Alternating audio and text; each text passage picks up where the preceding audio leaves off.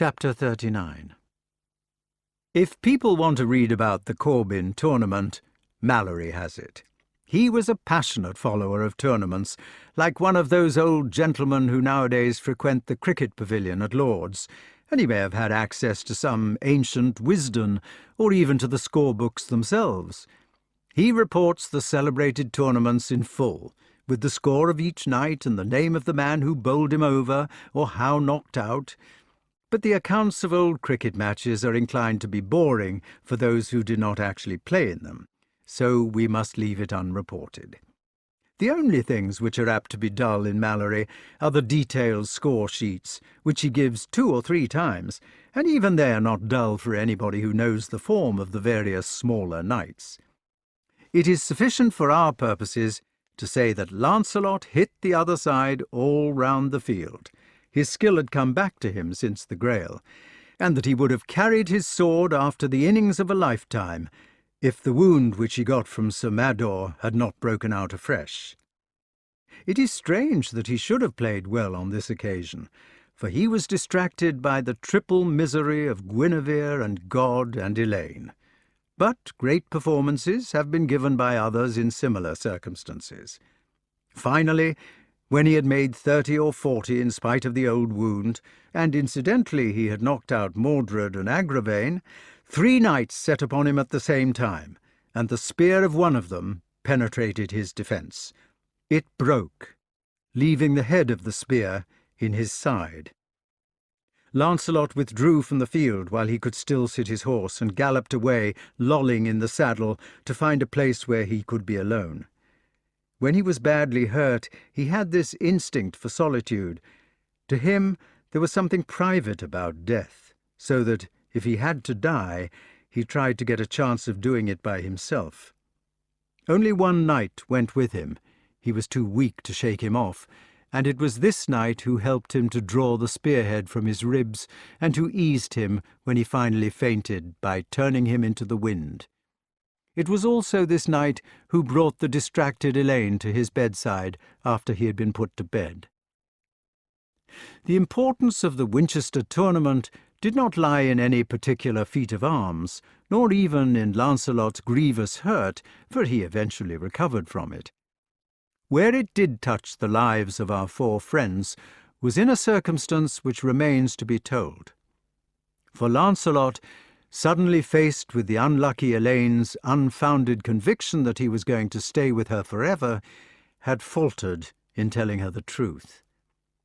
Perhaps he was a weak man in most ways, weak to have taken Guinevere from his best friend in the first place, weak to have tried to exchange his mistress for his god, and weakest of all to have helped Elaine by telling her he would come back.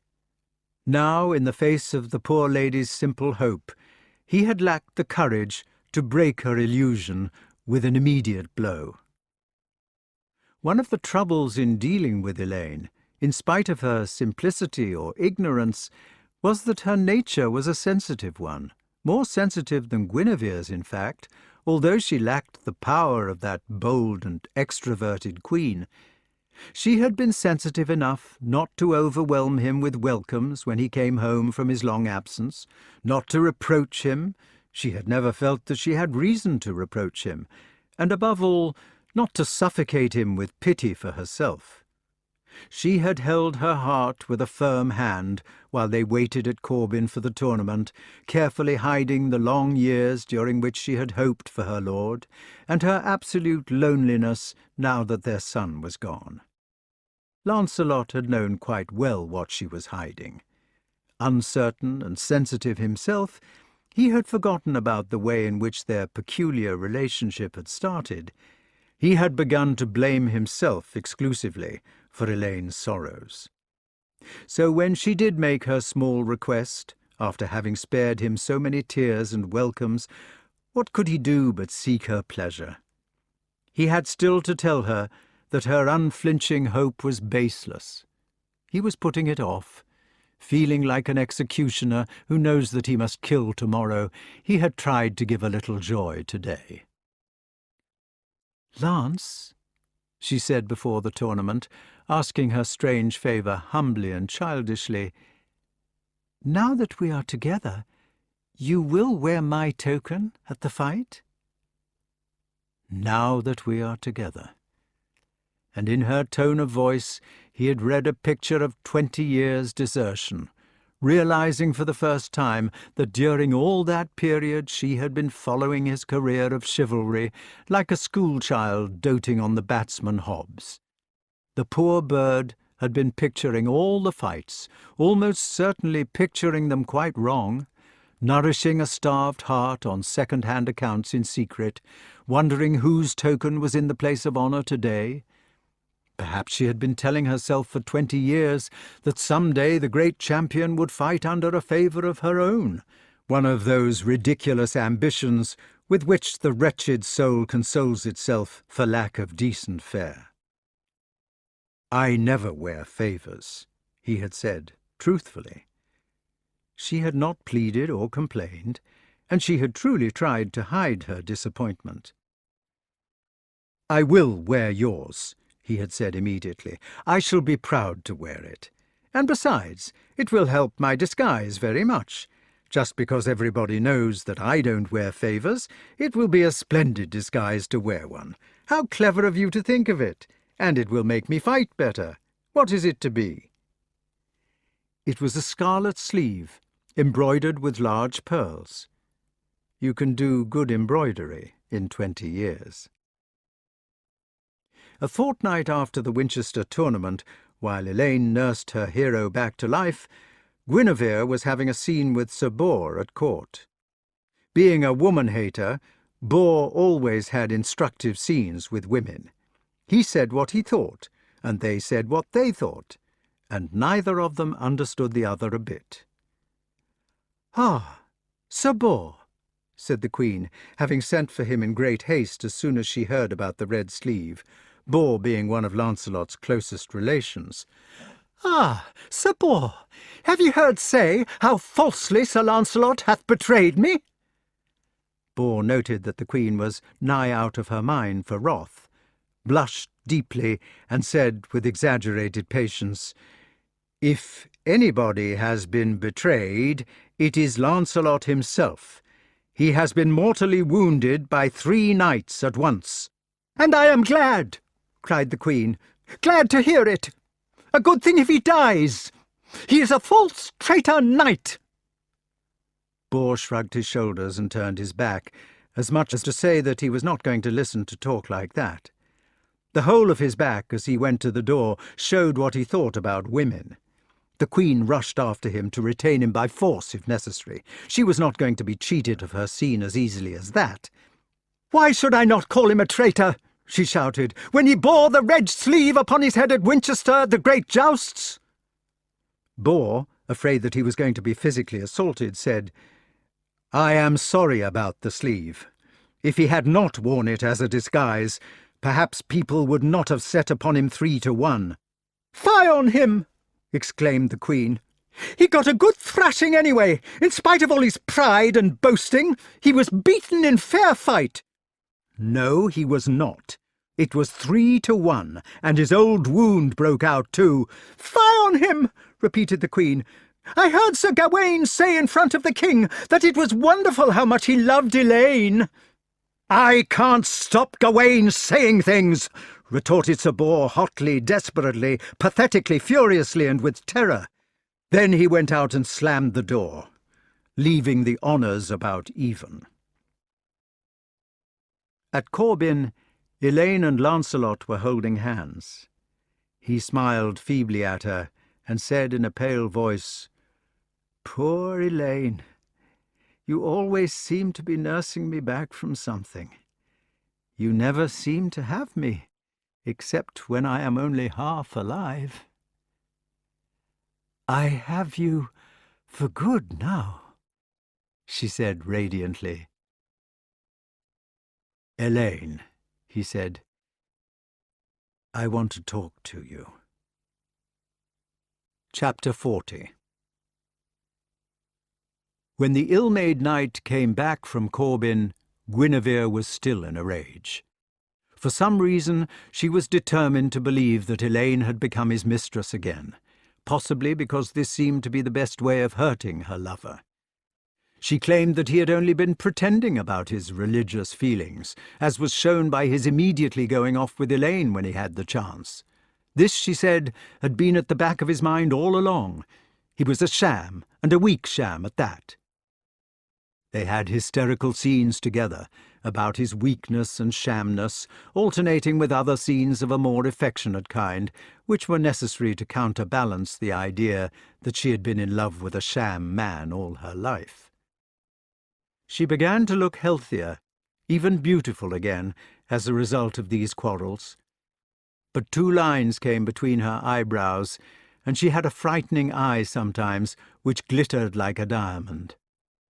Lancelot began to have a dogged look. They were drifting.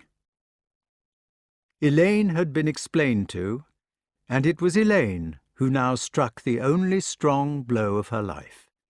She struck it unintentionally by committing suicide. A death barge came down the river to the capital, since rivers were the highways of the day, and it was moored beneath the palace wall. She was in it, the plump partridge who had always been helpless. People probably commit suicide through weakness, not through strength. Her gentle efforts to guide the hand of destiny by decoying her master with feeble tricks or by reticent considerations, these had not been strong enough to be recognized in the despotism of life. Her son had gone, and her lover, and there was nothing left. Even the promise to return had failed her futile grasp. It had once been something to live for, a handrail, not a particularly sumptuous handrail, but sufficiently serviceable to keep her upright. She had been able to make do. Never having been a high-handed or demanding girl, she had been able to make a little go a long way. But now, even the little was gone. Everybody went down to see the barge. It was not a lily maid of Astolat they saw, but a middle-aged woman whose hands in stiff-looking gloves grasped a pair of beads obediently. Death had made her look older and different. The stern, grey face in the barge was evidently not Elaine, who had gone elsewhere, or vanished. Even if Lancelot was a weak man, or a games maniac, or that infuriating creation, a person who consistently tries to be decent, he does not seem to have had an easy time of it.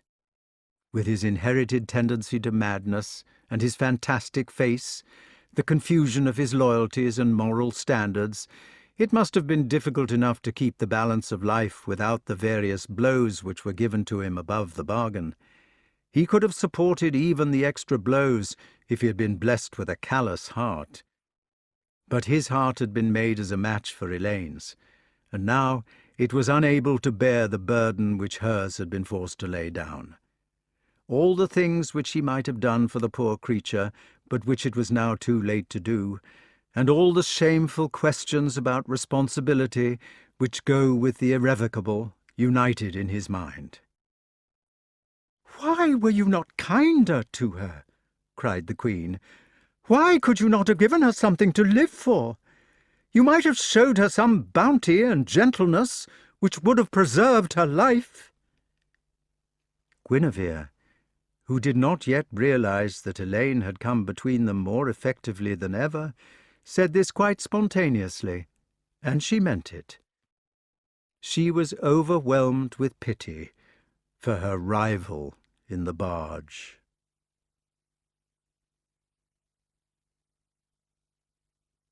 Chapter 41. The new kind of life went on at Camelot, in spite of the suicide. Nobody could have called it a specially happy kind, but people are tenacious of life, and will go on living. It was not all of it a plot-like life. Most of it was just story, one thing after the other, a chain of unnecessary accidents. One ridiculous accident which happened about this time is worth mentioning, not because it had any consequences or antecedents, but because it was somehow the sort of thing which happened to Lancelot. He behaved about it in his own way. He was lying on his stomach in a wood one day, with what sad thoughts nobody knows, when a lady archer came by who was hunting. It does not say whether she was a masculine sort of lady with a moustache and gentleman's neckwear, or whether she was one of those scatterbrains from the film world who do archery because it is so cute. Anyway, she saw Lancelot, and she thought he was a rabbit. On the whole, she must have been one of the masculine ladies, for although it is a pretty trait to shoot at men in mistake for rabbits, it would have been unusual for a film star to hit the mark. Lancelot, bounding to his feet with about 6 inches of arrow embedded in his rump, behaved exactly like Colonel Bogey, driven into on the second tee at golf. He said passionately, "Lady, or damsel, what that thou be, in an evil time bear ye a bow, the devil made you a shooter." In spite of the wound in his backside, Lancelot fought in the next tournament, an important one because of several things which happened at it. The true tension at court, which was apparent to everybody except Lancelot, who was too innocent to be conscious of such things, began to show itself clearly at the Westminster jousts. For one thing, Arthur began to assert his position in their wretched triangle. He did this, poor fellow, by suddenly taking the opposite side to Lancelot in the grand mêlée. He set upon his best friend and tried to hurt him, and lost his temper. He did nothing unknightly, and as it happened, did no harm to Lancelot, but the strange turn of feeling was there all the same. Before and afterwards they were friends, but just for that one moment of anger, Arthur was the cuckold, and Lancelot his betrayer. Such is the apparent explanation, an unconscious recognition of their relationship, but there may have been another thought behind it. It was a long time since Arthur had been the happy wart, long since his home and his kingdom had been at their fortunate peak. Perhaps he was tired of the struggle, tired of the Orkney clique and the strange new fashions, and the difficulties of love and modern justice. He may have fought against Lancelot in the hope of being killed by him. Not a hope exactly, not a conscious attempt. This just and generous and kind-hearted man may have guessed unconsciously that the only solution for him and for his loved ones must lie in his own death, after which Lancelot could marry the Queen and be at peace with God, and he may have given Lancelot the chance of killing him in fair fight because he himself was worn out. It may have been. At all events, nothing came of it. There was the blaze of temper, and then their love was fresh again. Another important feature of the tournament was that Lancelot, with innocent idiocy, alienated the Orkneys finally and for good. He unhorsed the whole clan except Gareth, one after the other, and Mordred and Agravain he unhorsed twice. Only a saint could have been fool enough to have saved their lives so often in rescues from dolorous towers and so on, but to cap it by knocking them down at will at such a time was the policy of a natural. Gawain, it is true, was decent enough to refuse to have a hand in plots against Lancelot's life, and Gaheris was dull, but from this day on it was only a question of time, as between the fashionable party of Mordred and Agravain and the safety of the commander-in-chief. A third straw in the wind was that Gareth fought on Lancelot's side at Westminster. The peculiar cross-plays of sentiment were noticed by everybody, the king against his second self, and Gareth against his own brothers. With such an undertow, there was evidently a storm to come. It came, characteristically, from a quarter which nobody had suspected. There was a Cockney knight called Sir Meliagrance, who had never been happy at court. If he had lived in the earlier days, when a man was judged as a man, he might have got along well enough. Unfortunately, he belonged to the later generation of Mordred's fashions, and he was judged by the new standards. Everybody knew that Sir Meliagrance was not quite out of the top drawer. He knew it himself. The top drawer had been invented by Mordred, and the knowledge did not make him happy. Beside all this, Sir Meliagrance had a special cause for misery which had poisoned society for him. He was desperately, hopelessly, and had been ever since he could remember, in love with Guinevere. The news came while Arthur and Lancelot were at the Ninepin Alley. They had got into the habit of going off to this unfashionable spot every day to cheer themselves with a little conversation. Arthur was saying, "No, no, Lance, you never understood poor Tristram at all." "He was a cad," said Lancelot obstinately. They were talking in the past tense because Tristram had finally been murdered while playing the harp to La Beale Isoud by the exasperated King Mark. "Even if he is dead," added the knight. But the king shook his head vehemently. "Not a cad," he said. "He was a buffoon, one of the great comic characters. He was always getting himself into extraordinary situations." "A buffoon?" "Absent-minded," said the king. "That is the great comic affliction. Look at his love affairs." "You mean Isoud White Hands?" "I firmly believe that Tristram got those two girls completely mixed up. He goes mad on La Beale Isoud and then forgets all about her. One day he's getting into bed with the other Isoud when something about the action reminds him of something. It dawns on him that there are two Isouds, not one, and he's terribly upset about it. 'Here am I getting into bed with Isoud White Hands,' he says, 'when all the time I was in love with La Beale Isoud.' Naturally, he was upset. And then, being nearly murdered in his bath by the Queen of Ireland. There was a light of high comedy about that young man, and you ought to forgive him for being a cad." "I—" began Lancelot, but at that moment the messenger arrived. He was a small, breathless boy with an arrow slit in his jupon under the right armpit. He held the rent together with his fingers and talked fast.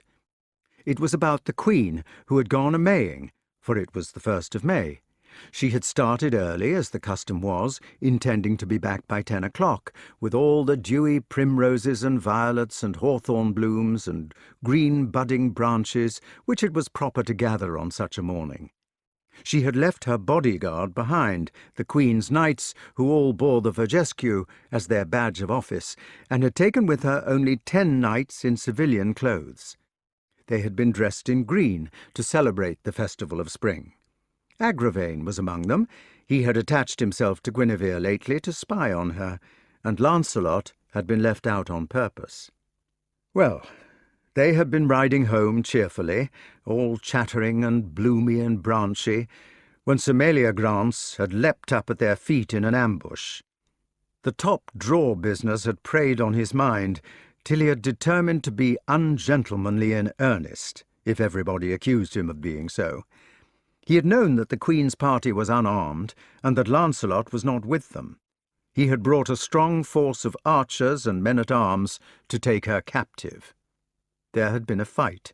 The Queen's knights had defended her as best they could with swords and falchions, until they were all wounded, 6 of them seriously. Then Guinevere had surrendered to save their lives. She had made a bargain with Sir Meliagrance, whose heart was not really in the business of being a blackguard, that if she called her defenders off, he must promise to take the wounded knights with her to his castle, and he must let them sleep in the anteroom of her chamber. Meliagrance, loving Guinevere, flinching at his own half-hearted wickedness, and knowing the hopelessness of forcing his beloved against her will, had agreed to terms. The poor fellow had never been cut out to be a villain. In the confusion of getting the sorry procession of hurt men slung across their horses, the Queen had kept her head. She had beckoned the little page, who had a fresh and fast pony, and she had secretly slipped him her ring with a message for Lancelot. When he saw his opportunity, he was to gallop for his life, and he had done so, with the archers after him. Here was the ring. Lancelot, halfway through the story, was already shouting for his armour. By the time it was told, Arthur was kneeling at his feet, strapping on the greaves. Chapter 42. When the mounted archers rode back crestfallen, saying that they had been unable to shoot the boy, Sir Meliagrance knew what was going to happen. He was distracted with misery, not only because he knew that he had been acting unwisely and wickedly, but also because he was genuinely in love with the Queen. He still had a kick in him, however, and he saw that after having gone so far it was too late to retreat. Lancelot would be bound to come in answer to the message, and it was necessary to gain time. The castle was not ready for a siege, but if it could be got ready, there would be a fair prospect of making terms with the besiegers, considering that the Queen would be inside. Sir Lancelot must be stopped at all costs, until the castle had been put in posture of defence. He guessed correctly that Lancelot would come riding helter-skelter to the Queen's aid as soon as he could get himself armed. The best way of stopping him would be with a second ambush at a narrow glade in the wood which he would have to ride through, a glade so narrow that archers would certainly be able to kill his horse, if not to pierce his armour. Since the troubled times, all roads had been cleared of undergrowth for the distance of a bowshot on either side, but this glade, on account of peculiarities in the terrain, had been overlooked, and a well-shot arrow at fair range could penetrate the best armour, as Meliagrance knew. So the ambush was sent out post-haste, and everything within the castle was at sixes and sevens. Herdsmen were driving beasts into the keep, and all the beasts strayed or got muddled with each other or would not go through the gates. Pump boys were feverishly bringing water to the great tubs. It was one of those futile castles which appear to have originated in Ireland, whose bailey was without a well. Maids were running about on the verge of hysterics, for Sir Meliagrance, like many people out of the wrong draw, was determined to receive his captive queen in a way which would be above criticism. They were making boudoirs for her, and taking the tapestries out of his bachelor bedroom to go in hers, and polishing the silver, and sending to the nearest neighbours for the loan of gold plate. Guinevere herself ushered into a small waiting-room while the state apartments were made ready for her reception, added to the confusion by insisting on bandages and hot water and stretchers for her wounded men. Sir Meliagrance running up and down stairs with cries of, "Yes, ma'am, in half a minute," or "Marion, Marion, where the hell have you put the candles?" or "Murdoch, take them sheep out of the solar this instant," found time to lean his forehead against the cold stone of an embrasure, to clutch his bewildered heart, to curse his folly, and further to disarrange his already disordered plots. The Queen was the first to get her affairs in order. She only had the bandaging to arrange, and naturally her wants were the earliest to be attended. She was sitting with her waiting women at one of the windows of the castle, a sort of calm centre in the middle of the whirlwind, when one of the girls called out that something was coming down the road. "It is a cart," said the Queen. "It will be something to do with the provisions of the castle." "There is a knight in the cart," said the girl. "A knight in armour. I suppose somebody is taking him away to be hanged." In those days it was considered disgraceful to ride in a cart. Later they saw that there was a horse trotting behind the cart, which was coming at a great gallop, with its reins dangling in the dust. Later still, they were horrified to see that all the entrails of the horse were dangling in the dust also. It was stuck full of arrows like a porcupine, and trotted along with a strange look of unconcernedness. Perhaps it was numbed by shock. It was Lancelot's horse, and Lancelot was in the cart, beating the cart-horse with his scabbard. He had fallen into the ambush as expected, had spent some time trying to get at his assailants, who had escaped the heavy dismounted Iron Man easily by jumping over hedges and ditches, and then he had set out to walk the rest of the way, in spite of his armour. Meleagrance had counted on the impossibility of such a walk for a man dressed in an equipment which may have weighed as much as himself, but he had not counted on the cart which Lancelot commandeered. A measure of the great man's anxiety about the Queen on this occasion is that he is said to have swum his horse across the Thames at the beginning of the ride, from Westminster Bridge to Lambeth, in spite of the fact that if anything had gone wrong, his armour would certainly have drowned him. "How dare you say it was a knight going to be hanged?" exclaimed the Queen. "You are a hussy! How dare you compare Sir Lancelot to a felon?" The wretched girl blushed and held her tongue, while Lancelot could be seen throwing his reins to the terrified carter and storming up the drawbridge, shouting at the top of his voice. Sir Meleagrance heard of the arrival just as Lancelot was bursting in at the great gate. A flustered porter, taken by surprise, had tried to shut it in his face, but received a blow on the ear from the iron fist, which knocked him flat. The gate swung open, undefended. Lancelot was in one of his rare passions, possibly on account of the sufferings of his horse. Meleagrance, who had been overseeing some men-at-arms while they broke up the wooden sheds on the great court as a precaution against Greek fire, lost his nerve. He sprinted for the back stairs and was already kneeling at the Queen's feet, while Lancelot was raging round the porter's lodge demanding the Queen. "What is the matter now?" asked Guinevere, looking at the extraordinary, vulgar man who sprawled before her, a look, curiously enough, not without affection. After all, it is a compliment to be kidnapped for love, especially when all ends happily. "I yield! I yield!" cried Sir Meleagrance. "Oh, I yield to you, dear Queen! Save me from that Sir Lancelot!" Guinevere was looking radiantly beautiful. It may have been the maying, or the compliment which the Cockney knight had paid her, or some premonition such as comes to women before their joy. At any rate, she was feeling happy, and she bore no grudge against her captor. "Very well," she said, cheerfully and wisely. "The less noise there is about this, the better for my reputation. I will try to calm Sir Lancelot." Sir Meleagrance positively whistled with relief. He sighed so hard. "That's right," he said. "That's the old cock-sparrow.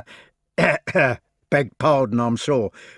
Will it please your gracious majesty to stay the night at Meleagrance Castle, when you've been and calmed Sir Lancelot, for the sake of your wounded knights?" "I don't know," said the Queen. "You could all go away in the morning," urged Sir Meleagrance, "and we could say no more about it. It will be more regular like. You could say you was here on a visit." "Very well," said the Queen, and she went down to Sir Lancelot, while Sir Meleagrance mopped his brow. He was standing in the inner court, shouting for his enemy. When Guinevere saw him, and he saw her, the old electric message went between their eyes before they spoke a word. It was as if Elaine and the whole quest for the Grail had never been. So far as we can make it out, she had accepted her defeat. He must have seen in her eyes that she had given in to him, that she was prepared to leave him to be himself, to love his God and to do whatever he pleased, so long as he was only Lancelot.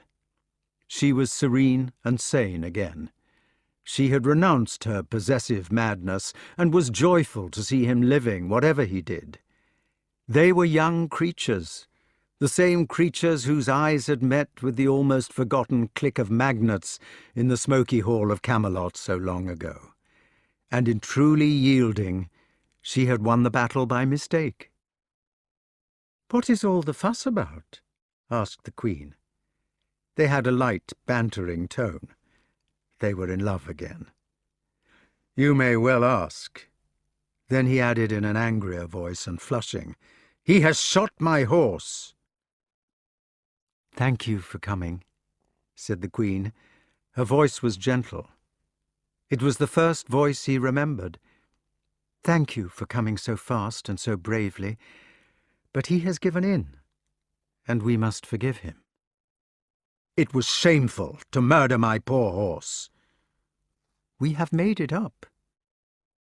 "If I had known you were going to make it up," said Lancelot rather jealously, "I would not have nearly killed myself in coming." The Queen took his bare hand. The gauntlet was off. "Are you sorry?" she asked, "because you have done so well?" He was silent. "I don't care about him," said the Queen, blushing. "I only thought it would be better not to have a scandal." "I don't want a scandal any more than you do." "You must do as you please," said the Queen. "Fight him if you like. You are the one to choose." Lancelot looked at her. "Madam," he said, "so ye be pleased, I care not. As for my part, ye shall soon please." He always fell into the grandeur of the high language when he was moved. Chapter 43. The wounded knights were laid on stretchers in the outer room. The inner room, where Guinevere slept, had a window with iron bars. There was no glass. Lancelot had noticed a ladder in the garden, which was long enough for his purpose, and although they had made no assignation, the Queen was waiting. When she saw his crumpled face at the window, with the inquisitive nose against the stars, she did not think it was a gargoyle or a demon. She stood for a few heartbeats, feeling the wild blood surge in her neck, then went silently to the window. The silence of an accomplice. Nobody knows what they said to each other. Mallory says that they made either to other their complaints of many divers things. Probably they agreed that it was impossible to love Arthur and also to deceive him. Probably Lancelot made her understand about his God at last, and she made him understand about her missing children. Probably they fully agreed to accept their guilty love as ended. Later, Sir Lancelot whispered, "I wish I might come in." "I would as fain." "Would you, madam? With all your heart that I were with you?" "Truly." The last iron bar, as he broke it out, cut the brawn of his hand to the bone. Later still, the whispers faltered, and there was silence in the darkness of the room. Queen Guinevere lay long in bed next morning. Sir Meliagrance, anxious to get the whole affair safely ended as soon as possible, fussed in the antechamber, wishing she were gone. For one thing, he was not anxious to prolong his own torture by keeping the Queen under his roof, whom he loved and could not have. At last, partly to hurry her off and partly out of a lover's uncontrollable curiosity, he went into the bedroom to wake her up, a proceeding which was possible in the days of the levee. "Mercy," said Sir Meliagrance, "what ails you, ma'am, to sleep so long?" He was looking at his lost beauty in the bed and pretending not to do so. The blood of Lancelot's cut hand was all over the sheets. "Traitress!" cried Sir Meliagrance suddenly. "Traitress! You are a traitor to King Arthur!" He was beside himself with rage and jealousy, believing himself deceived. He had been assuming, since his own enterprise had gone agley, that the Queen was a pure woman, and that he, in seeking to enjoy her, was in the wrong. Now he saw that all the time she had been cheating him, only pretending to be too virtuous to love him, and meanwhile sporting with her wounded knights under his very nose. He had jumped to the conclusion that the blood had come from a wounded knight. Otherwise, why should she have insisted on having them in the antechamber? The wildest envy was mixed with his rage. He never saw the bars of the window, which had been replaced as carefully as possible. "Traitress! Traitress! I accuse you of high treason!" The yells of Sir Meliagrance brought the hurt knights hobbling to the door. The commotion spread. Tire women and serving maids, pages, turf boys, a couple of grooms, all came with excitement to the scene. "They are all false," cried Sir Meliagrance. "All or some. A wounded knight hath been here." Guinevere said, "That is untrue. They can prove it." "It is a lie," the knight shouted. "Choose which of us you will fight. We will fight you." "No, you won't," yelled Sir Meliagrance. "Away with your proud language. A wounded knight has been sleeping with Her Majesty." And he kept on pointing to the blood, which was certainly good evidence, until Sir Lancelot arrived among the now sheepish bodyguard. Nobody noticed that his hand was in a glove. "What is the matter?" asked Lancelot. Meliagrance began telling him, wildly gesticulating, seizing with excitement upon a fresh person to tell. He was like a man crazy with grief. Lancelot said coldly, "May I remind you about your own conduct towards the Queen?" "I don't know what you mean. I don't care. I know a knight was in this room last evening." "Be careful what you say." Lancelot looked at him hard, trying to warn him and to bring him to his senses. They both knew that this accusation must end in trial by combat, and Lancelot wanted to make him realize with whom he would have to fight. Sir Meliagrance did realize this eventually. He looked at Lancelot with unexpected dignity. "And you be careful too, Sir Lancelot," he said quietly. "I know you are the best knight in the world, but be careful how you fight in a wrong quarrel. God might strike a stroke for justice, Sir Lancelot, after all." The Queen's true lover set his teeth. "That must be left to God," he said. Then he added very meanly, "So far as I am concerned, I say plainly that none of these wounded knights was in the Queen's room, and if you want to fight about it, I will fight you." Lancelot was, in the end, to fight for the Queen at the stake 3 times. First in the good quarrel of Sir Mador, second in this very doubtful quibble of words with Sir Meliagrance, and third in a quarrel which was wrong altogether. And each fight brought them nearer to destruction. Sir Meliagrance threw down his glove. He was so certain of the truth of his assertion that he had become obstinate, as people do in violent arguments. He was prepared to die rather than withdraw. Lancelot took the glove. What else could he do? Everybody began attending to the paraphernalia of a challenge, the usual sealing of the gauges with signets and so on, and fixing of the date. Sir Meliagrance grew quieter. Now that he was caught in the machinery of justice, he had time to reflect, and as usual, his reflections went the opposite way.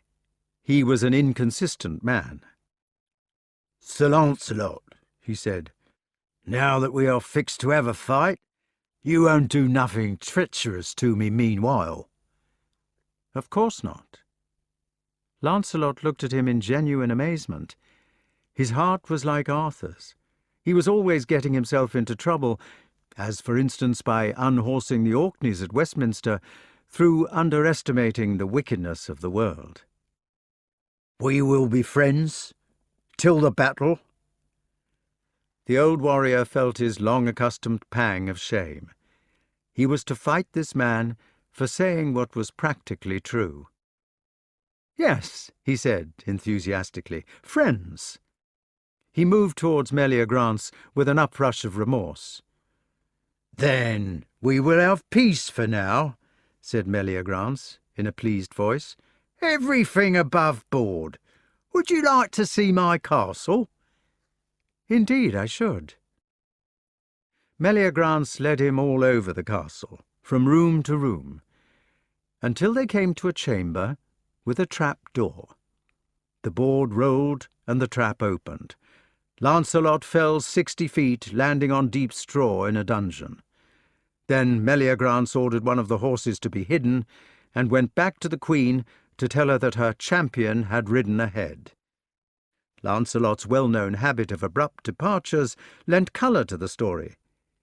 It seemed to Meleagrance the best way of ensuring that God should not choose the wrong side of this quarrel, for Meleagrance was muddled with his standards too.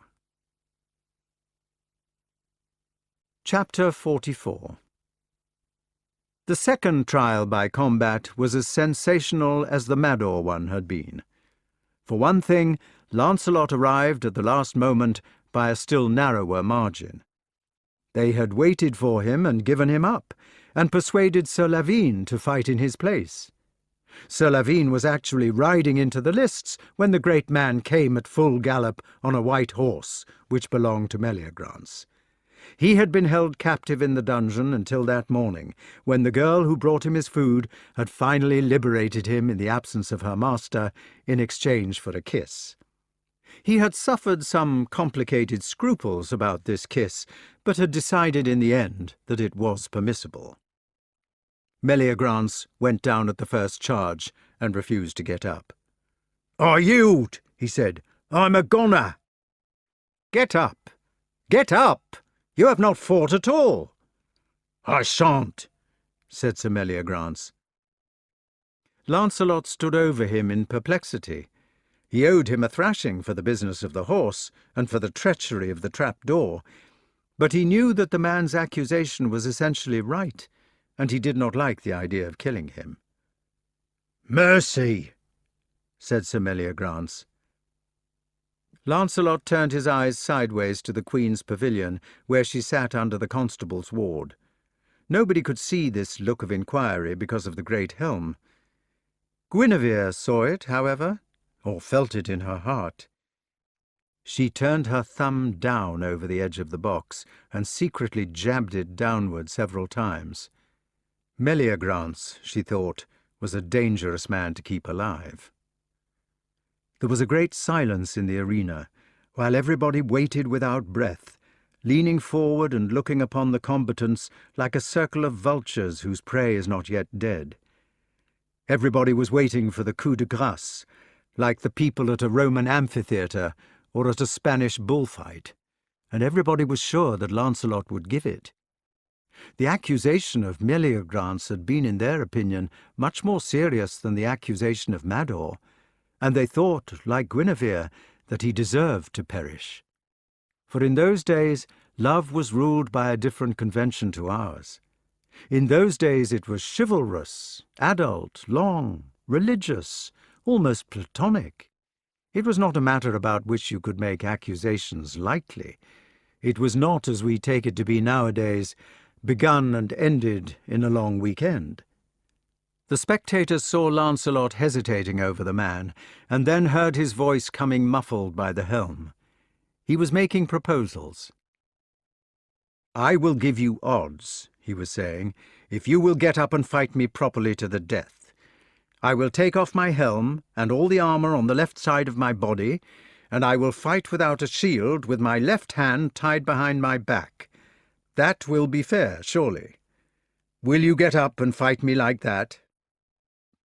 A sort of high, hysterical squeal came from Sir Meleagrance, who could be seen crawling towards the king's box and making violent gestures. "Don't forget what he said," he was shouting. "Everybody heard him. I accept his terms. Don't let him go back on 'em. No armour for the left side, no shield or helm, and his left hand tied behind his back. Everybody heard? Everybody heard?" The king cried, "Ho! And abide!" The heralds and kings-at-arms came down the lists, and Meleagrance was silenced. Everybody felt shame on his behalf. In the distasteful stillness, while he muttered and insisted that the terms should be observed, reluctant hands disarmed Sir Lancelot and tied him. They felt they were helping at the execution of somebody whom they loved very much, for the odds were too heavy. When they had bound him and given him his sword, they patted him, pushing him forward towards Meleagrance with these rough pats, and turning away their faces. There was a flash in the sandy lists, like a salmon jumping a weir. It was Lancelot showing his naked side to draw the blow, and as the blow came, there There was the click of changing forms, the same click as comes in the kaleidoscope when the image alters. The blow which Meleagrance was giving had changed to a blow which Lancelot was giving. Sir Meleagrance was dragged out of the field by horses. His helm and head were in 2 pieces. Chapter 45. Well, that is the long story of how the foreigner from Benwick stole Queen Guinevere's love, of how he left her for his god, and finally returned, in spite of the taboo. It is a story of love in the old days, when adults loved faithfully, not a story of the present, in which adolescents pursue the ignoble spasms of the cinematograph. These people had struggled for 1/4 of a century to reach their understanding, and now their Indian summer was before them. Lancelot had given his god to Guinevere, and she had given him his freedom in exchange. Elaine, who had never been more than an incidental part of the muddle, had achieved a peace of her own. Arthur, whose corner of the triangle was the least fortunate from a personal point of view, was not entirely wretched. Merlyn had not intended him for private happiness. He had been made for royal joys, for the fortunes of a nation. These, for the time of their sunset, Lancelot's 2 sensational victories had restored. Fashion and modernity and the rot at the table's heart were in hiding, and his great idea was on the move once more. He was inventing law as power. Nor had Arthur cause for private reproach. He had kept himself aloof from the pains of Guinevere and Lancelot, unconsciously trusting them not to bring the matter to his consciousness, not from motives of fear or of weak connivance, but from the noblest of motives. The power had been in the king's hands. He had been in the position of a husband who could, by a single command, solve the problem of eternal triangles by reference to the headman's block or to the stake. His wife and her lover had been at his mercy. And that was the reason, not any reason of cowardice, why his generous heart had been determined to remain unconscious. The Indian summer was within their grasp. Gossip was silenced, discourtesy put down. The Orkney faction could only grumble, a distant and almost subterranean complaint. In the scriptoria of the abbeys and in the castles of the great nobles, the harmless writers scribbled away at missals and treatises of knighthood, while the limners illuminated the capital letters and carefully drew blazons of arms. The goldsmiths and silversmiths hammered away with small hammers at gold leaf. They twisted gold wire and inlaid interlacements of the wildest complexity on the croziers of the bishops. Pretty ladies kept robins and sparrows for pets, or tried very hard to teach their magpies to talk. Housewives of a provident turn of mind filled their cupboards with treacle as a medicine for bad air, and with homemade plasters called floss unquentorum for the rheumatics and musk balls to smell. They provided against Lent by purchasing dates and green ginger of almonds, and herrings at 4 shillings and 6pence the horse-load. Falconers and ostringers abused each other's hawks to their heart's content.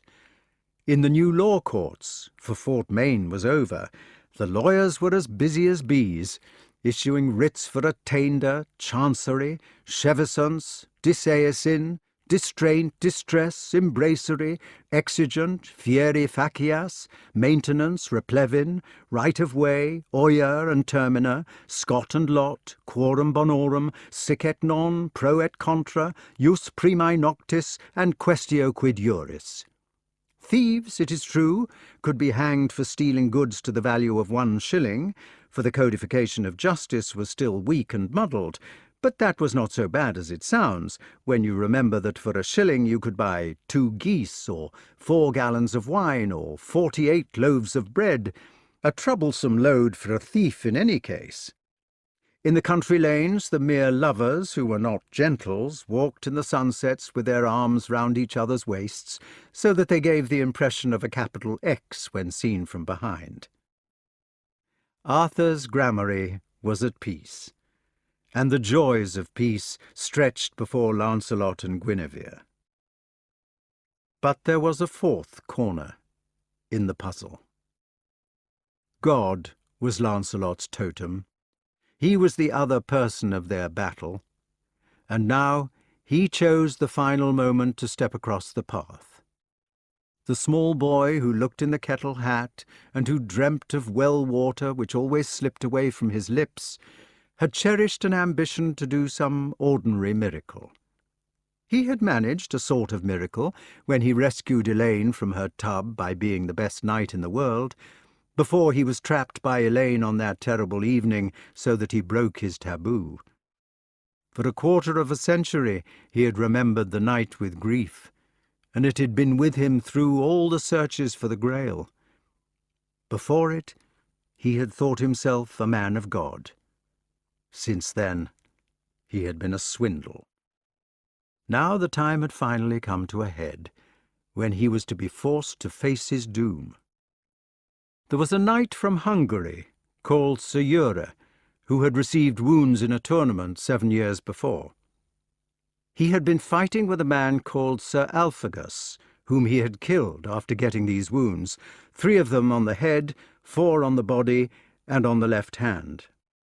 The mother of the dead Alphagus had been a Spanish witch, and she had put an enchantment on Tutor of Hungary, so that none of the wounds could ever heal up.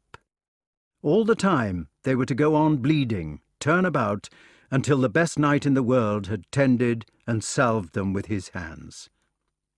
Tutor of Hungary had long been carried from country to country, perhaps it was a sort of haemophilia, searching for the best knight who would be able to help him. At last he had braved the Channel to reach this foreign northern land. Everybody had told him, everywhere, that his only chance was Lancelot, and in the end he had come to seek. Arthur, who always felt the best of everybody, was sure that Lance would be able to do it, but he thought it fair that every knight of the table should have a try. There might be a hidden excellence lurking somewhere, as had happened before. The court was at Carlisle at the time for the Feast of Pentecost, and it was arranged that everybody should meet in the town meadow.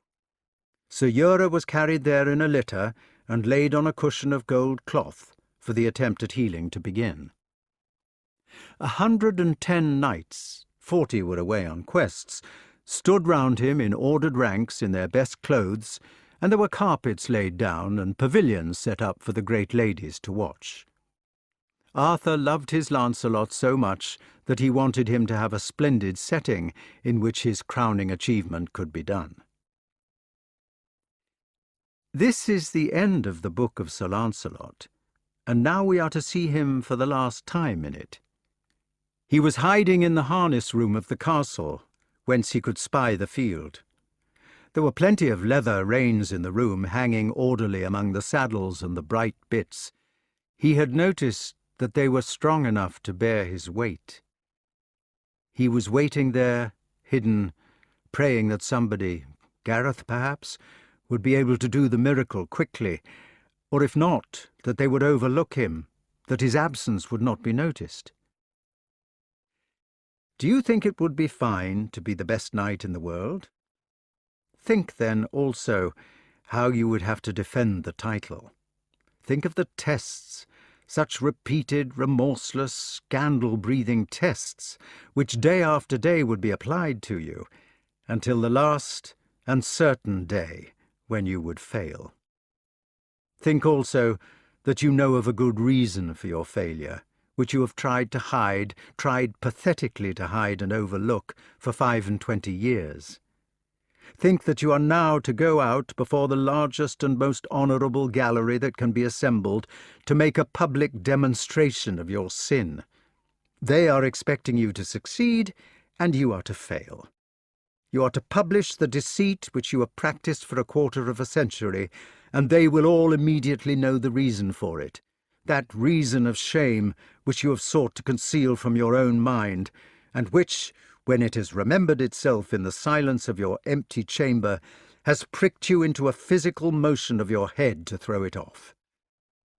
Miracles, which you wanted to do so long ago, can only be done by the pure in heart. The people outside are waiting for you to do this miracle because you have traded on their belief that your heart was pure. And now, with treachery and adultery and murder wringing the heart like a cloth, you're to go out into the sunlight for the test of honour. Lancelot stood in the harness room as white as a sheet. Guinevere was out there, he knew, and she was also pale. He twisted his fingers and looked at the strong reins, and prayed as best he could. "Sir Servus le Breuse!" cried the heralds, and Sir Servus stepped forward, a knight far down the list of competitors. He was a shy man, interested only in natural history, who had never fought with anybody in his life. He went over to Sir Ure, who was groaning from all the handling, and he knelt down and did his best. "Sir Rosanna le Cure Hardy!" It went on like that, down the full list of 110, whose gorgeous names are given by Malory in their proper order, so that you almost see the fine cut of their heavy brigandines, the tinctures of their blazons, and the gay colour in each panache. Their feathered heads made them look like Indian braves. The plates of their sabatons clinked as they walked, giving the firm, exciting ring of spurs. They knelt down, and Sir Ure winced, and it was no good.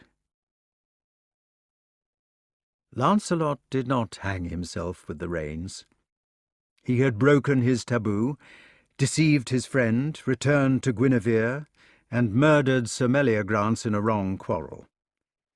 Now he was ready to take his punishment. He went to the long avenue of knights who waited in the sun. By the very attempt to evade notice, he had brought on himself the conspicuous place of last. He walked down the curious ranks, ugly as ever, self-conscious, ashamed, a veteran going to be broken. Mordred and Agravain moved forward. When Lancelot was kneeling in front of Ure, he said to King Arthur, "Need I do this, after everybody has failed?" "Of course you must do it. I command you." "If you command me, I must. But it would be presumptuous to try, after everybody. Could I be let off?" "You are taking it the wrong way," said the king. "Of course it is not presumptuous for you to try. If you can't do it, nobody can." Sir Ure, who was weak by now, raised himself on an elbow. "Please," he said, "I came for you to do it." Lancelot had tears in his eyes. "Oh, Sir Ure," he said, "if only I could help you, how willingly I would. But you don't understand. You don't understand." "For God's sake," said Sir Ure. Lancelot looked into the east, where he thought God lived, and said something in his mind. It was more or less like this: "I don't want glory, but please, can you save our honesty? And if you will heal this night for the night's sake, please do." Then he asked Sir Ure to show him his head. Guinevere, who was watching from her pavilion like a hawk, saw the two men fumbling together. Then she saw a movement in the people near, and a mutter came, and yells. Gentlemen began throwing their caps about and shouting and shaking hands. Arthur was crying the same words again and again, holding gruff Gawain by the elbow and putting them into his ear. "It's shut like a box! It's shut like a box!" Some elderly knights were dancing around, banging their shields together, as if they were playing peas pudding hot and poking each other in the ribs. Many of the squires were laughing like madmen and slapping each other on the back. Sir Bors was kissing King Anguish of Ireland, who resented it. Sir Galahalt, the Holt prince, had fallen over his scabbard.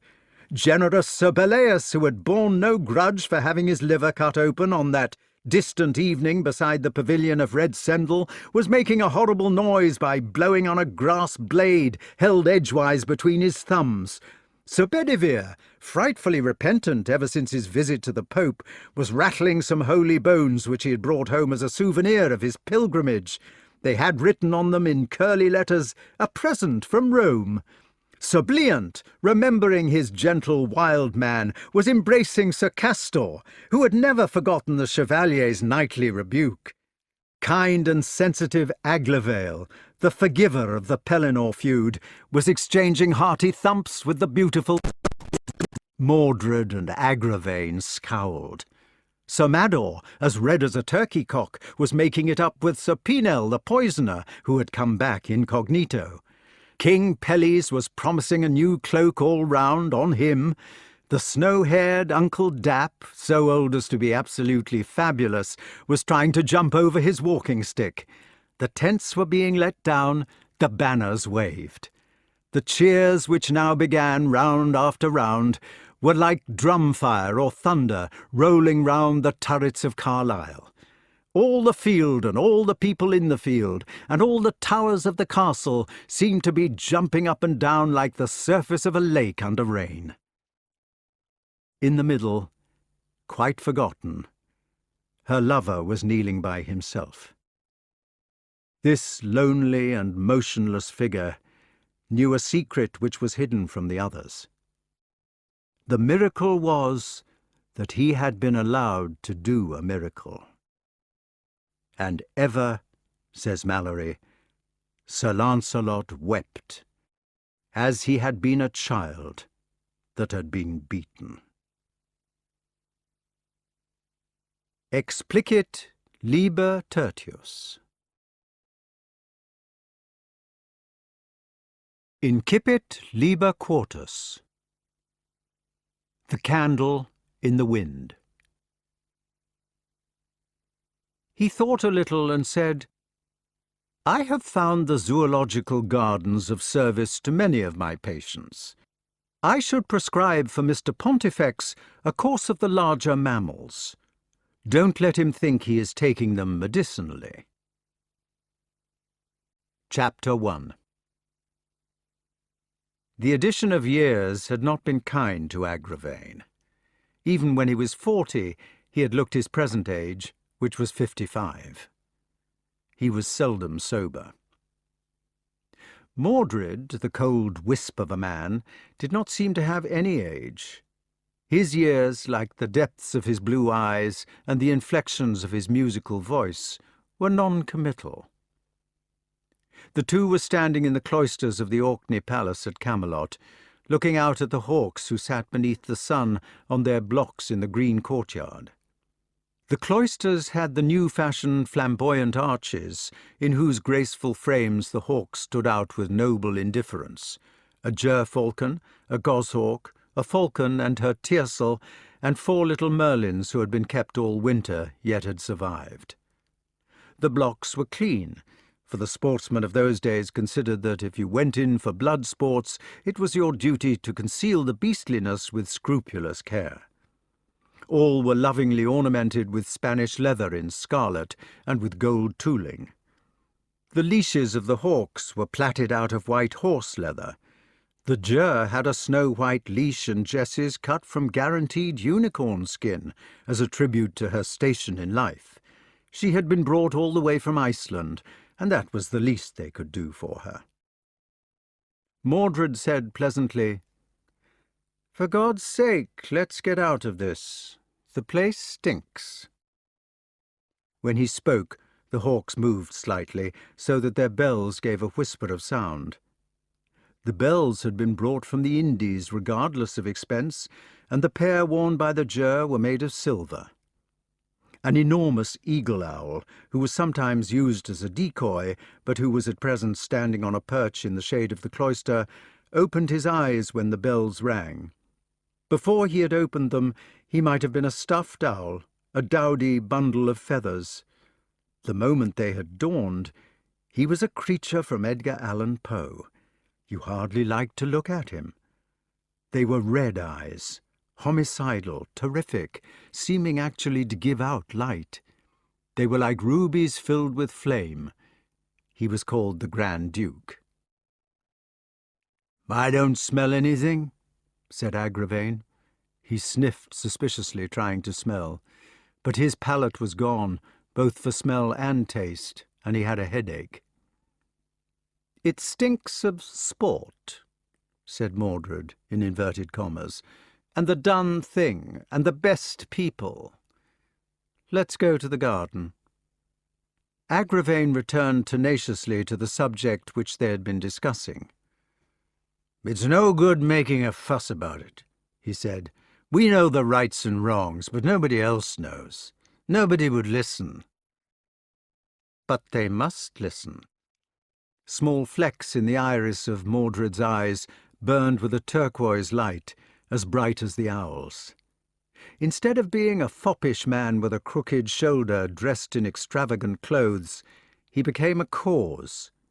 He became, on this matter, everything which Arthur was not, the irreconcilable opposite of the Englishman. He became the invincible Gael, the scion of desperate races more ancient than Arthur's and more subtle. Now, when he was on fire with his cause, Arthur's justice seemed bourgeois and obtuse beside him. It seemed merely to be dull complacency beside the savagery and feral wit of the Pict. His maternal ancestors crowded into his face when he was spurning at Arthur, ancestors whose civilization, like Mordred's, had been matriarchal, who had ridden bare-back, charged in chariots, fought by stratagem, and ornamented their grisly strongholds with the heads of enemies. They had marched, long-haired and ferocious, an ancient writer tells us, sword in hand, against rivers in flood or against the storm-tossed ocean. They were the race now represented by the Irish Republican Army rather than by the Scots nationalists, who had always murdered landlords and blamed them for being murdered. The race which could make a national hero of a man like Lynch-Owen because he bit off a woman's nose and she a Gaul. The race which had been expelled by the volcano of history into the far quarters of the globe, where, with a venomous sense of grievance and inferiority, they even nowadays proclaim their ancient megalomania.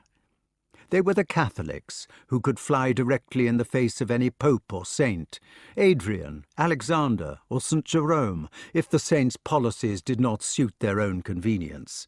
The hysterically touchy, sorrowful, flayed defenders of a broken heritage.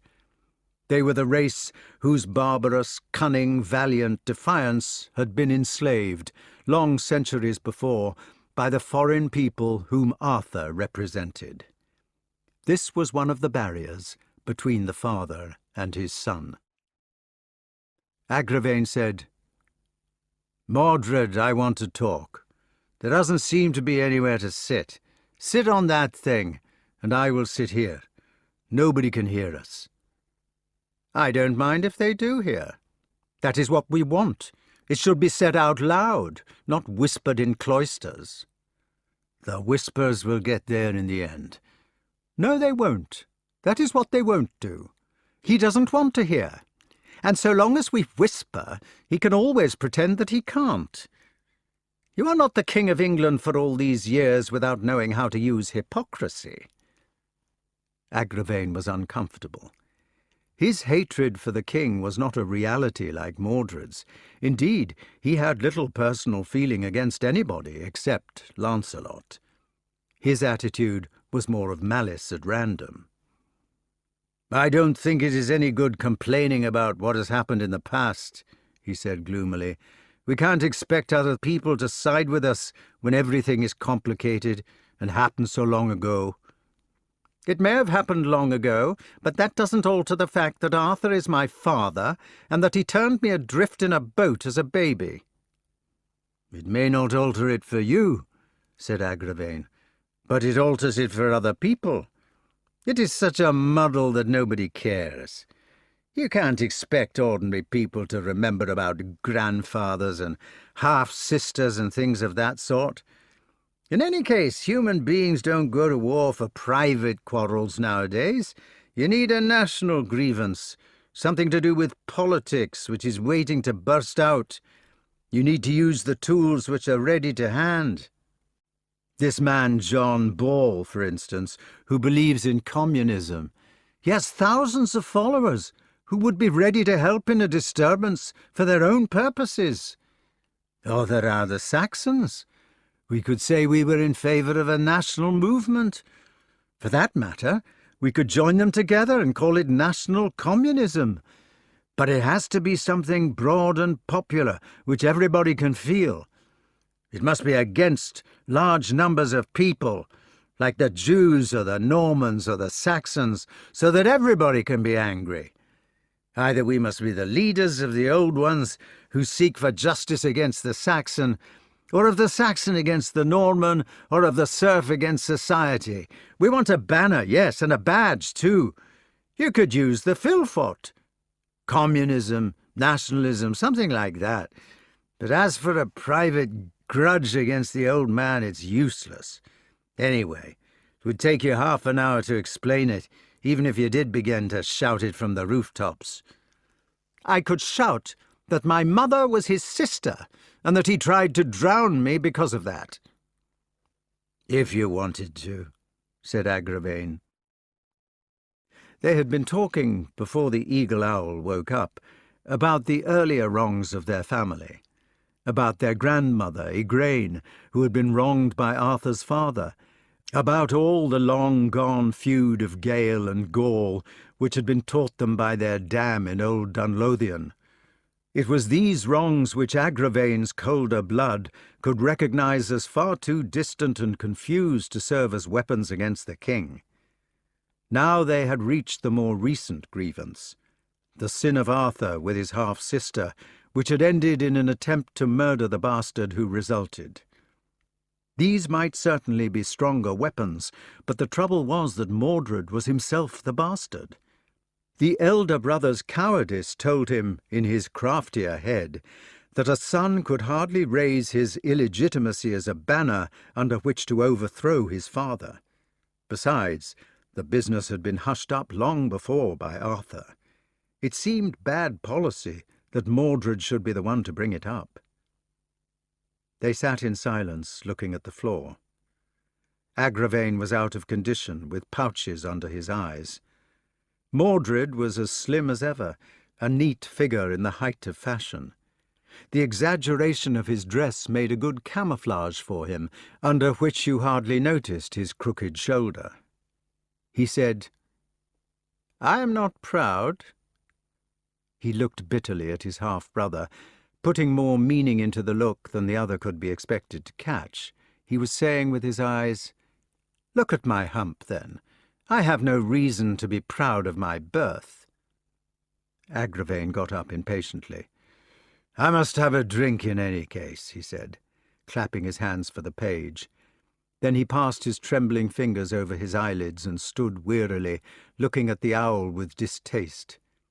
Mordred, while they were waiting for the drink, watched him with contempt. "If you rake the old muck," said Agravain, revived by the hippocras, "you will get yourself in the muck. We're not in Lothian, you must remember. We're in Arthur's England, and his English love him. Either they will refuse to believe you, or if they do believe you, they will blame you and not him, because it was you who brought the matter up. It is certain that not a single man would follow a rebellion of that sort." Mordred looked at him. He was hating him like the owl, condemning him as a coward. He could not bear to be thwarted in his daydream of revenge, so he was wreaking his spite on Agravain in his thoughts, saying to himself that the latter was a drunken traitor to the family. Agravain saw this, and already consoled by half the bottle, laughed in his face.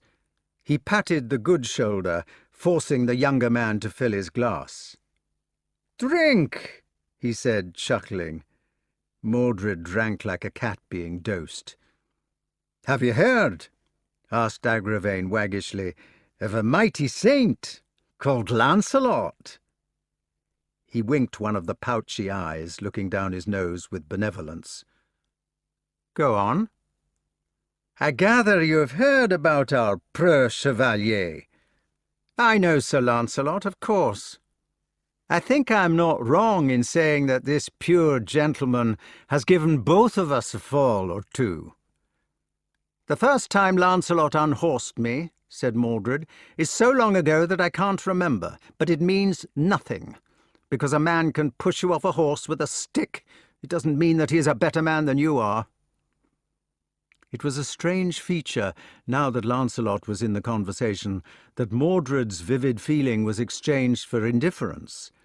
But Agravain, who had been reluctant before this, became fluent.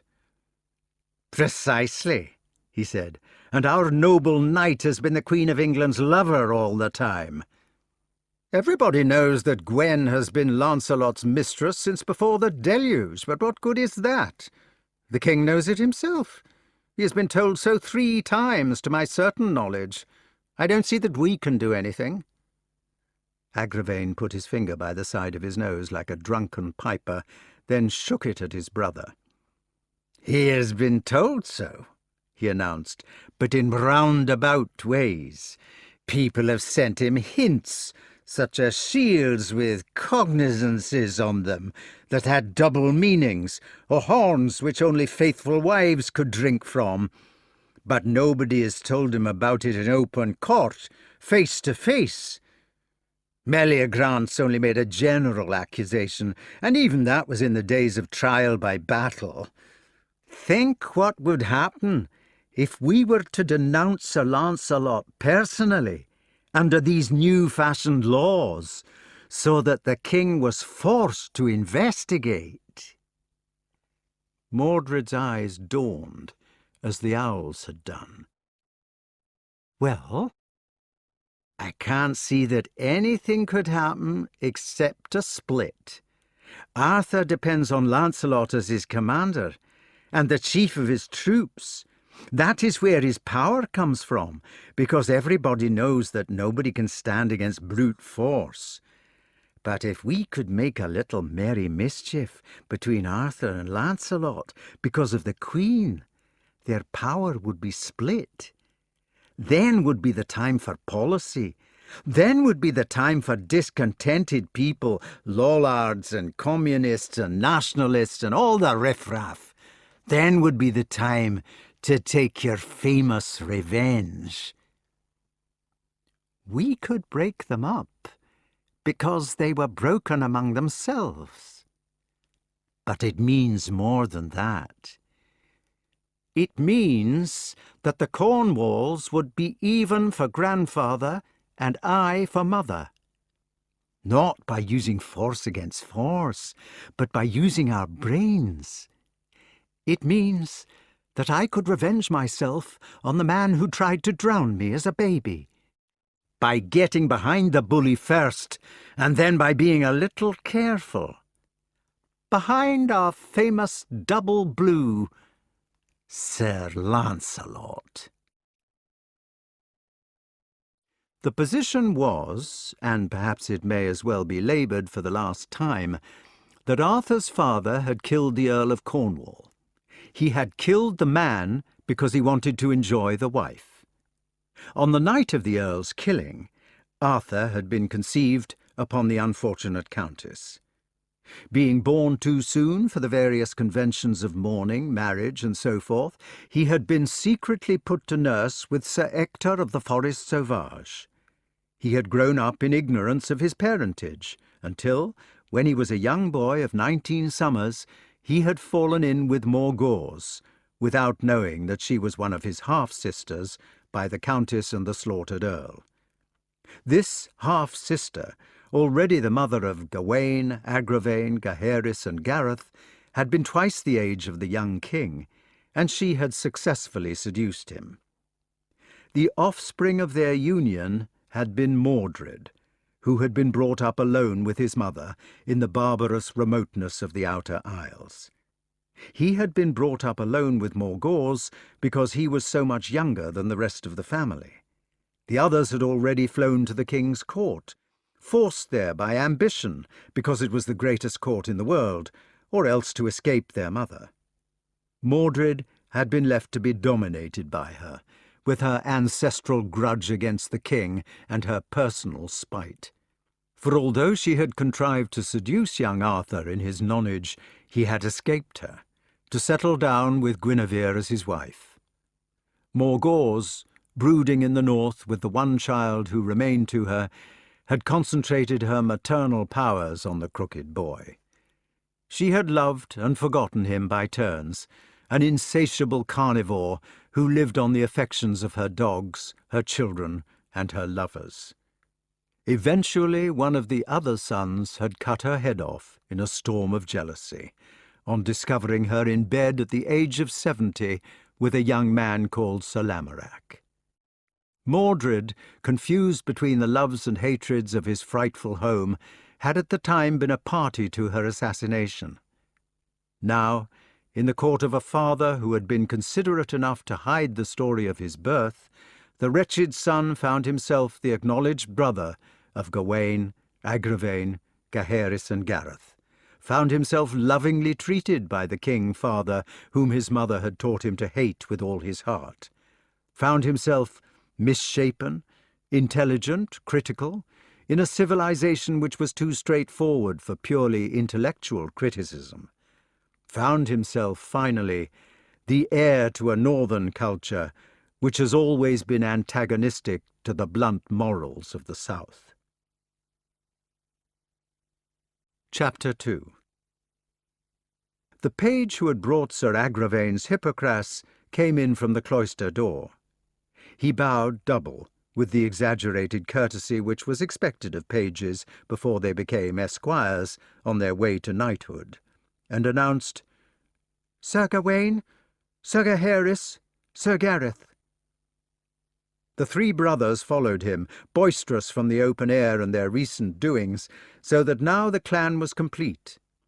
All of them, except Mordred, had wives of their own tucked away somewhere, but nobody ever saw them. Few saw the men themselves separate for long. There was something childish about them when they were together, which was attractive, rather than the reverse. Perhaps there was something childish about all the paladins of Arthur's story, if being simple is the same as childishness. Gawain, who was the head of the family, walked first, with a falcon in juvenile plumage on his fist. The burly fellow had pale hairs in his red head now. Over the ears it was yellowish, the colour of a ferret's, and would soon be white. Gaheris looked like him, or at least he was more like him than the others, but he was a milder copy, not so red, nor so strong, nor so big, nor so obstinate. Indeed, he was a bit of a fool. Gareth, the youngest of the brothers, had retained the traces of his youth. He walked with a spring in his step, as though he enjoyed being alive. "Tuts!" exclaimed Gawain's hoarse voice in the doorway. "Drinking already?" He still kept his outland accent in defiance of the mere English, but he had ceased to think in Gaelic. His English had improved against his will. He was getting old. "Well, Gawain, well?" Agravain, who knew that his nips before noon were disapproved of, asked politely, "Did you have a good day?" "It wasna bad." "It was a splendid day," exclaimed Gareth. "We entered her on the haute volée with Lancelot's passager, and she was genuinely grey-minded. I never thought she would take to it without a bagman. Gawain had managed her perfectly. She dropped into it without a second's hesitation, as if she had never been flying to anything but the heron, took a fine circle right round the new ricks by Castle Blank, and got above him just to the Gannis side of the Pilgrim's Way. Gawain, who had noticed that Mordred was yawning on purpose, said, "You may spare your breath." "It was a fine flight," he concluded lamely. "As she'd handled her quarry, we thought we could give her a name." "What did you call her?" they asked condescendingly. "Since she comes from Lundy and begins with an L, we thought it might be a good idea to call her after Lancelot. We could call her Lancelotta, or something like that. She will be a first-class falcon." Agravain looked at Gareth under the lids of his eyes.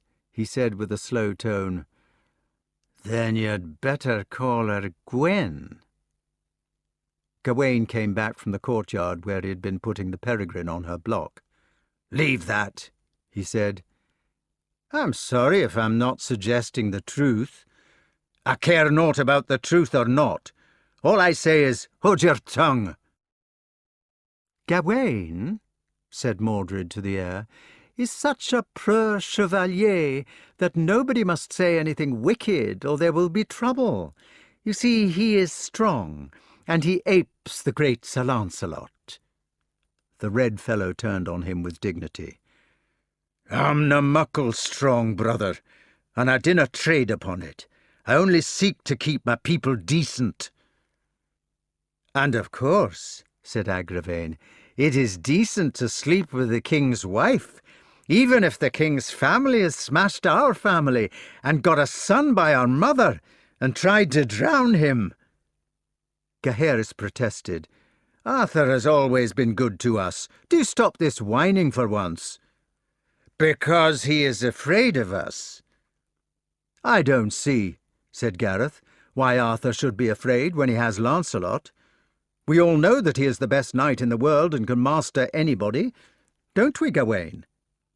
"For mysel', I dinna wish to speak of it." Suddenly Mordred was flaming at them, fired by Gawain's lordly tone. "Very well, and I do. I may be a weak knight at jousting, but I have the courage to stand for my family and rights. I'm not a hypocrite. Everybody in this court knows that the Queen and the Commander-in-Chief are lovers, and yet we're supposed to be pure knights and protectors of ladies, and nobody talks about anything except this so-called Holy Grail. Agravain and I have decided to go to Arthur now in full court and ask about the Queen and Lancelot to his face." "Mordred," exclaimed the head of the clan, "you will do naething of the like. It would be sinful." "He will," said Agravain, "and I shall go there with him." Gareth remained between pain and amazement. "But they mean it," he protested. Out of the moment of astonishment, Gawain took the lead and forged into action. "Agravain, I am the head of the clan, and I forbid ye." "You forbid me?" "Yes, I do forbid ye, for you will be a sair fool if you do." "The honest Gawain," remarked Mordred, "thinks you are a sair fool." This time the towering fellow swung on him like a shying horse. "None of that!" he shouted. "You think I will na hit ye because you're crooked and you take advantage, but I will hit you, manny, if you sneer." Mordred heard his own voice speaking coldly, seeming to come from behind his ears. "Gawain, you surprise me. You have produced a sequence of thought." Then, as the giant came towards him, the same voice said, "Go on, strike me. It will show your courage." "Oh, do stop, Mordred," pleaded Gareth. "Can't you stop this nagging for a minute?" "Mordred wouldn't nag, as you call it," interjected Agravain, "if you didn't bully." Gawain exploded like one of the new-fashioned cannons. He swung away from Mordred, a baited bull, and shouted at them both, "My soul to the devil! Will ye be quiet or will ye clear out? Can we have no peace in the family ever? Shut your trap in the name of God, and leave this daft clatter about Sir Lancelot." "It is not daft," said Mordred, "nor shall we leave it." He stood up. "Well, Agravain," he asked, "do we go to the king? Is any other coming?" Gawain planted himself in their path. "Mordred, ye shall not go." "Who is to stop me?" "I am." "Brave fellow," remarked the icy voice, still from somewhere in the air, and the humpback moved to pass. Gawain put out his red hand, with golden hairs on the back of the fingers, and pushed him back. At the same time, Agravain put out his own white hand, with fat fingers, to the hilt of his sword. "Don't move, Gawain! I have a sword." "You would have a sword!" cried Gareth. "You devil!" The younger brother's life had suddenly fitted into a pattern and recognized itself. Their murdered mother, and the unicorn, and the man now drawing, and a child in a storeroom flashing a dirk, these things had made him cry out. "All right, Gareth," snarled Agravain, as white as a sheet. "I know what you mean, and now I draw." The situation passed out of control. They began acting like puppets, as if it had happened before, which it had. Gawain, at the sight of steel, went into one of his blind rages. He swung away from Mordred, burst into a torrent of words, drew the hunting knife which was all he carried, and advanced on Agravain, these things simultaneously. The fat man, as if thrown back on the defensive by the impact of his brother's fury, retreated before him, holding the sword in front with shaking hand. "Aye," roared Gawain, "ye ken fine what he means, my bonny butcher. Ye maun draw on your ain brother, for ye ever speared to murder folk unarmed. The curse of the grave cloth on ye! Put up yon sword, man, put it up! What do ye mean? Is it nae enough that ye should slay our mother? Damn ye, lay down yon sword, or I hae the spunk to fight with it. Agravain!" Mordred was slipping behind his back, with a hand on his own dagger. In a second the glint of steel flashed in the shadows, lit by the owl's eyes, and at the same moment Gareth jumped to the defence. He caught Mordred by the wrist, crying, "Now, enough! Gaheris, look to the others! Agravain, put the sword up! Gawain, leave him alone! Away, man! I can teach the hound mysel! Agravain, put the sword down quickly, or he will kill you. Be quick, man, don't be a fool! Gawain, leave him alone! He didn't mean it! Gawain! Agravain!" But Agravain had made a feeble thrust at the head of the family, which Gawain turned contemptuously with his knife.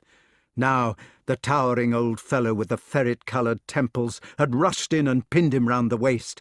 The sword clattered to the floor as Agravain went backward over the Hippocras table with Gawain on top of him. The dagger rose in venom to complete the work, but Gaheris caught it from behind. There was a tableau of perfect silence, all motionless. Gareth held Mordred.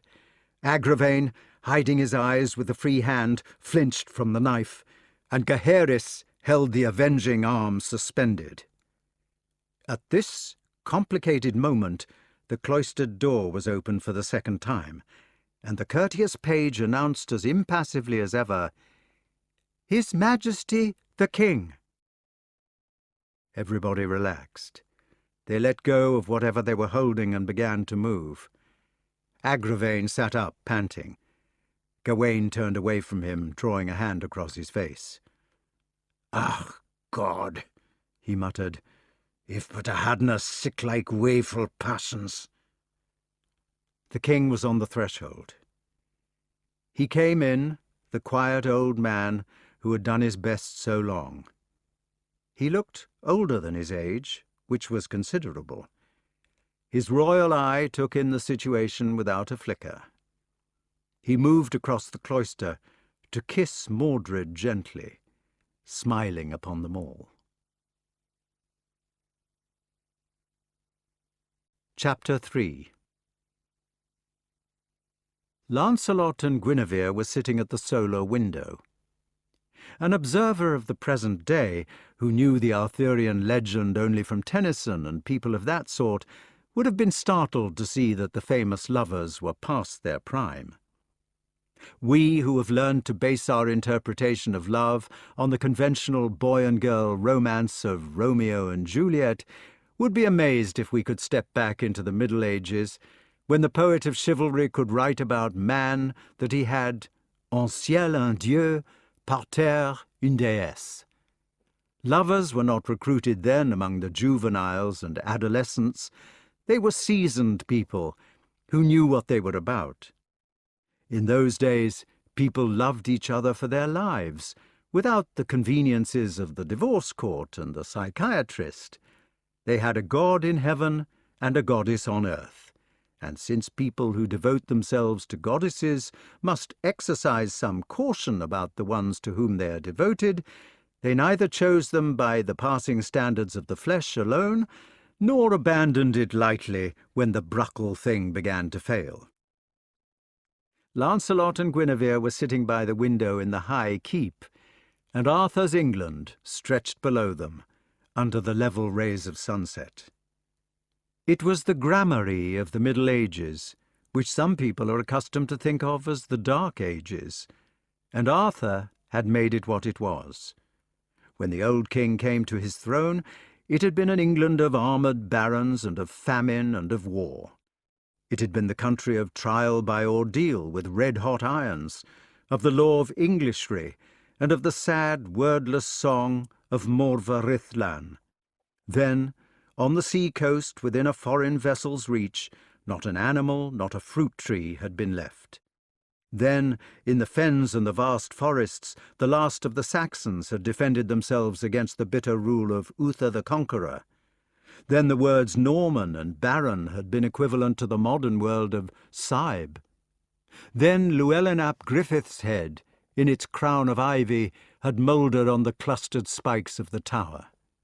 Then you would have met the mendicants by the roadside, mutilated men who carried their right hands in their left, and the forest dogs would have trotted beside them, also mutilated by the removal of one toe, so that they could not hunt in the woodlands of the Lord. When Arthur first came, the country people had been accustomed to bar themselves in their cottages every night, as if for siege, and had prayed to God for peace during darkness, the goodman of the house repeating the prayers used at sea on the approach of storm, and ending with the plea, "The Lord bless and help us," to which all present had replied, "Amen." In the baron's castle in the early days, you would have found the poor men being disembowelled and their living bowels burned before them, men being slit open to see if they had swallowed their gold, men gagged with notched iron bits, men hanging upside down with their heads in smoke, others in snake pits or with leather tourniquets round their heads, or crammed into stone-filled boxes which would break their bones. You have only to turn to the literature of the period, with its stories of the mythological families such as Plantagenets, Capets, and so forth, to see how the land lay. Legendary kings like John had been accustomed to hang 28 hostages before dinner, or like Philip had been defended by sergeants at mace, a kind of storm-troopers who guarded their lord with maces, or like Louis had decapitated their enemies on scaffolds under the blood of which the children of the enemy had been forced to stand.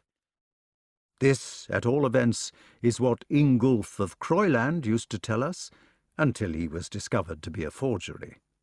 Then there had been archbishops, nicknamed Skin Villain, and churches used as forts, with trenches in the graveyards among the bones, and price lists for fining murderers, and bodies of the excommunicated lying unburied, and famishing peasants eating grass or tree bark, or one another.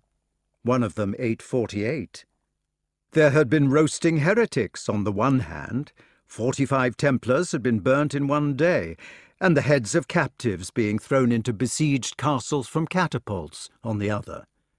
Here a leader of the Jacquerie had been writhing in his chains as he was crowned with a red-hot tripod. There a pope had been complaining as he was held to ransom, or another one had been wriggling as he was poisoned. Treasure had been cemented into castle walls in the form of gold bars, and the builders had been executed afterwards. Children playing in the streets of Paris had frolicked with the dead body of a constable, and others, with the women and old men, had starved outside the walls of beleaguered towns, yet inside the ring of the besiegers. Huss and Jerome, with the mitres of apostasy upon their heads, had flamed and fizzled at the stake. The hamstrung imbeciles of Jumièges had floated down the Seine. Gilles de Retz had been found to have no less than a ton of children's bones calcined in his castle after having murdered them at the rate of 12 score a year for 9 years. The Duke of Berry had lost a kingdom through the unpopularity which he earned by feeling sorry for 800 foot soldiers who had been killed in a battle. The youthful Count of Saint-Pol had been taught the arts of war by being given 24 living prisoners to slaughter in various ways for practice. Louis XI, another of the fictional kings, had kept obnoxious bishops in rather expensive cages. The Duke Robert had been surnamed the Magnificent by his nobles, but the Devil by his parishioners. And all the while, before Arthur came, the common people, of whom 14 were eaten by wolves out of one town in a single week, of whom 1/3 were to die in the Black Death, of whom the corpses had been packed in pits like bacon, for whom the refuges at evening had often been forests and marshes and caves, for whom in 70 years there had been known to be 48 of famine. These people had looked up at the feudal nobility, who were termed the lords of sky and earth, and themselves battered by bishops who, because they were not allowed to shed blood, went for them with iron clubs, had cried aloud that Christ and his saints were sleeping. Pourquoi, the poor wretches had sung in their misery, pourquoi nous laisser faire dommage, nous sommes hommes comme ils sont. Such had been the surprisingly modern civilization which Arthur had inherited. But it was not the civilization over which the lovers looked out. Now, safe in the apple-green sunset before them, there stretched the fabled merry England of the Middle Ages, when they were not so dark. Lancelot and Guenever were gazing on the age of individuals. What an amazing time the age of chivalry was! Everybody was essentially himself, was riotously busy fulfilling the vagaries of human nature. There was such a gusto about the landscape which stretched before their window, such a riot of unexpected people and things that you hardly knew how to begin describing it. The Dark and Middle Ages. The 19th century had an impudent way with its labels, for there, under the window in Arthur's granary, the sun's rays flamed from 100 jewels of stained glass in monasteries and convents, or danced from the pinnacles of cathedrals and castles which their builders had actually loved. Architecture, in those dark ages of theirs, was such a light-giving passion of the heart that men gave love names to their fortresses. Lancelot's joyous guard was not a singularity in an age which has left us Beauté, Plaisance, or Malvoisin, the bad neighbour to its enemies, an age in which even an oaf like the imaginary Richard Coeur de Lion, who suffered from boils, could call his castle Gaillard, and speak of it as my beautiful 1-year-old daughter. Even that legendary scoundrel William the Conqueror had a second nickname, the Great Builder. Think of the glass itself, with its 5 grand colours stained right through. It was rougher than ours, thicker, fitted in smaller pieces. They loved it with the same fury as they gave to their castles, and Villard de Honnecourt, struck by a particularly beautiful specimen, stopped to draw it on his journeys with the explanation that I was on my way to obey a call to the land of Hungary when I drew this window, because it pleased me best of all windows. Picture the insides of those ancient churches, not the grey and gutted interiors to which we are accustomed, but insides blazing with colour, plastered with frescoes in which all the figures stood on tiptoe, fluttering with tapestry or with brocades from Baghdad. Picture also the interiors of such castles as were visible from Guinevere's window. These were no longer the grim keeps of Arthur's accession.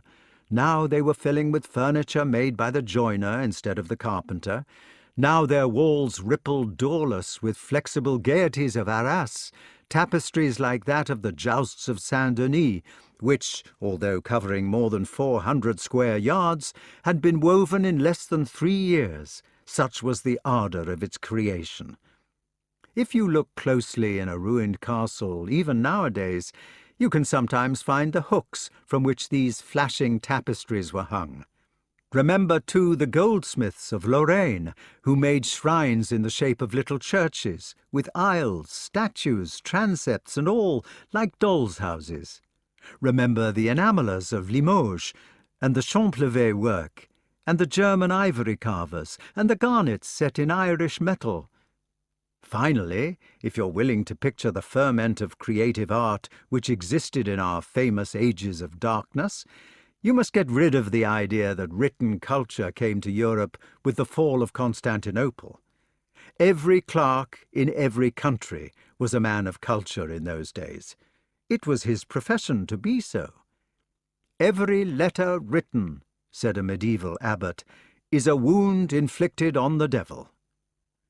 The library of Saint-Piquier, as early as the 9th century, had 256 volumes, including Virgil, Cicero, Terence, and Macrobius. Charles V had no less than 910 volumes, so that his personal collection was about as big as the Everyman Library is today.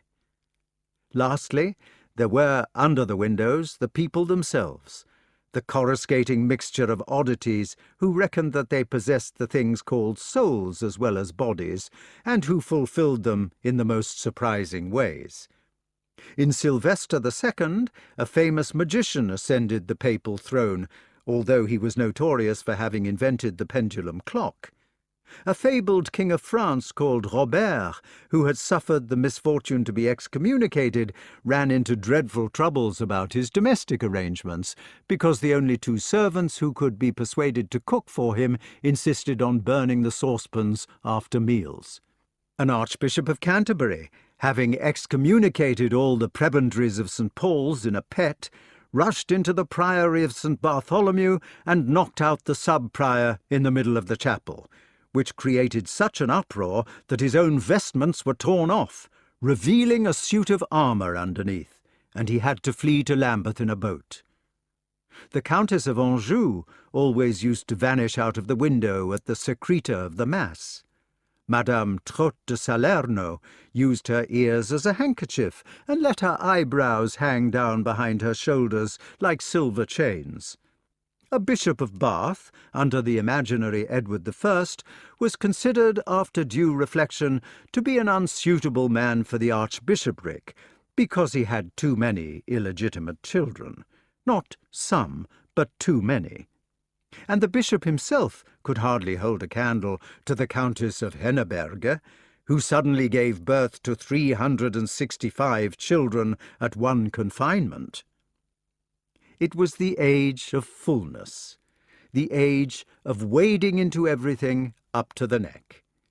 Perhaps Arthur imposed this ideal on Christendom because of the richness of his own schooling under Merlyn. For the king, or at least this is how Malory interprets him, was the patron saint of chivalry. He was not a distressed Briton hopping about in a suit of woad in the 5th century, nor yet one of those nouveaux riches de la Pole, who must have afflicted the last years of Malory himself. Arthur was the heart's king of a chivalry which had reached its flower perhaps 200 years before our antiquarian author began to work. He was the badge of everything that was good in the Middle Ages, and he had made these things himself. As Malory pictures him, Arthur of England was the champion of a civilization which is misrepresented in the history books. The serf of chivalry was not a slave for whom there was no hope. On the contrary, he had at least 3 legitimate ways of rising, the greatest of which was the Catholic Church. With the assistance of Arthur's policies, this church, still the greatest of all corporations free to learned men on earth, had become a highway open to the lowest slave. A Saxon peasant was Pope in Adrian IV, the son of a carpenter in Gregory VII. In those despised Middle Ages of theirs, you could become the greatest man in the world by simply having learning. And it is a mistake to believe that Arthur's civilization was weak in this famous science of ours. The scientists, although they happened to call them magicians at the time, invented almost as terrible things as we have invented, except that we have become accustomed to theirs by use. The greatest magicians, like Albertus Magnus, Friar Bacon, and Raymond Lully, knew several secrets which we have lost today, and discovered as a side issue what still appears to be the chief commodity of civilization, namely gunpowder. They were honoured for their learning, and Albert the Great was made a bishop. One of them, who was called Baptista Porta, seems to have invented the cinema, though he sensibly decided not to develop it. As for aircraft, in the 10th century, a monk called Ethelmer was experimenting with them and might have succeeded, but for an accident in adjusting of his tail unit. He crashed, quod, says William of Malmesbury, caudem in posteriori parte oblitus fuerat adaptare. Even in modernity, the ages of darkness were not so far behind us. At least they had some sparkling names for their fiercer cocktails, which they called Huff-the-Cap, Mad Dog, Father Whoresonne, Angel's Food, Dragon's Milke, Go to the Wall, Stride Wide, and Lift Leg. The view from the window was delightful, though in some cases it was odd. Where we have hedged fields and parklands, they had village communities, moorlands, fens, and forests of enormous size. Sherwood stretched for hundreds of miles, from Nottingham to the middle of York. The busyness that went on in the island, the beekeeping and the rook scaring and the ploughing with oxen, for these you must look in the Luttrell Psalter, where they are beautifully drawn. In those days, if you'd been interested by peculiar things, perhaps you would have had the luck to notice a knight in armour riding past the window. You would have noticed his head, which was shaved round the ears and at the back, but on the top of his head his hair rose up like a Japanese doll's, so that the skull looked like a cottage loaf. This topknot made an excellent shock absorber under his helm. The next man to pass might have been a clerk, perhaps on an ambler, and the hair of this one would have been exactly the opposite of the knight's, for he would have been completely bald on top because of his tonsure. When he had gone to the bishop to be made a clerk in the first place, he had taken a pair of scissors with him. Next, if you wanted some peculiar person to ride by, there might have come a crusader who had promised to deliver the grace of God. You would have expected the cross on his surcoat, no doubt, but you might not have realized that he was so delighted with the whole affair that he put the same symbol almost everywhere that it could be made to go. Like a new Boy Scout, transported with enthusiasm, he would have stuck the cross on his escutcheon, on his coat, on his helm, on his saddle, and on the horse's curb. The next man to pass the window might have been one sort of Cistercian lay brother, whom you would have expected to be a learned man because of his cloth. But no, he was ex officio an illiterate. It was his business to stick the leaden seals on papal bulls, and so as to preserve the secrecy of the Pope, they used to make sure that he could not read a word. Now might come a Saxon, wearing the beard and a sort of Phrygian cap as a sign of defiance, now a knight from the marches of the northern border. The latter, because he lived by raiding during the night time, would have borne a moon and stars on azure in his coat. Here might be some smoke in the landscape, rising from the bellows of an alchemist, who was, most sensibly, trying to turn lead into gold, an art which has remained beyond us to the present day, though we are getting nearer to it with atomic fusion. There, far away in the environs of a monastery, you might have seen a procession of angry monks making a barefoot march round their foundation, but they might have been walking against the sun in malediction, because they had fallen out with the abbot. Perhaps if you looked in this direction, you would see a vineyard fenced with bones. It had been discovered during the early years of Arthur that bones made an excellent fence for vineyards, graveyards, or even for forts. And perhaps, if you looked in the other, you would see a castle door that looked like a keeper's gallows. It would have been completely covered with the nailed heads of wolves, bears, stags, and so forth. Far away, over there to the left perhaps, there would be a tournament going on according to the laws laid down by Geoffrey de Prouly, and the kings at arms would be carefully examining the combatants like referees before a boxing match to see that they were not stuck to their saddles. The referees at a judicial duel between a certain Earl of Salisbury and a Bishop of Salisbury, under the supposed King Edward III, found that the bishop's champion had prayers and incantations sewn all over him, under his armour, which was almost as bad as a boxer hiding a horseshoe in his glove. Below the window ledge, a pair of constipated papal nuncios might have been riding gloomily back to Rome. Such a pair were once sent with bulls to excommunicate Barnabas Visconti, but Barnabas only made them eat their bulls, parchment, ribbons, leaden seals, and all. Following closely behind them, perhaps there would have strode a professional pilgrim, supporting himself on a stout knobbed staff, shod like an alpenstock, and weighed down with blessed medals, relics, shells, vernicles, and so forth. He would have called himself a palmer, and if he were a well-travelled one, his relics might have included a feather from the angel Gabriel, some of the coals on which St. Lawrence was grilled, a finger of the Holy Ghost, whole and sound as ever it was, a vial of the sweat of St. Michael, whereas he fought with the devil, a little of the bush in which the Lord spake to Moses, a vest of St. Peter's, or some of the Blessed Virgin's milk preserved at Walsingham. After the palmer, perhaps, there would have prowled a rather more sinister figure, one of those who sleep by day and watch by night, eat well and drink well, but possess nothing. He would be an outlaw, of whom they wrote, "For an outlaw this is the law, that men him take and bind without pity, hanged to be, and waver with the wind." But before he came to his last wavering in the wind, he would have lived a free life. His mate would be marching sturdily beside him, also with a price on her head, her hair shaven off before she took to the woods, and known as a wave. She would glance back occasionally, alert for the hue and cry with which they might be hunted. Here might come a baron with a hot pie, carried carefully before him, because he had to bring such a pie to the king once a year, so as to let King Arthur sniff it in payment of his feudal dues.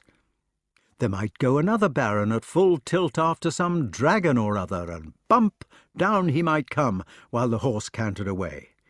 But if he did so, one of his attendants would immediately mount him again on his own horse, just as we would do to a master of hounds today, because that was the feudal law.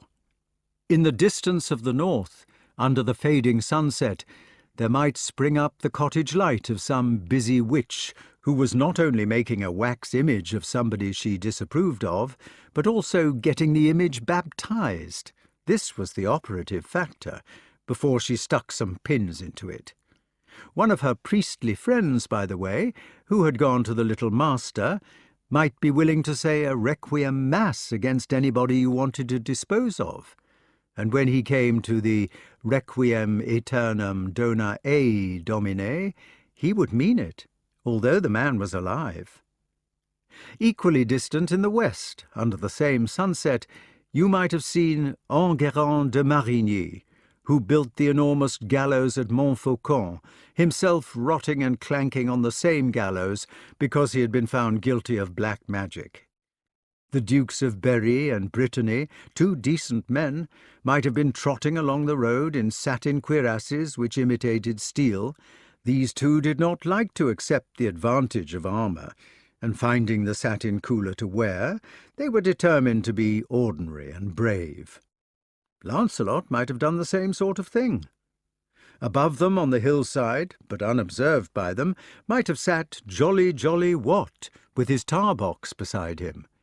He was the most typical figure of gramarye, his tar being the antiseptic of his sheep. If you had said to him, "Don't spoil the ship for a ha'porth of tar," he would have agreed with you at once, for it was he who invented the adage which we have translated from sheep into ships. Towards the remoter distance, perhaps a bankrupt might have been getting a vigorous whacking in some Muscovite marketplace, not out of ill feeling towards himself, but in the fervent hope that if only he squealed loud enough, some of his friends or relations in the crowd would pay his debts out of commiseration. Further south, towards the Mediterranean basin, you might have seen a seaman being punished for gambling under a law of Richard Coeur de Lion. The punishment consisted in being thrown into the water 3 times from the mainmast tree, and his comrades used to acclaim each belly-flopper with a cheer. A third ingenious punishment might possibly have been inflicted in the marketplace below you. A wine merchant whose wares were of bad quality would have been stuck in the pillory, and there he would have been made to drink an excessive quantity of his own liquor, after which the rest would be poured over his head. What a headache next morning! In this direction, if you happened to be broad-minded, you might have been amused to see the saucy Alison, who cried "Tee-hee" after she had been given the unusual kiss which Chaucer tells about. In that one, you might notice an exasperated miller and his family trying to straighten out the hurrah's nest which happened last night through the displacement of a cradle, as the Reeve tells in his tale. A schoolboy who had had the good luck and the initiative to shoot an Earl of Salisbury dead with one of the new-fangled cannons might be idolized by his fellow scholars in the playground of yonder monastery school. Plum trees, only lately introduced, like Merlyn's mulberry, might be shedding blossom under the light of eve beside the playground. Another little boy, this time a king of 4 years old in Scotland, might be sadly issuing a royal mandate to his nanny, which empowered her to spank him without being guilty of high treason. A disreputable army, who used to live by the sword as a trained band, might be begging its bread from door to door, a good fate for all armies, and a man who had taken sanctuary in that church away to the east there might have had his leg cut off because he had taken half a step outside the door. In the same sanctuary there would be quite a congeries of forgers, thieves, murderers, and debtors, all busy forging away or sharpening their knives for the evening's outing in the restful seclusion of the church where they could not be arrested. The worst that could happen to them, once they had got their sanctuary, was banishment. Then they would have had to walk to Dover, always keeping to the middle of the road and clutching a crucifix.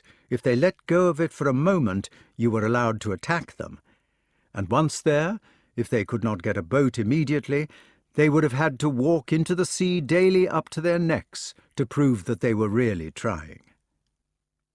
Did you know that in these dark ages, which were visible from Guinevere's window, there was so much decency in the world that the Catholic Church could impose a peace to all their fighting, which it called the Truce of God, and which lasted from Wednesday to Monday, as well as during the whole of Advent and Lent? Do you think that they, with their battles, famine, black death, and serfdom, were less enlightened than we are, with our wars, blockade, influenza, and conscription?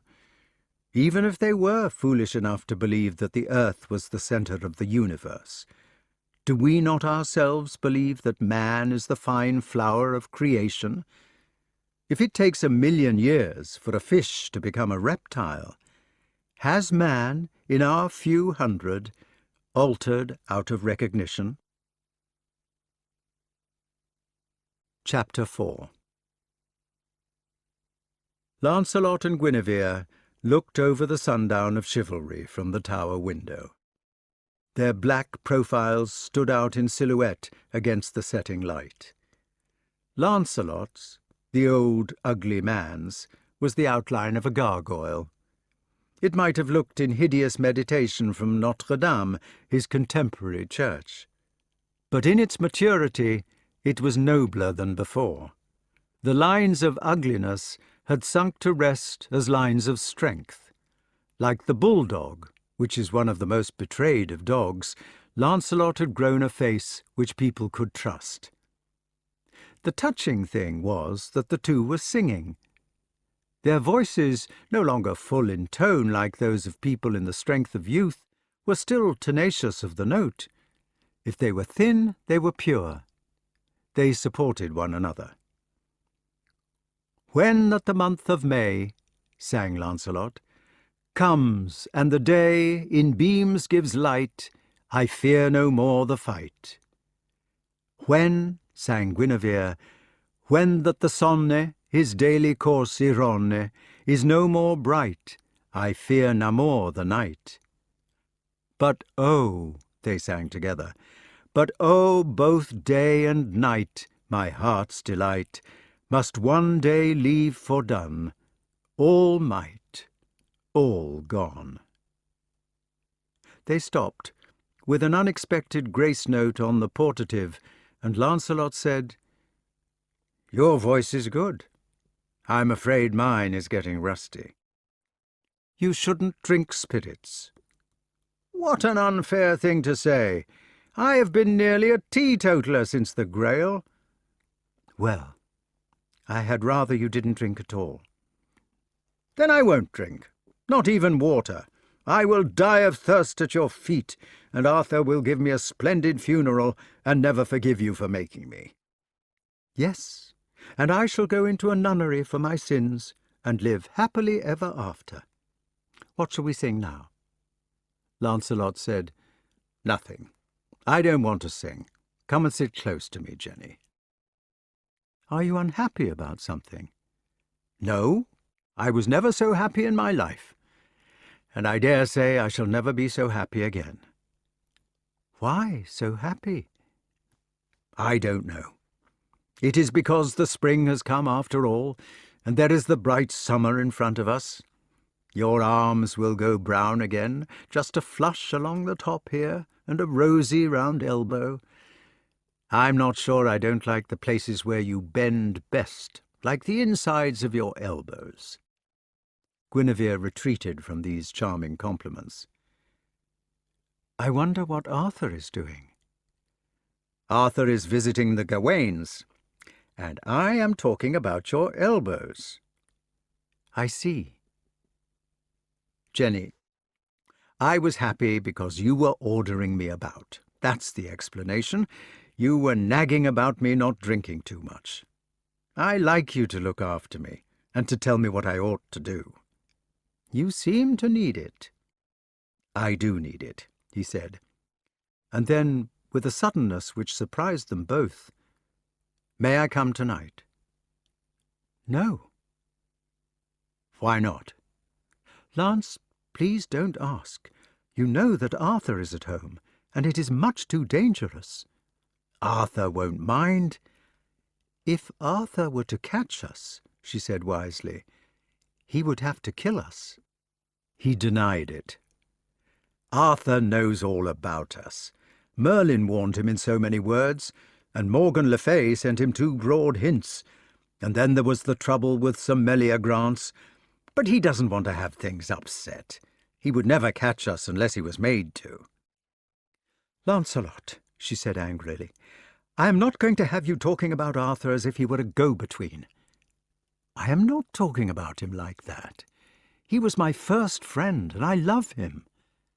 "Then you are talking about me as if I were worse." "And now you are behaving as if you were." "Very well. If that is all you have to say, you had better go." "So that you can make love to him, I suppose." "Lancelot!" "Oh, Jenny! He jumped up, nimble as ever, and caught her. "Don't be angry. I'm sorry if I was unkind.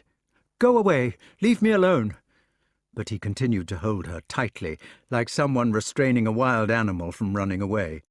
"Don't be angry. I am sorry. You know I didn't mean it. You are a beast." "No, I am not a beast, and nor are you. Jenny, I shall go on holding you until you stop being cross. I said it because I was miserable."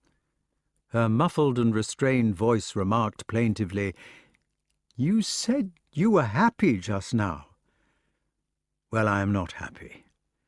I am very unhappy and miserable about the whole world."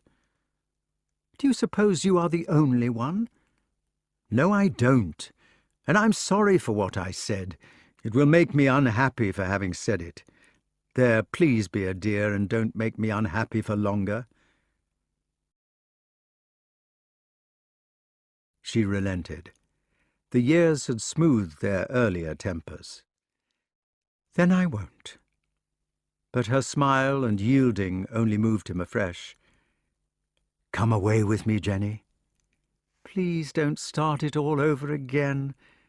"I can't help starting," he said desperately. "I don't know what to do.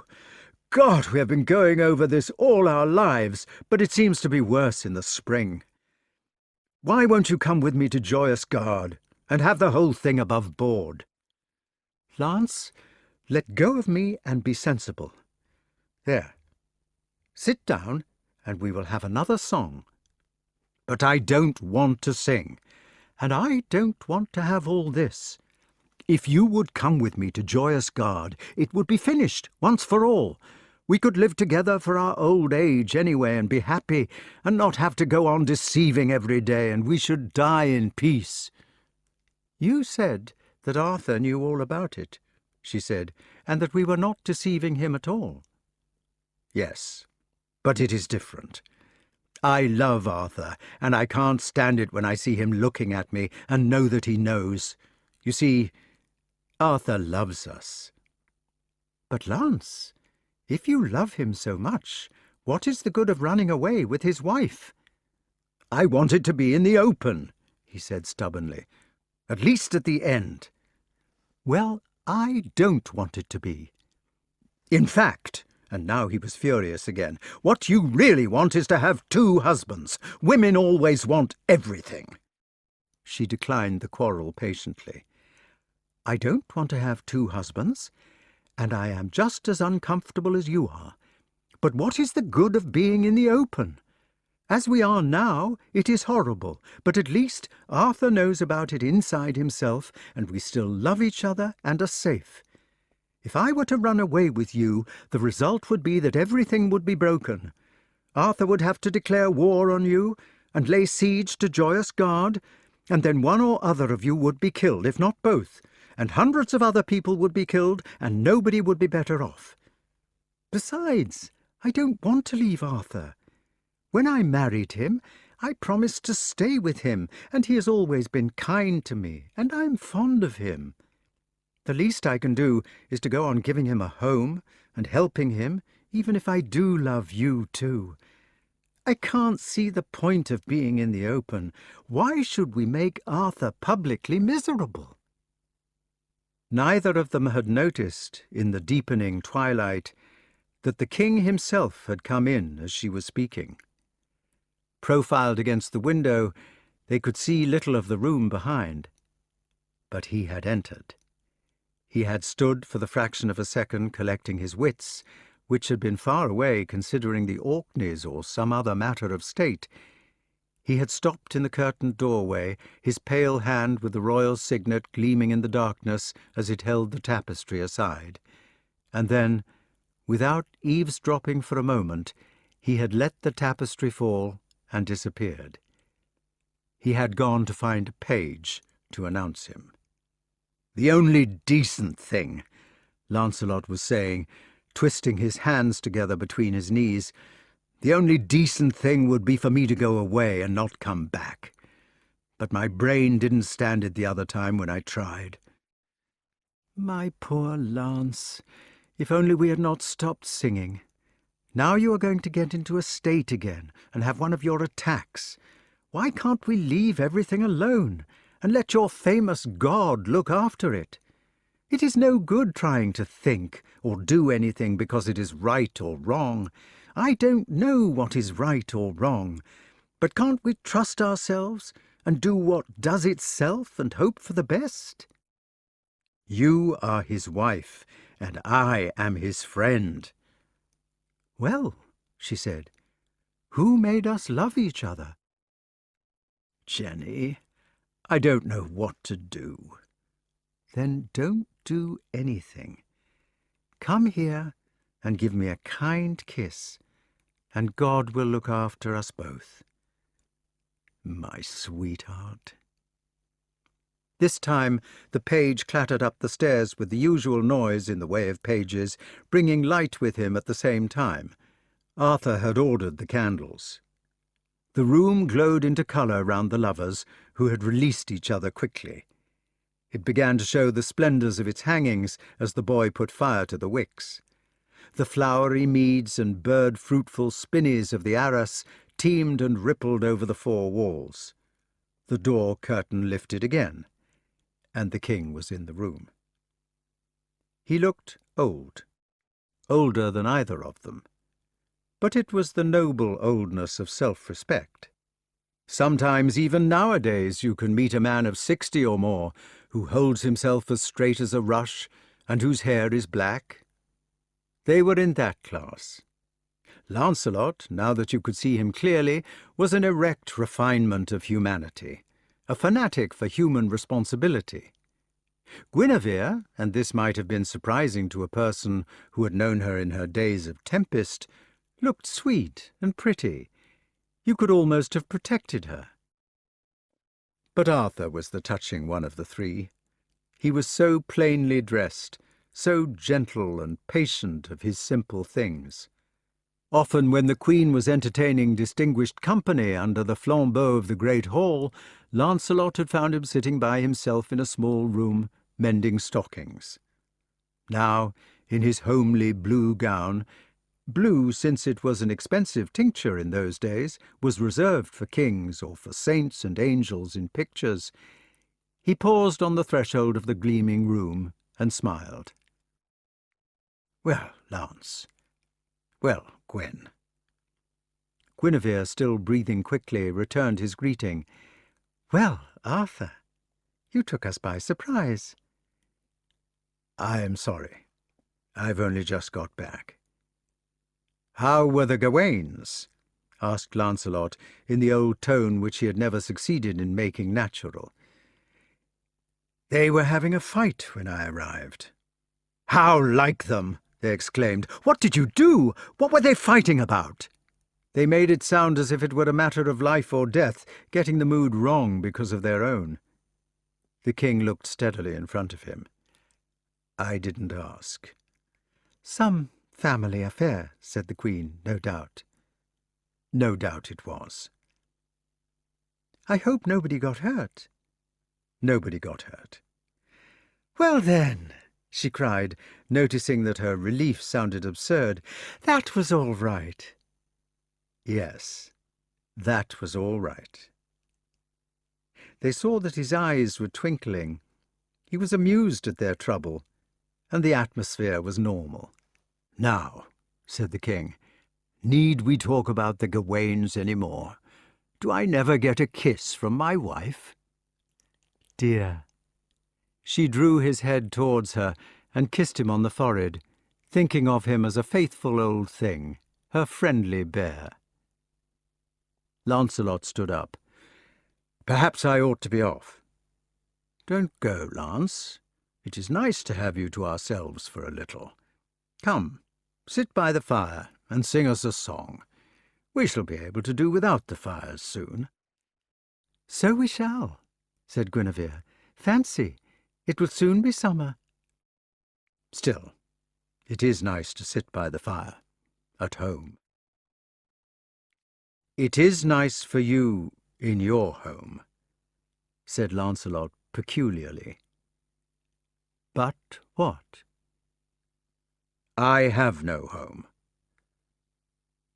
Never mind, Lance, you will. Wait until you are my age, and then start worrying about it. It is not, said the Queen, as if every woman you met didn't chase you for miles. With a hatchet, added Arthur. Half of them actually propose. And then you complain about not having a home. Lancelot began to laugh, and the last strand of tension seemed to be broken. Would you, he asked, marry a woman who chased you with a hatchet? The king considered the matter gravely before he answered. I couldn't do that, he said in the end, because I am married already. To Gwen, said Lancelot. It was peculiar. They seemed to have started talking with meanings which were separate from the words they used. It was like ants talking with their antennae. To Queen Guinevere, said the king in contradiction. Or Jenny, suggested the Queen. Yes, he agreed, but only after a long pause. Or Jenny. There was a deeper silence, until Lancelot rose for the second time. Well, I must go. Arthur put one hand on his arm. No, Lance, stay a minute. I want to tell Guinevere something this evening, and I would like you to hear it too. We have been together such a long time. I want to make a clean breast about an old business to both of you, because you are one of the family. Lancelot sat down. That's right. Now, give me a hand, each, both of you, and I shall sit between you like this. There. My Queen and my Lance. And neither of you is to blame me for what I am going to tell. Lancelot said bitterly, We are not in a position to blame people, King. No? Well, I don't know what you mean by that, but I want to tell you the story of something which I did when I was young. It was before I was married to Gwen, long before you were knighted. Will you mind if I do that? Of course we shan't mind if you want to. But we don't believe you did anything wrong. It started before I was born, really, for my father fell in love with the Countess of Cornwall and killed the Earl in order to get her. She was my mother. You know that part of the story. Yes. Perhaps you didn't know that I was born at rather an awkward date. It was too soon after the marriage of my father and mother. That was why they hushed me up altogether and sent me off in my swaddling bands to be brought up by Sir Ector. Merlyn was the person who took me.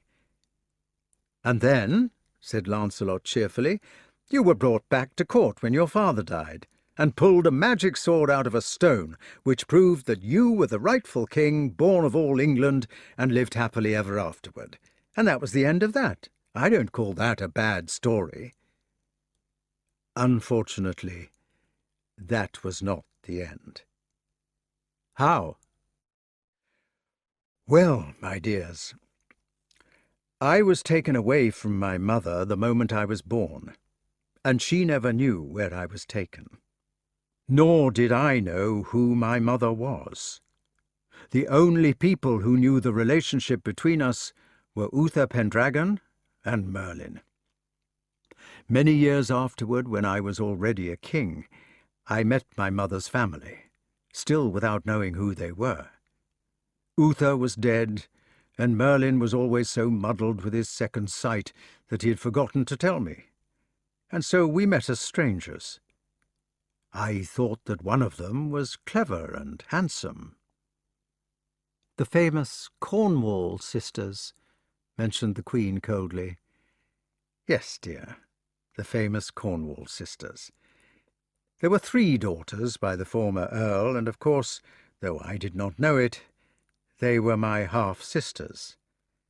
They were called Morgan le Fay, Elaine, and Morgause, and they were considered to be the most beautiful women in Britain. They waited for his quiet voice to resume, which it did without a falter. I fell in love with Morgause, it added, and we had a baby.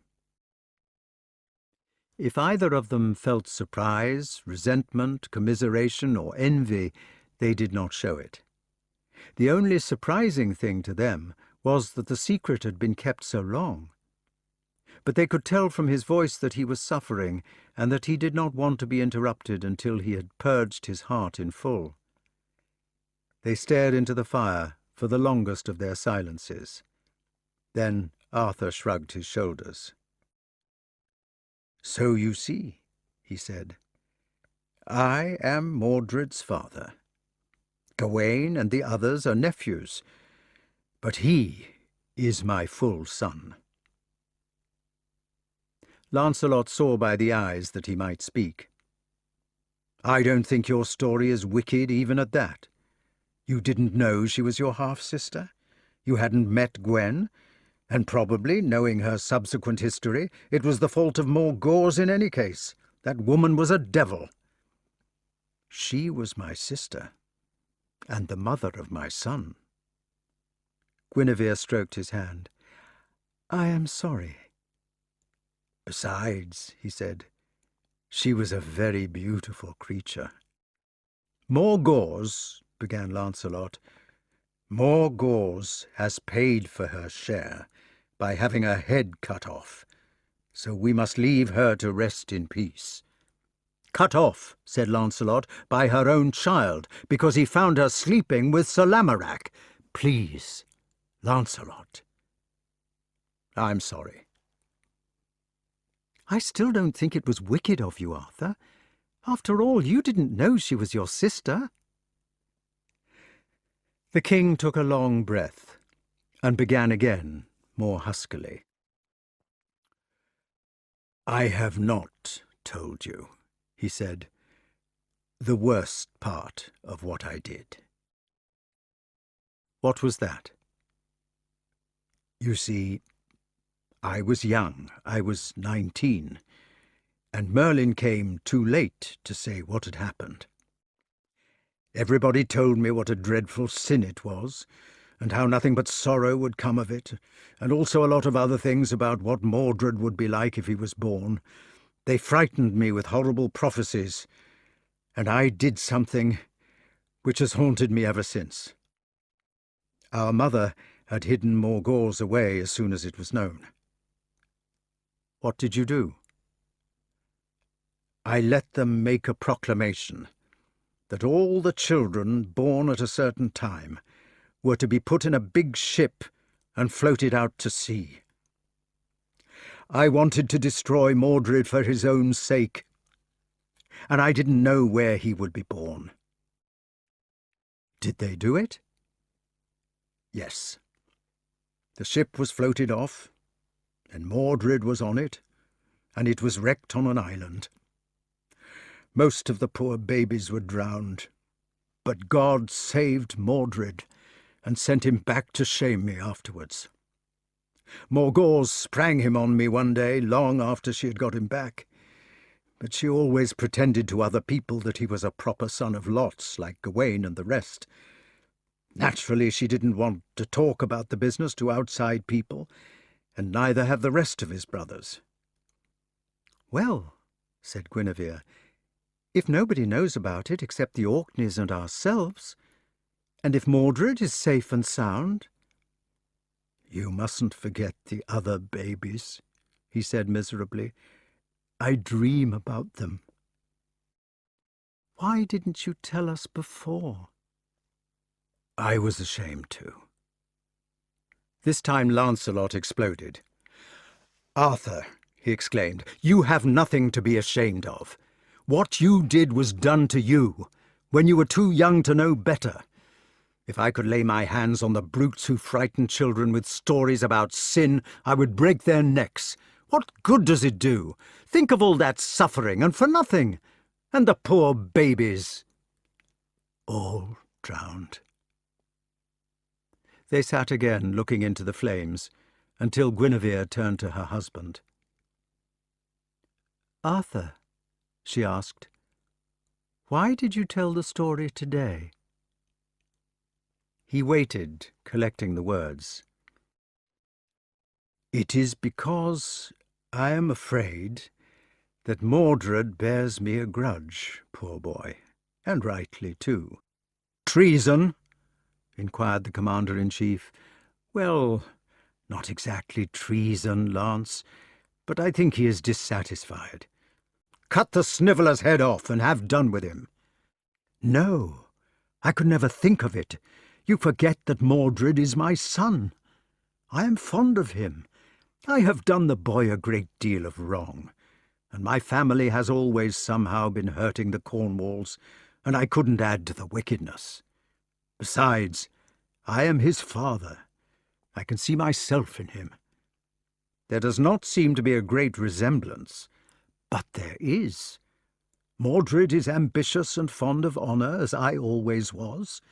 It is only because he has a weak body that he has failed in our sports, and this has embittered him, as it probably would have embittered me if I had not been lucky. He is brave, too, in a queer way, and he is loyal to his people. You see, his mother set him against me, which was natural, and I stand for the bad things in his mind. He's almost sure to get me killed in the end."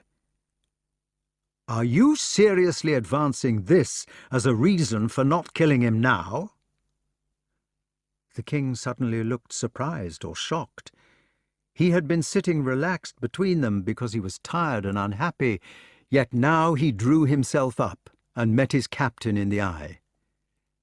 "You must remember, I am the King of England. When you are a king, you can't go executing people as the fancy takes you. A king is the head of his people, and he must stand as an example to them, and do as they wish." He forgave the startled expression in Lancelot's face, and took his hand once more. "You will find," he explained, "that when the kings are bullies who believe in force, the people are bullies too. If I don't stand for law, I won't have law among my people. And naturally, I want my people to have the new law, because then they are more prosperous, and I am more prosperous in consequence." They watched him, wondering what he meant to convey. He held the look, trying to speak with their eyes. "You see, Lance, I have to be absolutely just. I can't afford to have any more things like those babies on my conscience. The only way I can keep clear of force is by justice. Far from being willing to execute his enemies, a real king must be willing to execute his friends." "And his wife?" asked Guinevere. "And his wife," he said gravely. Lancelot moved uncomfortably on the settle, remarking with an attempt at humour, "I hope you won't be cutting off the Queen's head very soon." The king still held his hand, still looked upon him. "If Guinevere, or you, Lancelot, were proved to be guilty of a wrong to my kingdom, I should have to cut off both your heads." "Goodness me!" she exclaimed. "I hope nobody is going to prove that." "I hope so too." "And Mordred?" asked Lancelot after a time. "Mordred is an unhappy young man, and I am afraid he might try any means of giving me an upset. If, for instance, he could see a way of getting at me through you, dear, or through Gwen, I'm sure he would try it. Do you see what I mean?" "I see. So, if there should ever come a moment when either of you might give him a sort of handle, you will be careful of me, won't you? I am in your hands, dears." "But it seems so senseless." "You have been kind to him," said Lancelot, "since he came here. Why should he want to harm—" The king folded his hands in his lap, seemed under his lowered lids to be looking on the flames. "You forget," he said gently, "that I never managed to give Gwen a son. When I am dead, Mordred may be the King of England." "If he tries any treason," said Lancelot, clenching his fists, "I will kill him myself." Immediately the blue-veined hand was on his arm. "That is the one thing you must never do, Lance. Whatever Mordred does, and even if he makes an attempt on my life, you must promise to remember that he is a sort of heir apparent to the blood. I have been a wicked man." "Arthur!" exclaimed the Queen, "you are not to say so. It is so ridiculous that it makes me feel ashamed." "You would not call me a wicked man?" he asked in surprise.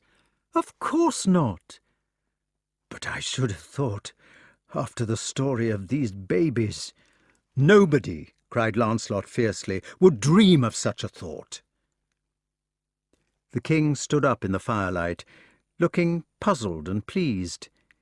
He considered it ridiculous to suppose that he was not wicked, but he was grateful for their love.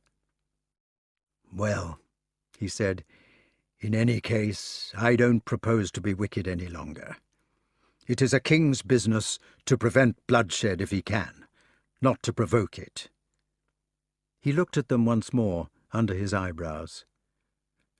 "So now, my dears," he ended cheerfully, "I shall run along to the Court of Pleas and arrange some of our famous justice. You stay here with Gwen, Lance, and cheer her up after that wretched story. There's a good fellow." Chapter 5. When Arthur had said that he was going to arrange some of his famous justice, he did not mean that he was actually going to sit. Kings did sit personally in the Middle Ages, even as late as the so-called Henry IV, who was supposed to have sat both in the Exchequer and the King's Bench. But tonight it was too late for law-giving. Arthur was off to read the pleas for the morrow, a practice which he followed like a conscientious man. Nowadays the law was his chief interest, his final effort against might. In Uther Pendragon's time there had been no law to speak of, except a childish and one-sided kind of etiquette which was reserved for the upper classes. Even now, since the king had begun to encourage justice so as to bind the power of Fort Maine once for all, there were three kinds of law to be wrestled with. He was trying to boil them down, from customary, canon, and Roman law, into a single code which he hoped to call the civil one. This occupation, as well as reading the morrow's pleas, was what used to call him off to labour every evening, to solitude and silence in the justice room. The justice room was at the other end of the palace. It was not as empty as it should have been. Although there were 5 people in it waiting for the king, perhaps the first thing which a modern visitor would have noticed would have been the room itself. The startling thing about it was that the hangings made it square. It was night, so that the windows were covered, and the doors were never uncovered. The result was that you felt you were in a box. You had the strange feeling of symmetrical enclosure, which must be known by butterflies in killing bottles. You wondered how the 5 people had been introduced into the place, as if it were a Chinese puzzle. All round the walls, from floor to ceiling, in a double row, the stories of David and Bathsheba and of Susanna and the elders were told in flexible pictures whose gay colours were in full tone. The faded things which we see today bear no relationship to the bright tapestry which made the justice room a painted box. The 5 men glittered in the candlelight. There was little furniture to distract the eye from them, only a long table with the parchments laid out for the king's inspection, the king's high chair, and in the corner a raised reading desk and seat combined. The colour of the place was in the walls and men. Each of them wore a silk jupon, blazoned with the chevron and the 3 thistles, distinguished in the case of the younger brother with various labels of cadency, so that they looked like a hand of playing cards spread out.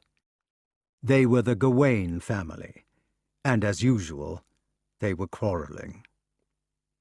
Gawain said, "For the last time, Agravain, will you hold your gab? I winna have airt nor pert in it." "Nor will I," said Gareth. Gaheris said, "Nor I." "If ye press on with it, ye will but split the clan. I've told ye plain that none of us will help ye. You'll be left to your ain stour." Mordred had been waiting with sneering patience. "I am on Agravain's side," he said. "Lancelot and my aunt are a disgrace to all of us. Agravain and I will take the responsibility, if no one else will." Gareth turned on him fiercely. "Ye were aye fit for work of shame." "Thank you." Gawain made an effort to be conciliatory. He was not a conciliatory man, so the effort looked actually physical, like an earthquake. "Mordred," he said, "for dear sakes, hearken reason. Ye'll be a brave hind and let it bide? I am the elder of ye, and can see what ill will come. Whatever comes of it, I am going to the king." "But, Agravain, if you do, it will mean war. Don't you see that Arthur and Lancelot will have to go for each other, and half the kings of Britain will side with Lancelot because of his reputation, and it will be a civil war?" The chieftain of the clan lumbered over to Agravain like a good-natured animal doing a trick, and patted him with a huge paw. "Tuts, man! Forget the wee blow struck this forenoon. There is a passion in every man, and at the hinder end of it we are but brothers. I canna see how ye may bring yourself to act against Sir Lancelot, knowing what he's done for us long syne. Dinna ye mind he rescued you, and Mordred to it, from Sir Turquin? Away, ye owe him for your lives, and so do I, man, from Sir Carados in the Dolorous Tower." "He did it for his own honour." Gareth turned on Mordred. "You can say what you like about Lancelot and Guinevere between ourselves, because unfortunately it is true, but I won't have you sneering. When I first came to court as a kitchen page, he was the only person who was decent to me. He had not the faintest idea who I was, but he used to give me tips and cheer me up, and stand up for me against Kay, and it was he who knighted me. Everybody knows that he has never done a mean thing in his life." "When I was a young knight," said Gawain, "God forgive it, and fell into disputatious battle, I used to backslide into passions, aye, and kill a body after he'd yielded, and forby, I have killed a lassie. But Lancelot grieves no creature weaker than himself." Gaheris added, "He favours the young knights and tries to help them win the spurs. I can't see your grudge against him." Mordred shrugged his shoulders, flicking his coat sleeve, and made believe to yawn. "As for Lancelot," he observed, "it is Agravain who is after him. My feud is with the Merry Monarch." "Lancelot," stated Agravain, "is above his station." "He is not," said Gareth. "He is the greatest man I know." "I have no schoolboy's passion for him." A door on the other side of the tapestry squeaked on its hinges. The handle grated. "Peace, Agravain," urged Gawain softly. "Hold off your noise." "I will not." Arthur's hand lifted the curtain. "Please, Mordred," whispered Gareth. The king was in the room. "It is only fair," said Mordred, raising his voice so that it must be heard, "that our round table should have justice after all." Agravain also, pretending not to have noticed anyone coming, added his loud reply. "It is time that somebody should tell the truth." "Mordred, be quiet," "And nothing but the truth," concluded the hunchback, with a sort of triumph. Arthur, who had come pattering through the stone corridors of his palace, with a mind fixed on the work in front of him, stood waiting in the doorway without surprise. The men of the chevron and thistle, turning to him, saw the old king in the last minute of his glory. They stood for a few heartbeats silent, and Gareth, in a pain of recognition, saw him as he was. He did not see a hero of romance, but a plain man who had done his best. Not a leader of chivalry, but the pupil who had tried to be faithful to his curious master, the magician, by thinking all the time. Not Arthur of England, but a lonely old gentleman who had worn his crown for half a lifetime in the teeth of fate. Gareth threw himself on his knee. "It has nothing to do with us." Gawain, lumbering to one knee more slowly, joined him on the floor. "Sir, I came ben hoping to control my brothers, but they will na listen. I dinna wish to hear what they may say." Gaheris was the last to kneel. "We want to go, before they speak." Arthur came into the room and lifted Gawain gently. "Of course you can go, my dear," he said, "if you wish it. I hope I am not going to cause a family trouble." Gawain turned blackly on the others. "It is a trouble," he said, drawing the old language of knighthood round him like a cloak, "that will I destroy the flower of chivalry in all the world, a mischief to our noble fellowship, and all by cause of 2 unhappy knights." When Gawain had swept contemptuously out of the room, pushing Gaheris before him, and followed by Gareth with a helpless gesture, the king walked over to the throne in silence. He took 2 cushions from the seat and put them on the steps.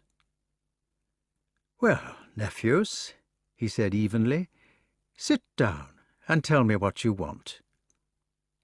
"We would rather stand." "You can please yourselves, of course." Such a beginning did not suit the policy of Agravain. He protested, "Ah, Mordred, come. Nay, we are not quarrelling with our king. There is no thought of that about it." "I shall stand."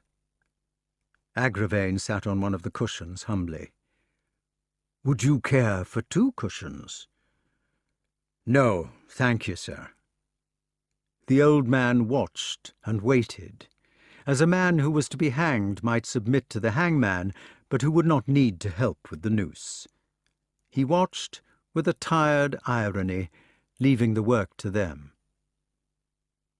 "Perhaps it would be wiser," said Agravain with well-made reluctance, "to say no more about it." Perhaps it would. Mordred burst through the situation by main force. "This is ridiculous! We came to tell our uncle something, and it is right he should be told." "It is unpleasant." "In that case, my dear boys, if you would prefer it, don't let us talk about the matter any further. These spring nights are too beautiful for us to worry with unpleasant things. So why don't the 2 of you go off and make it up with Gawain? You could ask him to lend you that clever goshawk of his for tomorrow. The Queen was mentioning just now how she would enjoy a nice young leveret for dinner." He was fighting for her, perhaps for all of them. Mordred, glaring at his father with blazing eyes, announced without preamble, "We came to tell you what every person in this court has always known. Queen Guinevere is Sir Lancelot's mistress openly." The old man leaned down to straighten his mantle. He twitched it over his feet to keep them warm, raised himself again, and looked them in the face. "Are you ready to prove this accusation?" "We are." "You know," he asked them gently, "that it has been made before?" "It would be extraordinary if it had not." The last time that rumours of this kind were circulated, they were produced by a person called Sir Meliagrance. As the matter was not susceptible of proof in any other way, it was put to the decision of personal combat. Sir Meliagrance impeached the Queen of treason, and offered to fight for his opinion. Fortunately, Sir Lancelot was kind enough to stand for Her Majesty. You remember the result. We remember well. When finally the combat took place, Sir Meliagrance lay flat on his back and insisted on yielding to Sir Lancelot. It was impossible to make him get up in any way until Lancelot offered to take off his helm and the left side of his armour, and to have one hand tied behind his back. Sir Meliagrance accepted the offer, and was duly chopped. "We know all this," exclaimed the youngest brother impatiently. "Personal combat has no meaning. It is an unfair justice anyway. It is the thugs who win." Arthur sighed and folded his hands. He continued in the quiet voice which he had not raised. "You are still very young, Mordred. You have yet to learn that nearly all the ways of giving justice are unfair. If you can suggest another way of settling moot points, except by personal combat, I will be glad to try it." "Because Lancelot is stronger than others and always stands for the Queen, it does not mean that the Queen is always in the right." "I'm sure it doesn't. But then, you see, moot points have to be settled somehow, once they get thrust upon us. If an assertion cannot be proved, then it must be settled some other way, and nearly all of these ways are unfair to somebody. It is not as if you would have to fight the Queen's champion in your own person, Mordred. You could plead infirmity and hire the strongest man you knew to fight for you, and the Queen would, of course, get the strongest man she knew to fight for her. It would be much the same thing if you each hired the best arguer you knew to argue about it. In the last resort, it is usually the richest person who wins, whether he hires the most expensive arguer or the most expensive fighter, so that it is no good pretending that this is simply a matter of brute force. No, Agravain," he went on, as the latter made a movement to speak, "don't interrupt me at the moment. I want to make it clear about these decisions by personal combat. So far as I can see, it is a matter of riches and pure luck, and of course there is the will of God. When the riches are equal, we might say that the luckier side wins, as if by tossing a coin. Now, are you too sure, if you did impeach Queen Guinevere of treason, that your side would be the luckier one?" Agravain entered the conversation with his imitation of diffidence. He had been drinking carefully, and his hand no longer shook. "If you will excuse me, uncle, what I was going to say was this. We hoped to settle the matter without a personal combat at all." Arthur looked up at once. "You know quite well," he said, "the trial by ordeal has been abolished. And as for doing it by purgation, it would be impossible to find the necessary number of peers for a queen." Agravain smiled. "We don't know much about the new law," he said smoothly, "but we thought that when an assertion could be proved in one of these new law courts of yours, then the need for personal combat did not arise. Of course, we may be wrong." "Trial by jury," observed Sir Mordred contemptuously. "Is that what you call it? Some pie-powder affair?" Agravain, exulting in his cold mind, thought, "Hoist with his own petard." The king drummed his fingers on the arm of the chair. They were pressing, flanking, and driving him back. He said slowly, "You know a great deal about the law." For instance, uncle, if Lancelot were actually found in Guinevere's bed, in front of witnesses, then there would be no need for combat, would there? If you will forgive my saying so, Agravain, I would prefer you to speak of your aunt by her title, at least in front of me, even in this connection. Aunt Jenny, remarked Mordred. Yes, I believe I have heard Sir Lancelot calling her by that name. Aunt Jenny, Sir Lancelot, if you will forgive my saying so, and they are probably kissing now. You must speak civilly, Mordred, or you must leave my room. I'm sure he does not mean to be presumptuous, uncle. It is only that he is upset about the dishonour to your fair fame. We wanted to ask for justice, and Mordred feels so deeply, well, for his house. Don't you, Mordred? I don't care a damn about my house. The king, whose face had begun to look more haggard, sighed and retained his patience. Well, Mordred, he said, we had better not start wrangling about smaller things. I have no longer the resistance to be rude about them.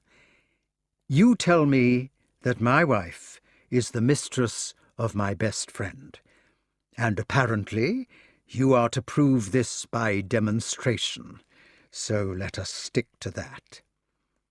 I take it that you understand the implications of the charge. No, I do not. I am sure that Agravain will, at all events. The implications are these. If you insist on a civil proof, instead of an appeal to the court of honour, the matter will go forward along the lines of civil proof. Should you establish your case, the man who saved you both from Sir Turquin will have his head cut off, and my wife, whom I love very much, will have to be burned alive for treason. Should you fail to establish your case, I must warn you that I should banish you, Mordred, which would deprive you of all hope of succession, such as it is, while I should condemn Agravain to the stake in his turn, because by making the accusation he would himself have committed treason. Everybody knows that we could establish our case at once. Very well, Agravain. You are a keen lawyer, and you are determined to have the law. I suppose it is no good reminding you that there is such a thing as mercy. The kind of mercy, asked Mordred, which used to set those babies adrift in boats? Thank you, Mordred. I was forgetting. We do not want mercy, said Agravain. We want justice. I understand the situation. Arthur put his elbow on his knees and covered his eyes with his fingers. He sat drooping for a moment, collecting the powers of duty and dignity, then spoke from the shade of his hand. How do you propose to take them? The bulky man was all politeness. If you would consent, uncle, to go away for the night, we should get together an armed band and capture Lancelot in the Queen's room. You would have to be away or he wouldn't go. I don't think I could very well set a trap for my own wife, Agravain. I think it would be just to say that the onus of proof lies with you. Yes, I think that is just. Clearly I have the right to refuse to become, well, a sort of accomplice. It is not part of my duty to go away on purpose in order to help you. No, I should be able to refuse to do that with a clear heart. But you can't refuse to go away forever. You can't spend the rest of your life chained to the Queen on purpose to keep Lancelot away. What about the hunting party you were supposed to join next week? If you don't go on that, you'll be altering your plans deliberately, so as to thwart justice?" "Nobody succeeds in thwarting justice, Agravain." "So you will go on the hunting party, Uncle Arthur, and we have permission to break into the Queen's room if Lancelot is there." The elation in his voice was so indecent that even Mordred was disgusted. The king stood, pulling his gown round him as if for warmth. "We will go." "And you will not tell them beforehand?" The man's voice tripped over itself with excitement. "You won't warn them after we have made the accusation? It wouldn't be fair." "Fair?" he asked. He looked at them from an immense distance, seeming to weigh truth, justice, evil, and the affairs of men. "You have our permission." His eyes came back from the distance, fixing them personally with a falcon's gleam. "But if I may speak for a moment, Mordred and Agravain, as a private person, the only hope I now have left is that Lancelot will kill you both and all the witnesses, a feat which, I am proud to say, has never been beyond my Lancelot's power. And I may add this also, as a minister of justice, that if you fail for one moment in establishing this monstrous accusation, I shall pursue you both remorselessly, with all the rigour of the laws which you yourselves have set in motion." Chapter 6.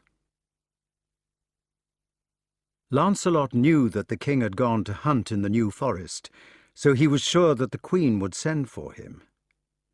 It was dark in his bedroom, except for the one light in front of the holy picture, and he was pacing the floor in a dressing-gown. Except for the gay dressing-gown and a sort of turban wound round his head, he was ready for bed. That is, he was naked. It was a sombre room, without luxuries. The walls were bare, and there was no canopy over the small, hard couch. The windows were unglazed. They had some sort of oiled, opaque linen stretched over them. Great commanders often have these plain, campaigning bedrooms.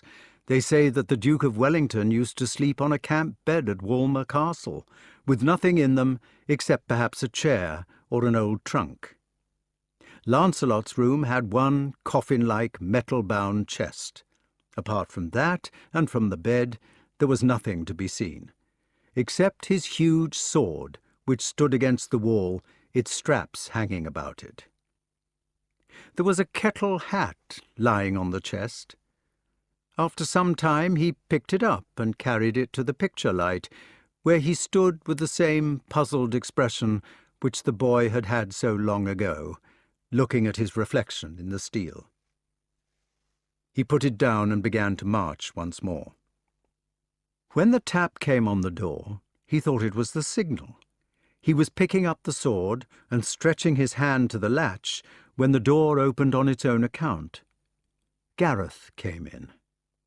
"May I come?" "Gareth?" He looked at him in surprise, then said without enthusiasm, "Come in. It is nice to see you." "Lancelot, I have come to warn you." After a close look, the old man grinned. "Gracious," he said. "I hope you are not going to warn me about anything serious." "Yes, it is serious." "Well, come in and shut the door." "Lancelot, it is about the Queen. I don't know how to begin." "Don't trouble to begin, then." He took the younger man by the shoulders, began propelling him back to the door. "It was charming of you to warn me," he said, squeezing the shoulders, "but I don't expect you can tell me anything I don't know." "Oh, Lancelot, you know I would do anything to help you. I don't know what the others will say when they hear I have been to you, but I couldn't stay away." "What is the trouble?" He stopped their progress to look at him again. "It is Agravain and Mordred. They hate you, or Agravain does. He is jealous. Mordred hates Arthur most. We tried our best to stop them, but they would go on. Gawain says he won't have anything to do with it either way, and Gaheris was never good at making up his mind, so I had to come myself. I had to come, even if it is against my own brothers and the clan, because I owe everything to you, and I couldn't let it happen." "My poor Gareth, what a state you've got yourself in." "They have been to the king, and told him outright that you go to the Queen's bedroom. We tried to stop them, and we wouldn't stay to listen, but that is what they told." Lancelot released the shoulder. He took 2 paces through the room. "Don't be upset about it," he said, coming back. "Many people have said so before, but nothing came of it. It will blow over." "Not this time. I can feel it won't inside me." "Nonsense." "It is not nonsense, Lancelot. They hate you. They won't try a combat this time, not after Meleagrance. They are too cunning. They will do something to trap you. They will go behind your back." But the veteran only smiled and patted him.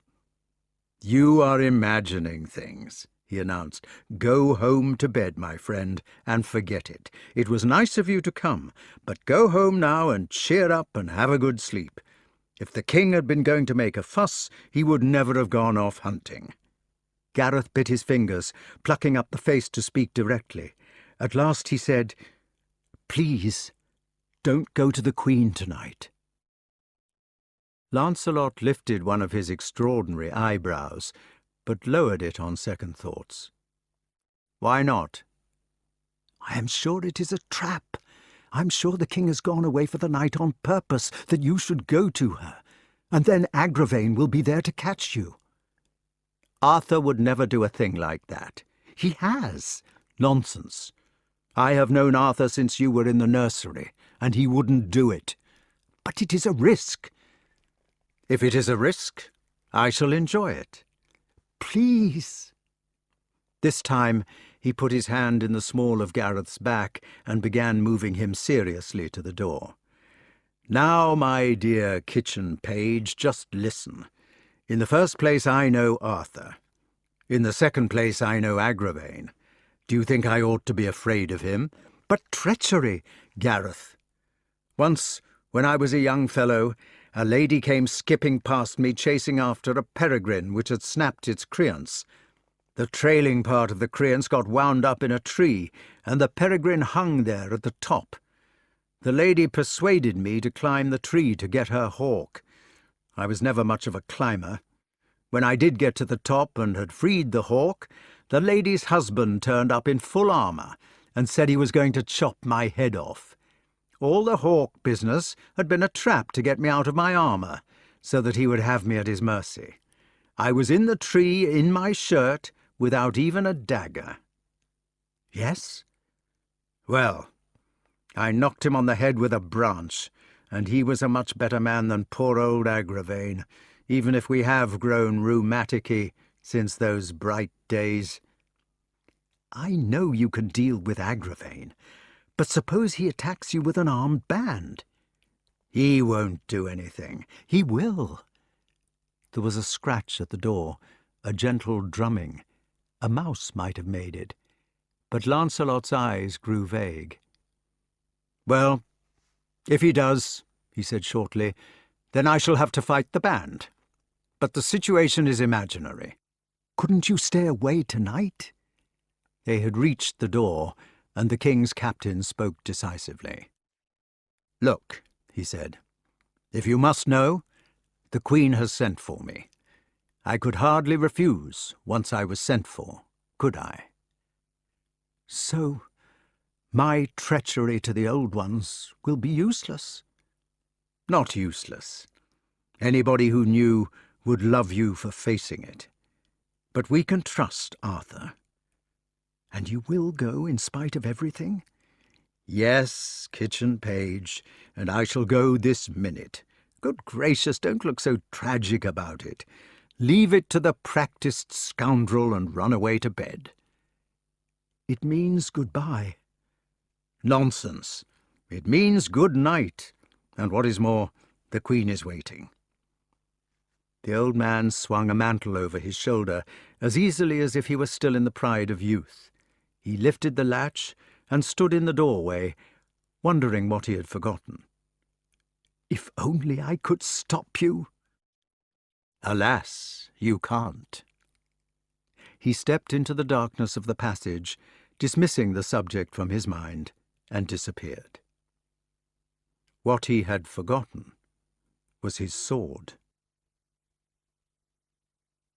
Chapter 7.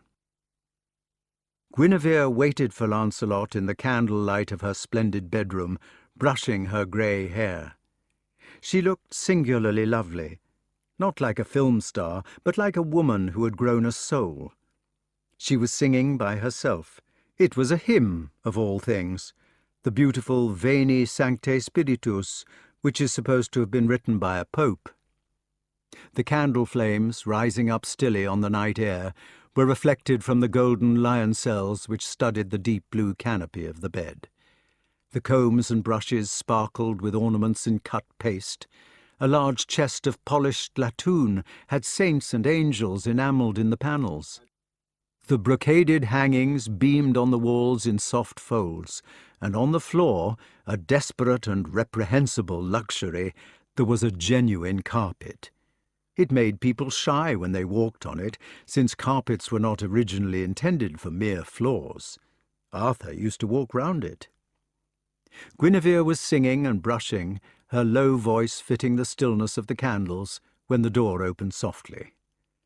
The commander-in-chief dropped his black cloak on the chest and stepped across to stand beside her. She saw him in the mirror without surprise. "May I do it for you?" "If you like."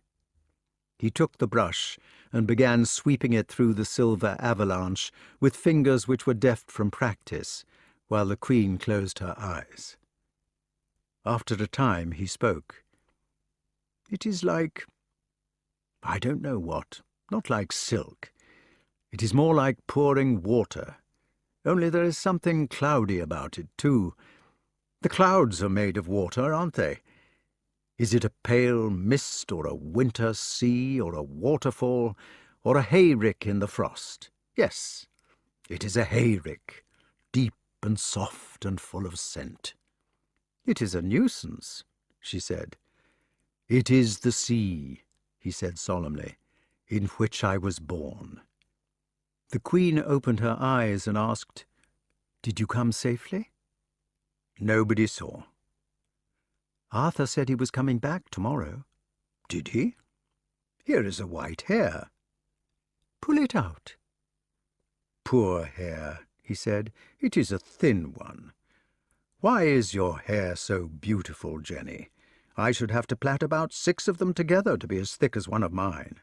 Shall I pull?" "Yes, pull." "Did it hurt?" "No." "Why didn't it? When I was small, I used to pull my sister's hair, and they used to pull mine, and it hurt like fury. Do we lose our faculties as we get older, so that we can't feel our pains and joys?" "No," she explained. "It is because you only pulled one of them.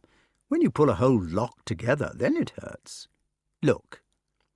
He held down his head so that she could reach, and she, stretching up backwards with a white arm, twisted his forelock round her finger. She tugged until he made a face. "Yes, it still hurts. What a relief." "Was that how your sisters pulled it?" "Yes, but I pulled theirs much harder. Whenever I came near one of my sisters, she used to hold her pigtails in both hands and glare at me." She laughed. "I'm glad I wasn't one of your sisters." "Oh, but I should never have pulled yours. Yours is too beautiful. I should have wanted to do something else with it." "What would you have done?" "I should... well, I think I should have curled up inside it like a dormouse and gone to sleep. I should like to do that now." "Not until it is finished." "Jenny," he asked suddenly, "do you think this will last?" "What do you mean?" "Gareth came to me just now, to warn us that Arthur had gone away on purpose to set a trap, and that Agravain or Mordred was going to catch us out. Arthur would never do a thing like that. That's what I said. Unless he was made to, she reflected. I don't see how they could make him. She went off at a tangent. It was nice of Gareth to go against his brothers.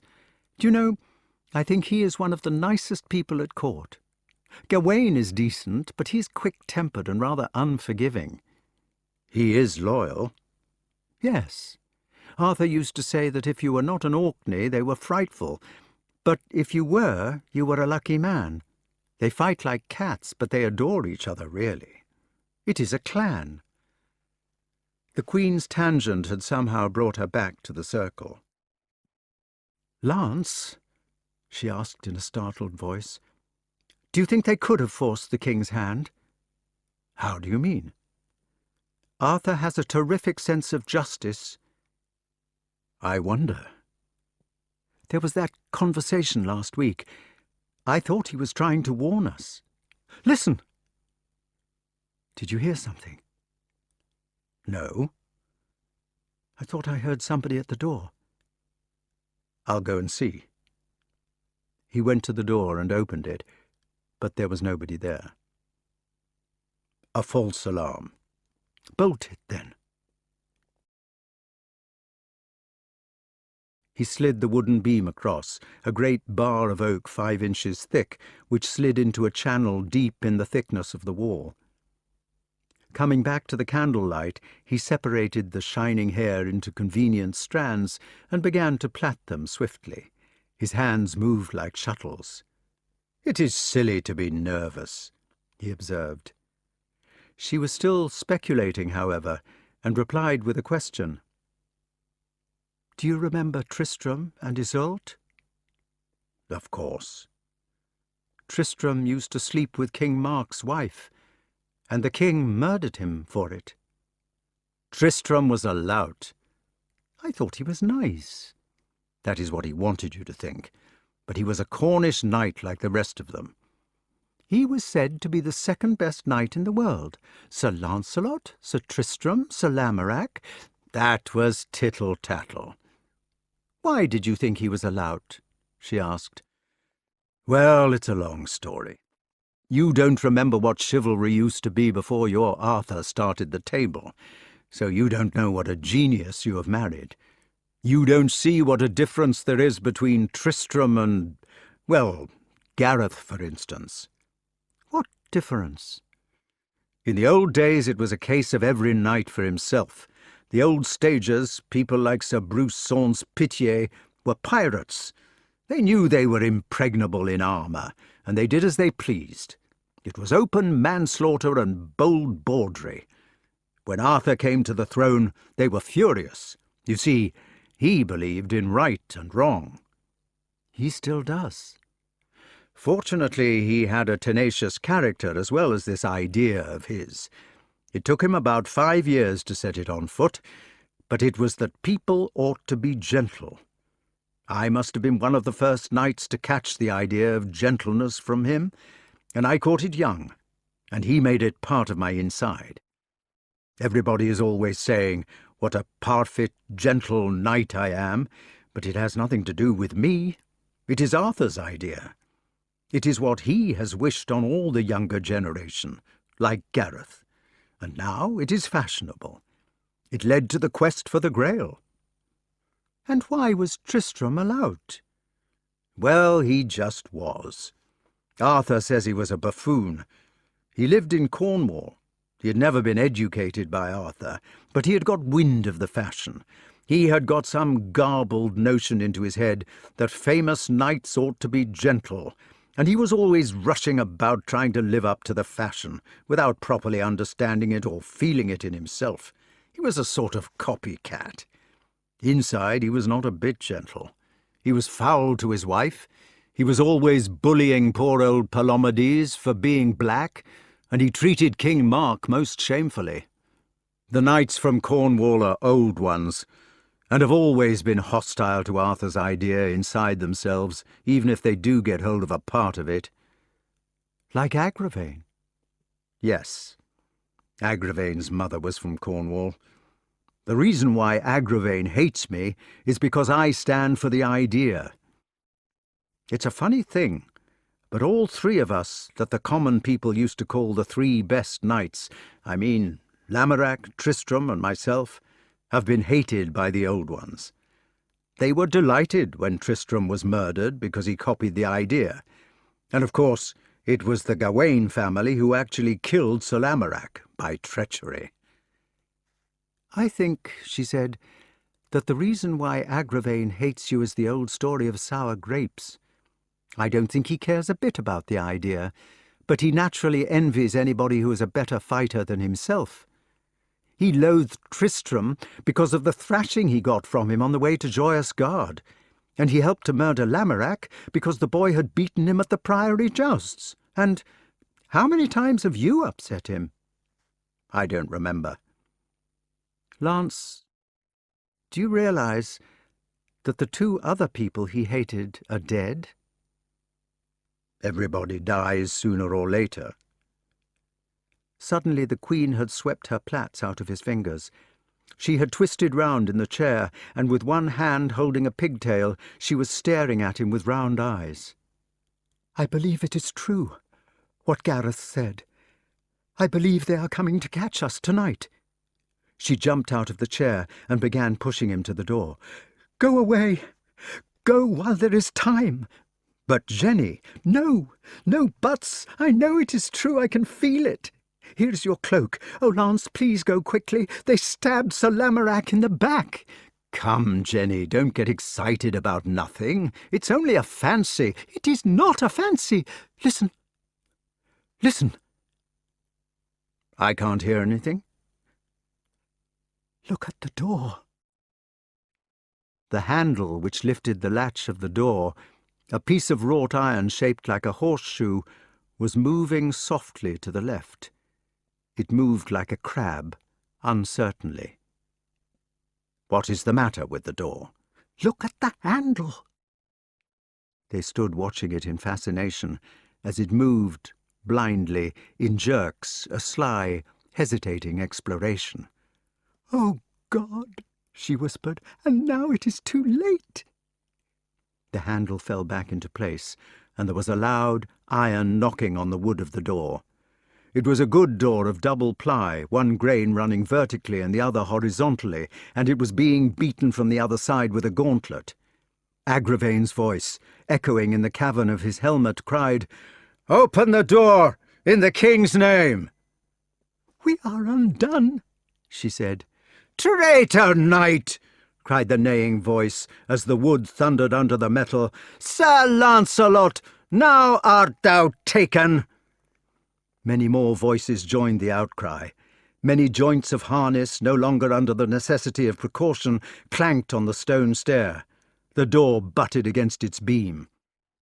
Lancelot dropped unconsciously into the language of chivalry also. "Is there any armour in the chamber?" he asked, "that I might cover my body withal?" "There is nothing, not even a sword."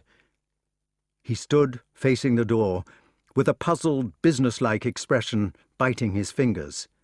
Several fists were hammering at it so that it shook, and the voices were like a pack of hounds. "Oh, Lancelot," she said, "there is nothing to fight with, and you are almost naked. They are armed, and many. You will be killed, and I shall be burned, and our love has come to a bitter end." He was cross at not being able to solve the problem. "If only I had my armour," he said with irritation. "It seems ridiculous to be caught like a rat in a trap." He looked round the room, cursing himself for having forgotten his weapon. "Traitor knight!" boomed the voice. "Come out of the Queen's chamber!" Another voice, musical and self-possessed, cried pleasantly, "Wit thou well, here are 14 armed, and thou canst not escape." It was Mordred, and the hammering was growing louder. "Well, damn them then," he said. "We can't have this noise. I shall have to go, or they will wake the castle." He turned to the Queen and took her in his arms. Jenny, I am going to call you my most noble Christian queen. Will you be strong? My dear. My sweet old Jenny. Let us have a kiss. Now, you have always been my special good lady, and we have never failed before. Do not be frightened this time. If they kill me, remember Sabor. All my brothers and nephews will look after you. Send a message to Bor or Damaris, and they will rescue you if necessary. They will take you safe to Joyous Gard, and you can live there on my own land like the queen you are. Do you understand? If you are killed, I shall not want to be rescued. You will, he said firmly. It is important that somebody should be alive to explain about us decently. That is the hard work which you will have to do. Besides, I should want you to pray. No, the prayers will have to be done by somebody else. If they kill you, they can burn me. I shall take my death as meekly as any Christian queen. He kissed her tenderly and set her in the chair. Too late to argue, he said. I know you will be Jenny whatever happens, and I must e'en be Lancelot.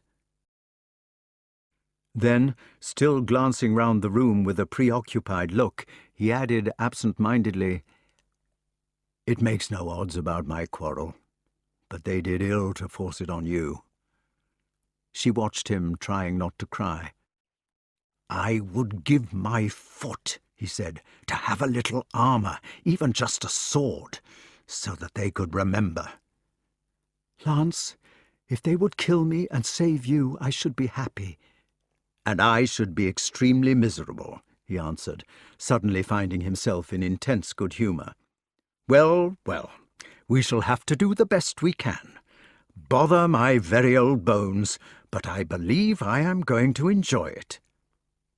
He put the candles on the lid of the Limoges chest so that they would be behind his back when he opened the door. He picked up his black cloak and folded it carefully lengthwise into 4, after which he wound it round his left hand and forearm as a protection. He picked up the footstool from beside the bed, balanced it in his right hand, and took a last look round the room. All the time the noise was getting louder outside, and 2 men were evidently trying to cut through the wood with their battle-axes, an attempt which was frustrated by the cross grains of the double ply. He went to the door and raised his voice, at which there was immediate silence. "Fair lords," he said, "leave your noise and your rashing. I shall set open this door, and then ye may do with me what it liketh you." "Come off, then," they cried confusedly. "Do it! It availeth thee not to strive against us all. Let us into the chamber! We shall save thy life if you come to King Arthur." He put his shoulder against the leaping door and softly pushed the beam back into the wall. Then, still holding the door shut with his shoulder, the people on the other side had desisted from their hewing, feeling that something was about to happen. He settled his right foot firmly on the ground about 2 feet from the door jamb and let the door swing open. It stopped with a jerk at his foot, leaving a narrow opening so that it was more ajar than open, and a single knight in full armour blundered through the gap with the obedience of a puppet on strings. Lancelot slammed the door behind him, shot the bar, took the figure's sword by the pommel in his padded left hand, jerked him forward, tripped him up, bashed him on the head with the stool as he was falling, and was sitting on his chest in a trice, as limber as he had ever been. All was done with what seemed to be ease and leisure, as if it were the armed man who was powerless.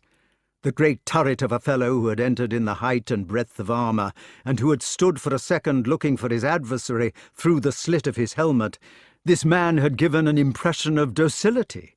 He seemed to have come in, and to have handed his sword to Lancelot, and to have thrown himself upon the ground. Now the iron hulk lay as obediently as ever, while the bare-legged man pressed its own sword-point through the ventail of the visor. It made a few protesting shudders as he pressed down with both hands on the pommel of the sword. Lancelot stood up, rubbing his hands on the dressing-gown. I'm sorry I had to kill him.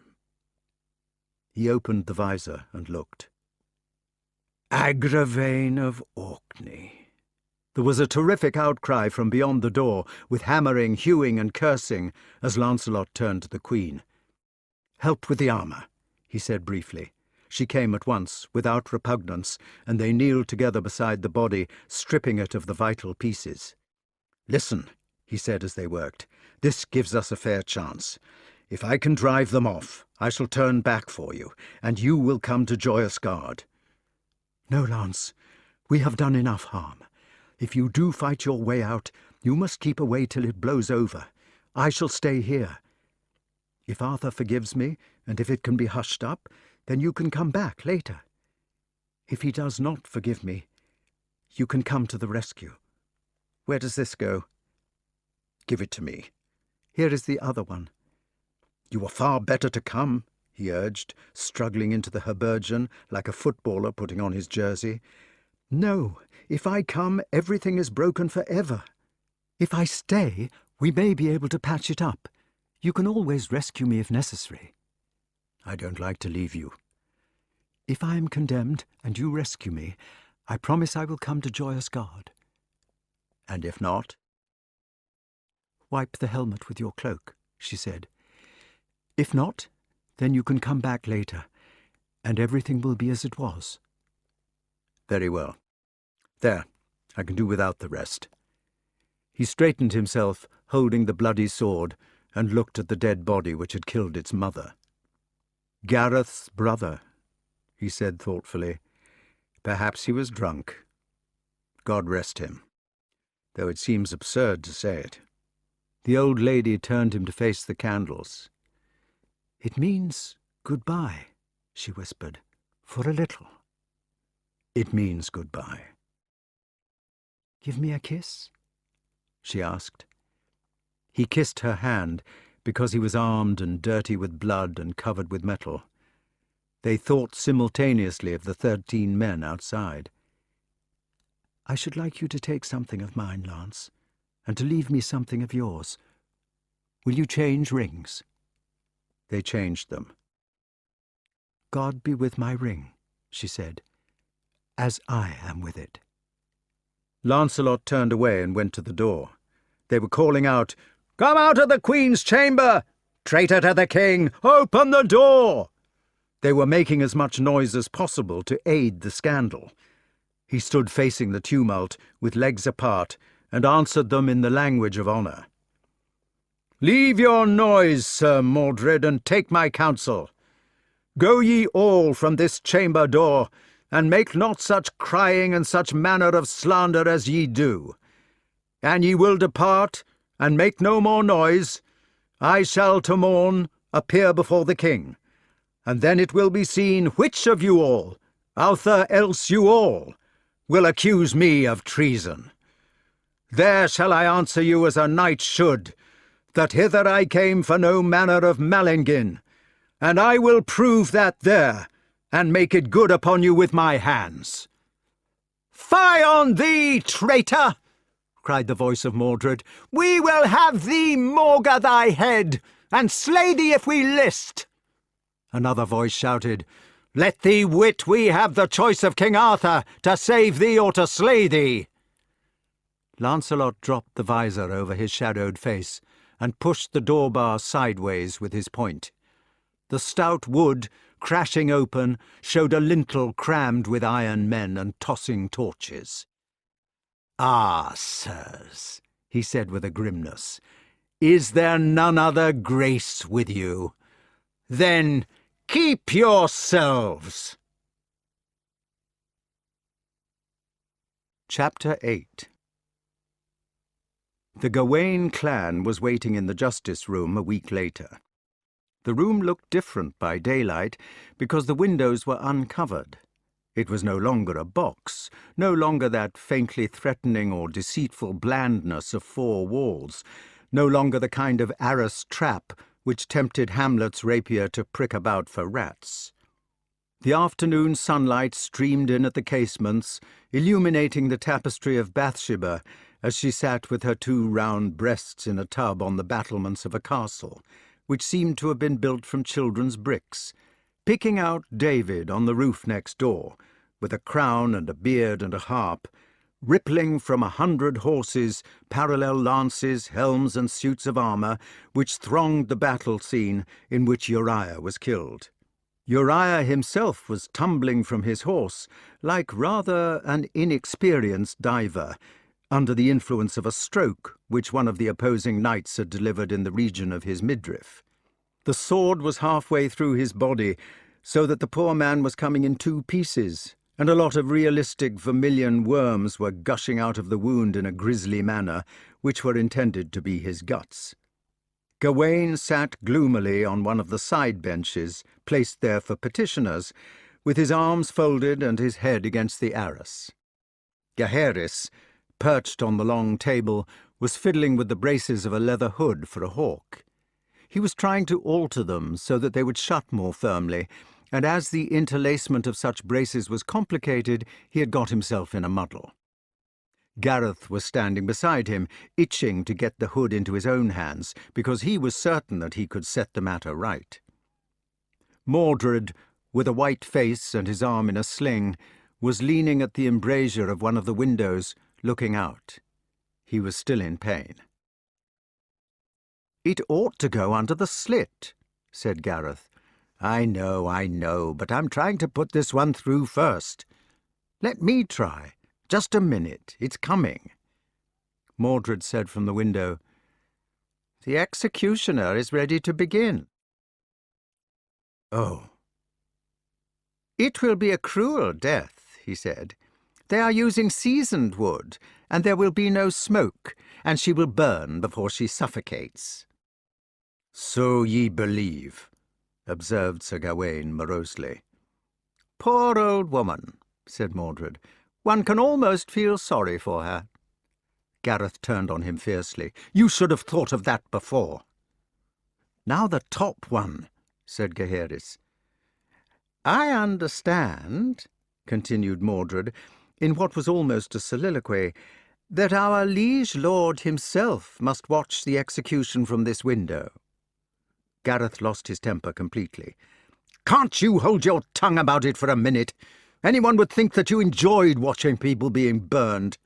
Mordred replied contemptuously, "So will you, really. Only you think it is not good form to say so." "They will burn her in her shift." "For the sake of God, be silent!"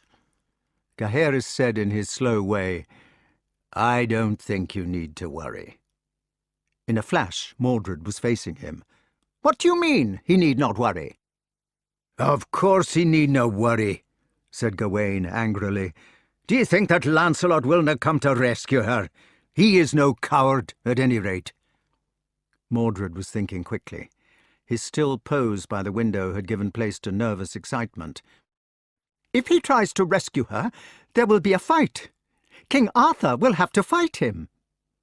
"King Arthur will watch from here." "But this is monstrous!" he exploded. "Do you mean to say that Lancelot will be allowed to slip off with the Queen under our noses?" "That is exactly what will happen." "But nobody will be punished at all." "Good heavens, man!" cried Gareth. "Do you want to see the woman burn?" "Yes, I do! Yes, I do!" "Gawain, are you going to sit there and let this happen after your own brother has been killed?" "I warn it, Agravain." "You cowards! Gareth, Gaheris, make him do something. You can't let this happen. He murdered Agravain, your brother." "So far as I can understand the story, Mordred, Agravain went with 13 other knights, fully armed, and tried to kill Lancelot when he had nothing but his dressing gown. The upshot was that Agravain himself was killed, together with all 13 of the knights, except one, who ran away." "I did not run away." "Ye survive it, Mordred." "Gawain, I swear I didn't run away. I fought him as well as I could, but he broke my arm, and then I could do no more. On my honour, Gawain, I tried to fight." He was almost weeping. "I am not a coward." "If you didn't run away," asked Gaheris, "how came it that Lancelot let you go after killing the others? It was in his interest to kill the lot of you, because then there would have been no witnesses. He broke my arm. Yes, but he didn't kill you. I am telling the truth. But he didn't kill you. What with the pain of his arm and rage, the man began to cry like a child. You traitors! It is always like this. Because I am not strong, you side against me. You stand for the muscular fools and will not believe what I say. Agravain is dead and waked, and you are not going to punish anybody for it. Traitors! Traitors! And it will all be as it was. He broke down as the king came in. Arthur, looking tired, walked slowly to the throne and set himself on it. He motioned to them to resume their seats. Gawain slumped back on the bench from which he had risen, while Gareth and Gaheris remained standing, observing the king with looks of pity, to the background of Mordred's sobs. Arthur stroked his forehead with his hand. "Why is he crying?" he asked.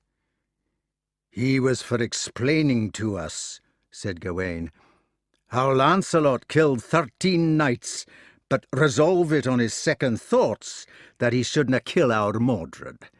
It was by cause there was a fondness between them, seemingly." "I think I can explain.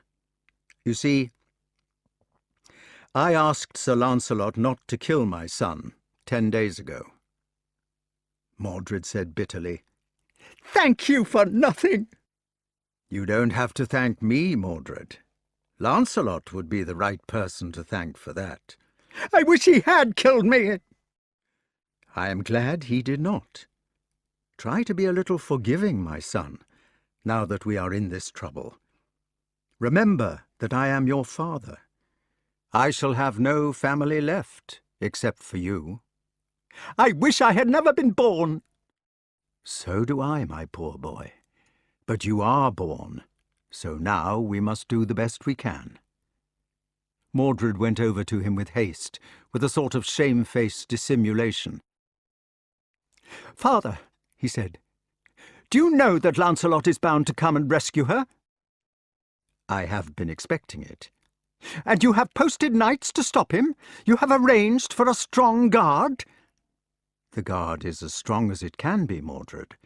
I have tried to be just."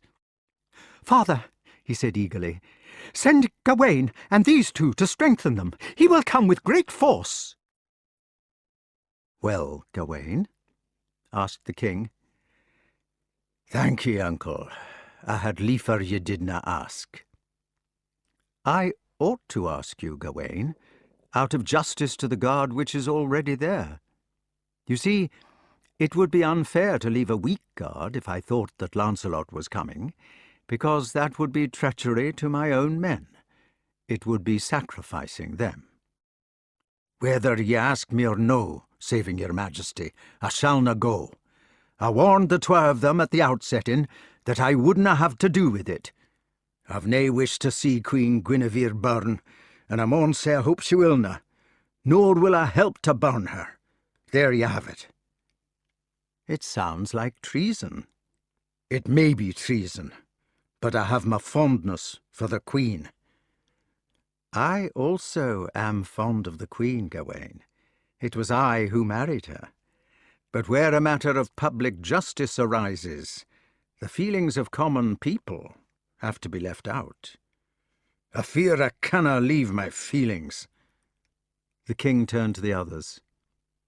"Gareth, Gaheris, will you oblige me by putting on your armour and strengthening the guard?"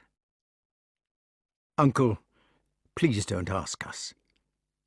"It gives me no pleasure to ask you, Gareth. I know it doesn't, but please don't force us. Lancelot is my friend, so how could I fight against him?" The king touched his hand. "Lancelot would have expected you to go, my dear, whoever it was against. He believes in justice too."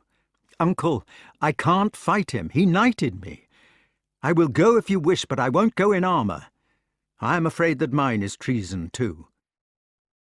"I am ready to go in armour," said Mordred, "even if my arm is broken." Gawain observed sarcastically, "It will be safe enough for you, my manny. We ken the king has bidden Lancelot not to hurt ye." "Traitor!" "And Gaheris?" asked the king. "I will go with Gareth, unarmed." "Well, I suppose it is the best we can do. I hope I have tried to do what I ought." Gawain got up from his bench and tramped over to the king with clumsy sympathy. "You have done more than e'er a body could expect," he said warmly, holding the veined hand in his paw. "And now we must look onward for the best. Let my brothers go unarmed. He will na hurt them, gin he sees their faces. I maun stay ben with you." "Go, then. Shall I tell the executioner to begin?" "Yes, if you must, Mordred. Give him my ring, and get the warrant from Sir Bedivere." "Thank you, father, thank you. We shall be hardly a minute." The pale face burning with enthusiasm, and for the moment with a strangely genuine gratitude, hurried from the room. He followed his brothers, who had gone to join the guard, with blazing eyes and a nervous twitch of his mouth. The old king, left behind with Gawain, sank his head upon his hands. He might have done it with a little more decency. He might have tried to show that he was not so pleased. Gawain put his hand on the stooping shoulder. "Never fear, uncle," he said. "It will come to right. Lancelot will rescue her in God's good time, and nae harm done." "I have tried to do my duty." "Ye have striven to admiration." "I sentenced her because it was the law to sentence her. I have done my best to see the sentence will be carried out." "But it will na be. Lancelot will bring her safe." "Gawain, you are not to think that I am trying to get her rescued. I am the Justice of England, and it is our business now to burn her to death without remorse." "Aye, uncle, and every man kens fine how ye have tried, but that dinna alter the truth, that we both desire at heart she may come safe."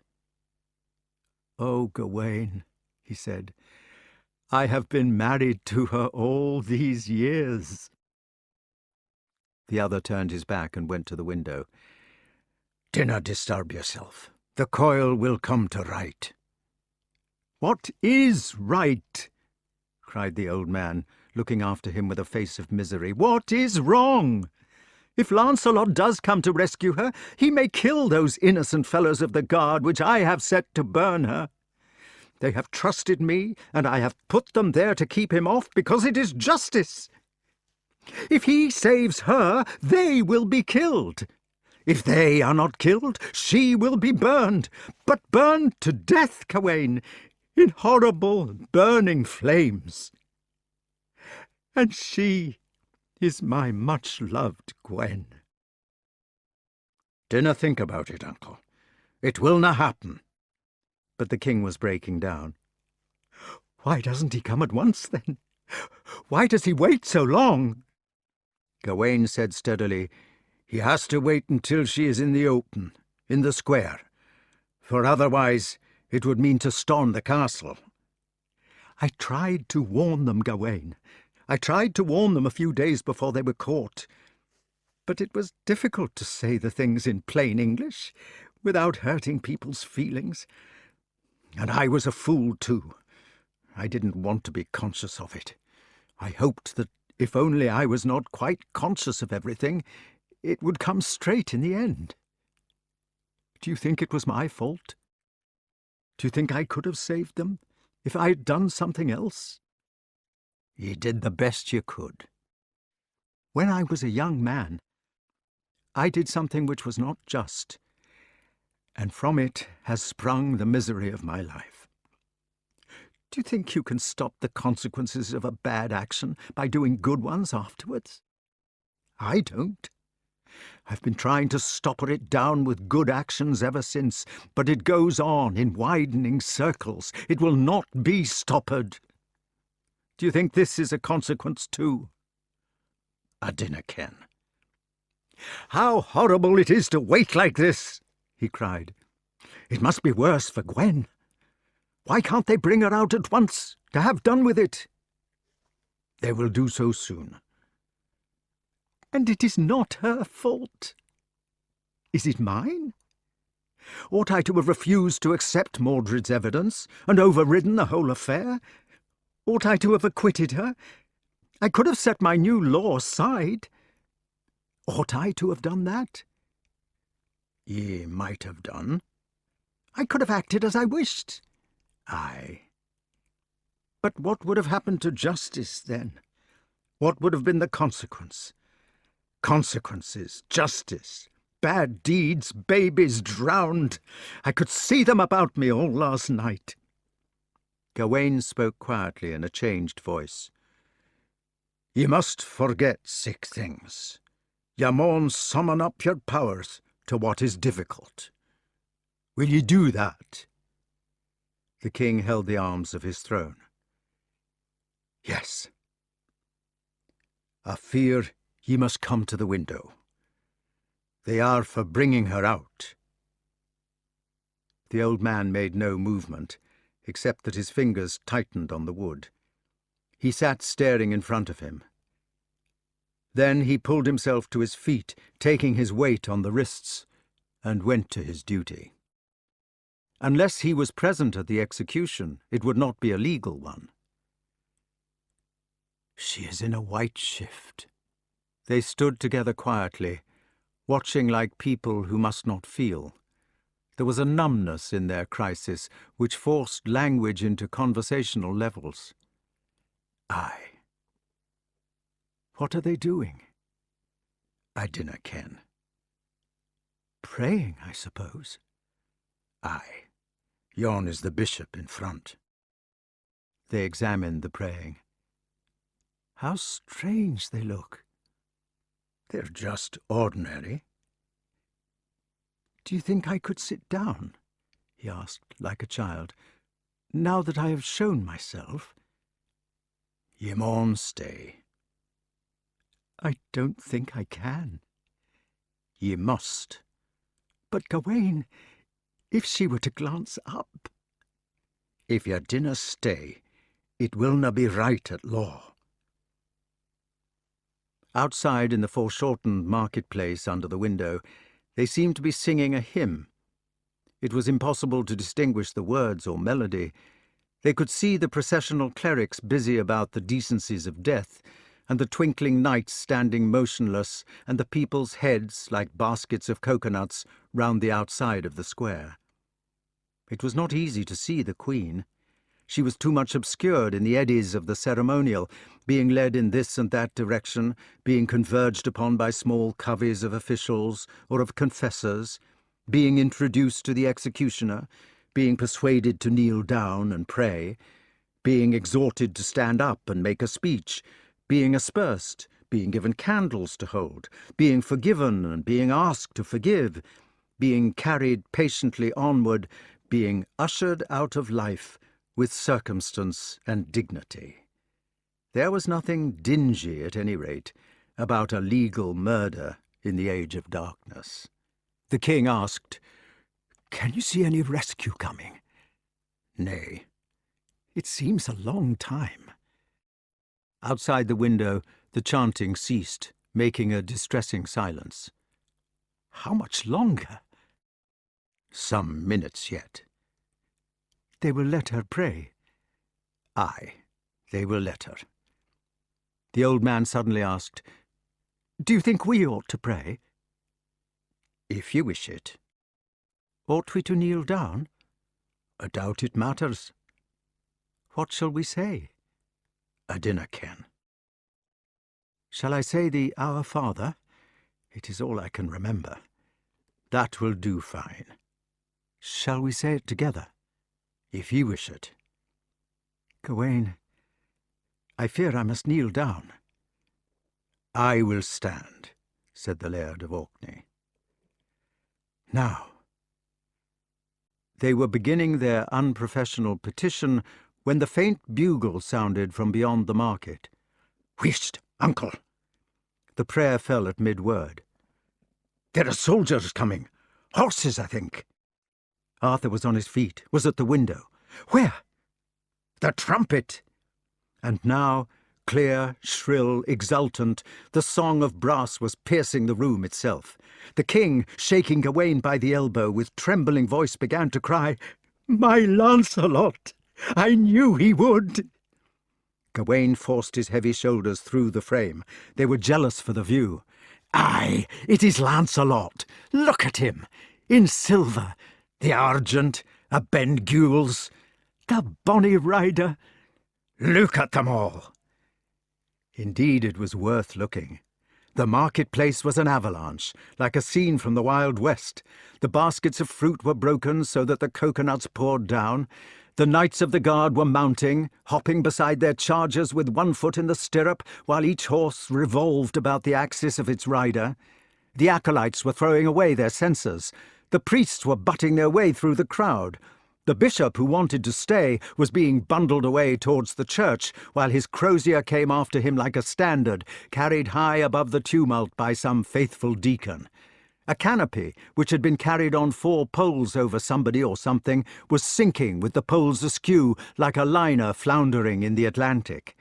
The on-rushing tide of flashing cavalry with clanking arms and brassy music poured into the square with feathers tossing as if they were the heads of Indians, their swords rising and falling like a strange machinery. Abandoned by the cluster of ministrants who had obscured her as the last rites were being offered, Guinevere stood like a beacon. In her white shift, tied to the high stake, she remained motionless in the movement. She rode above them. The battle closed about her feet. "What spurring and plucking up of horses! Nae other body ever charged like yon. Oh, the poor guard!" Arthur was wringing his hands. "Some man is down. "It is Seguarides!" What a melee!" "His charges," stated the king vehemently, "were always irresistible, always. Ah, what a thrust! There goes Sir Pertilope." "No, it is Perimenes. It is his brother." "Look at the braw swords in the sun. Look at the colours. Well struck, Sir Gillimer, well struck!" "Oh, no! Look at Lancelot! Look how he thrangs and rashes! There is Aglavale unhorsed! Look, he is coming to the Queen!" "Priamus will stop him." "Priamus! Nonsense! We shall win, Gawain! We shall win!" The big fellow twisted round, grinning with enthusiasm. "What is we?" "Very well. They, then, you chucklehead. Sir Lancelot, of course, he will win. There goes Sir Priamus. Sir Bors is down." "No matter. They will horse Bors again in a minute. Here he is, coming to the Queen. Oh, look, he has brought her a kirtle and a gown." "Aye, has he?" "My Lancelot would not let my Guinevere be seen in her shift." "He wouldna." "He is putting them on her." "She is smiling." "Bless them both, the creatures. But oh, the foot people." "It is finished, you might say." "He won't do more execution than he need. We can trust him for that." "We can trust the man for that." "Is that Damas under the horse?" "Aye, Damas had ever a red panache. I think they are for drawing off. How quick they have been!" "Guinevere is up!" The bugle music touched the room again, a different call. "There must be a way. That is the retreat. Lord, Lord, will you look at the confusion!" "I hope there are not too many hurt. Can you see? Ought we to have gone to their help?" "There will be many stiff from this," said Gawain. "The faithful guard." "Above the dozen." "My brave men, and it is my fault." "I dinna see that it was the fault of any man particular, unless it was my brother's, and he now dead. Aye, there gangs the last of them. You can see the Queen's white gown above the press." "Shall I wave to her?" "No." "It would not be right." "No." "Well, then, I suppose I must not. Still, it would have been nice to do something as she is going." Gawain turned upon him with a swirl of affection. "Uncle Arthur," he said, "you're a grand man. I told ye it would come to right." "And you are a grand man too, Gawain. A good man, and a kind one." They kissed in the ancient way, joyfully, on both cheeks. "There," they said, "there. And now, what is to be done?" "That is for you to say." The old king looked about him as if he were searching for the thing to do. His age, the suggestion of infirmity, had lifted from him. He looked straighter, his cheeks were rosy, the crow's feet round his eyes were beaming. "I think we ought to have a monstrous drink to begin with." "Very good. Call the page." "Page! Page!" he cried at the door. "Where the devil have you gone? Page! Here, you varmint! Bring us some drink. What have you been doing? Watching your mistress being burned? And a very good sell for you." The delighted child gave a squeak and rattled down the stairs again, which he was halfway up. "And then, after the drink?" asked Gawain. Arthur came back cheerfully, rubbing his hands. "I have not thought. Something will happen. Perhaps we can make Lancelot apologize, or some arrangement like that, and then he can come back. We could get him to explain that he was in the Queen's bedroom because she had sent for him to pay the Meleagrant's fee, as she had briefed him, and she didn't want to have any talk about the payment. And then, of course, he had to rescue her because he knew she was innocent. Yes, I think we could manage something like that. But they would have to behave themselves in future." Gawain's enthusiasm had evaporated before his uncle's. He spoke slowly with his eyes on the floor. "I doubt," he began. The king looked at him. "I doubt ye will ever patch it up in full, while Mordred is on life." Lifting the tapestry of the doorway with a pale hand, the ghostly creature in half-armour, its unarmed elbow in a sling, stood on the threshold. "Never," it said, with the bitter drama of a perfect cue, "while Mordred is alive." Arthur turned round in surprise. He surveyed the feverish eyes, then went to his son with a movement of concern. "Why Mordred? Why Arthur?" "Dinna speak to the king like yon. How dare ye?" "Do not speak to me at all." Its toneless voice had stopped the king halfway. Now he pulled himself together. "Come," he said kindly. "It has been a terrible carnage, we know. We saw it from the window. But surely it is better that your aunt should be safe and all the forms of justice satisfied." "It has been a terrible carnage." The voice was that of an automaton, but deep with meaning. "The foot people. Trash!" Gawain was turning on his half-brother like a mechanism. His whole body turned. "Mordred," he asked with a cumbrous accent. "Mordred, why have you left Sir Gareth?" "Where have I left them both?" The red man began to ejaculate, making his words fast. "Dinna ape me," he shouted. "Dinna cry like a parrot. Speak where they are." "Go and look for them, Gawain, among the people on the square." Arthur began. "Gareth and Gaheris are lying in the market-place. It was difficult to recognize them because of the blood." "They are not hurt, surely? They were unarmed. They are not wounded." "They are dead." "Havers, Mordred." "Havers, Gawain." "But they had no armour," protested the king. "They had no armour." Gawain said with frightful emphasis, "Mordred, if ye are telling a lie—" the righteous Gawain will slay the last of his kin. Mordred! Arthur, he replied. He turned on him a face of stone, insanely mixed between venom, blandness, and misery. If it is true, it is terrible. Who could have wanted to kill Gareth, and him unarmed? Who? They were not even going to fight. They were going to stand by because I told them to. Besides, Lancelot is Gareth's best friend. The boy was friendly with the Ban family. It seems impossible. Are you sure you are not making a mistake? Gawain's voice suddenly filled the room. Mordred, wha killed my brothers? Who indeed? He rushed upon the crooked man, towering with passion. Who but Sir Lancelot, my husky friend? Liar! I must away to see. He stumbled out of the room, still rushing in the same charge which had taken him towards his brother.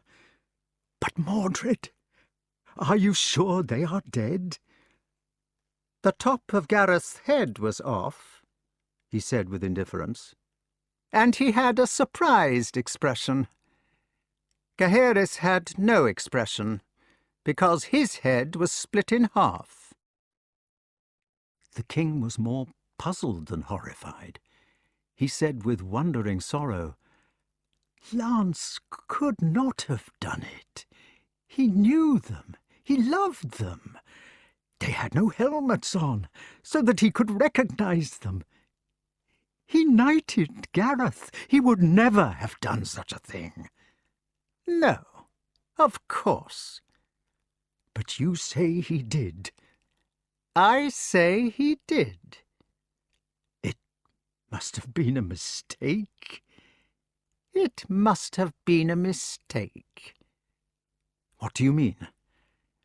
I mean that the pure and fearless knight of the lake, whom you have allowed to cuckold you and carry off your wife, amused himself before he left by murdering my 2 brothers, both unarmed, and both his loving friends. Arthur sat down on the bench. The little page, coming back with the ordered drink, bowed himself double. Your drink, sir. Take it away. Sir Lucan the butler says, sir, can he have some help to bring the wounded men in, sir, and is there any bandage linen? Ask Sir Bedivere. Yes, sir. Page! He cried as the child went out. Sir. How many casualties? They say 20 knights dead, sir. Sir Belliance, the Augulus, Sir Seguarides, Sir Griflet, Sir Brandiles, Sir Aglavale, Sir Tor, Sir Gotha, Sir Gillimer, Sir Reynolds' 3 brothers, Sir Damus, Sir Priamus, Sir Kay the Stranger, Sir Driant, Sir Lambigus, Sir Herminde, Sir Pertilope. But Gareth and Gaheris? I heard nothing of them, sir. Blubbering and still running, the red, mountainous man was in the room once more. He was running to Arthur like a child. He was sobbing. It is true! It is true! I found a man who saw it done! Poor Gaheris and her wee brother Gareth! He has killed them both, unarmed! He fell on his knees. He buried his sand-white head in the old king's mantle. Chapter 9. On a bright winter day, 6 months later, Joyous Gard was invested. The sun shone at right angles to the north wind, leaving the east side of the furrows white with frost. Outside the castle, the starlings and green plover searched anxiously in the stiff grass. The deciduous trees stood up in skeleton, like maps of the veins or of the nervous system. The cow droppings, if you hit them, rang like wood. Everything had the colour of winter, the faded lichen green, like a green velvet cushion which has been left in the sun for years. The veined trees, like the cushion, had a nap on their trunks. The conifers had it all over their funeral draperies. The ice crackled in the puddles and on the gelid moat. Joyous Guard itself stood up, a beautiful picture in the powerless sunshine. Lancelot's castle was not forbidding. The old-fashioned keeps of Arthur's accession had given place to a gaiety of defence now difficult to imagine. You must not picture it like the ruined strongholds with mortar crumbling between the stones which you see today. It was plastered. They had put chrome in the plaster, so that it was faintly gold. Its slated turrets, conical in the French fashion, crowded from complicated battlements in 100 unexpected aspirations. There were little fantastic bridges, covered like the Bridge of Sighs, from this chapel to that tower. There were outside staircases going heaven knows where, perhaps to heaven. Chimneys suddenly soared out of machicolations. Real stained-glass windows, high up and out of danger, gleamed where once there had been blank walls. Bannerets, crucifixes, gargoyles, waterspouts, weathercocks, spires and belfries crowded the angled roofs, roofs going this way and that, sometimes of red tile, sometimes of mossy stone, sometimes of slate. The place was a town, not a castle. It was light pastry, not the dour, unleavened bread of old Dunlothian. Round the joyful castle there was the camp of its besiegers. Kings, in those days, took their household tapestries with them on campaign, which was a measure of the kind of camps they had. The tents were red, green, checkered, striped. Some of them were of silk. In a maze of colour and guy ropes, of tent pegs and tall spears, of chess players and sutlers, of tapestried interiors and of gold plate, Arthur of England had sat down to starve his friend. Lancelot and Guinevere were standing by a log fire in the hall. Fires were no longer lit in the middle of the rooms, leaving the smoke to escape as best it could through lanterns. Here there was a proper fireplace, richly carved with the arms and supporters of Benwick, and half a tree smouldered in the grate. The ice outside had made the ground too slippery for horses, so it was a day of truce, though undeclared. Guinevere was saying, "I can't think how you could have done it." "Neither can I, Jenny. I don't even know that I did do it, except that everybody says so." "Can't you remember anything?" "I was excited, I suppose, and frightened about you. There was a press of people waving weapons, and knights trying to stop me. I had to cut my way through." "It seems unlike you." "You don't suppose I wanted to, do you?" he asked bitterly. "Gareth was fonder of me than he was of his brothers. I was almost his godfather. Oh, let's leave it, for God's sake." "Never mind," she said. "I dare say he is better out of it, poor dear." Lancelot kicked the log thoughtfully, one arm on the mantelpiece, looking into the ashy glow. He had blue eyes. He stopped, considering them in the fire. When he came to court, he would not name his parents. It was because he had to run away from home so as to come in the first place. There was a feud between his mother and Arthur, and the old woman hated him coming. But he couldn't keep away. He wanted the romance and the chivalry and the honour, so he ran away to us, and wouldn't say who he was. He didn't ask to be knighted. It was enough for him to be at the great centre, until he had proved his strength. He pushed a stray branch into place. Kay took him to work in the kitchen, and gave him a nickname, Pretty Hands. Kay was always a bully. And then, it seems so long ago. In the silence, while they stood, each with an elbow on the mantel and a foot towards the fire, the weightless ash shuffled down. I used to give him tips sometimes, to buy himself his little things. Beaumain, the kitchen page. He took to me for some reason. I knighted him with my own hands." He looked at his fingers in surprise, moving them as if he had not seen them before. "Then he fought the adventure of the Green Knight, and we found out what a champion he was." "Gentle Gareth," he said, almost in amazement. "I killed him, with the same hands, too, because he refused to wear his armor against me. What horrible creatures humans are! If we see a flower as we walk through the fields, we lop off its head with a stick. That is how Gareth has gone." Guinevere took the guilty hand with distress. "You couldn't help it." "I could have helped it." He was in his customary religious misery. "It was my fault. You are right that it was unlike me.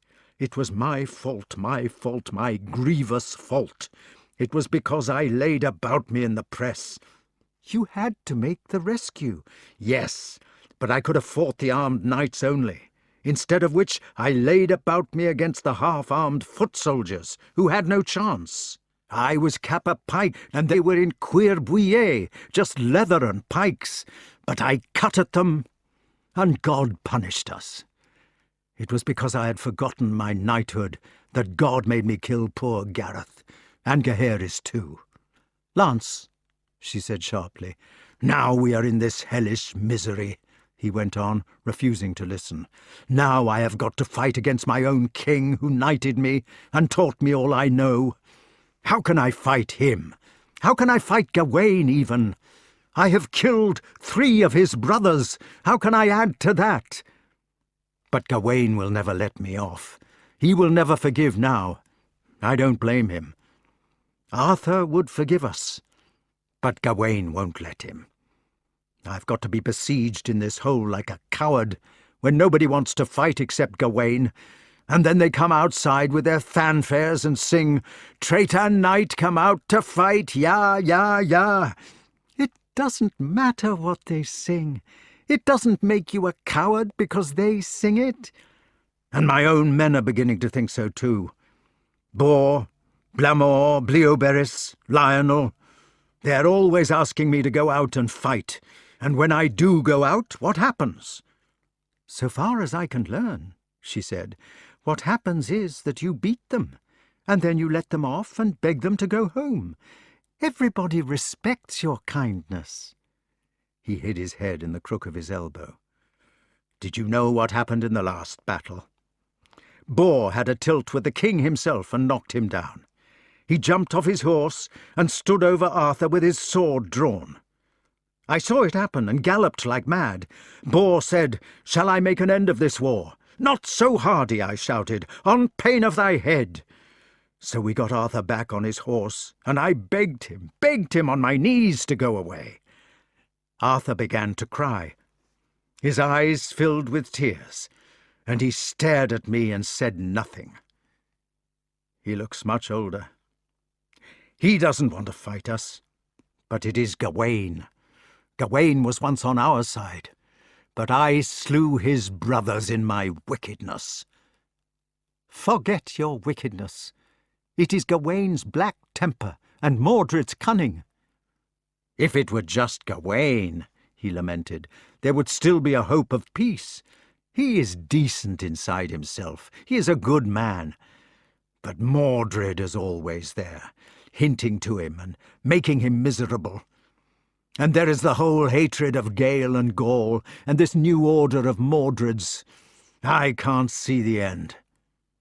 The Queen suggested for the 100th time, "Would it be of any use if I were to go back to Arthur and put myself on his mercy?" "We have offered it, and they have refused. It is no use going in the face of that. They would probably burn you after all." She left the fireplace and drifted over to the great embrasure of the window. Outside, the siege works were spread below. Some tiny soldiers in the enemy camp were merrily playing fox and geese on a frozen pond. Their clear laughter came up, separated by distance from the tumbles which gave it rise. "All the time the war goes on," she said, "and footmen who are not knights get killed. But nobody notices that." "All the time." She observed without turning, "I think I will go back, dear, and chance it. Even if I am burned, that would be better than having the trouble." He followed her to the window. "Jenny, I would go with you if it were any use. We could go together and let them cut our heads off if there was any hope of stopping the war by that. But everybody has gone mad. Even if we did give ourselves up, Boar and Hector and the rest would carry on the feud, if we were killed. There are 100 extra feuds on foot for those we killed in the marketplace and on the stairs, and for things through half a century of Arthur's past. Soon I will not be able to hold them, even as it is. Hebes le Renum, Villiers the Valiant, Jura of Hungary, they would begin revenging us, and everything would be worse. Jura is horribly grateful." "Civilization seems to have become insane," she said. "Yes, and it seems that we have made it so. Boar, Lionel and Gawain wounded, and everybody raving for blood. I have to sally out with my knights and rush about pretending to strike, and perhaps Arthur will be urged against me, or Gawain will come, and then I have to cover myself with the shield and defend myself, and I mustn't hit back. The men notice it, and say that by not exerting myself I am prolonging the war, which makes it worse for them." "What they say is true." "Of course it is true. But the alternative is to kill Arthur and Gawain, and how can I do that? If only Arthur would take you back and go away, it would be better than this." She might have flared up at such a tactless suggestion 20 years before. It was a measure of their autumn that now she was amused. "Jenny, it is a terrible thing to say, but it is true." "Of course it is true." "We seem to be treating you like a dummy." "We are all dummies." He leaned his head against the cold stone of the embrasure until she took his hand. "Don't think about it. Just stay in the castle and be patient. Perhaps God will look after us." "You said that once before." "Yes, a week before they caught us." "Even if God won't," he remarked bitterly, "we could apply to the Pope." "The Pope?" He looked up. "What do you mean?" "Why, Lance, the thing you said. If the Pope was to send bulls to both sides, saying he would excommunicate us if we didn't come to terms, if we appealed for a papal ruling, Boar and the others would have to accept it. Surely." He looked at her closely as she chose the words. "He could appoint the Bishop of Rochester to administer the terms of peace." "But what terms?" She had caught her idea, however, and was on fire with it. "Lance, we too would have to accept them, whatever they might be, even if they were bad for us. They would mean peace for the people, and our knights would have no excuse for carrying on the feud, because they would have to obey the Church." He could find no words. "Well?" She turned to him with a face of composure and relief, the efficient and undramatic face which women achieve when they have nursing to do, or some other employment of efficiency. He did not know how to answer it. "We can send a messenger tomorrow," she said. "Jenny!"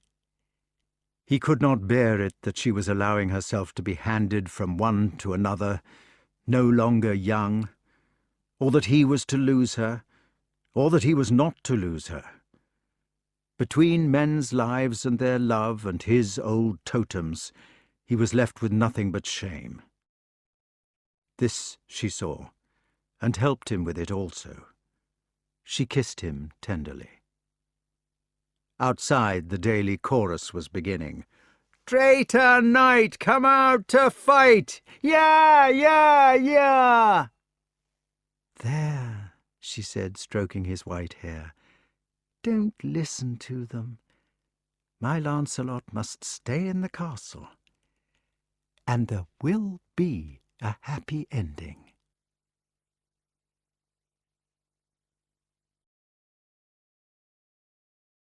Chapter 10. So, His Holiness has made their peace for them, said Mordred savagely. Aye.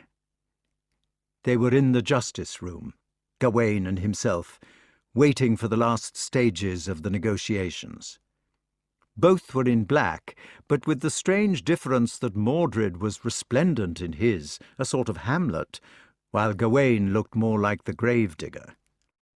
Mordred had begun dressing with this dramatic simplicity since the time when he had become a leader of the popular party. Their aims were some kind of nationalism, with Gaelic autonomy, and a massacre of the Jews as well, in revenge for a mythical saint called Hugh of Lincoln. There were already thousands spread over the country who carried his badge of a scarlet fist clenching a whip, and who called themselves thrashers.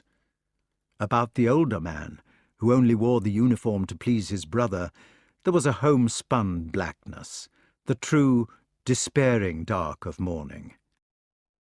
"Just fancy," Mordred went on, "if it had not been for the Pope, we should never have had this beautiful procession, with everybody carrying olive branches, and the innocent lovers dressed in white." "It was a good procession." Gawain's mind did not move easily along the paths of irony, so he accepted the sneer as a statement of fact. "It was well stage-managed." The older brother moved uncomfortably, as if to ease his position, but returned to the same one from which he had started.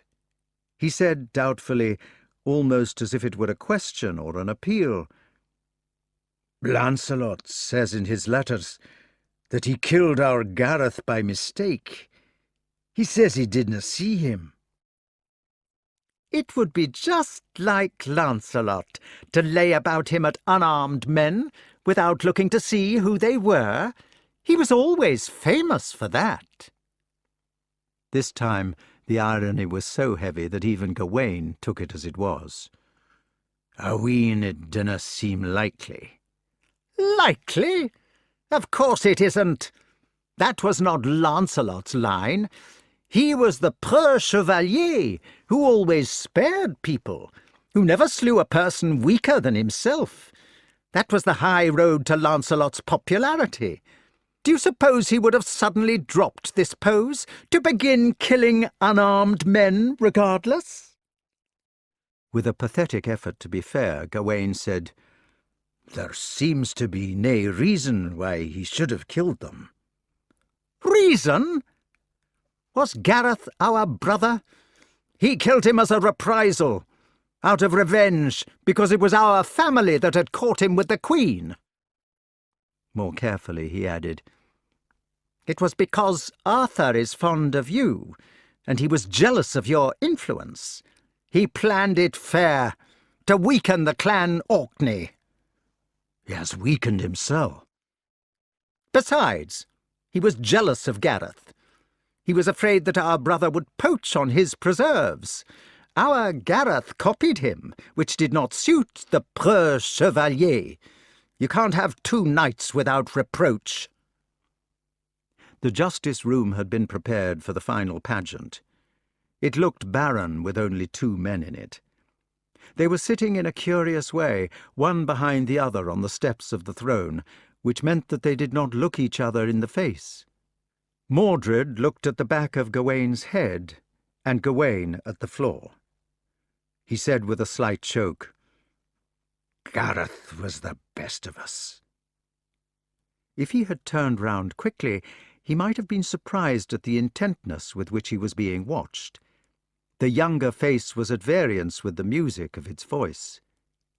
If you had looked closely, you might have noticed that Mordred's manner in the past 6 months had become stranger. dear fellow," he said, "and to be killed by the very man who had his faith." "It will teach me ne'er to trust the Southron." Mordred altered the pronoun with an imperceptible emphasis. "Yes, it will teach us." The old tyrant swung round. He seized the white hand so as to press it, speaking with confusion. "I was used to thinking it was Agravain's mischief. Agravain's and yours. I thought you were over-prejudiced against Sir Lancelot. I'm ashamed." "Blood is thicker than water." "It is that, Mordred. A body may clatter about ideals, about right and wrong and matters of that ilk, but in the end it comes to your ain folk. I mind when Gareth used to rob the priest's wee orchard by the cliff." He tailed off lamely, till the thin man prompted him. "His hair was almost white when he was a boy. It was so fair." Kay used to name him Pretty Hands. "That was meant for an insult." "Aye, but it was true. His hands were bonny." "And now he is in his grave." Gawain flushed to the eyebrows, the veins swelling at his temples. "God's curse on them! I will na have this peace. I will na forgive them. Why should King Arthur seek to smooth it o'er? What business has the Pope within it? It is my brother that was butchered, none of theirs. And God Almighty, I will have the vengeance." "Lancelot will slip through our fingers. He is an oily man to hold." "He shall not slip. We hold him this time. The Cornwalls have forgiven overmuch." Mordred shifted on the steps. "Have you ever thought what the table has done to Cornwall and Orkney? Arthur's father killed our grandfather. Arthur seduced our mother. And Lancelot has killed 3 of our brothers, besides Florence and Lovell. Yet here we are, selling our honour to reconcile the 2 Englishmen. It seems cowardly." "Nay, it isna cowardly. The Pope may force the king to take his queen, but there is nae word in his bulls about Sir Lancelot. We gave him sanctuary to bring the woman, and we will also let him go. But after that—" "Why should we let him escape us even now?" "By cause he has safe conduct. Good sakes, man Mordred, we are knighted men." "We must not stoop to dirty weapons, even if our enemies do." "Aye, just. We will let the boar have law to run, and then pursue him to the death. Arthur is failing. He will do our will." "It is sad," said Sir Mordred, "how the poor king seems to lose his grip since all this business started." "Aye, it is sad, but he kens the difference yet of right and wrong." "It is a change for him." "You mean to fail his powers?" "You guess so quickly." His sarcasms were as easy as teasing a blind man. "He canna have it every way. He never should have sided with that traitor at the start." "Nor married Gwen." "Aye, the fault lies with them. It isna we who sought the quarrel." "Indeed, it is not." "The king must stand for justice. Even if his holiness should make him take the woman to his bed, we have our right towards Sir Lancelot. Man, he has done strong treason when he took the queen, as well as when he slew our brothers." "We have every right." The burly fellow took the other's hand again, the pale one in the horny sexton's. He said with difficulty, "It would be woeful sore to be alone."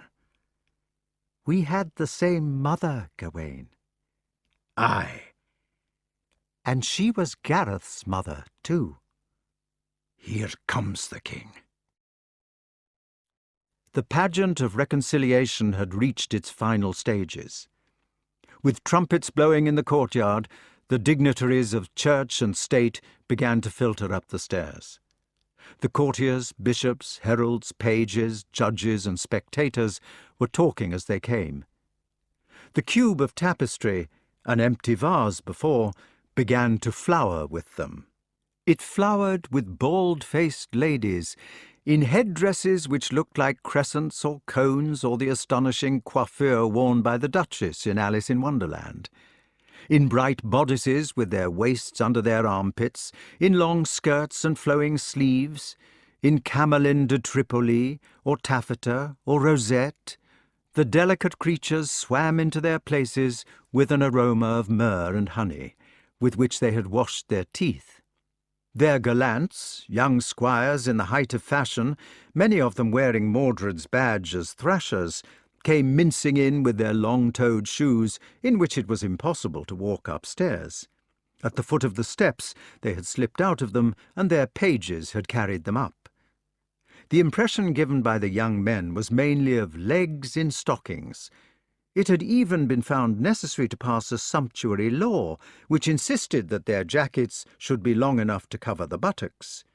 Then there were more responsible councillors in extraordinary hats, some of which were like tea cosies, some turbans, some bird wings, some muffs. The gowns of these were pleated and padded, with high ruff-like collars, epaulettes, and jewelled belts. There were clerks, with neat little skull-caps to keep their tonsures warm, dressed in sober clothes which contrasted with the laity. There was a visiting cardinal in the glorious tasselled hat which still adorns the note-paper of Wolsey's College at Oxford. There were furs of every kind, including a handsome arrangement of black and white lamb's wool, sewed in contrasting diamonds. The talkers made a noise like starlings. This was the first part of the pageant. The second part began with nearer premonitions on the trumpets. Then came several Cistercians, secretaries, deacons, and other religious people, all burdened with ink made by boiling the bark of blackthorn, parchment, sand, bulls, pens, and the sort of penknife which scribes used to carry in their left hands when they were writing. They also had tally sticks and the minutes of the last meeting.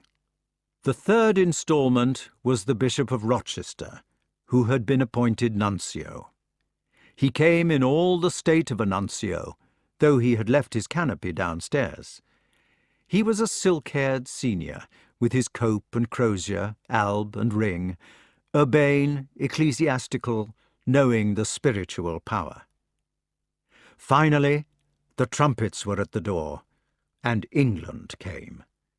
In weighty ermine, which covered his shoulders and the left arm, with a narrower strip down the right, in the blue velvet cloak and overwhelming crown, heavy with majesty and supported, almost literally supported, by the proper officers, the king was led to the throne on the dais, its canopy golden with embroideries of the dragons ramping in red, and there, the crowd now parting, Gawain and Mordred were revealed to meet him. He sank down where he was put. The standing nuncio seated himself also on a throne opposite, hung with white and gold. The buzz subsided. "We are ready to begin?" Rochester's priestly voice relieved the tension. "The church is ready." "So is the state." It was Gawain's rumble, faintly offensive. "Is there anything which we ought to settle before they come?" "It is all fair settled." Rochester turned his eyes to the Laird of Orkney. "We are obliged to Sir Gawain." "You're welcome." "In that case," said the king, "I suppose we must tell Sir Lancelot that the court is waiting to receive him." "Bedivere, man. Send forth to bring the prisoners." It was noticed that Gawain had put himself in the habit of speaking on the throne, and that Arthur let him do it. The nuncio, however, was less subdued. "One moment, Sir Gawain. I have to point out that the church does not regard these people as prisoners. The The mission of His Holiness, which I represent, is one of pacification, not of revenge. The Church can aye regard the prisoners as she pleases. We are for doing what the Church has said, but we shall do it in our ain poor fashion. Bring forth the prisoners. Sir Gawain? Blow for Her Majesty. The court sits. In the middle of music like a bad pageant, and of music answered from outside, the heads turned round to the doors. There was a rustle among the silks and furs. A lane was made with shuffling. In the archway now open, Lancelot and Guenever waited for their cue. There was something pathetic about their grandeur, as if they were dressed up for a charade, but not quite fitted. They were in white cloth of gold tissue, and the Queen, no longer young or lovely, carried her olive branch ungracefully. They came shyly down the lane, like well-meaning actors who were trying to do their best, but who were not good at acting. They kneeled in front of the throne. My most redoubted king. The movement of sympathy was caught by Mordred. Charming! Lancelot looked to the elder brother. Sir Gawain. Orkney showed him his back. He turned towards the church. My Lord of Rochester. Welcome, my son. I have brought Queen Guinevere by the king's command and by the Pope's. There was an awkward silence in which nobody dared to help their speech along. It is my duty, then, if nobody will answer, to affirm the Queen of England's innocence. Liar! I am come to maintain with my body that the Queen is fair, true, good, and clean to King Arthur, and this I will make good upon any challenge, excepting only if it were the King or Sir Gawain. It is my duty to the Queen to make this proffer. The Holy Father bids us to accept your proffer, Lancelot.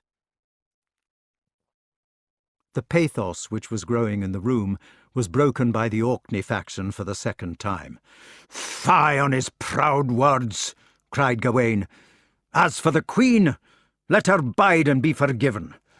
But thou, false recreant knight, what cause hadst thou to slay my brother, that loved thee more than all my kin?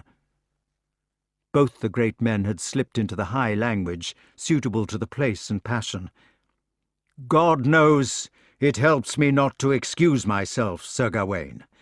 I would rather to have killed my nephew Sir Bors, but I did not see them, Gawain, and I have paid it. It was done in despite of me and of Orkney.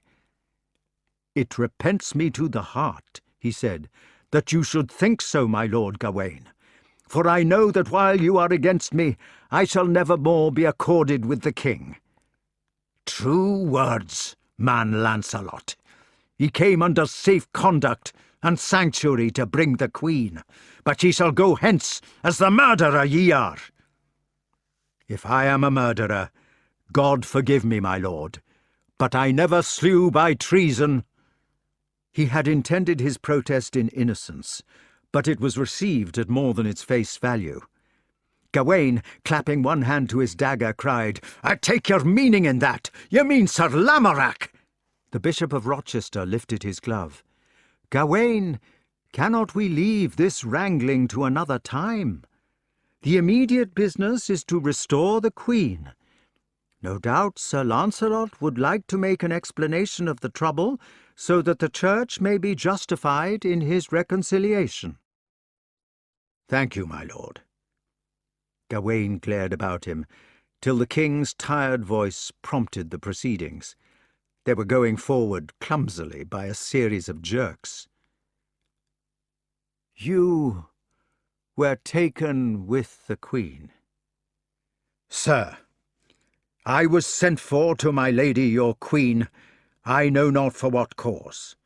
But I was not so soon within the chamber door when immediately Sir Agravaine and Sir Mordred beat upon it, calling me traitor and recreant knight. They called thee right. My lord Sir Gawain, in their quarrel they proved themselves not in the right. I speak for the Queen, not for my own worship. Well, well, Sir Lancelot. The ill-made knight turned to his oldest friend, to the first person he had loved with his poises. He dropped the language of chivalry, falling into the simple tongue. Can't we be forgiven? Can't we be friends again? We have come back in penitence, Arthur, when we needn't have come at all. Won't you remember the old days, when we fought together and were friends? All this wickedness could be smoothed out by the goodwill of Sir Gawain, if you would give us mercy. The king gives justice, said the red man. Did ye give mercy to my brothers? I have given mercy to all of you, Sir Gawain. I dare say I may speak without boasting when I say that many in this room are indebted to me for liberty, if not for life. I have fought for the Queen in others' quarrels, so why not in my own? I have fought for you also, Sir Gawain, and saved you from an ignoble death. Yet now, said Mordred, there are but 2 of Orkney left. Gawain flung back his head. The king may do as he will. My mind was made 6 months ago, when I found Sir Gareth in his blood, unarmed. I would to God he had been armed, for then he might have withstood me. He might have killed me and saved our misery. A noble speech, the old fellow cried out passionately and suddenly to anybody who would listen. Why will you believe that I wanted to kill them? I knighted Gareth. I loved him.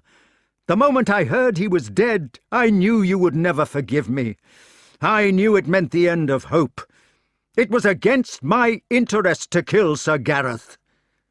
Mordred whispered. It was against our heart. Lancelot tried one last effort of persuasion. Gawain, forgive me. My own heart bleeds for what I have done. I know how you are hurt, because it has hurt me too. Won't you give peace to our country, if I make a penance?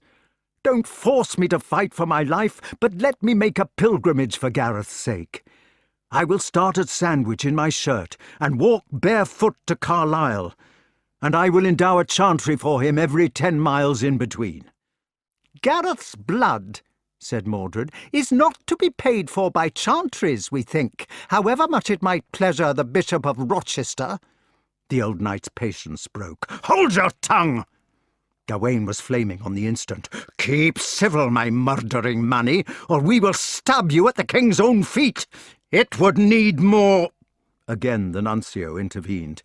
Sir Lancelot, please, let some of us keep due temper and decency at any rate. Gawain, sit down. A penance has been offered for Gareth's blood, by means of which the war may be brought to an end. Give us your answer. With the moment of expectant silence, the sandy-headed giant swam into the higher tone. I ha heard Sir Lancelot's speech, and his great proffers, but he hath slain my brothers. That I may never forgive, in chief his treachery to Sir Gareth. If it please mine uncle King Arthur to accord with him, then the king will lose my service and that of all the Gael. However we may talk of it, we ken the truth.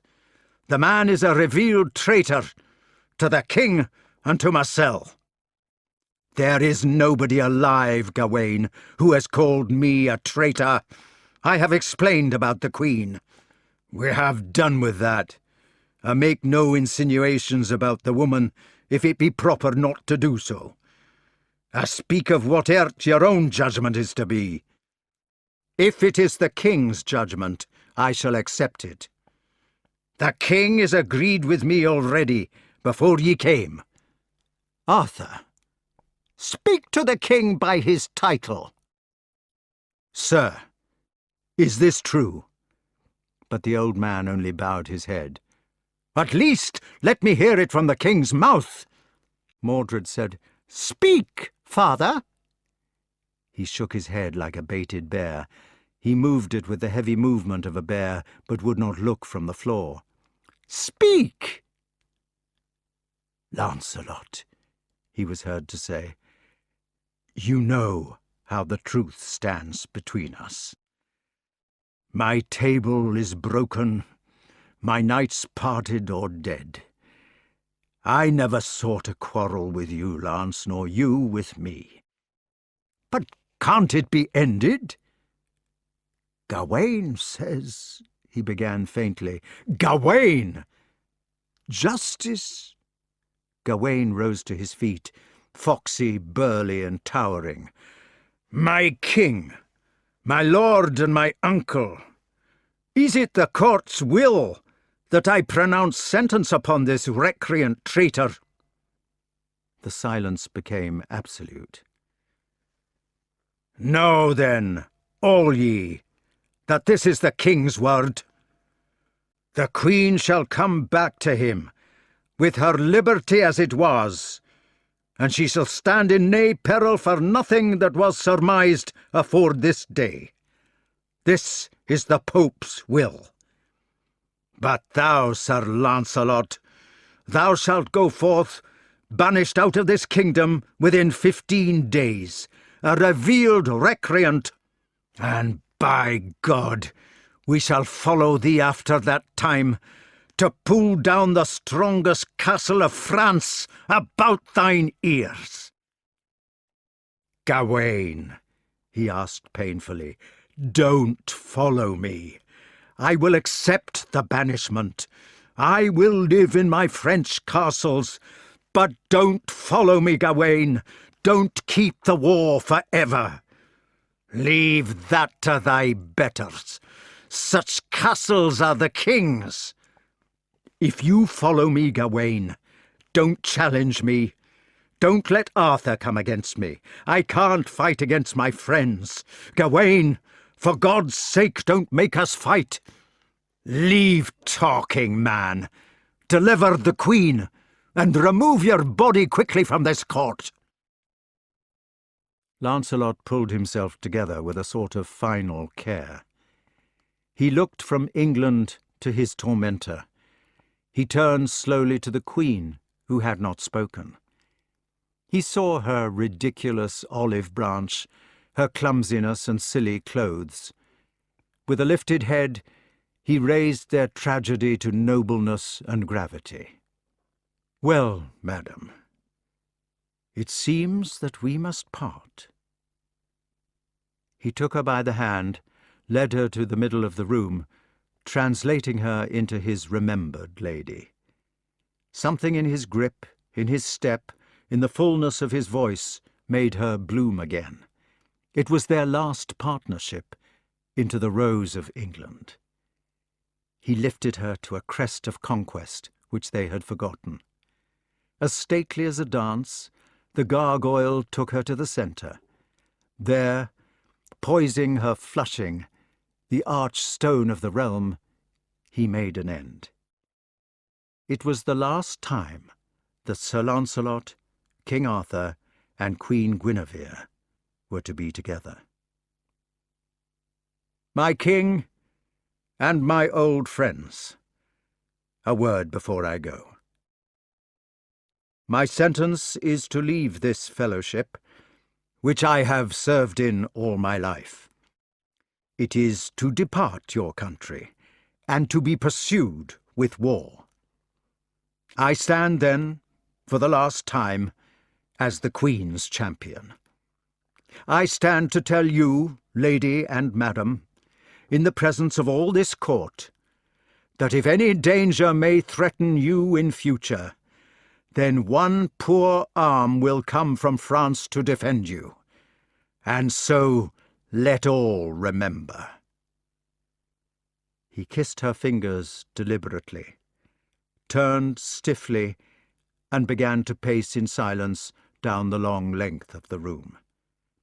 His future closed about him as he went.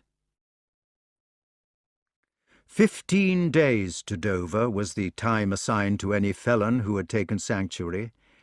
He would have to do it in the felon's way, ungirt, unshod, bareheaded, in his bare shirt as if he were hanged on a gallows. He would have to walk in the middle of the road, clutching the small cross in his hand, which was the symbol of his sanctuary.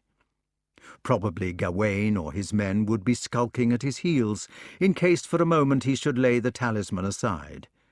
But still, whether in shirt or mail, he would be their old commander. He would walk steadily, without haste, looking straight in front of him. As he passed the threshold, the look of endurance was already on him. People felt tawdry in the justice room when the old soldiers had left it, and many eyed the red whips sideways with a secret dread. Chapter 11. Guinevere sat in the Queen's chamber at Carlisle Castle. The huge bed had been remade as a settee. It looked tidy and rectangular under its canopy, so that you were shy of sitting down. There was a fireplace with a little pot warming beside it, a high chair, and the reading desk. Also there was a book to read, perhaps the Galeotto one which Dante mentions. It had cost the same price as 90 oxen, but as Guinevere had already read it 7 times, it was no longer exciting. A late fall of snow threw the evening light upward into the chamber, shining on the ceiling more than on the floor, so as to alter the usual shadows. They were blue, and in the wrong places. The great lady was sewing, sitting rather formally in the high chair with the book beside her, and one of her waiting women sitting on the steps of the bed was sewing too. Guinevere stitched away with the half-blank mind of a needlewoman, the other half of her brain moving idly among her troubles. She wished she was not at Carlisle. It was too near the north, which was Mordred's country, too far away from the securities of civilization. For instance, she would have liked to be at London, in the Tower, perhaps.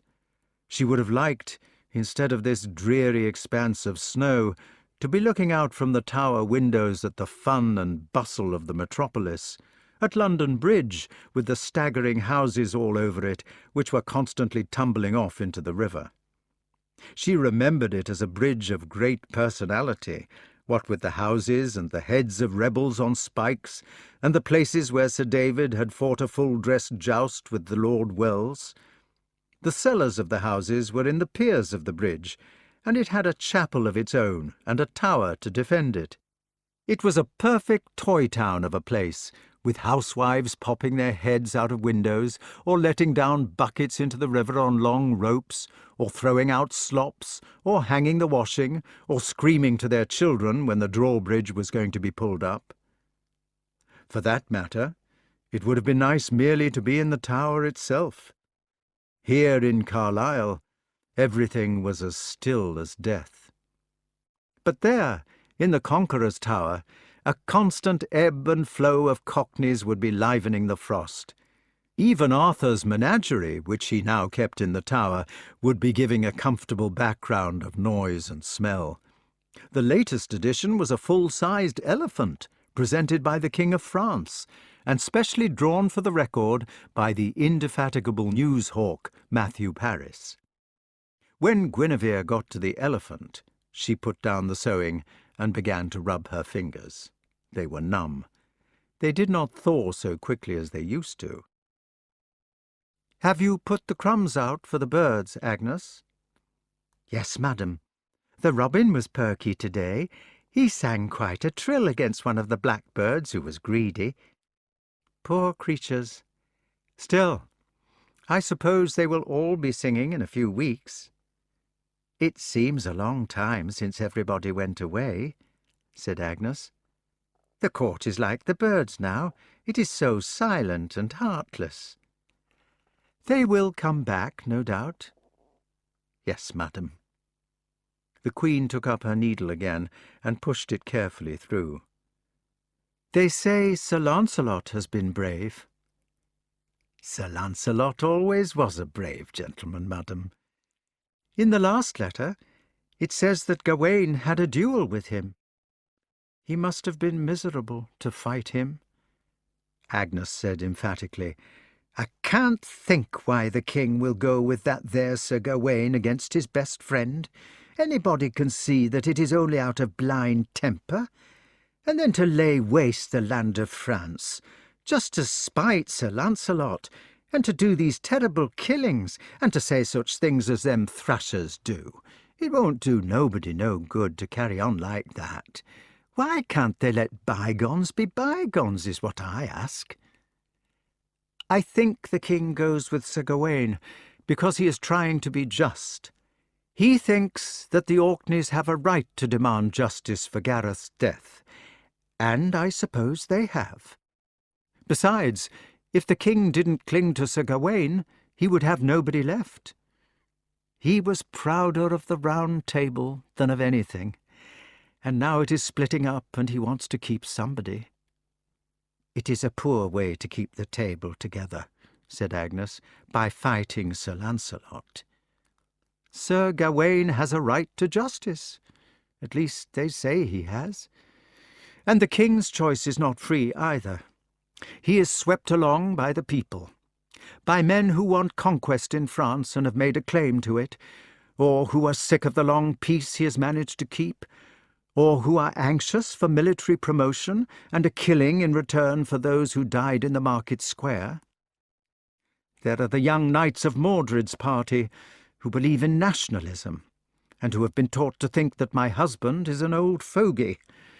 And there are the relatives of the ones who were in the fight on the stairs, and there is the clan Orkney, with their ancient hatreds on their minds.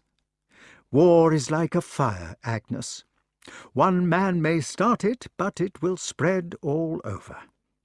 It is not about any one thing in particular. Ah, these high and mighty matters, madam, they are beyond us poor women. But come now, what did it say in the letter? Guinevere sat for some time, looking at the letter without seeing it, while her mind revolved the problems of her husband. Then she said slowly,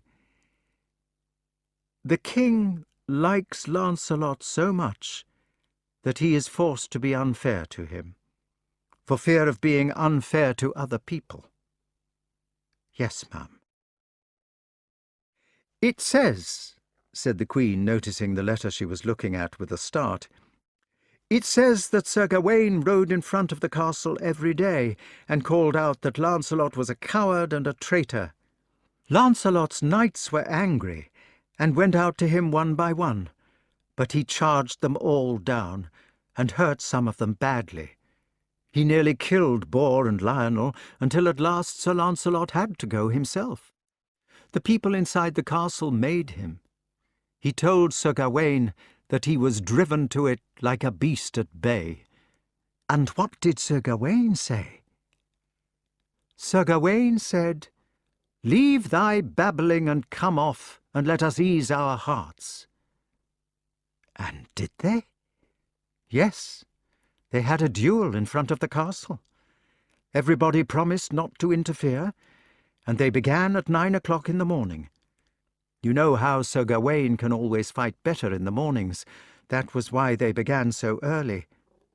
Mercy on Sir Lancelot, to have him as strong as 3, for I did hear tell that the old ones have the fairy blood in them, through the red hair, you know, madam, and this makes the laird as strong as 3 people before noon, because the sun fights for him.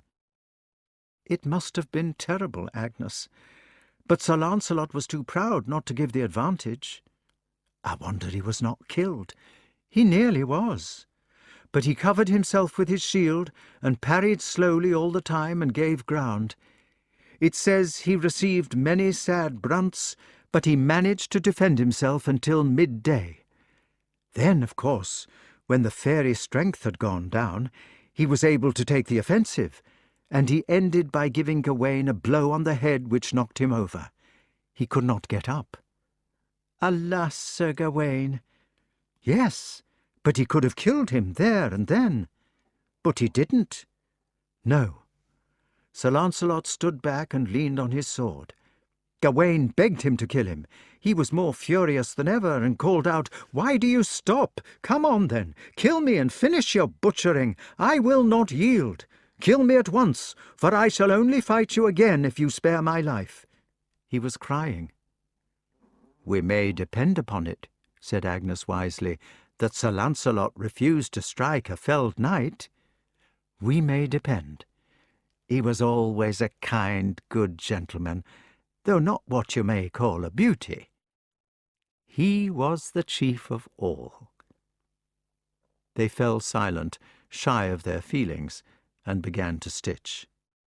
Presently the Queen said, "The light gets bad, Agnes. Do you think we could have the rushes?" "Certainly, madam. I was thinking the same myself." She began lighting them at the fire, grumbling about the backward place, and the naked northern savages to have no candles, while Guinevere hummed absently. It was the duet which she used to sing with Lancelot, and when she recognized it, she stopped abruptly. "There, madam. The days seem to draw out." "Yes, we shall have the spring soon." Sitting down and stitching away in the smoky light, Agnes resumed her catechism where it had broken off. "And what did the king say about the business?" "He cried when he saw how Gawain was spared. It made him remember things, and he became so wretched that he was ill." "Would that be what they call a nervous shakedown, madam?" "Yes, Agnes. He fell sick for sorrow, and Gawain had concussion, so they were bad together. But the knights are keeping up the siege." "Well, it isn't a very cheerful letter, is it, madam?" "No, it isn't." "I remember having a letter once. But there, they say bad news travels the fastest. Everything is letters now. Now that the court is empty and the world split, and nobody left but the Lord Protector. Ah, and that there Sir Mordred. I never could abide the likes of him. What does he want to go a-speechifying at the people for, and taking off his hat to make them cheer? Why can't he dress more cheerful like, instead of hanging about in that black, as if he were holy doomsday? He caught it from poor Sir Gawain, I dare say." "The uniform is supposed to be in mourning for Gareth." "He never cared for Sir Gareth, that one didn't. I don't believe he cares for anybody." "He cared for his mother, Agnes." "Aye, and she had her throat slit for being no better than she should be. They're a queer pack, the lot of them." "Queen Morgause," said Guinevere thoughtfully, "must have been a strange person. It is common knowledge now that Mordred is made the Lord Protector, so it doesn't matter talking about it. But she must have been a powerful woman to have caught our king when she had 4 big boys of her own. Why, she caught Sir Lamorak when she was a grandmother. She must have had a terrible effect on her sons, if one of them could have felt so fiercely about her that he killed her. She was nearly 70. I expect she ate Mordred, Agnes, like a spider." "They did used to talk at one time about the Cornwall sisters being witches. Of course the worst of them was Morgan le Fay, but that there Morgause ran her close." "It makes one sorry for Mordred." "You keep your pity for yourself, my lady, for you will get none from him." "He has been polite since he was left in charge." "Aye, that he has. It is the quiet ones that do the mischief." Guinevere considered this, holding her material to the light. She asked with some anxiety, "You don't think that Sir Mordred means to do wrong, do you, Agnes?" "He is a dark one." "He wouldn't do anything wrong when the king has left him to look after the country and to look after us." That king of yours, madam, if you will excuse the liberty, is quite beyond my comprehension. First he goes to fight with his best friend because Sir Gawain tells him to, and then he leaves his bitterest enemy to be the Lord Protector. Why does he choose to act so blind? Mordred has never broken the laws. That is because he is too cunning. The king said that Mordred would have to be the heir to the throne, and you could not take the king and the heir out of the country at the same time, so naturally he had to be left as the protector. It was only fair. That fairness, madam, it'll never come to no good. They sewed away. Agnes added, The king should have stayed, if that is true, and let Sir Mordred go. I wish he had. Later she explained, I think the king wants to be with Sir Gawain in case he can moderate between them. They stitched uneasily, the needles fusing through the dark material with a long gleam like falling stars. Are you frightened of Sir Mordred, Agnes? Yes, madam, that I am. So am I. He walks about so softly lately and looks at people in a queer way. And then there are all these speeches about Gaels and Saxons and Jews and all the shouting and hysterics. I heard him laughing last week by himself. It was horrible. He is a sly one. Maybe he's listening now. Agnes! Guinevere dropped her needle as if she had been struck. Oh, come now, madam. You must not take on. I was only having my joke. But the Queen remained frozen. Go to the door. I believe you are right. Oh, madam, I couldn't do that. Open it at once, Agnes. Oh, madam, but suppose he is there. She had caught the feeling. The hopeless rushlights were not enough. He might have been in the room itself, in a dark corner. She rose in a flutter, like a partridge while the hawk is over, and plucked at her skirt. For both women the castle was suddenly too dark, too empty, too lonely, too northerly, too full of night and winter. If you open it, he will go away. But we must give him time to go away. They strove with their voices, feeling themselves to be under a black wing. Stand near it, and speak loudly then before you open. Madam, what shall I say? Say, shall I open the door?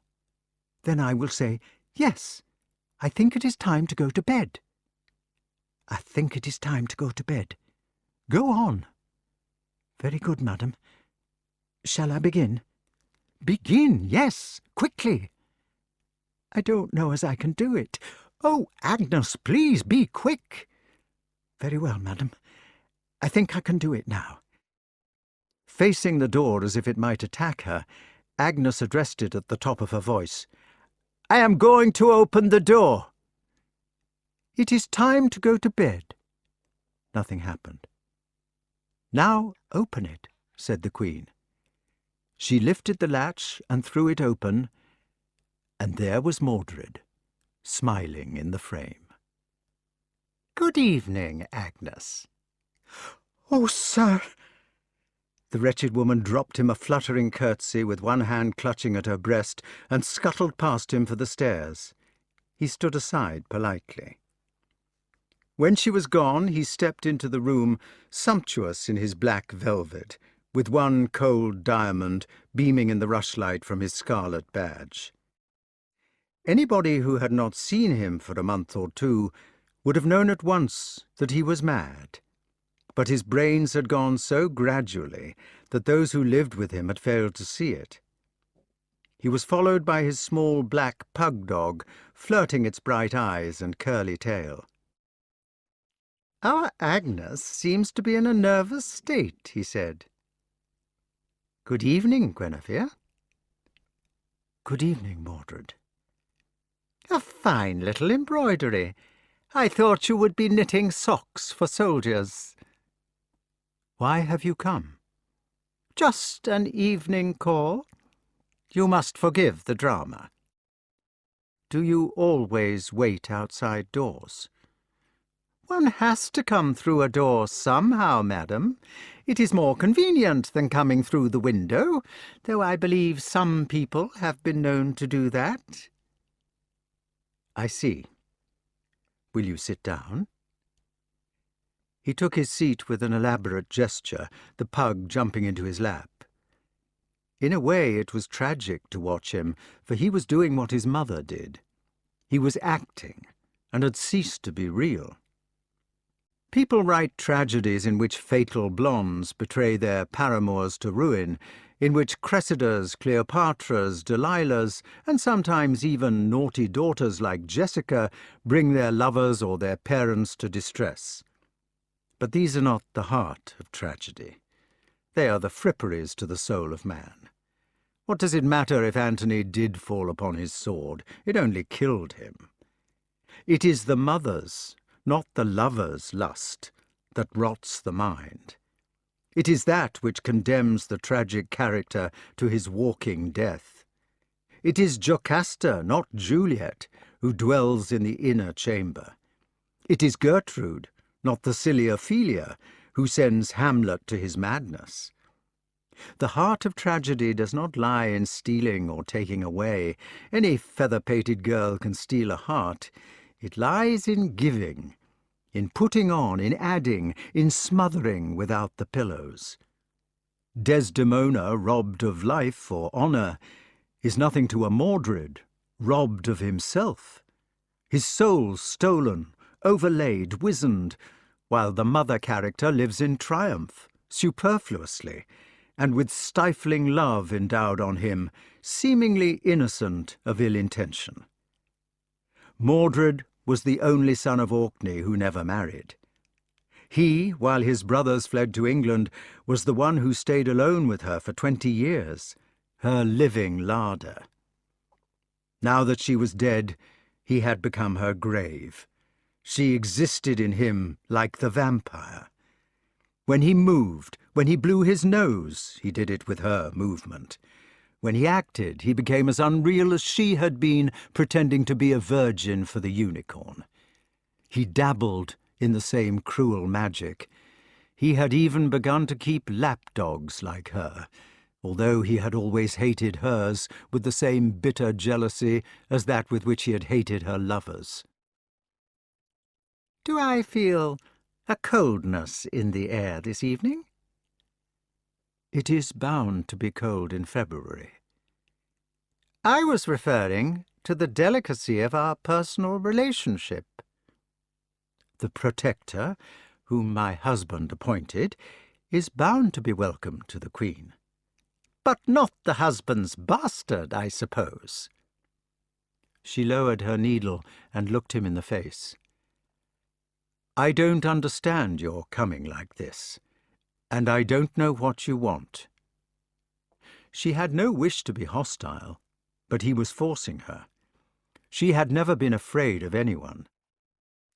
I was thinking of a chat about the political situation. Just a little chat.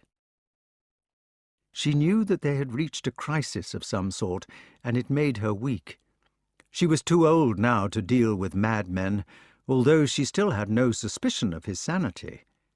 Only the cumbrous irony of his tone made her feel unreal herself, made her unable to put her own words simply, but she would not give in.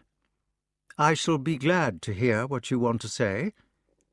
That is extremely generous of you. Jenny. It was monstrous. He was making her into one of his fantasies, not speaking to a real person at all. She said indignantly, Will you be so kind as to address me by my title, Mordred? But certainly. I must apologize if I have been trespassing on Lancelot's preserves. The sneer acted like a tonic. It raised her stature to the royal lady which she was, to a straight-backed dowager whose rheumatic fingers flashed with rings, who had ridden the world successfully for 50 years. I believe she said at once. "You would find some difficulty in doing that." "Well, however, I am afraid I asked for it.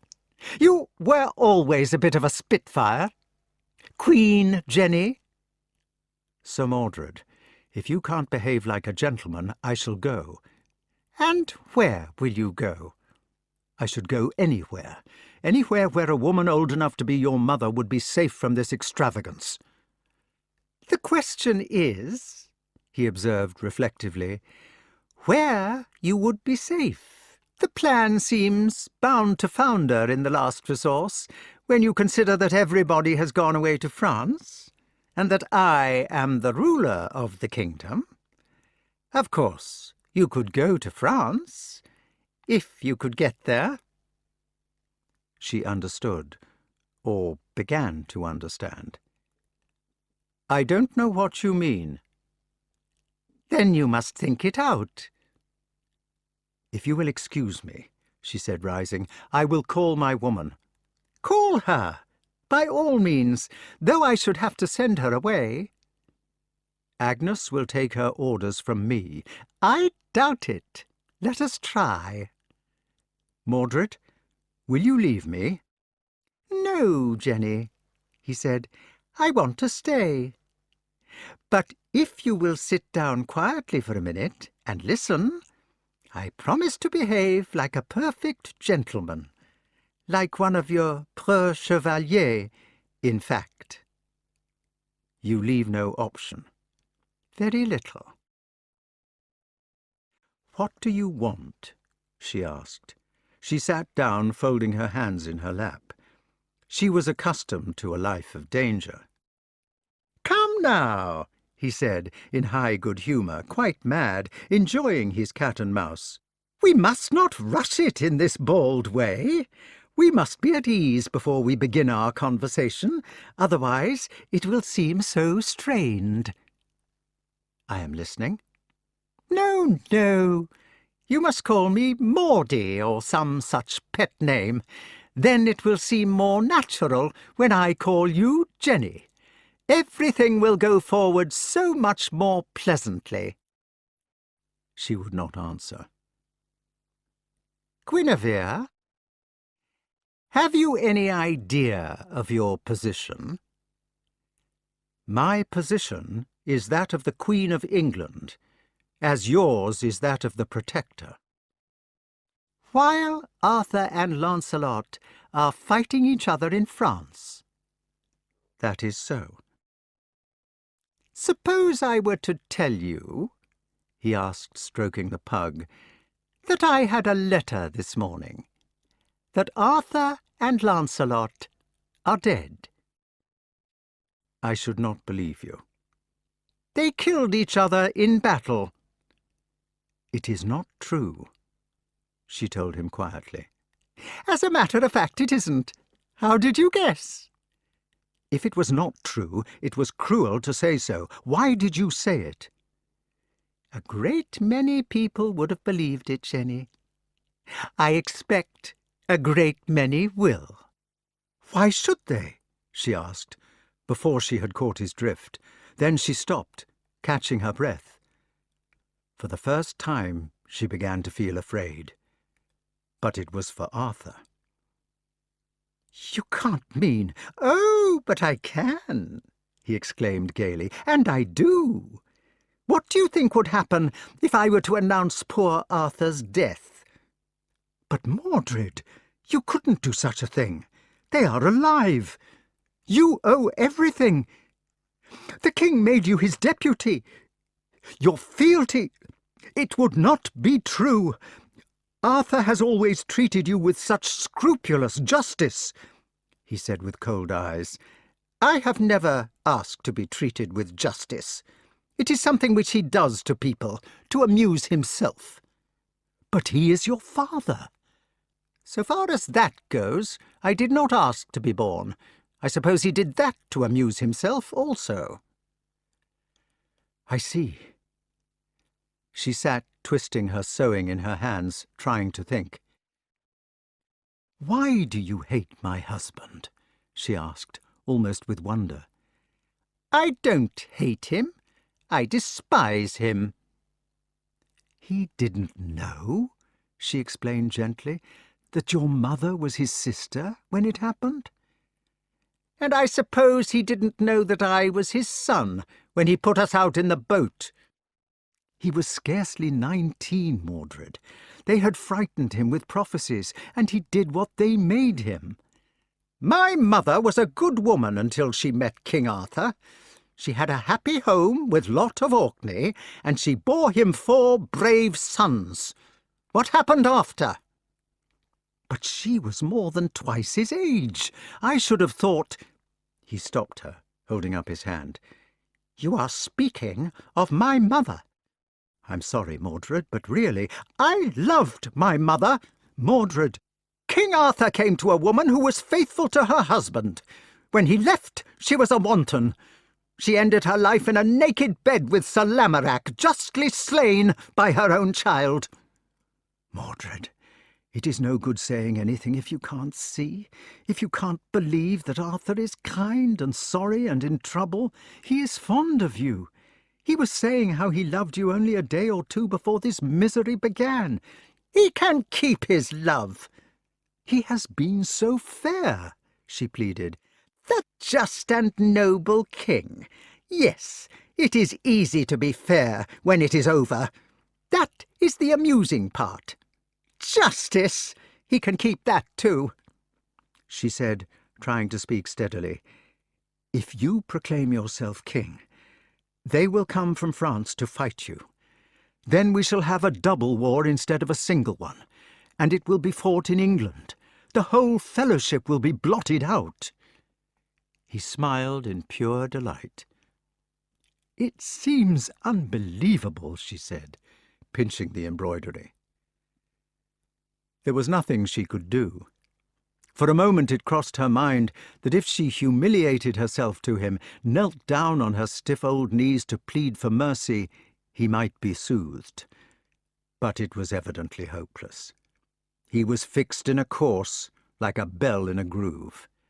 Even his conversation was, as it were, a spoken part. It would end according to the script. "Mordred," she said helplessly, "have pity on the country people, if you will have none on Arthur or on me." He pushed the pug off his lap and stood up, smiling at her with crazy satisfaction. He stretched himself, looking down on her but not seeing her at all. "I should, of course, have pity on you," he said, "if not on Arthur." "What do you mean?" "I was thinking of a pattern, Jenny. A simple pattern." She watched him without speaking. "Yes. My father committed incest with my mother. Don't you think it would be a pattern, Jenny, if I were to answer it by marrying my father's wife?"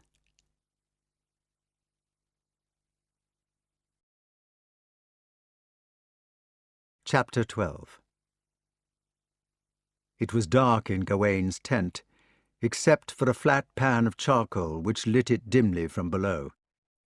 The tent was poor and shabby compared with the splendid pavilions of the English knights. On the hard bed there were a few plaids in the Orkney tartan, and the only ornaments were a leaden bottle of holy water which he was taking for medicine, marked Optimus Egrorum Medicus Fit Thomas Bonorum, together with a withered bunch of heather tied to the pole. These were his household gods. Gawain was stretched face downwards on the plaids. The man was crying slowly and hopelessly, while Arthur, sitting beside him, stroked his hand. It was his wound that had weakened him, or else he would not have cried. The old king was trying to soothe him. "Don't grieve about it, Gawain," he said. "You did the best you could." "It is the second time he has spared me. The second time in a month." "Lancelot was always strong. The years don't seem to touch him." "Why canna he kill me, then?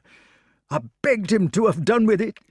I told him that if he left me to be patched, I should but fight him fresh when I was mended. And God," he added tearfully, "my head sore aches." Arthur said with a sigh, "It was because you got both blows on the same place. That was bad luck." "It makes a body feel shamed." "Don't think about it, then. Lie quiet, or you will get feverish again, and will not be able to fight for a long time. Then what would we do? We should be quite lost without our Gawain to lead the battle for us." "I am but a man of straw, Arthur," he said. "I am but an ill-passioned bully, and I cannot kill him." People who say they are no good are always the good ones.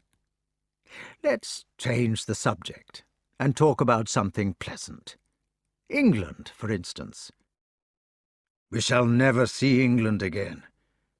Nonsense! We shall see England just in the spring.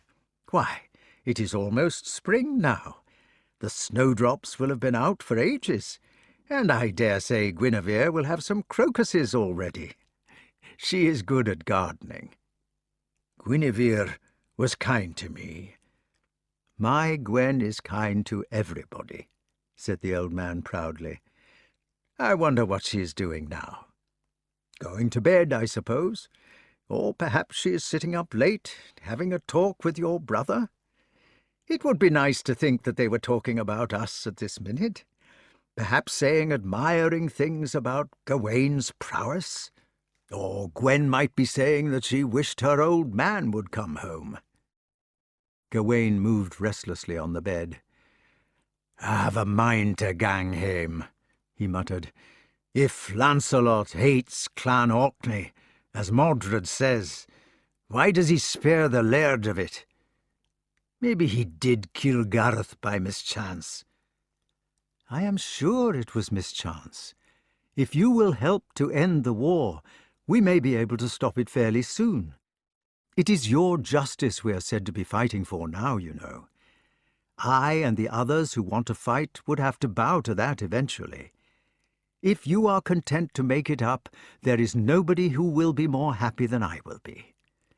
"Aye, but I swore to fight him to the death." "You have had 2 good tries."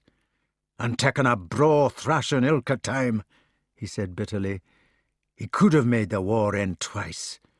Nay, it would look like cowardice to compound." The bravest people are the ones who don't mind looking like cowards. Remember how Lancelot hid in Joyous Gard for months while we sang songs outside. "I canna forget our Gareth's face." It was sad for all of us.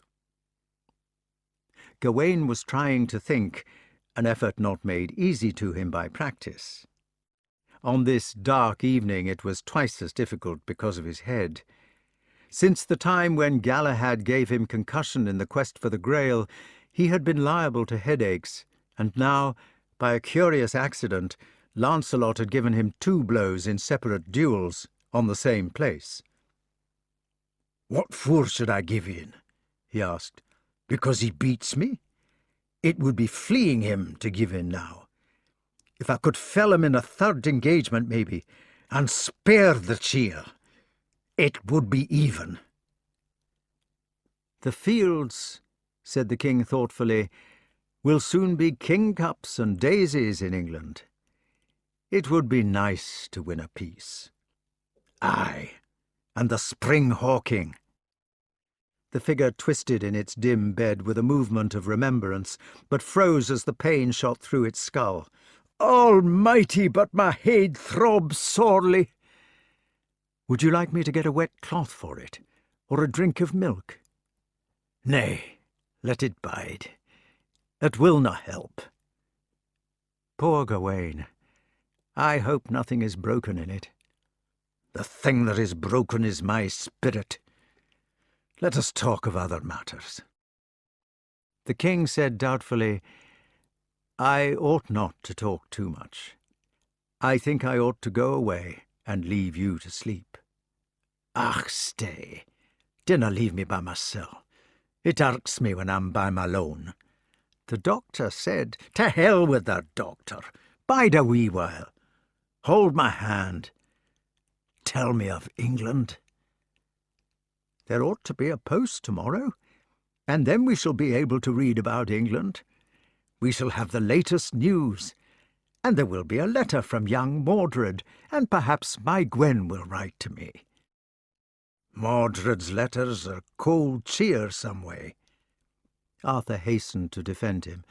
"That is only because he has an unhappy life. You may depend upon it, there is a regular fire of love inside him. Gwen used to say that all his warmth was for his mother." "He was fond of our mother." "Perhaps he was in love with her." "That would account for why he was jealous of ye." Gawain was surprised at this discovery, which had struck him for the first time. Perhaps that was why he allowed Sir Agravain to kill her, when she had that affair with Lamorak. Poor boy. He has been ill-treated by the world. "He's the only brother I have left." "I know. Lancelot's was a tragic accident." The Laird of Lothian moved his bandage feverishly. "But it canna have been an accident. How could you lose it had they worn their helms? But they were bonnetless. He must have known them." "We have talked this over often." "Aye, it is vain." The old man asked with tragic diffidence, "You don't think you could bring yourself to forgive him, Gawain, however it happened? I am not seeking to abandon duty, but if justice could be tempered with mercy—" "I will temper it when I hold him at my mercy, not before." "Well, it is for you to say. Here comes the doctor to tell me I have stayed too long. Come in, doctor, come in." But it was the Bishop of Rochester who entered in a bustle, carrying packets and an iron lantern. "It is you, Rochester.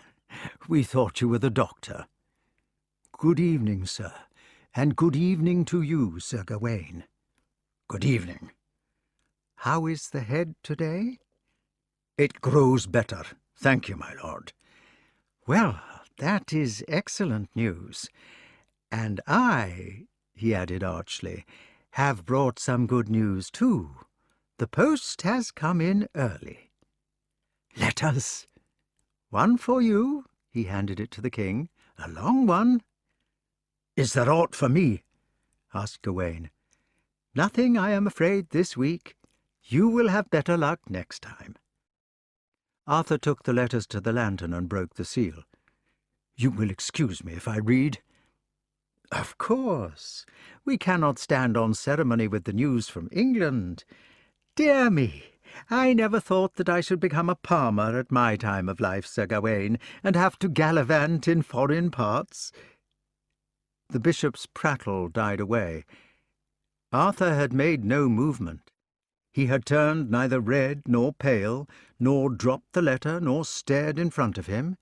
He was reading quietly.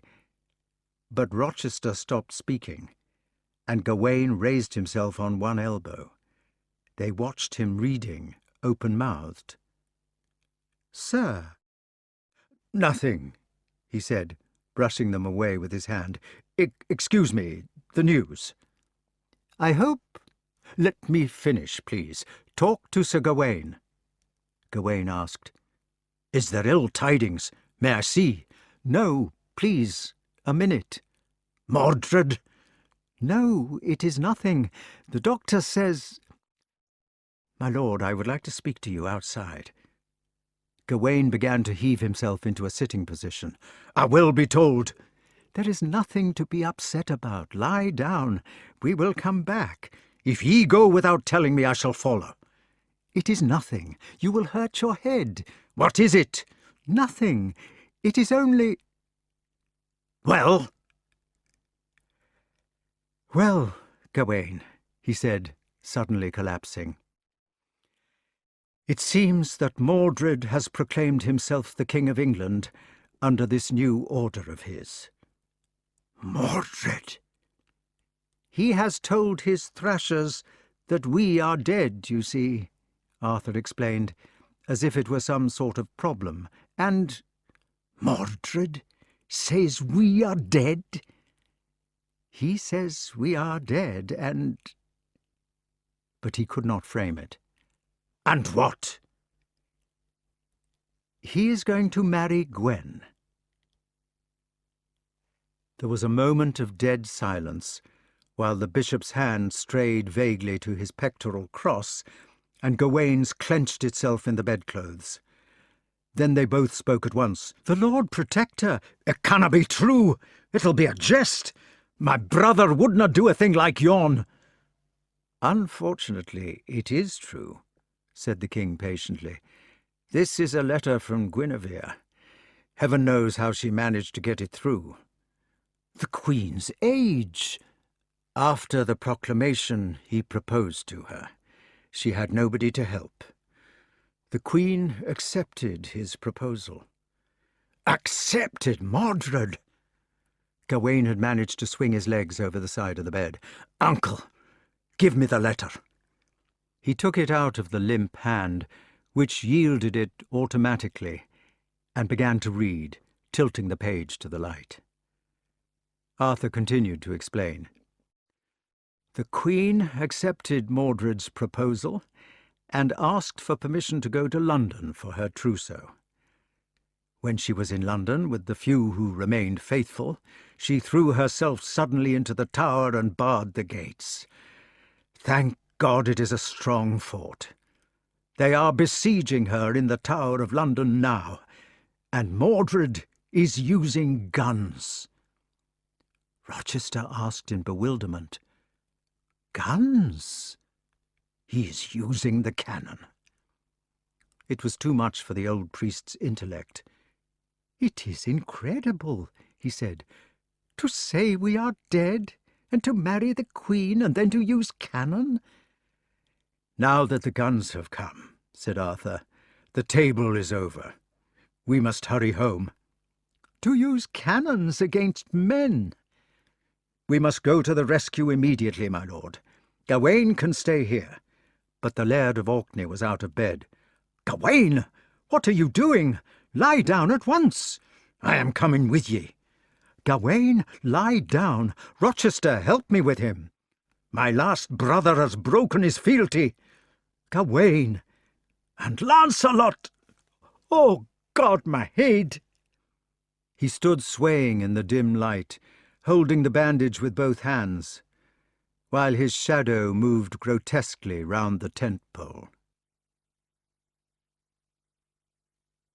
Chapter 13. Anguish of Ireland had once dreamt of a wind which blew down all their castles and towns, and this one was conspiring to do it. It was blowing round Benwick Castle on all the organ stops.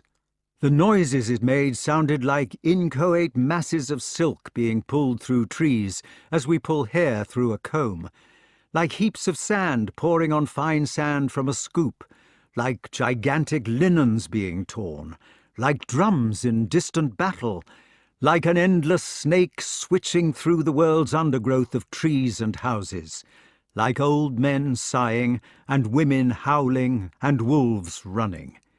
It whistled, hummed, throbbed, boomed in the chimneys. Above all, it sounded like a live creature, some monstrous elemental being wailing its damnation. It was Dante's wind, bearing lost lovers and cranes, Sabbathless Satan, toiling and turmoiling. In the Western Ocean it harried the sea flat, lifting water bodily out of water and carrying it as spume. On dry land it made the trees lean down before it. The gnarled thorn trees, which had grown in double trunks, groaned one trunk against the other with plaintive screams. In the whipping and snapping branches of the trees, the birds rode it out, head to wind, their bodies horizontal, their neat claws turned to anchors. The peregrines in the cliffs sat stoically, their mutton-chop whiskers made streaky by the rain, and the wet feathers standing upright on their heads. The wild geese, beating out to their night's rest in the twilight, scarcely won a yard a minute against the streaming air, their tumultuary cries blown backward from them, so that they had to be passed before you heard them, although they were only a few feet up. The mallard and widgeon, coming in high with the gale behind, were gone before they had arrived. Under the doors of the castle, the piercing blasts tortured the flapping rushes on the floors. They booed in the tubes of the corkscrew stairs, rattled the wooden shutters, whined shrilly through the shot windows, stirred the cold tapestries in frigid undulations, searched for backbones. The stone towers thrilled under them, trembling bodily like the bass string of musical instruments. The slates flew off and shattered themselves with desultory crashes.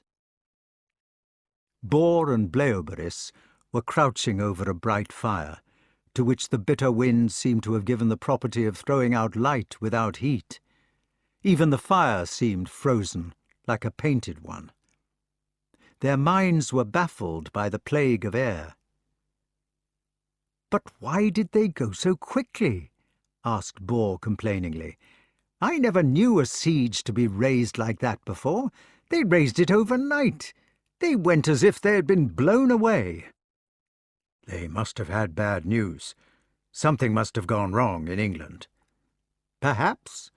If they had decided to forgive Lancelot, they would have sent a message." "It does seem strange, sailing away at a moment's notice without saying anything." "Do you think there can have been a revolt in Cornwall, or in Wales, or in Ireland?" "There are always the old ones," agreed Bleoberis numbly. "I don't think it could be a revolt. I think the king was taken ill and had to be carried home quickly. Or Gawain might have been taken ill. That blow which Lancelot gave him the second time, perhaps it perched his brain-pan." "Perhaps." Bor banged the fire. "To go off like that, and never say a word." "Why doesn't Lancelot do something?" "What can he do?" "I don't know." "The king has banished him." "Yes." "Then there is nothing to do."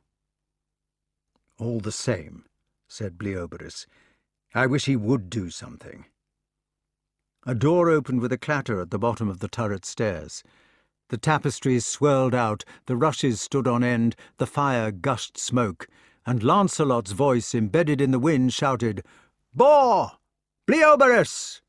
Damaris! Here!" "Where?" "Up here!" As the distant door closed, silence returned to the room. The rushes lay down again, and Lancelot's feet sounded clearly on the stone steps, where before it had been difficult to hear his shout. He came in hastily, carrying a letter. "Bor, Bleoberis, I've been looking for you." They had stood up. "A letter has come from England. The messengers were blown ashore 5 miles up the coast. We shall have to go at once." "To England?" Yes, to England, of course.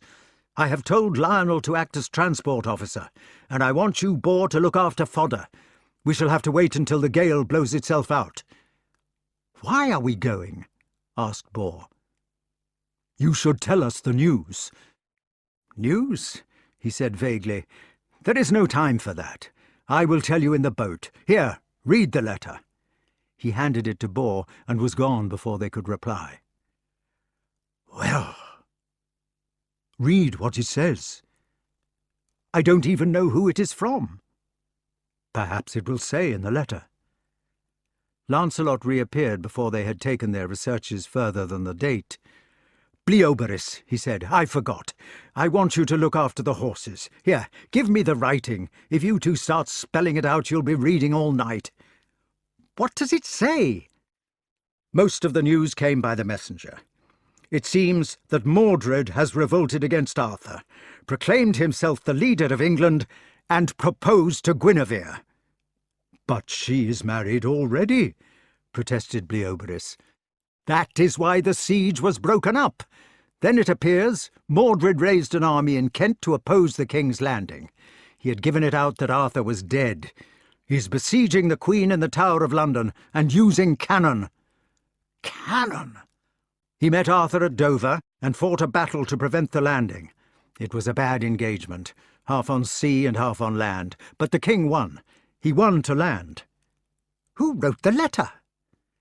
Lancelot suddenly sat down. It is from Gawain. From poor Gawain. He is dead. Dead? How can he write? Began Bleoberis. It is a dreadful letter. Gawain was a good man. All you people who forced me to fight him, you didn't see what a heart he had inside. Read it, suggested Bor impatiently. It seems that a cut which I gave him on the head was a dangerous one. He never ought to have travelled. But he was lonely and miserable, and he had been betrayed. His last brother had turned traitor. He insisted on going back to help the king, and in the landing battle he tried to strike his blow. Unfortunately, he was clubbed on the old wound, and died of it a few hours later. I don't see why you should be disturbed. Listen to the letter. Lancelot carried it to the window and fell silent, examining the writing. There was something touching about it, the hand being so unlike its author. Gawain had hardly been the sort of person you thought of as a writer. Indeed, it would have seemed more natural if he had been illiterate, like most of the others. Yet here, instead of the spiky Gothic then in use, was the lovely old Gaelic minuscule, as neat and round and small as when he had learned it from some ancient saint in dim Dunlothian. He had written so unfrequently since that the art had retained its beauty. It was an old maid's hand, or an old-fashioned boy's, sitting with his feet hooked round the legs of a stool and his tongue out, writing carefully. He had carried this innocent precision, these dainty, demoded cusps, through misery and passion to old age. It was as if a bright boy had stepped out of the black armour, a small boy with a drop on the end of his nose, his feet bare with blue toes, a root of tangle in the thin bundle of carrots which were his fingers. Unto Sir Lancelot, flower of all noble knights that ever I heard of or saw by my days. I, Sir Gawain, King Lot's son of Orkney, sister's son unto the noble King Arthur, send thee greetings. And I will that all the world wit that I, Sir Gawain, Knight of the Round Table, sought my death at thy hands, and not through thy deserving, but it was mine own seeking. Wherefore, I beseech thee, Sir Lancelot, to return again unto this realm, and see my tomb, and pray some prayer more or less for my soul. And this same day that I wrote this seidel, I was hurt to the death, in the same wound which I had on thy hand, Sir Lancelot, for of a more nobler man might I not be slain. Also, Sir Lancelot, for all the love that ever was betwixt us. Lancelot stopped reading and threw the letter on the table. Here, he said, I can't go on. He urges me to come with speed, to help the king against his brother, his last relation. Gawain loved his family, Bor, and in the end he was left with none. Yet he wrote to forgive me. He even said that it was his own fault. God knows, he was a right good brother. What are we to do about the king? We must get to England as quickly as we can. Mordred has retreated to Canterbury, where he offers a fresh battle. It may be over by now. This news has been delayed by storm. Everything depends on speed. Bleoberis said, I will go and look to the horses. When do we sail? Tomorrow. Tonight, now, when the wind drops. Be quick with them. Good. And you, Bor, the fodder. Yes. Lancelot followed Bleoberis to the stairs, but turned in the doorway. "The Queen is besieged," he said. "We must get her out." "Yes." Bor, left alone with the wind, picked up the letter with curiosity. He tilted it in the failing light, admiring the Z-like G, the curly B, and the curved T like the blade of a plough. Each tiny line was the furrow it threw up, sweet as the new earth. But the furrow wandered towards the end. He turned it about, observing the brown signature. He spelled out the conclusion, making speaking movements with his mouth, while the rushes tapped and the smoke puffed and the wind howled. "And at this date my letter was written, but 2 hours and a half afore my death, written with mine own hand, and so subscribed with part of my heart's blood. Gawain of Orkney." He spelled the name out twice and tapped his teeth. "Gawain. I suppose," he said out loud doubtfully, "they would have pronounced it Cucullin in the north. You can't tell with ancient languages." Then he put down the letter, went over to the dreary window, and began humming a tune called "Broom, Broom on Hill," whose words have been lost to us in the wave of time.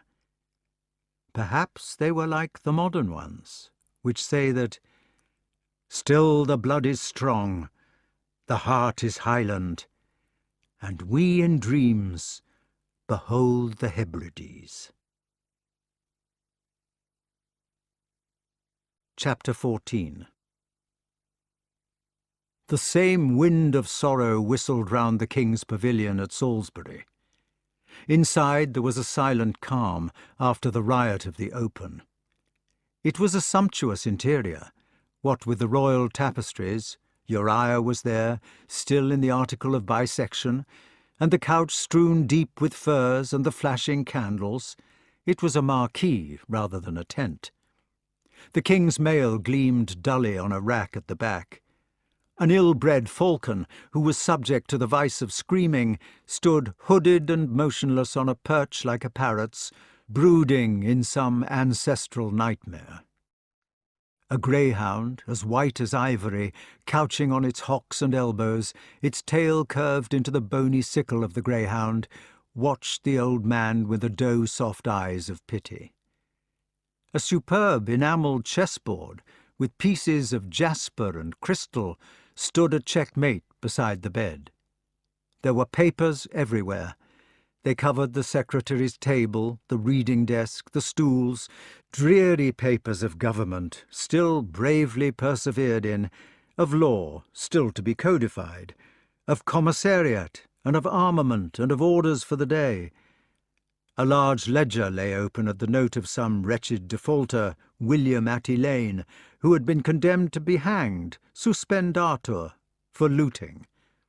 On the margin, in the secretary's neat hand, was the laconic epitaph, "Susp," suitable to the mood of tragedy. Covering the reading desk there were endless piles of petitions and memorials, all annotated with the royal decision and signature. On those to which the king had agreed, he had written laboriously, "Le roi le veut." The rejected petitions were marked with the courtly evasion always used by royalty, "Le roi s'advisera." The reading desk and its seat were made in one piece, and there the king himself sat drooping. His head lay among the papers, scattering them. He looked as if he were dead. He nearly was. Arthur was tired out. He had been broken by the 2 battles which he had fought already, the one at Dover, the other at Barham Down. His wife was a prisoner, his oldest friend was banished, his son was trying to kill him, Gawain was buried, his table was dispersed, his country was at war. Yet he could have breasted all these things in some way, if the central tenet of his heart had not been ravaged. Long ago, when his mind had been a nimble boy's called wart, long ago he had been taught by an aged benevolence, wagging a white beard. He had been taught by Merlyn to believe that man was perfectible, that he was on the whole more decent than beastly, that good was worth trying, that there was no such thing as original sin. He had been forged as a weapon for the aid of man, on the assumption that men were good. He had been forged by that deluded old teacher into a sort of pasteur, or curé, or patient discoverer of insulin. The service for which he had been destined had been against force, the mental illness of humanity. His table, his idea of chivalry, his Holy Grail, his devotion to justice, there had been progressive steps in the effort for which he had been bred. He was like a scientist who had pursued the root of cancer all his life. Might, to have ended it, to have made men happier. But the whole structure depended on the first premise, that man was decent. Looking back at his life, it seemed to him that he had been struggling all the time to dam a flood, which, whenever he had checked it, had broken through at a new place, setting him his work to do again. It was the flood of force majeure. During the earliest days before his marriage, he had tried to match its strength with strength, in his battles against the Gaelic Confederation, only to find that two wrongs did not make a right. But he had crushed the feudal dream of war successfully. Then, with his round table, he had tried to harness tyranny in lesser forms, so that its power might be used for useful ends. He had sent out the men of might to rescue the oppressed and to straighten evil, to put down the individual might of barons, just as he had put down the might of kings.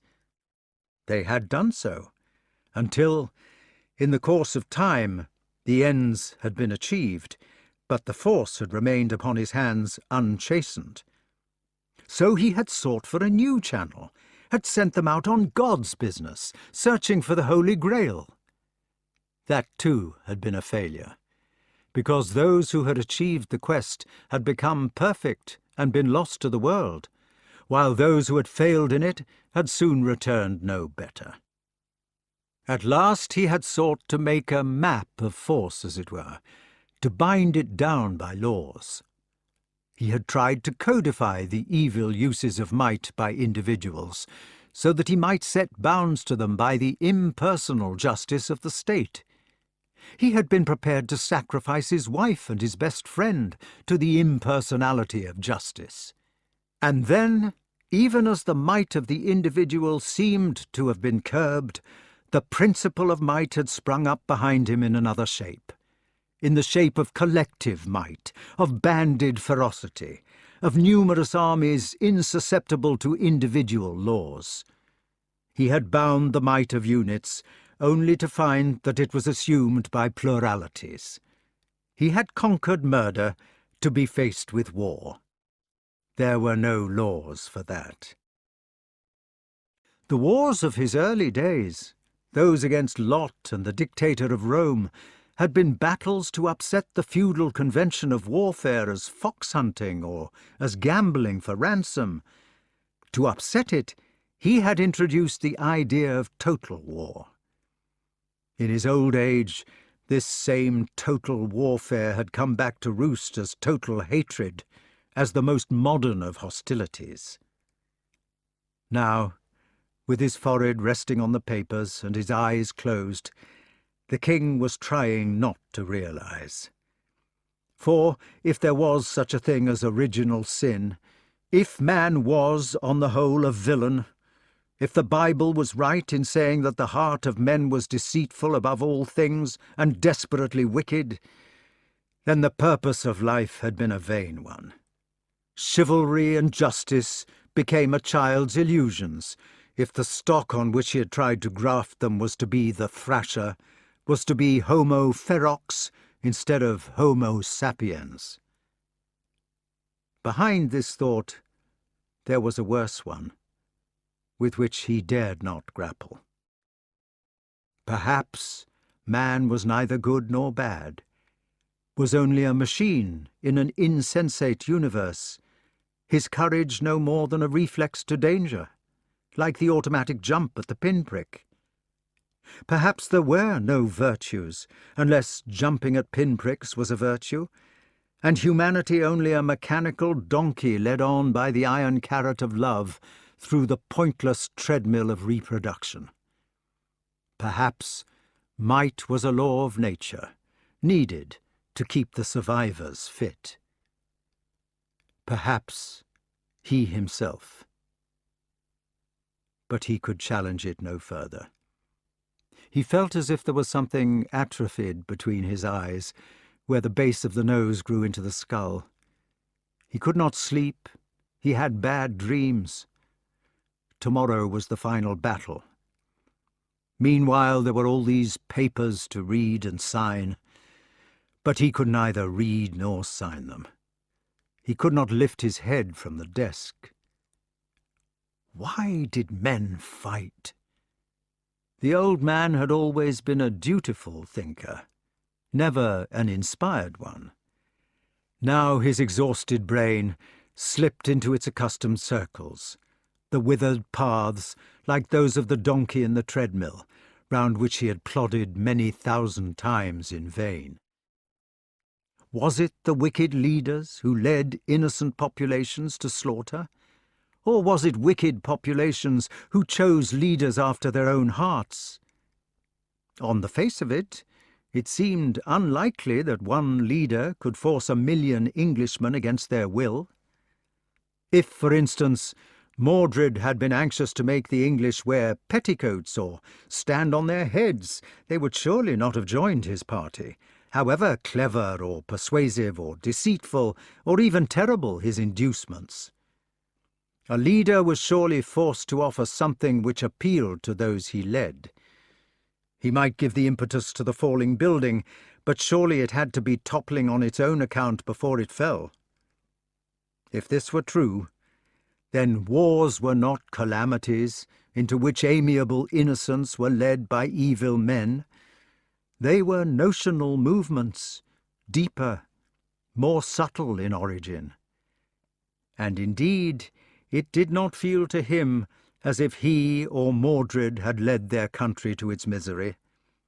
If it was so easy to lead one's country in various directions, as if she was a pig on a string, why had he failed to lead her into chivalry, into justice, and into peace? He had been trying. Then again, this was the second circle. It was like the Inferno. If neither he nor Mordred had really set the misery in motion, who had been the cause?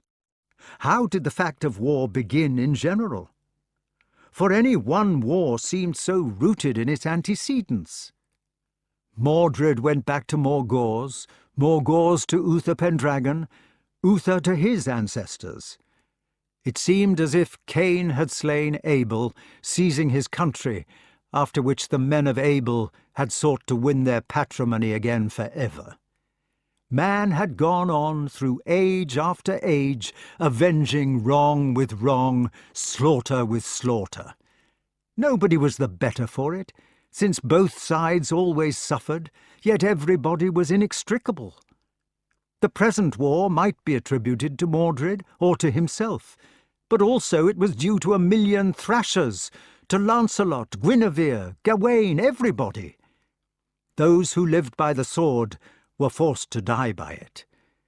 It was as if everything would lead to sorrow, so long as man refused to forget the past. The wrongs of Uther and of Cain were wrongs which could have been righted only by the blessing of forgetting them. Sisters, mothers, grandmothers, everything was rooted in the past. Actions of any sort in one generation might have incalculable consequences in another, so that merely to sneeze was a pebble thrown into a pond whose circles might lap the furthest shores. It seemed as if the only hope was not to act at all, to draw no swords for anything, to hold oneself still, like a pebble not thrown. But that would be hateful. What was right? What was wrong? What distinguished doing from not doing? If I were to have my time again, the old king thought, I would bury myself in a monastery, for fear of a doing which might lead to woe. The blessing of forgetfulness, that was the first essential. If everything one did, or which one's fathers had done, was an endless sequence of doings doomed to break forth bloodily, then the past must be obliterated, and a new start made. Man must be ready to say, yes, since Cain there has been injustice, but we can only set the misery right if we accept a status quo. Lands have been robbed, men slain, nations humiliated. Let us now start fresh without remembrance, rather than live forward and backward at the same time. We cannot build the future by avenging the past. Let us sit down as brothers and accept the peace of God. Unfortunately, men did say this. In each successive war. They were always saying that the present one was to be the last, and afterwards there was to be a heaven.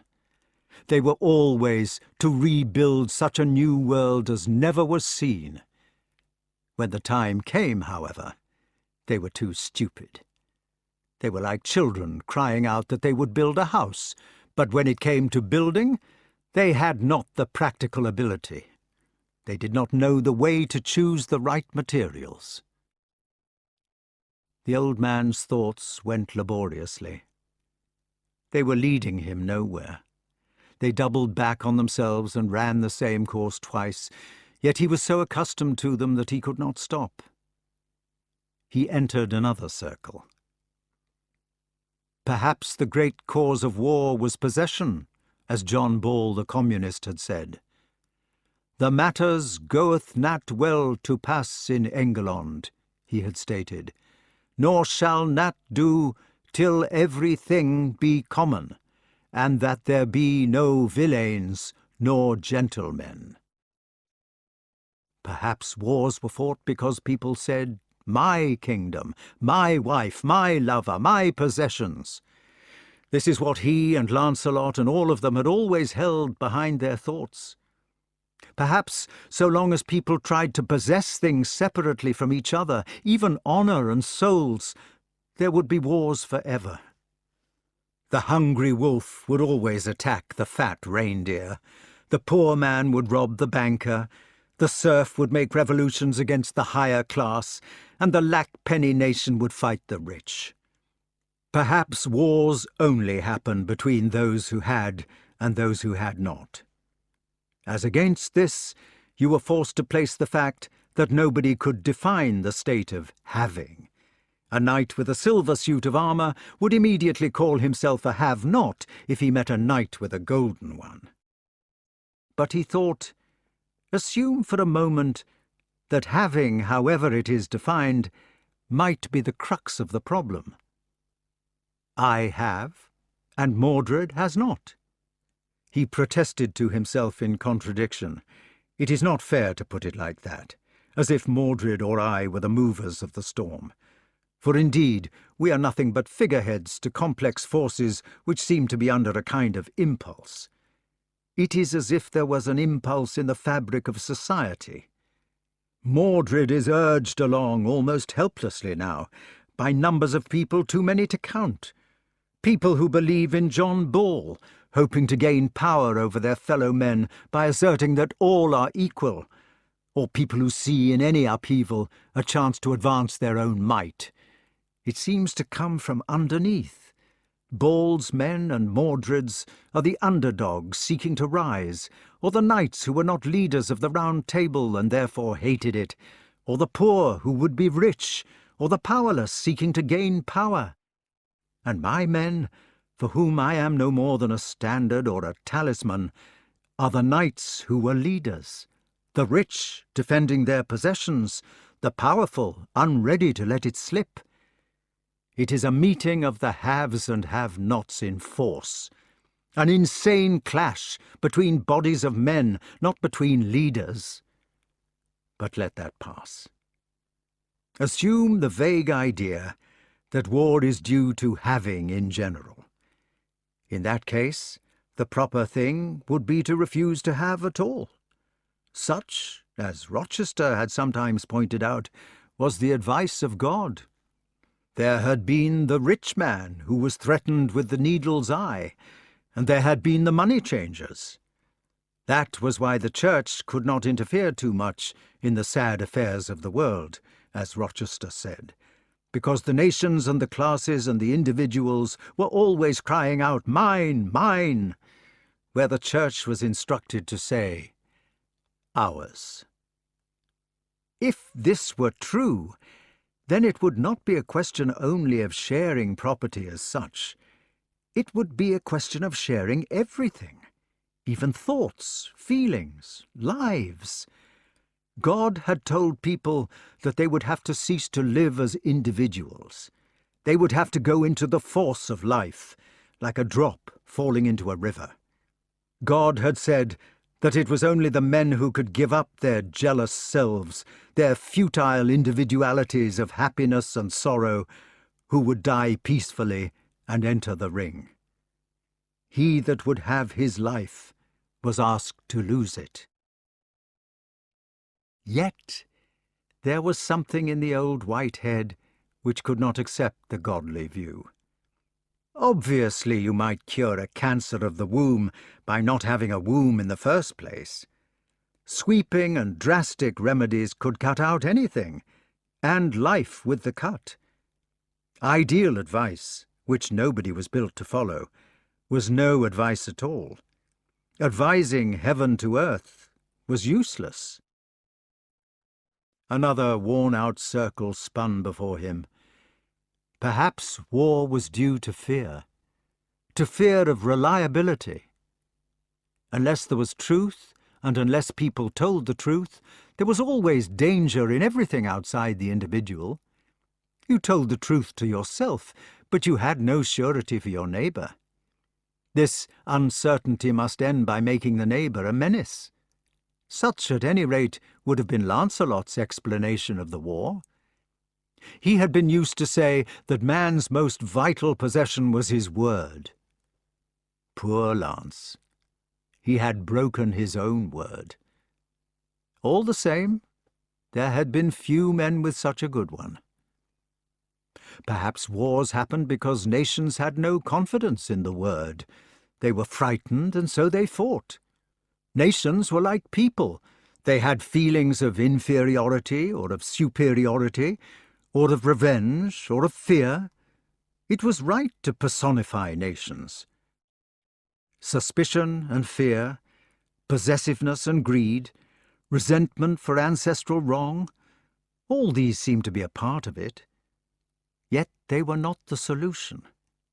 He could not see the real solution. He was too old and tired and miserable to think constructively. He was only a man who had meant well, who had been spurred along that course of thinking by an eccentric necromancer with a weakness for humanity. Justice had been his last attempt, to do nothing which was not just. But it had ended in failure. To do at all had proved too difficult. He was done himself. Arthur proved that he was not quite done by lifting his head.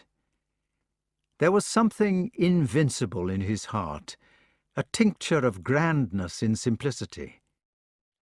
He sat upright and reached for the iron bell. "Page," he said, as the small boy trotted in, knuckling his eyes. "My lord?" The king looked at him. Even in his own extremity he was able to notice others, especially if they were fresh or decent.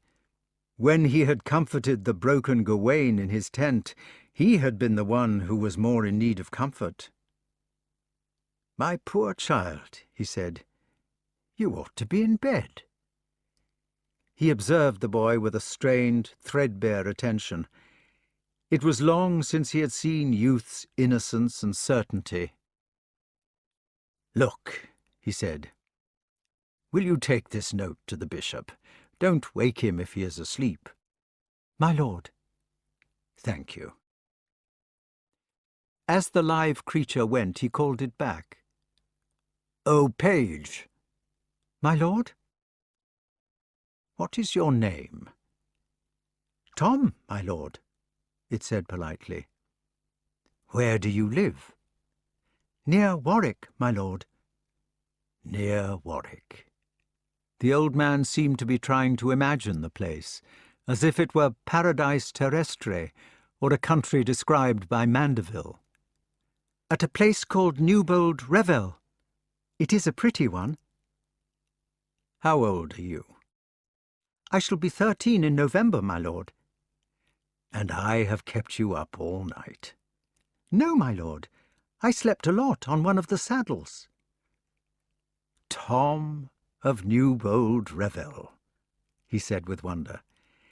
"We seem to have involved a lot of people. Tell me, Tom, what do you intend to do tomorrow?" "I shall fight, sir. I have a good bow." "And will you kill people with this bow?" "Yes, my lord. A great many, I hope." "Suppose they were to kill you?" "Then I should be dead, my lord." "I see." "Shall I take the letter now?" No, wait a minute. I want to talk to somebody. Only my head is muddled." "Shall I fetch a glass of wine?" "No, Tom. Sit down and try to listen. Lift those chessmen off the stool. Can you understand things when they are said?" "Yes, my lord.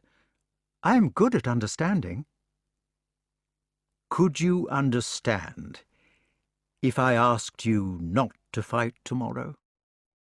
"I should want to fight," it said stoutly. "Everybody wants to fight, Tom, but nobody knows why. Suppose I were to ask you not to fight as a special favour to the king. Would you do that?"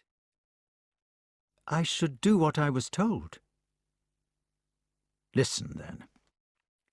Sit for a minute and I will tell you a story.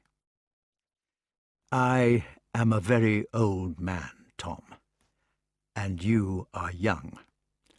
When you are old, you will be able to tell what I have told tonight, and I want you to do that. Do you understand this want?" "Yes, sir. I think so." Put it like this. There was a king once, called King Arthur. That is me. When he came to the throne of England, he found that all the kings and barons were fighting against each other like madmen, and as they could afford to fight in expensive suits of armour, there was practically nothing which could stop them from doing what they pleased. They did a lot of bad things because they lived by force. Now, this king had an idea, and the idea was that force ought to be used, if it were used at all, on behalf of justice, not on its own account. Follow this, young boy. He thought that if he could get his barons fighting for truth, and to help weak people and to redress wrongs, then their fighting might not be such a bad thing as once it used to be. So he gathered together all the true and kindly people that he knew, and he dressed them in armour, and he made them knights, and taught them his idea, and set them down at a round table. There were 150 of them in the happy days, and King Arthur loved his table with all his heart. He was prouder of it than he was of his own dear wife. And for many years his new knights went about killing ogres and rescuing damsels and saving poor prisoners and trying to set the world to rights. That was the king's idea." "I think it was a good idea, my lord." "It was, and it was not. God knows." "What happened to the king in the end?" asked the child, when the story seemed to have dried up. "For some reason things went wrong. The table split into factions, a bitter war began, and all were killed." The boy interrupted confidently. "No," he said, "not all. The king won. We shall win." Arthur smiled vaguely and shook his head. He would have nothing but the truth. "Everybody was killed," he repeated, "except a certain page. I know what I am talking about." "My lord?" "This page was called young Tom of Newbold Revel near Warwick, and the old king sent him off before the battle, upon pain of dire disgrace. You see, the king wanted there to be somebody left who would remember their famous idea. He wanted badly that Tom should go back to Newbold Revel, where he could grow into a man and live his life in Warwickshire peace. And he wanted him to tell everybody who would listen about this ancient idea, which both of them had once thought good. Do you think you could do that, Thomas? To please the king?" The child said, with the pure eyes of absolute truth, "I would do anything for King Arthur." "That's a brave fellow. Now listen, man. Don't get these legendary people muddled up. It is I who tell you about my idea. It is I who am going to command you to take horse to Warwickshire at once, and not to fight with your bow tomorrow at all. Do you understand all this?" "Yes, King Arthur." "Will you promise to be careful of yourself afterward? Will you try to remember that you are a kind of vessel to carry on the idea when things go wrong, and that the whole hope depends on you alive?" "I will." "It seems selfish of me to use you for it." "It is an honour for your poor page, good my lord." "Thomas, my idea of those nights was a sort of candle, like these ones here. I have carried it for many years with a hand to shield it from the wind. It has flickered often. I am giving you the candle now. You won't let it out." "It will burn." "Good, Tom. The light bringer. How old did you say you were?" "Nearly 13. 60 more years then, perhaps. Half a century." "I will give it to other people, King. English people." "You will say to them in Warwickshire, 'He wore a wonderly fine candle.'" "Aye, lad, that I will." "Then 'tis. Now, Tom, for thee must go right quickly. Thou'lt take the best son of a mare that thee canst find, and thou wilt ride post into Warwickshire, lad, with nought but the curlew." "I will ride post, mate, so that the candle burn." "Good, Tom, then. God bless thee. Don't thee forget the Bishop of Rochester afore thou goest." The little boy kneeled down to kiss his master's hand, his surcoat with the Mallory bearings looking absurdly new. "My Lord of England," he said. Arthur raised him gently to kiss him on the shoulder. "Sir Thomas of Warwick," he said, and the boy was gone. The tent was empty, tawny, and magnificent. The wind wailed and the candles guttered. Waiting for the bishop, the old man sat down at his reading desk. Presently his head drooped forward on the papers. The greyhound's eyes, catching the candles as she watched him, burned spectrally 2 amber cups of feral light. Mordred's cannonade, which he was to keep up through the darkness until the morning's battle, began to thud and bump outside. The king, drained of his last effort, gave way to sorrow. Even when his visitor's hand lifted the tent flap, the silent drops coursed down his nose and fell on the parchment with regular ticks, like an ancient clock. He turned his head aside, unwilling to be seen, unable to do better. The flap fell as the strange figure in cloak and hat came softly in. Merlyn? But there was nobody there. He had dreamt him in a catnap of old age. Merlyn. He began to think again, but now it was as clearly as it had ever been. He remembered the aged necromancer who had educated him with animals.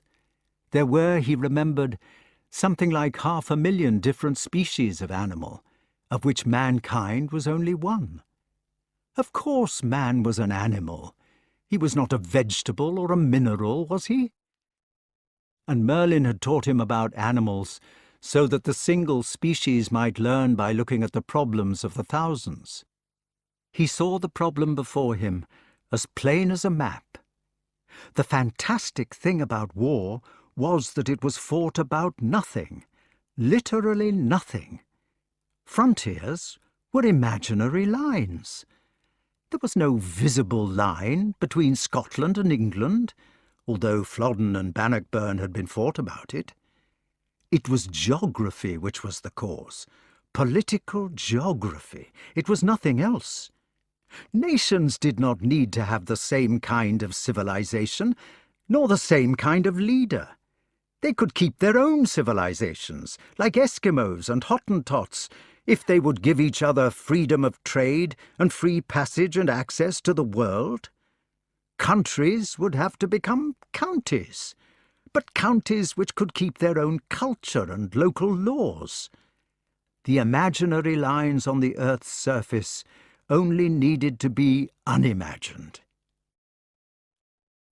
The old king felt refreshed, clear-headed, almost ready to begin again. There would be a day, there must be a day, when he would come back to Gramarye with a new round table, which had no corners, just as the world had none, a table without boundaries between the nations who would sit to feast there. The hope of making it would lie in culture. If people could be persuaded to read and write, not just to eat and make love, there was still a chance that they might come to reason. But it was too late for another effort then. For that time it was his destiny to die, or as some say, to be carried off to Avilion, where he could wait for better days. For that time it was Lancelot's fate and Guinevere's to take the tonsure and the veil, while Mordred must be slain. The fate of this man or that man was less than a drop, although it was a sparkling one, in the great blue motion of the sunlit sea. The cannons of his adversary were thundering in the tattered morning, when the majesty of England drew himself up to meet the future with a peaceful heart. Explicit Liber Quartus.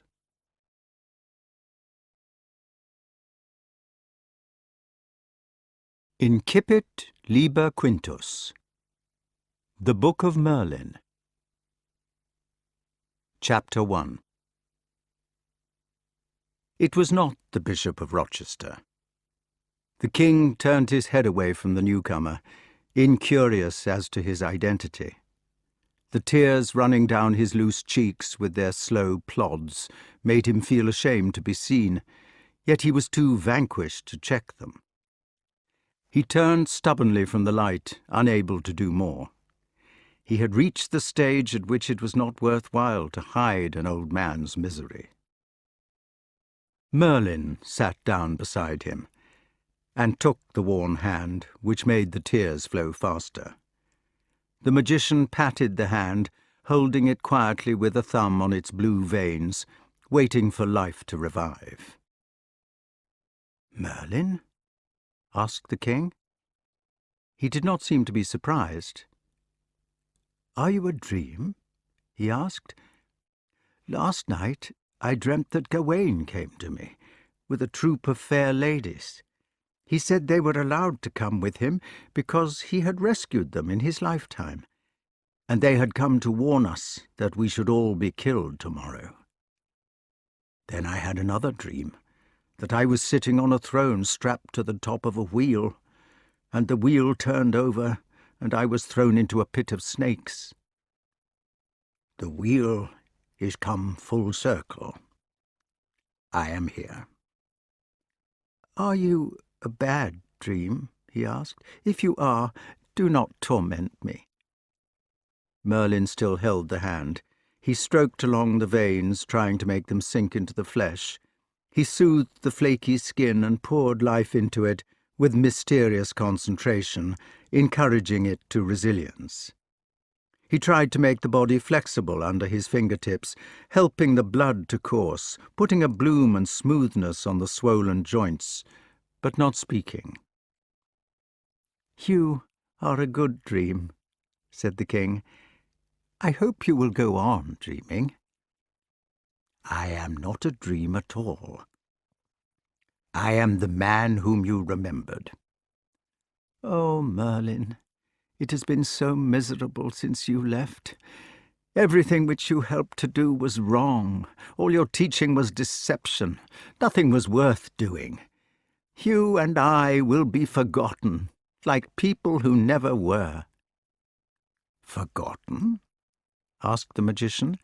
He smiled in the candlelight, looking round the tent as if to assure himself of its furs and twinkling mail, and the tapestries and vellums. "There was a king," he said, "whom Nennius wrote about, and Geoffrey of Monmouth. The Archdeacon of Oxford was said to have had a hand in him, and even that delightful ass, Gerald the Welshman. Brute, Layamon, and the rest of them. What a lot of lies they all managed to tell. Some said that he was a Briton painted blue, some that he was in chain mail to shoot the ideas of the Norman romancers. Certain lumbering Germans dressed him up to vie with their tedious Siegfrieds. Others put him into plate, like your friend Thomas of Hutton Coniers, and others again, notably a romantic Elizabethan called Hughes, recognized his extraordinary problem of love. Then there was a blind poet who tried to justify God's ways to man, and he weighed Arthur against Adam, wondering which was the more important of the two. At the same time came masters of music like Purcell, and later still such titans as the Romantics, endlessly dreaming about our king. There came men who dressed him in armour like ivy leaves, and who made all his friends to stand about among ruins with brambles twining round them, or else to swoon backward, with a mellow blur kissing them on the lips. Also there was Victoria's lord. Even the most unlikely people meddled with him, people like Aubrey Beardsley, who illustrated his history. After a bit, there was poor old White, who thought that we represented the ideas of chivalry. He said that our importance lay in our decency, in our resistance against the bloody mind of man. What an anachronist he was, dear fellow! Fancy starting after William the Conqueror and ending in the Wars of the Roses.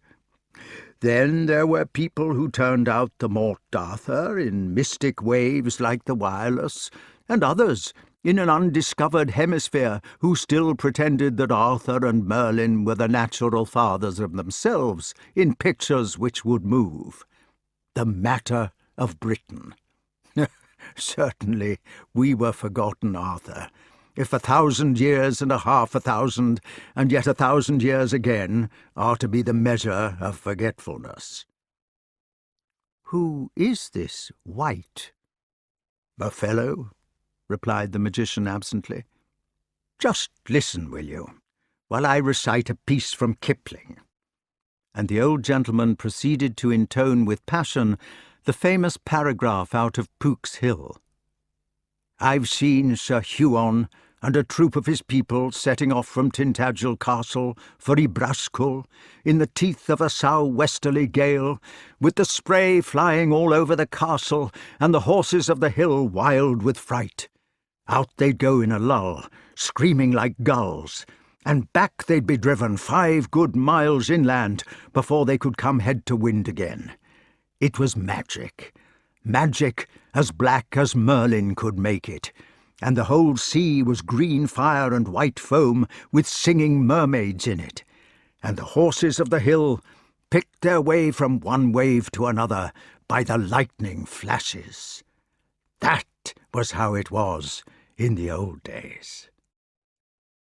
There's a description for you, he added when he had finished the piece. There is prose. No wonder that Dan cried "Splendid" at the end of it. And all was written about ourselves, or about our friends. But, master, I do not understand. The magician stood up, looking at his ancient pupil in perplexity. He twisted his beard into several rat tails, put the corners in his mouth, twirled his mustachios, and cracked his finger joints. He was frightened of what he had done to the king, feeling as if he were trying to revive a drowned man with artificial respiration, who was nearly too far gone.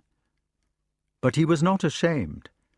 When you are a scientist, you must press on without remorse, following the only thing of any importance, truth. Later, he asked quietly, as if he were calling somebody who was asleep, "What?" There was no reply.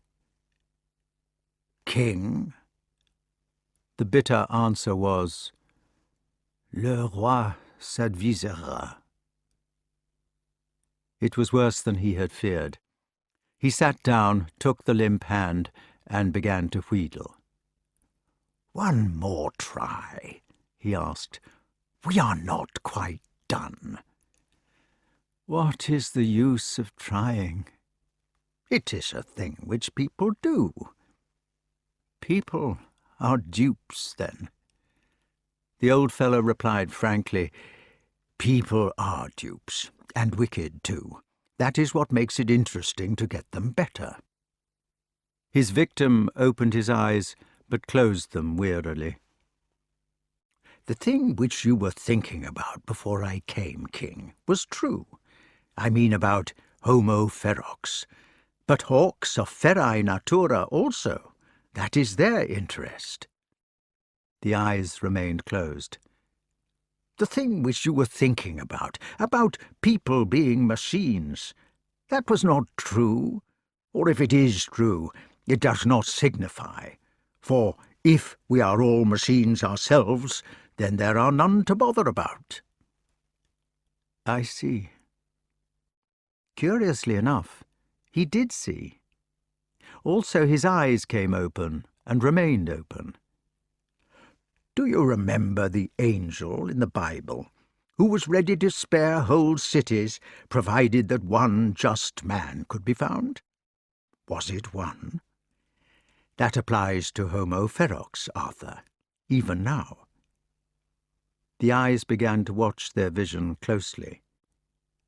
"You have been taking my advice too literally, King. To disbelieve in original sin does not mean that you must believe in original virtue. It only means that you must not believe that people are utterly wicked. Wicked they may be, and even very wicked, but not utterly. Otherwise, I agree, it would be no use trying." Arthur said with one of his sweet smiles, This is a good dream. I hope it will be long." His teacher took out his spectacles, polished them, put them on his nose, and examined the old man carefully. There was a hint of satisfaction behind the lenses. "Unless," he said, "you had lived this, you would not have known it. One has to live one's knowledge. How are you?" "Fairly well. How are you?" "Very well." They shook hands as if they had just met. "Will you be staying?" "Actually," replied the necromancer, now blowing his nose furiously in order to hide his glee, or perhaps to hide his contrition, "I shall hardly be here at all. I have been sent with an invitation." He folded his handkerchief and replaced it in his cap. "Any mice?" asked the king, with a first faint twinkle. The skin of his face twitched, as it were, or tautened itself for a fraction of a second, so that you could see underneath it, in the bone perhaps, the freckled, snub-nosed countenance of a little boy who had once been charmed by Archimedes. Merlyn took the skull-cap off indulgently. "One," he said. "I think it was a mouse, but it has become partly shriveled. And here, I see, is the frog I picked up in the summer. It had been run over, poor creature, during the drought. A perfect silhouette." He examined it complacently before putting it back, then crossed his legs and examined his companion in the same way, nursing his knee. "The invitation," he said. "We were hoping you would pay us a visit. Your battle can look after itself until tomorrow, we suppose." "Nothing matters in a dream." This seemed to anger him, for he exclaimed with some vexation, "I wish you would stop about dreams. How would you like it if I were to call you a dream? You must consider other people." "Never mind." "The invitation, then. It was to visit my cave, where young Nimue put me. Do you remember her? There are some friends in it waiting to meet you." "It would be beautiful."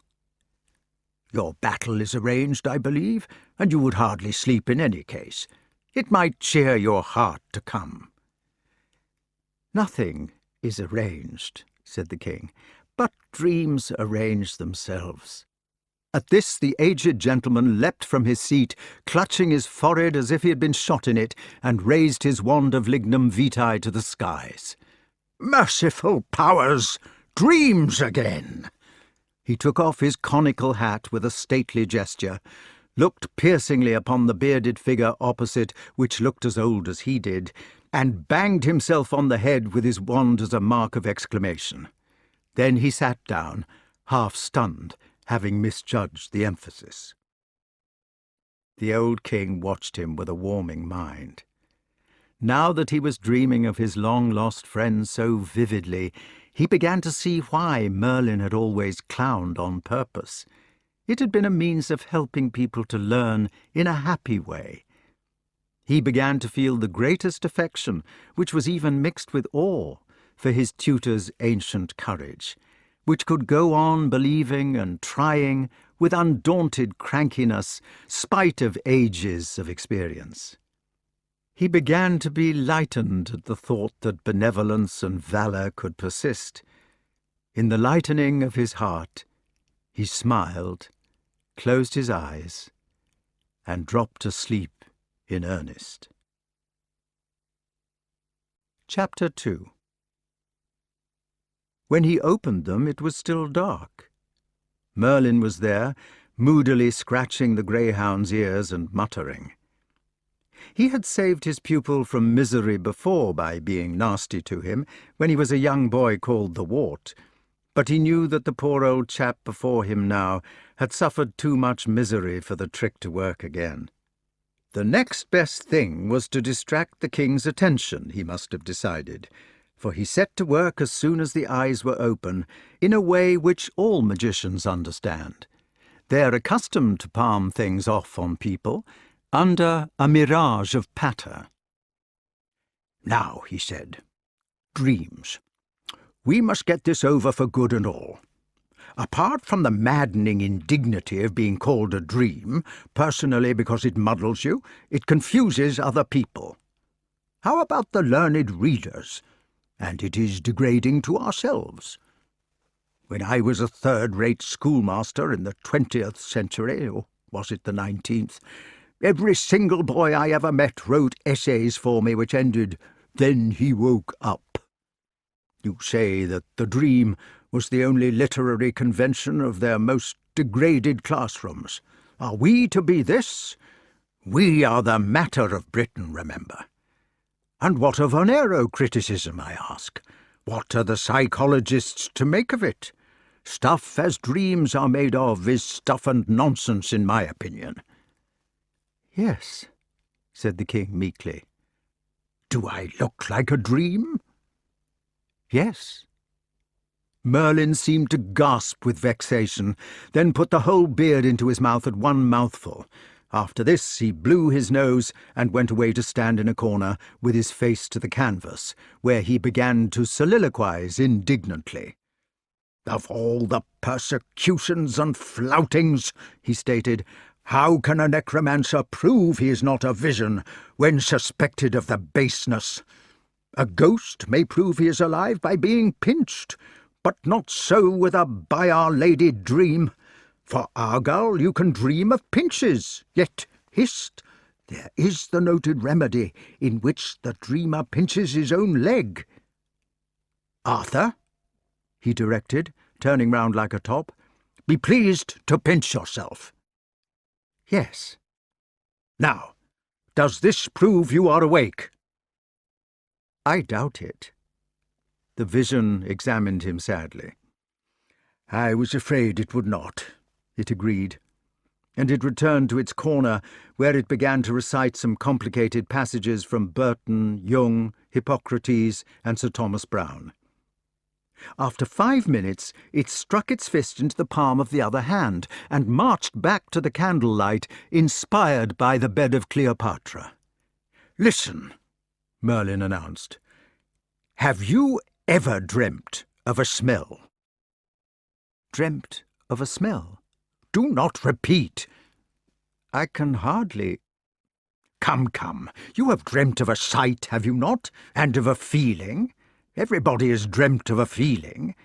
You may even have dreamt of a taste. I recollect that once, when I had forgotten to eat anything for a fortnight, I dreamt of a chocolate pudding, which I distinctly tasted, but it was snatched away. The question is, have you ever dreamt of a smell?" "I do not think I have. Not to smell it."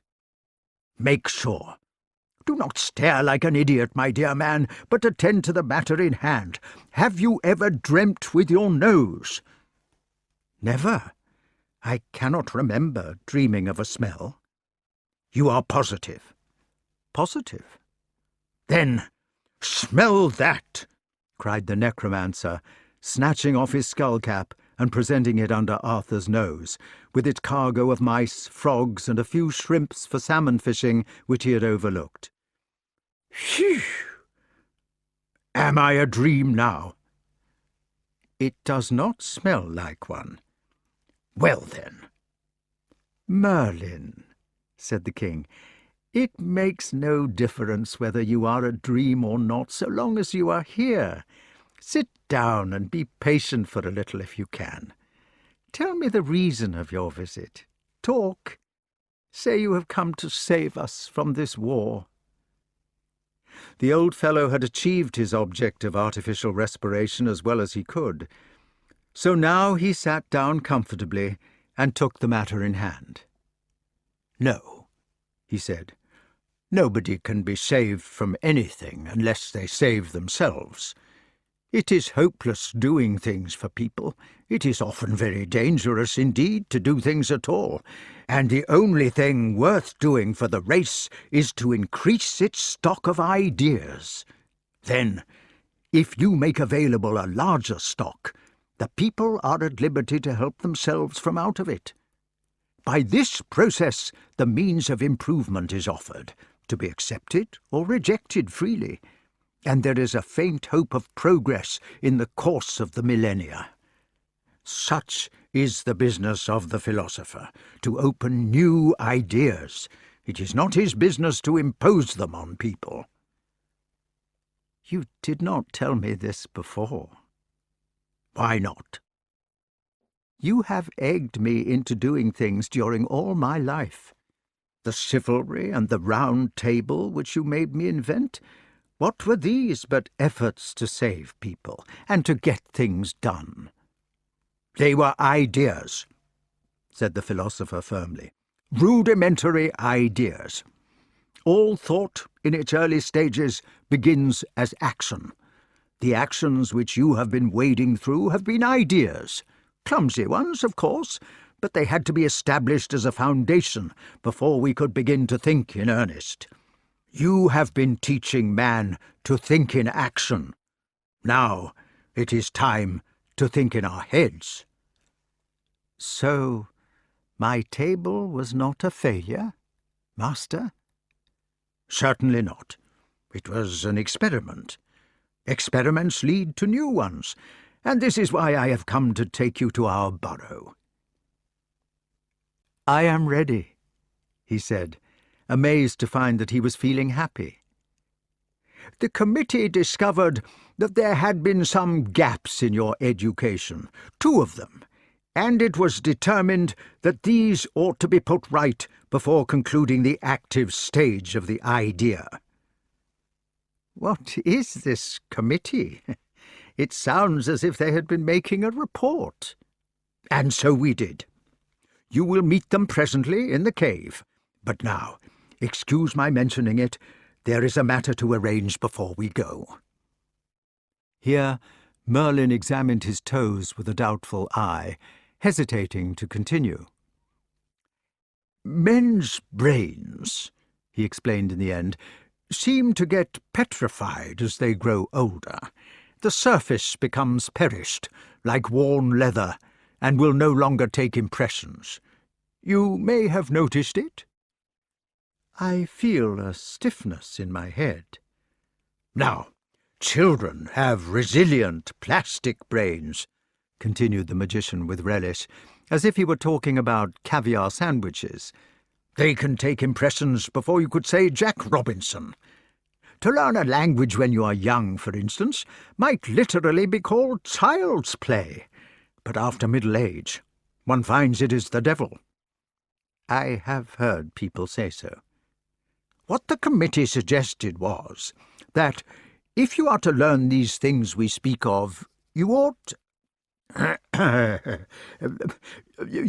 to be a boy. They have furnished me with a patent medicine to do it. You understand, you would become the wart once more. Not if I had to live my life again, replied the old fellow evenly. They faced each other like image and object in a mirror, the outside corners of their eyes drawn down with the hooded lids of age. It would only be for the evening. The elixir of life? Exactly. Think of the people who have tried to find it. If I were to find such a thing, I would throw it away. I hope you are not being stupid about children, asked Merlyn, looking vaguely about him. We have high authority for being born again, like little ones. Grown-ups have developed an unpleasant habit lately, I notice, of comforting themselves for their degradation by pretending that children are childish. I trust we are free from this. Everybody knows that children are more intelligent than their parents. You and I know it, but the people who are going to read this book do not. Our readers of that time, continued the necromancer in a grim voice, have exactly 3 ideas in their magnificent noddles. The first is that the human species is superior to others. The second, that the 20th century is superior to other centuries. And the third, that human adults of the 20th century are superior to their young. The whole illusion may be labelled progress, and anybody who questions it is called puerile, reactionary, or an escapist. The march of mind, God help them. He considered these facts for some time, then added, And a fourth piece of scientific claptrap which they are to have rejoices in the name of anthropomorphism. Even their children are supposed to be so superior to the animals that you must never mention the two creatures in the same breath. If you begin considering men as animals, they put it the other way round, and say that you are considering animals as men, a sin which they hold to be worse than bigamy. Imagine a scientist being merely an animal, they say. Tut, tut, and Tillyfolderido. Who are these readers? The readers of the book. What book? The book we are in. Are we in a book? We had better attend to the job, said Merlyn hastily. He took hold of his wand, rolled up his sleeves, and fixed a tight eye on the patient. "Do you agree?" he asked, but the old king stopped him. "No," he said, with a sort of firm apology. "I have earned my body and mind with many years of labour. It would be undignified to change them. I am not too proud to be a child, Merlyn, but too old. If it were my body which were to be made young, it would be unsuitable to keep an old mind in it, while, if you were to change them both, the labour of living all those years would turn to vanity. There is nothing else for it, master.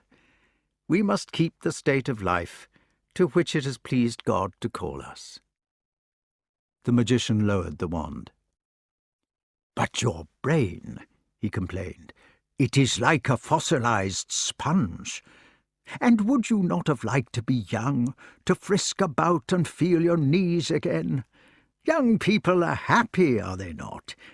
We had meant it for a pleasure." "It would indeed have been a pleasure, and thank you for thinking of it. But life is not invented for happiness, I do believe. It is made for something else." Merlyn chewed the end of his stick while he considered. "You are right," he said in the end. "I was against the proposal from the start. But something will have to be done to supple your intellects for all that, or you will never catch the new idea. I suppose there would be no objection to a cerebral massage if I could manage it. I should have to get my galvanic batteries, my extra reds and underviolets, my French chalk and my pinches of this and that, a touch of adrenaline and a sniff of garlic, you know the kind of thing." "No, if you think it is right." He extended his hand into the ether with a well-remembered gesture, and the apparatus began to materialize obediently, muddled up as usual. Chapter 3. The treatment was unpleasant. It was like having one's hair brushed vigorously the wrong way, or like having a sprained ankle flexed by that dreadful kind of masseuse who urges people to relax. The king gripped the arms of his chair, closed his eyes, clenched his teeth, and sweated. When he opened them for the second time that evening, it was on a different world.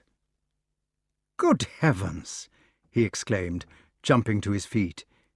In leaving the chair, he did not take his weight upon his wrists like an old man, but upon the palms and phalanges. Look at the dog's hollow eyes. The candles are reflected from the back, not from the front, as if it were from the bottom of a cup. Why have I never noticed this before? And look here, there is a hole in Bathsheba's bath which needs darning. What is this entry in the book? Suspendata?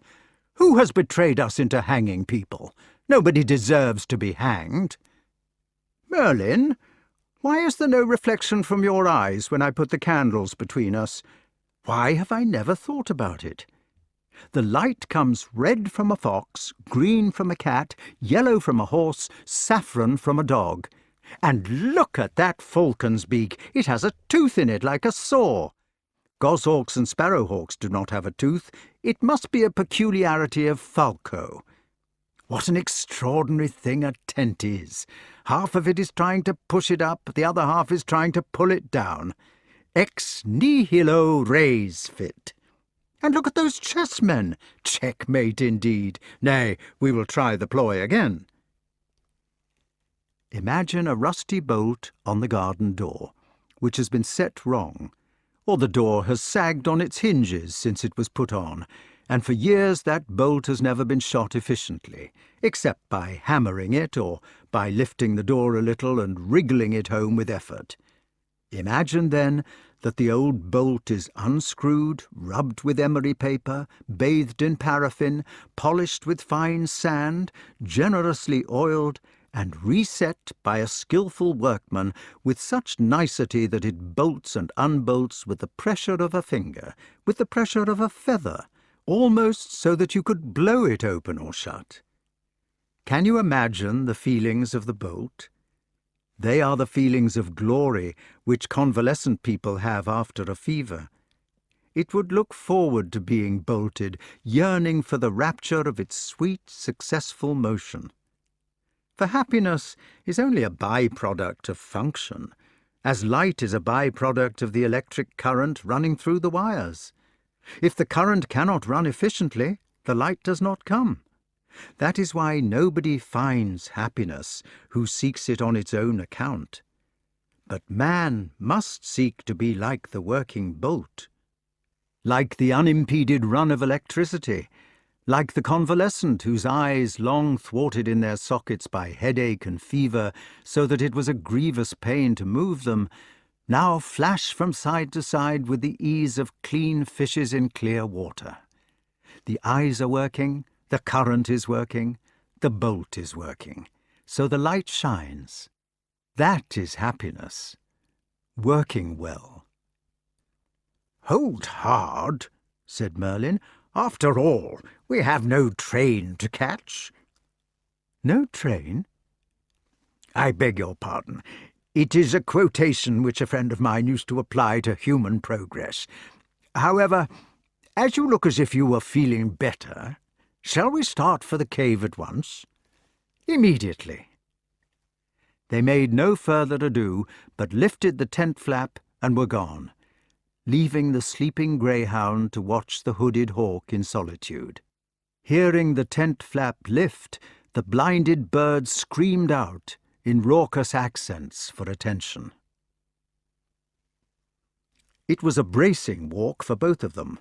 The wild wind and the speed of their passage tugged their beards to left or right over their shoulders, accordingly as they did not face exactly into the eye of it, which gave a tight feeling at the hair roots, as if they were in curl papers. They sped over Salisbury Plain, past the thought-provoking monument of Stonehenge, where Merlyn, in passing, cried a salutation to the old gods whom Arthur could not see, to Crom, Bell, and others. They whirled over Wiltshire, strode beyond Dorset, and sped through Devon as fast as a wire cutting cheese.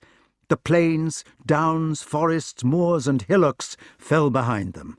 The glinting rivers swung past like the spokes of a turning wheel.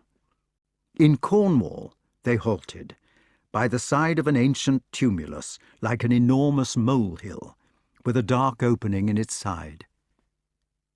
"We go in." "I have been to this place before," said the king, standing still in a kind of catalepsy. "Yes." "When?" "When yourself." He groped, searched in his mind, feeling that the revelation was in his heart. "But no," he said, "I cannot remember."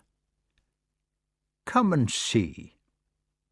They went down the labyrinthine passages, past the turnings which led to the bedchambers, to the middens, to the storerooms, and to the place where you went if you wanted to wash your hands. At last the king stopped, with his fingers on the door latch at the end of a passage, and announced, "I know where I am." Merlin watched. "It is the Badger's set, where I went when I was a child." "Yes.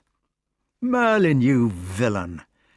I have been mourning you for half a lifetime, because I thought you were shut up like a toad in a hole, and all the time you've been sitting in the combination room arguing with Badger. Open the door and look." He opened it. There was the well-remembered room. There were the portraits of long-dead Badgers, famous for scholarship or godliness. There were the glowworms and the mahogany fans and the tilting board for circulating the decanters. There were the moth-eaten gowns and the chairs of stamped leather. But best of all, there were his earliest friends, the preposterous committee. They were rising shyly to their feet to greet him. They were confused in their humble feelings, partly because they had been looking forward to the surprise so much, and partly because they had never met real kings before, so that they were afraid he might be different. Still, they were determined that they ought to do the thing in style. They had arranged that the proper thing would be to stand up, and perhaps to bow or smile a bit. There had been solemn consultations among them about whether he ought to be addressed as Your Majesty or as Sir, about whether his hand ought to be kissed, about whether he would be much changed, and even, poor souls, about whether he would remember them at all. They were there in a circle round the fire. Badger hoisting himself bashfully to his feet, while a perfect avalanche of manuscript shot out of his lap into the fender. T. Natrix uncoiling himself and flickering an ebon tongue with which he proposed to kiss the royal hand if necessary. Archimedes bobbing up and down with pleasure and anticipation, half spreading his wings and causing them to flutter like a small bird asking to be fed. Berlin looking crushed for the first time in his life because he was afraid he might have been forgotten. Cavall, so agonized by the glory of his feelings that he had to go away into a corner and be sick. Goat, who had given the Emperor's salute in a flash of foresight long before. Hedgehog, standing loyal and erect at the bottom of the circle, where he had been made to sit apart from the others on account of his fleas, but full of patriotism and anxiety to be noticed if possible. Even the enormous stuffed pike, which was a novelty over the mantelpiece beneath the founder, seemed to regard him with a supplicating eye. "Oh, people!" exclaimed the king.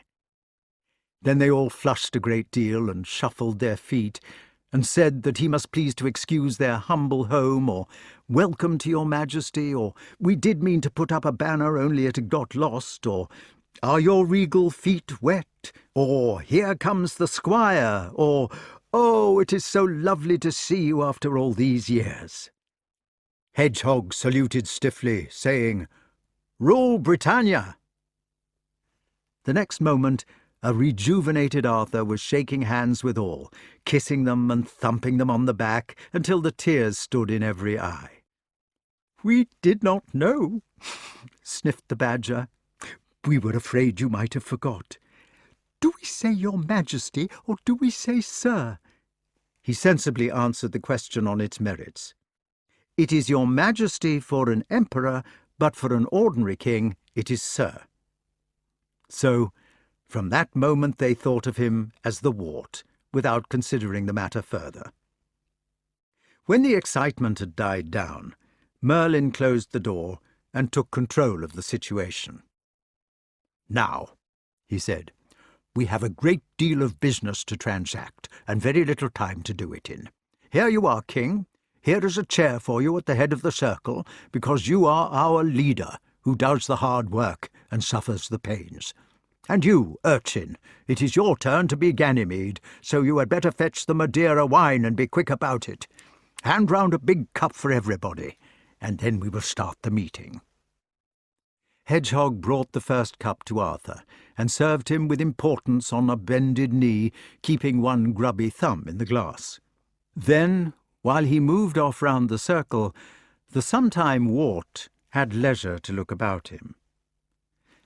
The combination room had changed since his last visit, a change which hinted strongly at his tutor's personality. For there, on all the spare chairs and on the floor and on the tables, lying open to mark significant passages, were thousands of books of all descriptions, each one forgotten since it had been laid down for future reference, and all covered with a fine layer of dust.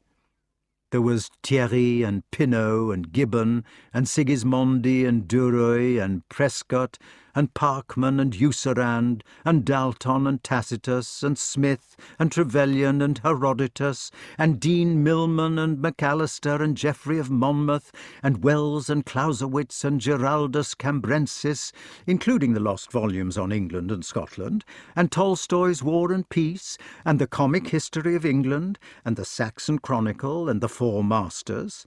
There were De Beers' Vertebrate Zoology, Elliot Smith's Essays on the Evolution of Man, Eltringham's Senses of Insects, Brown's Vulgar Errors, Aldrovandus, Matthew Paris, a bestiary by Physiologus, Fraser in the complete edition, and even Zeus by A.B. Cook.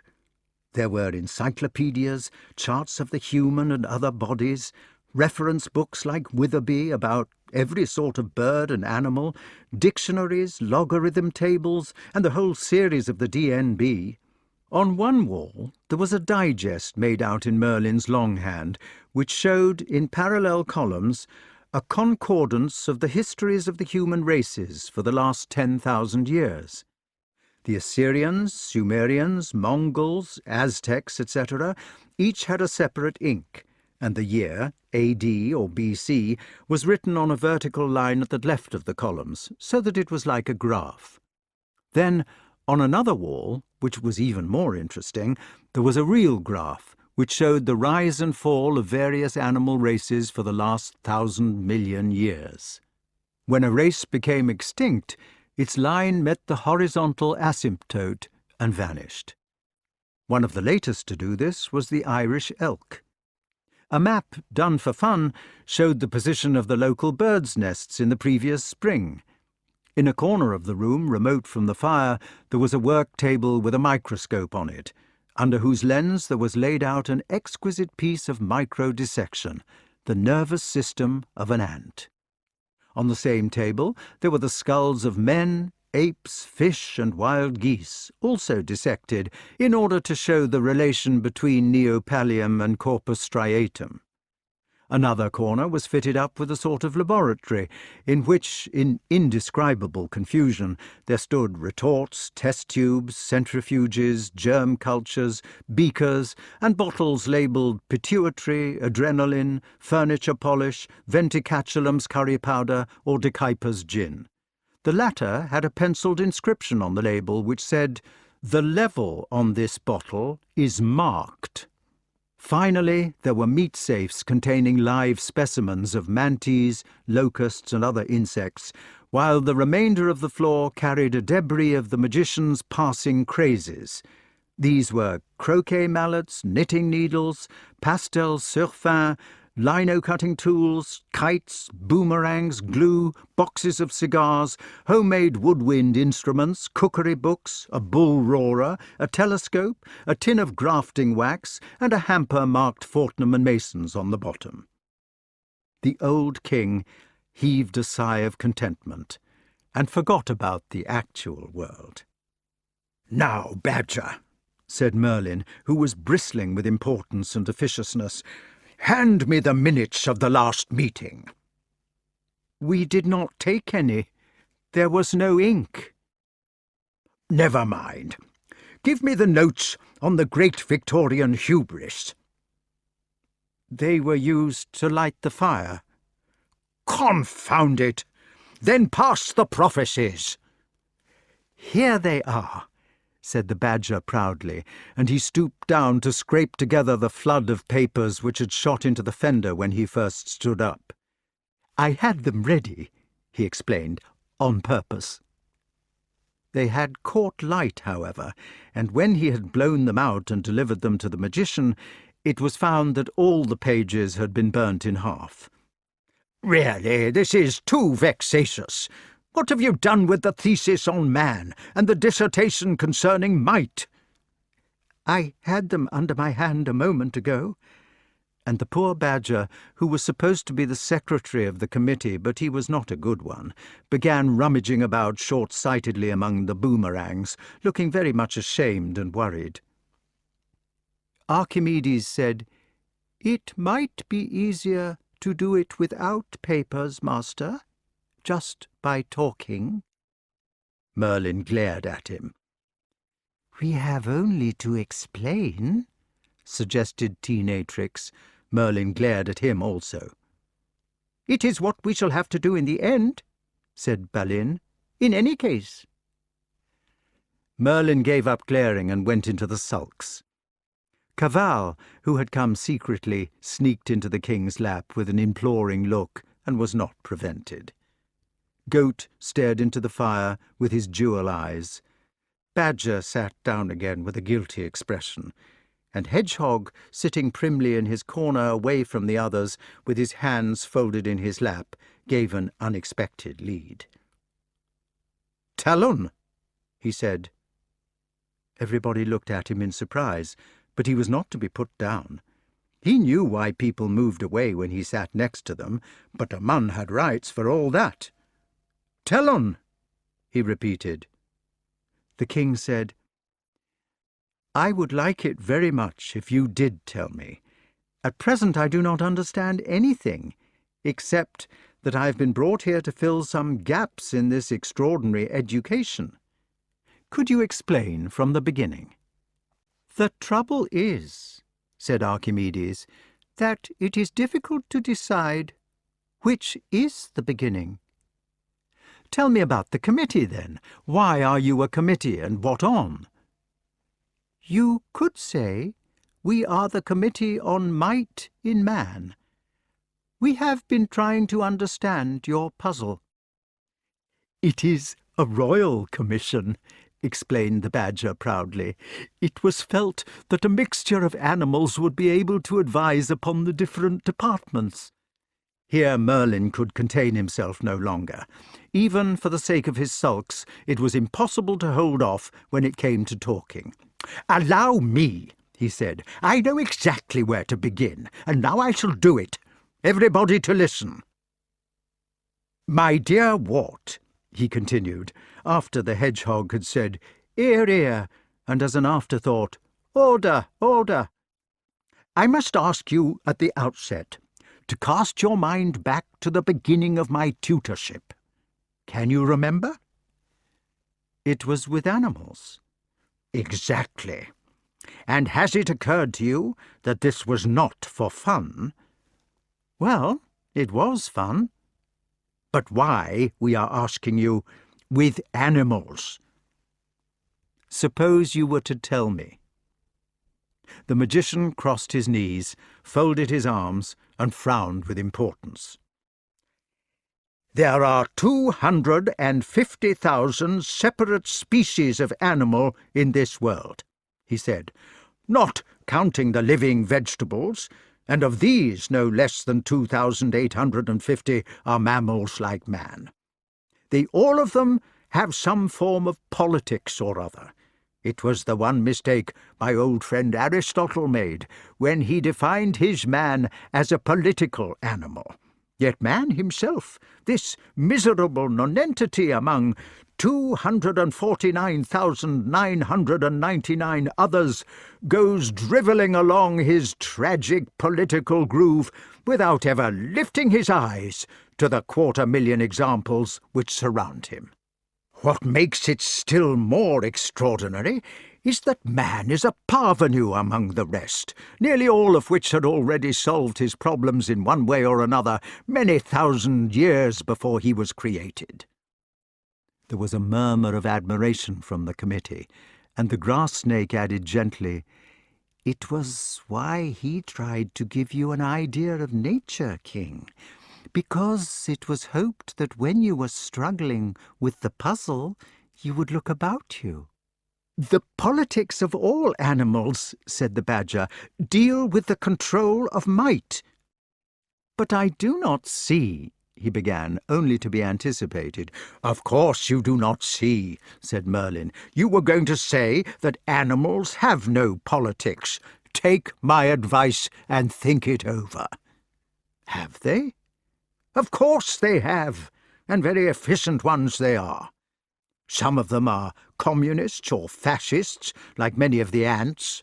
Some are anarchists, like the geese. There are socialists, like some of the bees. And indeed, among the 3,000 families of the ant itself, there are other shades of ideology besides fascism. Not all are slave-makers or warfarers. There are bank balance holders, like the squirrel, or the bear who hibernates on his fat. Any nest or burrow or feeding ground is a form of individual property, and how do you think the crows, rabbits, minnows, and all the other gregarious creatures contrive to live together if they have not faced the questions of democracy and of force?" It was evidently a well-worn topic, for the badger interrupted before the king could reply. "You have never given us," he said, "and you never will give us, an example of capitalism in the natural world." Merlyn looked unhappy. "And," he added, "if you cannot give an example, it only shows that capitalism is unnatural." The badger, it may be mentioned, was inclined to be Russian in his outlook. He and the other animals had argued with the magician so much during the past few centuries that they had all come to express themselves in highly magic terms, talking of Bolshevists and Nazis with as much ease as if they had been little more than the Lollards and Thrashers of contemporary history. Merlyn, who was a staunch conservative, which was rather progressive of him when you reflect that he was living backwards, defended himself feebly. "Parasitism," he said, "is an ancient and respectable compartment in nature, from the cuckoo to the flea." "We are not talking about parasitism. We are talking about capitalism, which has been exactly defined. Can you give me a single example, other than man, of a species whose individuals will exploit the labour value of individuals of the same species?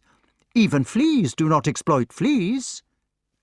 Merlyn said, "There are certain apes which, when kept in captivity, have to be closely watched by their keepers. Otherwise, the dominant individuals will deprive their comrades of food, even compelling them to regurgitate it, and the comrades will starve." "It seems a shaky example."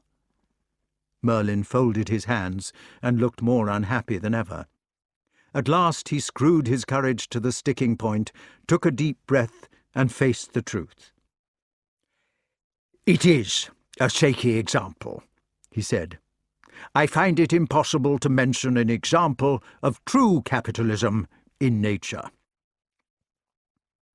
He had no sooner said it than his hands unfolded themselves like lightning, and the fist of one flashed into the palm of the other. "I have it," he cried. "I knew I was right about capitalism. We are looking at it the wrong way round." "We generally are." "The main specialization of a species is nearly always unnatural to other species. Just because there are no examples of capital in nature, it does not mean that capital is unnatural for man, in the sense of its being wrong. You might as well say it is wrong for a giraffe to eat the tops of trees because there are no other antelopes with necks as long as his, or that it was wrong for the first amphibian to crawl out of the water because there were no other examples of amphibians at the time. Capitalism is man's speciality, just as his cerebrum is. There are no other examples in nature of a creature with a cerebrum like that of man. This does not mean that it is unnatural for man to have a cerebrum. On the contrary, it means that he must go ahead with it. And the same with his capitalism. It is, like his brain, a speciality, a jewel in the crown. Now I come to think of it, capitalism may be actually consequent upon the possession of a developed cerebrum. Otherwise, why should our only other example of capitalism, those apes I mentioned, occur among the anthropoids whose brains are akin to man's? Yes, I knew I was right to be a minor capitalist all the time. I knew there was a sensible reason why the Russians of my youth should have modified their ideas. The fact that it is unique does not mean that it is wrong. On the contrary, it means that it is right. Right for man, of course, not for the other animals. It means— "Do you realize," asked Archimedes, "that the audience has not understood a single word you are saying for several minutes?" Merlyn stopped abruptly and looked at his pupil, who had been following the conversation with his eyes more than anything else, looking from one face to the other. "I am sorry." The king spoke absently, almost as if he were talking to himself. "Have I been stupid?"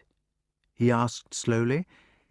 "Stupid not to notice animals?" "Stupid!" cried the magician, triumphant once again, for he was in high delight over his discovery about capital. "There at last is a crumb of truth on a pair of human lips. Nunc dimittis!" And he immediately leapt upon his hobby-horse to gallop off in all directions. "The cheek of the human race," he exclaimed, "is something to knock you footless. Begin with the unthinkable universe, narrow down to the minute sun inside it, pass to the satellite of the sun, which we are pleased to call Earth, glance at the myriad algae, or whatever the things are called, of the sea, and at the uncountable microbes going backwards to a minus infinity which populate ourselves. Drop an eye on those 250,000 other species which I have mentioned, and upon the unmentionable expanses of time through which they have lived. Then look at man, an upstart, whose eyes, speaking from the point of view of nature, are scarcely open further than the puppy's. There he is, the gollywog." He was becoming so excited that he had no time to think of suitable epithets. "There he is, dubbing himself Homo sapiens, forsooth, proclaiming himself the lord of creation, like that ass Napoleon putting on his own crown. There he is, condescending to the other animals, even condescending, God bless my soul and body, to his ancestors. It is the great Victorian hubris, the amazing, ineffable presumption of the 19th century. Look at those historical novels by Scott, in which the human beings themselves, because they lived a couple of 100 years ago, are made to talk like imitation warming pans. Man, proud man, stands there in the 20th century, complacently believing that the race has advanced in the course of 1,000 miserable years, and busy blowing his brothers to bits. When will they learn that it takes 1,000,000 years for a bird to modify a single one of its primary feathers? There he stands, the crashing lubber, pretending that everything is different because he has made an internal combustion engine. There he stands, ever since Darwin, because he has heard that there is such a thing as evolution. Quite regardless of the fact that evolution happens in million-year cycles, he thinks he has evolved since the Middle Ages. Perhaps the combustion engine has evolved, but not he. Look at him, sniggering at his own progenitors, let alone the other types of mammal in that insufferable Connecticut Yankee in King Arthur's court. The sheer shattering source of it! And making God in his own image! Believe me, the so-called primitive races who worshipped animals as gods were not so daft as people choose to pretend. At least they were humble. Why should not God have come to the earth as an earthworm? There are a great many more worms than men, and they do a great deal more good. And what is it all about, anyway? Where is this marvellous superiority which makes the 20th century superior to the Middle Ages, and the Middle Ages superior to primitive races and to the beasts of the field? Is man so particularly good at controlling his might and his ferocity and his property? What does he do? He massacres the members of his own species like a cannibal. Do you know that it has been calculated that during the years between 1100 and 1900, the English were at war for 419 years, and the French for 373? Do you know that Lapouche has reckoned that 19 million men are killed in Europe in every century, so that the amount of blood spilled would feed a fountain of blood running 700 litres an hour since the beginning of history? And let me tell you this, dear sir, war, in nature herself, outside of man, is so much a rarity that it scarcely exists. In all those 250,000 species, there are only a dozen or so which go to war. If nature ever troubled to look at man, the little atrocity, she would be socked out of her wits. And finally, concluded the magician, pulling up into a canter, leaving his morals out of account, is the odious creature important even in a physical sense? Would neutral nature be compelled to notice him more than the green fly or the coral insect, because of the changes which he has effected on the surface of the earth? Chapter 4. The king said politely, stunned by such a lot of declamation, "Surely she would. Surely we are important from what we have done." "How?" demanded his tutor fiercely.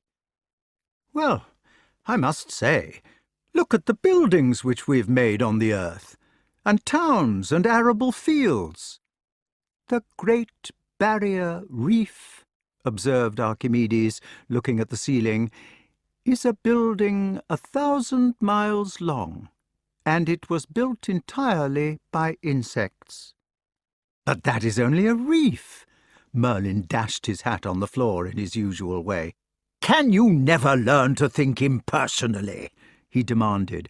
"The coral insect would have as much right to reply to you that London is only a town." "Even then, if all the towns in the world were placed end to end," Archimedes said, "if you begin producing all the towns in the world, I shall begin producing all the coral islands and atolls. Then we will weigh them carefully against each other, and perhaps we shall see what we shall see." "Perhaps coral insects are more important than men, then. But this is only one species," Goat said slyly. "The committee had a note somewhere about the beaver, I think, in which he was said to have made whole seas and continents." "The birds," began Balin, with exaggerated nonchalance, "by carrying the seeds of trees in their droppings, are said to have made forests so large—" "Them rabbits," interrupted the urchin, "what a nigh deflopulated Australia." "The foraminifera, of whose bodies the white cliffs of Dover are actually composed, the locusts—" Merlyn held up his hand. "Give him the humble earthworm," he said majestically. So the animals recited in unison. "The naturalist Darwin has pointed out that there are about 25,000 earthworms in every field acre, that they turn over in England alone 320 million tons of soil a year, and that they are to be found in almost every region of the world. In 30 years they will alter the whole earth's surface to the depth of 7 inches. The earth without worms, says the immortal Gilbert White, would soon become cold, hard-bound, void of fermentation, and consequently sterile. Chapter 5. It seems to me, said the king happily, for these high matters seemed to be taking him far from Mordred and Lancelot, far from the place where, as they put it in King Lear, humanity must perforce prey on itself like monsters of the deep, into the peaceful world, where people thought and talked and loved each other without the misery of doing. It seems to me, if what you say is true, that it would do my fellow humans good to take them down a peg. If they could be taught to look at themselves as another species of mammal for a change, they might find the novelty a tonic. Tell me what conclusions the committee has come to, for I'm sure you have been discussing it, about the human animal. We have found ourselves in difficulty about the name. What name? Homo sapiens, explained the grass snake. It became obvious that sapiens was hopeless as an adjective, but the trouble was to find another. Archimedes said, "Do you remember that Merlyn once told you why the chaffinch was called Celebs?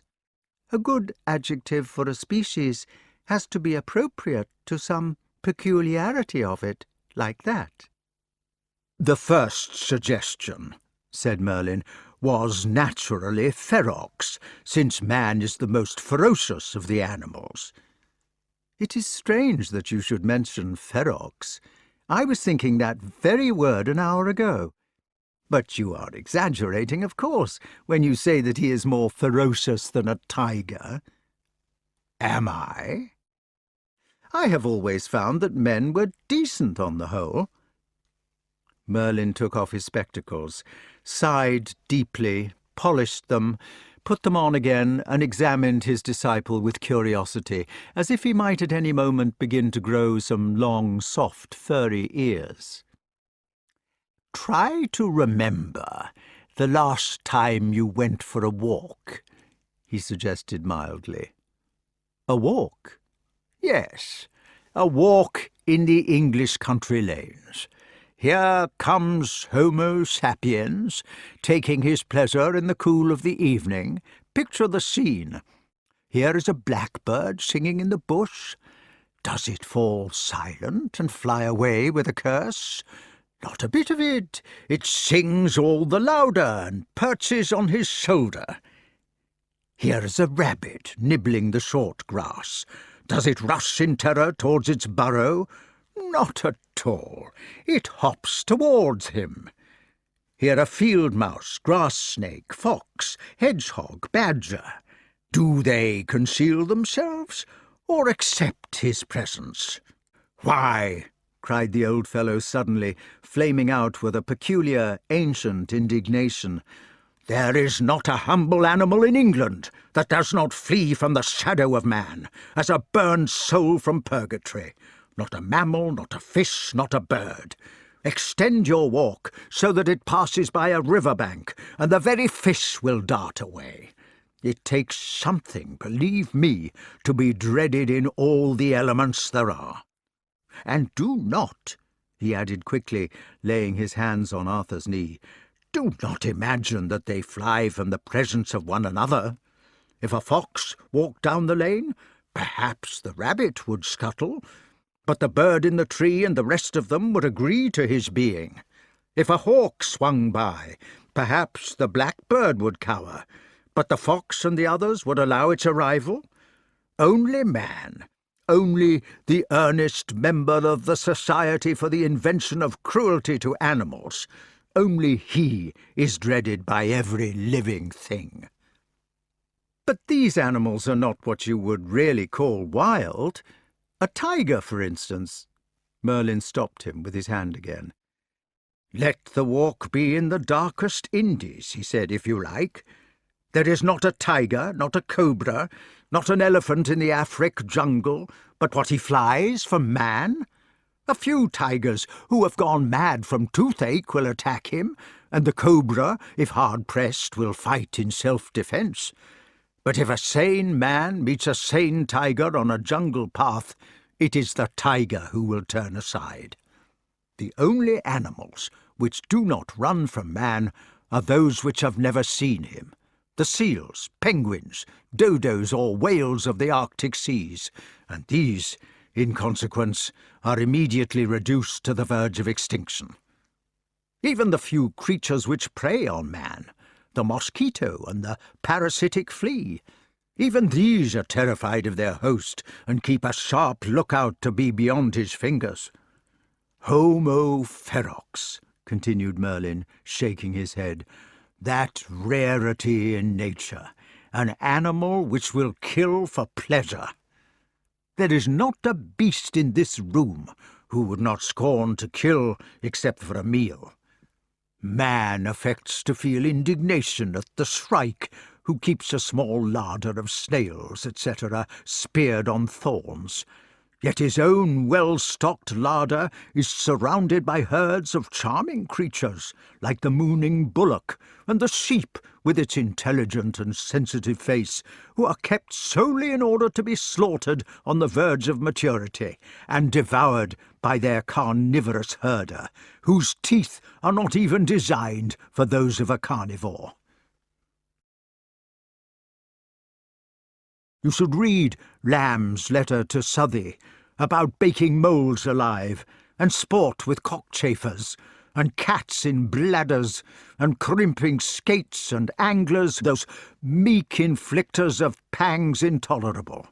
Homo ferox, the inventor of cruelty to animals, who will rear pheasants at enormous expense for the pleasure of killing them, who will go to the trouble of training other animals to kill, who will burn living rats, as I have seen done in Eru, in order that their shrieks may intimidate the local rodents, who will forcibly degenerate the livers of domestic geese in order to make himself a tasty food, who will saw the growing horns off cattle for convenience in transport, who will blind goldfinches with a needle to make them sing, who will boil lobsters and shrimps alive, although he hears their piping screams, who will turn on his own species in war, and kill 19 million every 100 years, who will publicly murder his fellow men when he has adjudged them to be criminals, and who has invented a way of torturing his own children with a stick, or of exporting them to concentration camps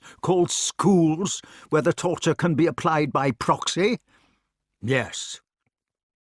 You are right to ask whether man can properly be described as ferox, for certainly the word, in its natural meaning of wildlife among decent animals, ought never to be applied to such a creature. Goodness, said the king, you seem to lay it on. But the old magician would not be appeased. The reason, he said, why we felt doubts about using ferox was because Archimedes suggested that stultus would be more appropriate. Stultus? I thought we were intelligent. In one of the miserable wars when I was a younger man, said the magician, taking a deep breath, it was found necessary to issue to the people of England a set of printed cards which entitled them to food. These cards had to be filled in by hand before the food could be bought. Each individual had to write a number in one part of the card, his name in another part, and the name of the food supplier in a third.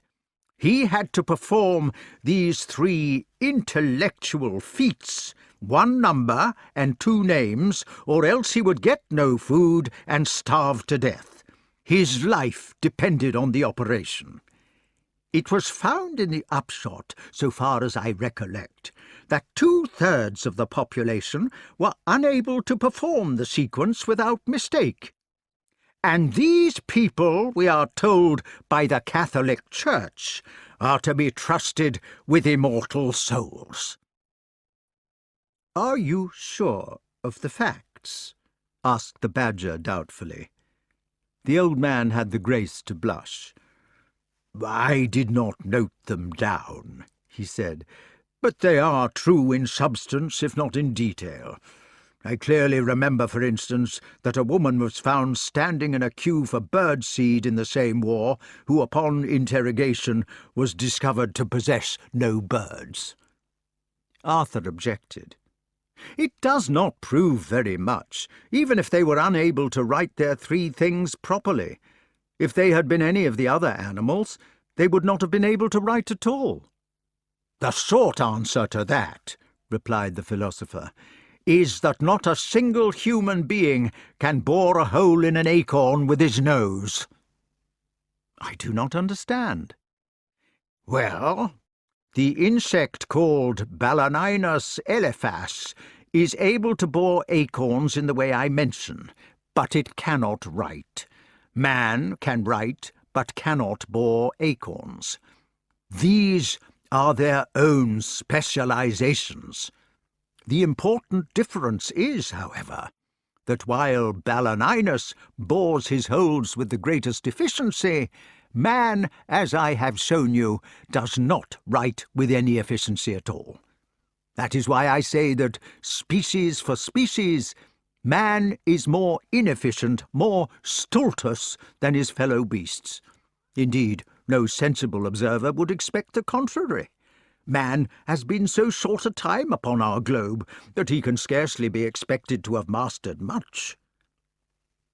The king had found that he was beginning to feel depressed. "Did you think of many other names?" he asked. "There was a 3rd suggestion, made by Badger." At this the happy badger shuffled his feet with satisfaction, peeped sideways at the company round the corner of his spectacles, and examined his long nails. "Impoliticus," said Merlyn. "Homo impoliticus. You remember that Aristotle defined us as political animals. Badger suggested examining this, and after we had looked at his politics, impoliticus seemed to be the only word to use." "Go on, if you must." "We found that the political ideas of Homo ferox were of 2 kinds. Either that problems could be solved by force, or that they could be solved by argument. The ant-men of the future, who believe in force, consider that you can determine whether 2 × 2 is 4 by knocking people down who disagree with you. The Democrats, who are to believe in argument, consider that all men are entitled to an opinion, because all are born equal. I am as good a man as you are, the first instinctive ejaculation of the man who is not." "If neither force nor argument can be relied on," said the king, "I do not see what can be done." "Neither force, nor argument, nor opinion," said Merlyn with the deepest sincerity, "are thinking. Argument is only a display of mental force, a sort of fencing with points in order to gain a victory, not for truth. Opinions are the blind alleys of lazy or of stupid men who are unable to think.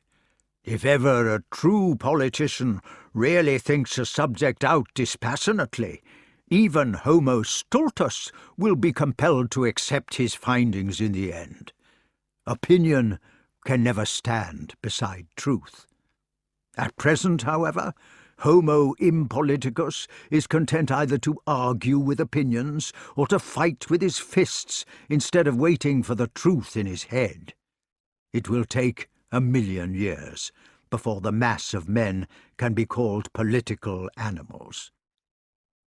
"What are we, then, at present?"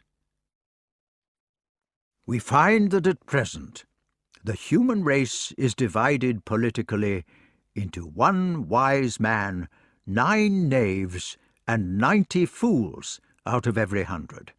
That is, by an optimistic observer.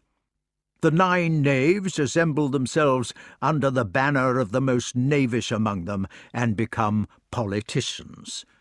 The wise man stands out because he knows himself to be hopelessly outnumbered and devotes himself to poetry, mathematics, or philosophy, while the 90 fools plod off behind the banners of the 9 villains, according to fancy, into the labyrinths of chicanery, malice, and warfare. "It is pleasant to have command," observes Sancho Panza, "even over a flock of sheep, and that is why the politicians raise their banners. It is, moreover, the same thing for the sheep, whatever the banner. If it is democracy, then the 9 knaves will become members of Parliament. If fascism, they will become party leaders. If communism, commissars. Nothing will be different, except the name. The fools will be still fools, the knaves still leaders, the results still exploitation. As for the wise man, his lot will be much the same under any ideology. Under democracy, he will be encouraged to starve to death in a garret. Under fascism, he will be put in a concentration camp. Under communism, he will be liquidated. This is an optimistic, but on the whole a scientific statement of the habits of Homo impoliticus." The king said grimly, "Well, I am sorry. I suppose I had better go away and drown myself. I am cheeky, insignificant, ferocious, stupid, and impolitic. It hardly seems to be worth our going on." But at this the animals seemed much upset. They rose in a body, stood round him, fanned him, and offered him drink. "No," they said, "really we were not trying to be rude. Honestly, we were trying to help. There, do not take it to heart. We are sure there must be plenty of humans who are sapiens and not a bit ferocious. We were telling you these things as a sort of foundation, so as to make it easier to solve your puzzle later. Come now, have a glass of Madeira and think no more about it. Truly, we think that man is the most marvellous creature anywhere, quite the best there is." And they turned upon Merlyn crossly, saying, "Now look what you have done. This is the result of all your gibber and jabber. The poor king is perfectly miserable, and all because you throw your weight about and exaggerate and prattle like a poop." Merlyn only replied, "Even the Greek definition, anthropos, he who looks up, is inaccurate. Man seldom looks above his own height after adolescence." Chapter 6.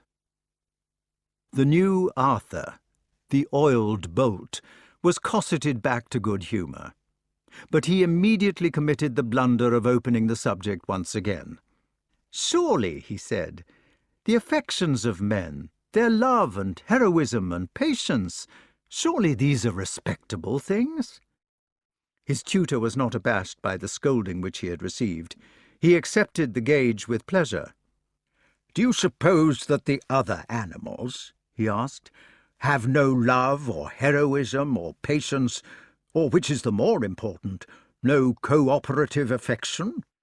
The love lives of ravens, the heroism of a pack of weasels, the patience of small birds nursing a cuckoo, the cooperative love of bees, all these things are shown much more perfectly on every side in nature than they have ever been shown in man."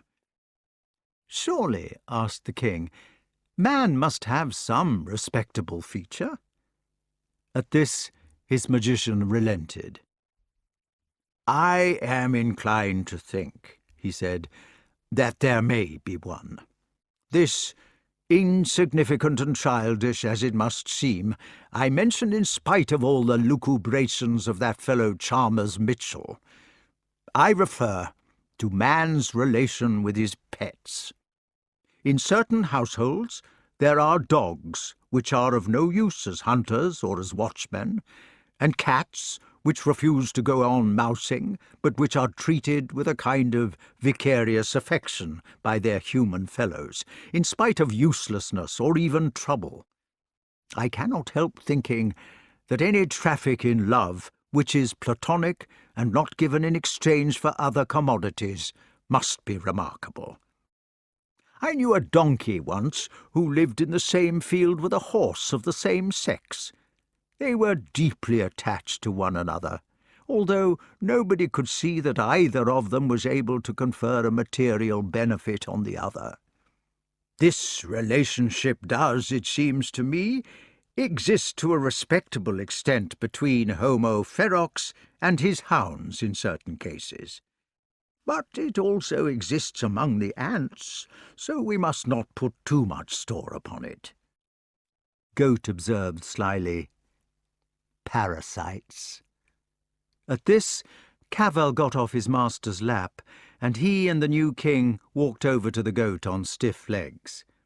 Cavell spoke in human speech for the first and last time in his long life, in unison with his master. His voice sounded like a Teuton's speaking through a trumpet. "Did you say parasites?" they asked. "Just say that once again, will you, until we punch your head." The goat regarded them with amused affection, but refused to have a row. "If you punched my head," he said, "you would get a pair of bloody knuckles. Besides, I take it back." They sat down again, while the king congratulated himself on having something nice in his heart at any rate. Cavell evidently thought the same thing, for he licked his nose. "What I cannot understand," said Arthur, "is why you should take the trouble to think about man and his problems, or to sit in committee on them, if the only respectable thing about him is the way he treats a few pets. Why not let him extinguish himself without fuss?" This set the committee a problem.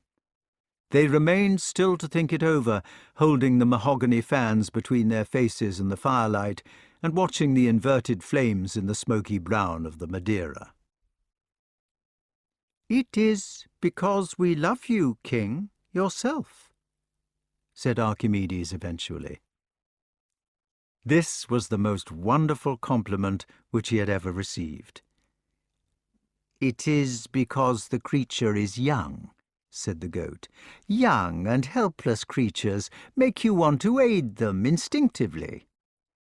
"It is because helping is a good thing anyway," said Teenatrix. "There is something important in humanity," said Merlyn. "I cannot at present describe it." Merlyn said, "It is because one likes to tinker with things, to play with possibilities." The hedgehog gave the best reason, which was simply, "Why shouldn't un?" Then they fell silent, musing on the flames. "Perhaps I have painted a dark picture of the humans," said Merlyn doubtfully. "Not very dark, but it might have been a shade lighter. It was because I wanted you to understand about looking at the animals. I did not want you to think that man was too grand to do that. In the course of a long experience of the human race, I have learned that you can never make them understand anything unless you rub it in." "You are wanting me to find something out by learning from the beasts?" "Yes. At last we are getting to the object of your visit. There are two creatures which I forgot to show you when you were small, and unless you see them now, we shall get no further." "I will do what you like." "They are the ant and the wild goose. We want you to meet them tonight.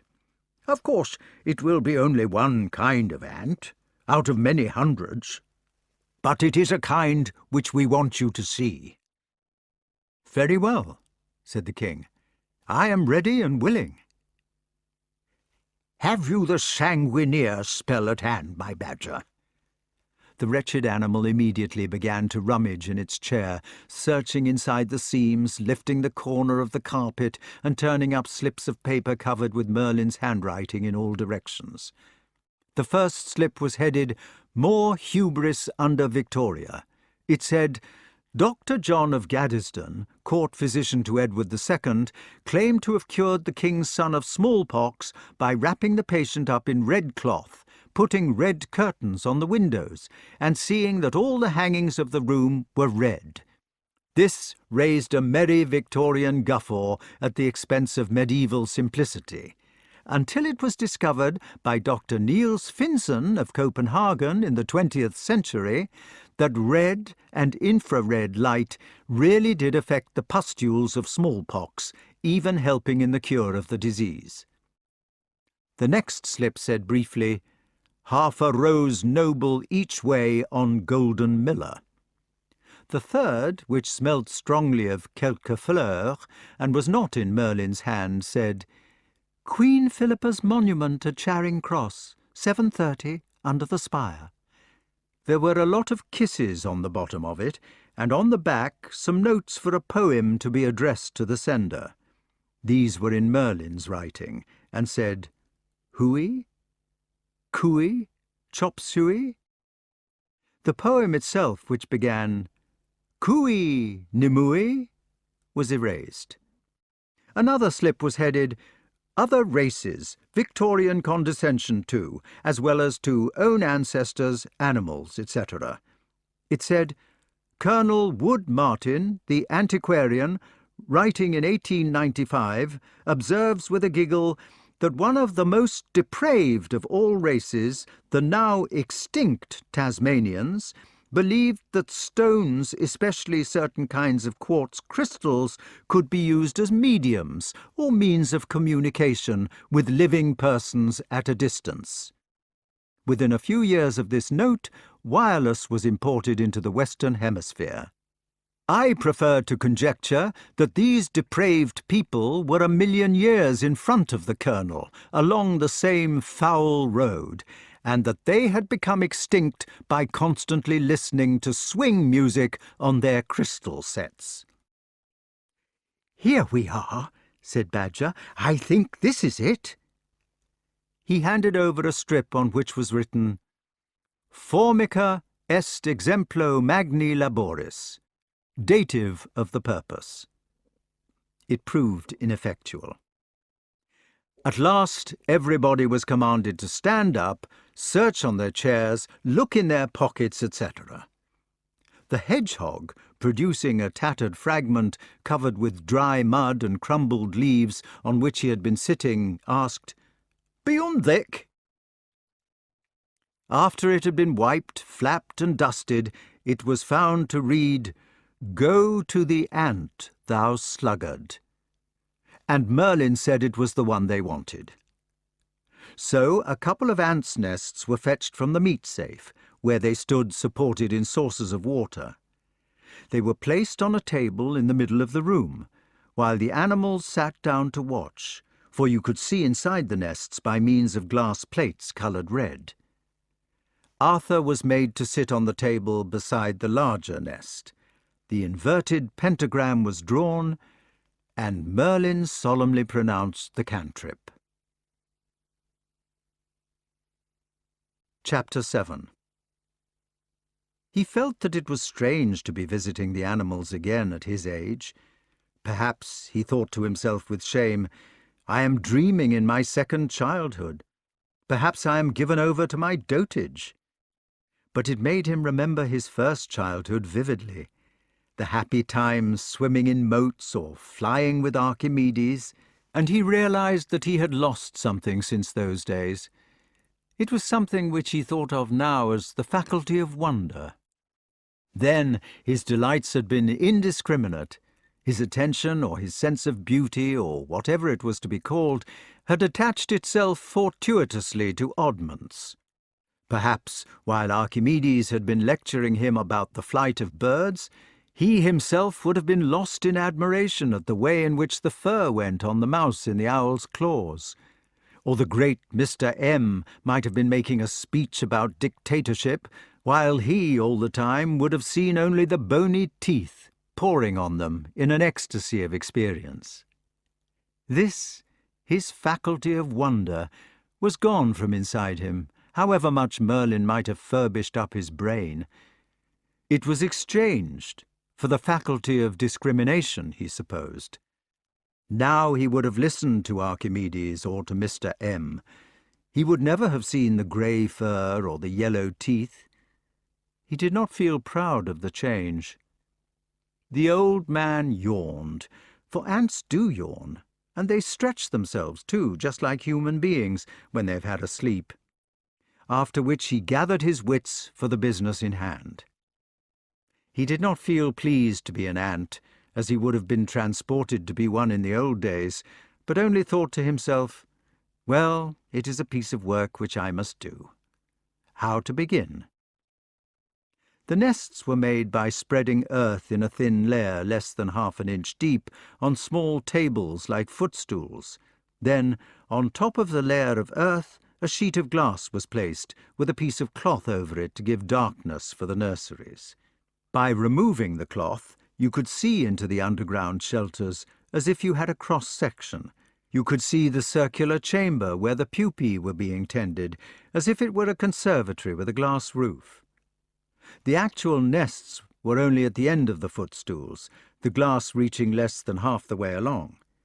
In front were plain aprons of earth open to the sky, and at the further end of each footstool there were the watch-glasses in which the syrup was left for food.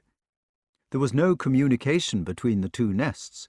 The footstools were separate, side by side, but not touching, with their legs in the saucers. Of course, it did not seem like this at the time. The place where he was seemed like a great field of earthen boulders, with a flattened fortress at one end of it. The fortress was entered by tunnels, and over the entrance to each tunnel there was a notice which said, "Everything not forbidden is compulsory by new order." He read the notice with a feeling of dislike, though he did not appreciate its meaning, and he thought to himself, I will take a turn round before going in. For some reason the notice gave him a reluctance to go, making the rough tunnel look sinister. He waved his antennae carefully, considering the notice, assuring himself of his new senses, planting his feet squarely in the new world as if to brace himself in it. He cleaned his antennae with his forefeet, frisking and smoothing them so that he looked like a Victorian villain twirling his mustachios. Then he became conscious of something which had been waiting for consciousness all the time, that there was a noise in his head which was articulate. It was either a noise or a complicated smell, and the easiest way for us to explain it is to say that it was like a wireless broadcast. It came to him through his antennae like music. The music had a monotonous rhythm like a pulse, and the words which went with it were about June, moon, noon, spoon, or mammy, mammy, mammy, mammy, or ever, never, or blue, true, you. He liked them at first, especially the ones about love, dove, above, until he found that they were not variable. As soon as they had been finished once, they were begun again. After an hour or two of them, he was to feel that they would make him scream. There was a voice in his head also, during the pauses of the music, which seemed to be giving directions.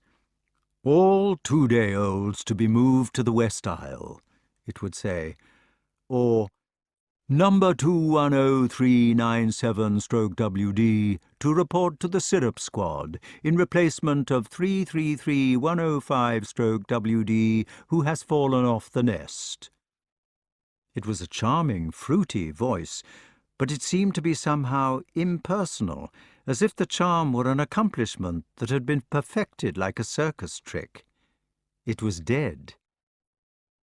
The king, or perhaps we ought to say the ant, walked away from the fortress as soon as he was prepared to walk about. He began prospecting the desert of boulders uneasily, reluctant to visit the place from which the orders were coming, yet bored with the narrow view. He found small pathways among the boulders, wandering tracks both aimless and purposeful, which led toward the syrup store, and also in various other directions which he could not understand. One of these latter paths ended at a clod with a natural hollow underneath it. In the hollow, again with the queer appearance of aimless purpose, he found 2 dead ants. They were laid there tidily, but yet untidily, as if a very tidy person had taken them to the place, but forgotten the reason when he got there. They were curled up, and they did not seem to be either glad or sorry to be dead. They were there like a couple of chairs. While he was looking at the 2 corpses, a live ant came down the pathway, carrying a third. It said, "Hail, sanguinea!" The king said, "Hail," politely. In one respect of which he knew nothing, he was fortunate. Merlyn had remembered to give him the proper smell for this particular nest, for if he had smell of any other nest, they would have killed him at once. If Miss Edith Cavell had been an ant, they would have had to write on her pedestal, "Smell is not enough." The new ant put down its cadaver vaguely and began dragging the other 2 in various directions. It did not seem to know where to put them, or rather, it knew that a certain arrangement had to be made, but it could not figure out how to make it. It was like a man with a teacup in one hand and a sandwich in the other who wants to light a cigarette with a match. But where the man would invent the idea of putting down the cup and sandwich before picking up the cigarette and match, this ant would have put down the sandwich and picked up the match, then it would have been down with the match and up with the cigarette, then down with the cigarette and up with the sandwich, then down with the cup and up with the cigarette, until finally it had put down the sandwich and picked up the match. It was inclined to rely upon a series of accidents in order to achieve its objects. It was patient and did not think. When it had pulled the 3 dead ants into several positions, they would doubtless fall into line under the clod eventually, and that was its whole duty. The king watched the arrangements with a surprise which turned into vexation and then into dislike. He felt like asking why it did not think these things out in advance. That annoyed feeling which one has on seeing a job being badly done. Later, he began to wish that he could put several other questions, such as, "Do you like being a sexton?" or "Are you a slave?" or even, "Are you happy?" But the extraordinary thing was that he could not ask such questions. In order to ask them, he would have had to put them into the ant language through his antennae, and he now discovered, with a helpless feeling, that there were no words for half the things he wanted to say. There were no words for happiness, for freedom, or for liking, nor were there any words for their opposites. He felt like a dumb man trying to shout fire. The nearest he could get to right and wrong, even, was done or not done. The ant finished fiddling with its corpses and turned back down the pathway, leaving them in the queer haphazard order. It found that Arthur was in its way, so it stopped, waving its wireless aerials at him as if it were a tank. With its mute, menacing helmet of a face, and its hairiness, and the things like spurs at each leg joint, perhaps it was more like a knight in armour on an armoured horse, or like a combination of the 2, a hairy centaur in armour. It said, "Hail, sanguinea!" once again.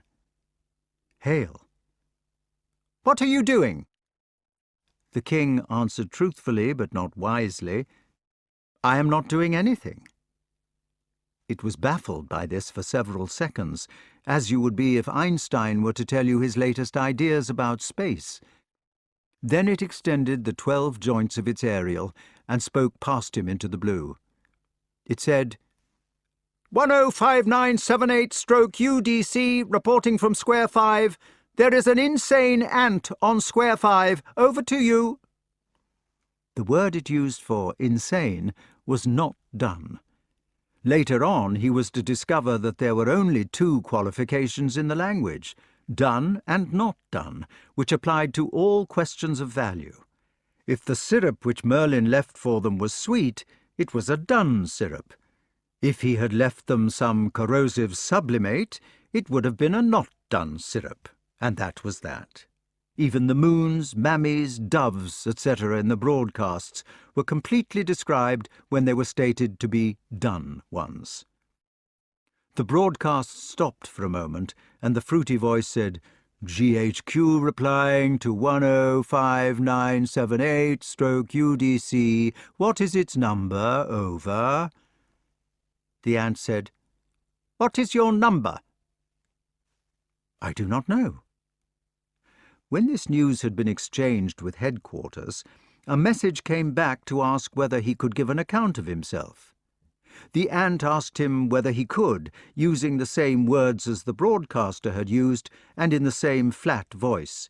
It made him feel uncomfortable and angry, two emotions which he disliked.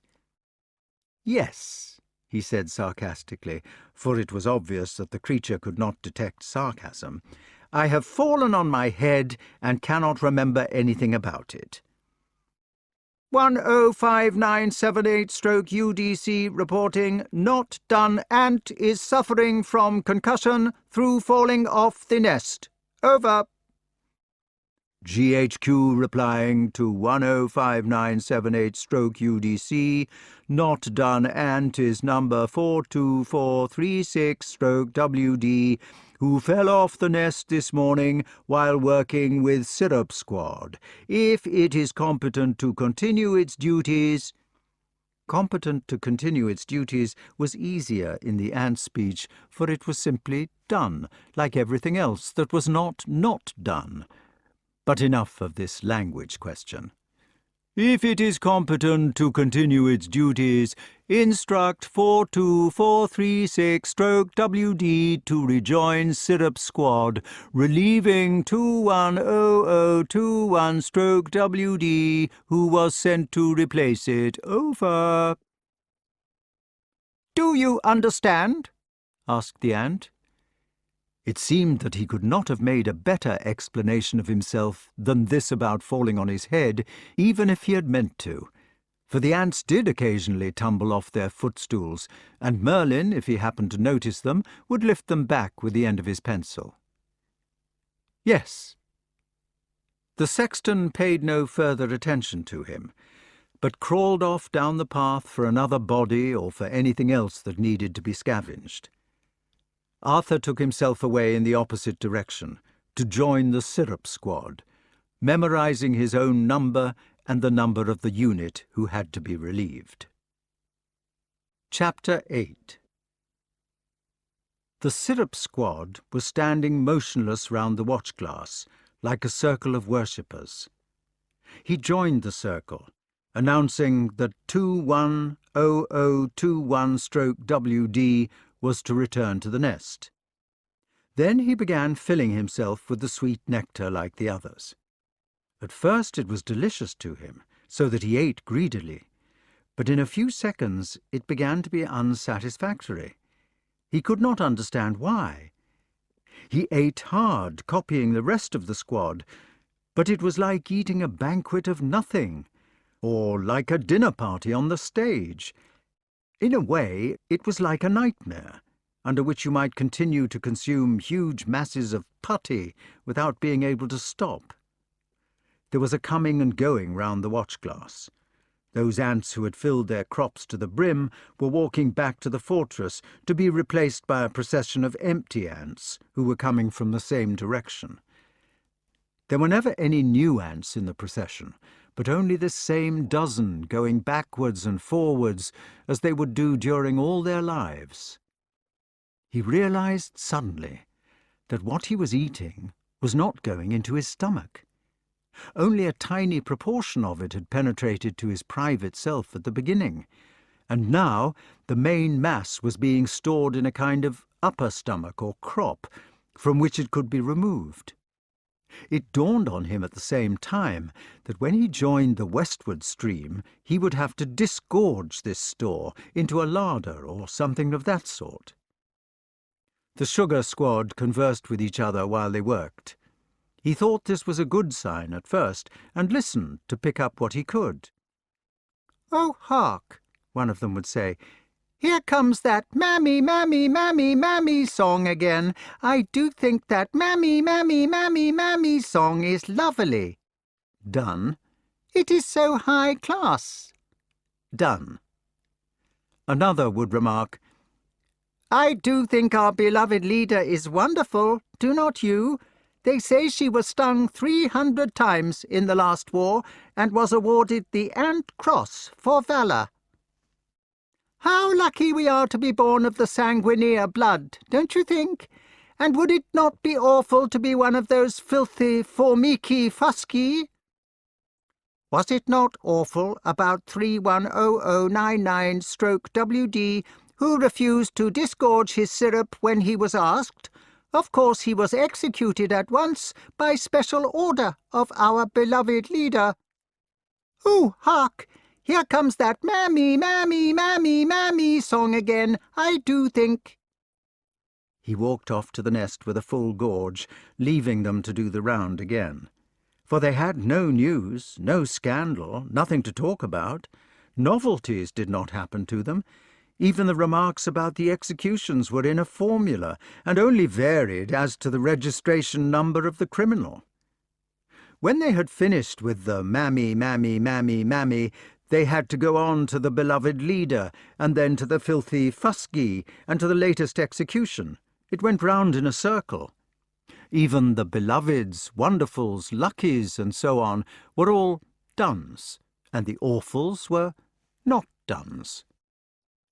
He found himself in the vast hall of the fortress, where hundreds and hundreds of ants were licking or feeding in the nurseries, carrying grubs to various aisles in order to get an even temperature, and opening or closing the ventilation passages.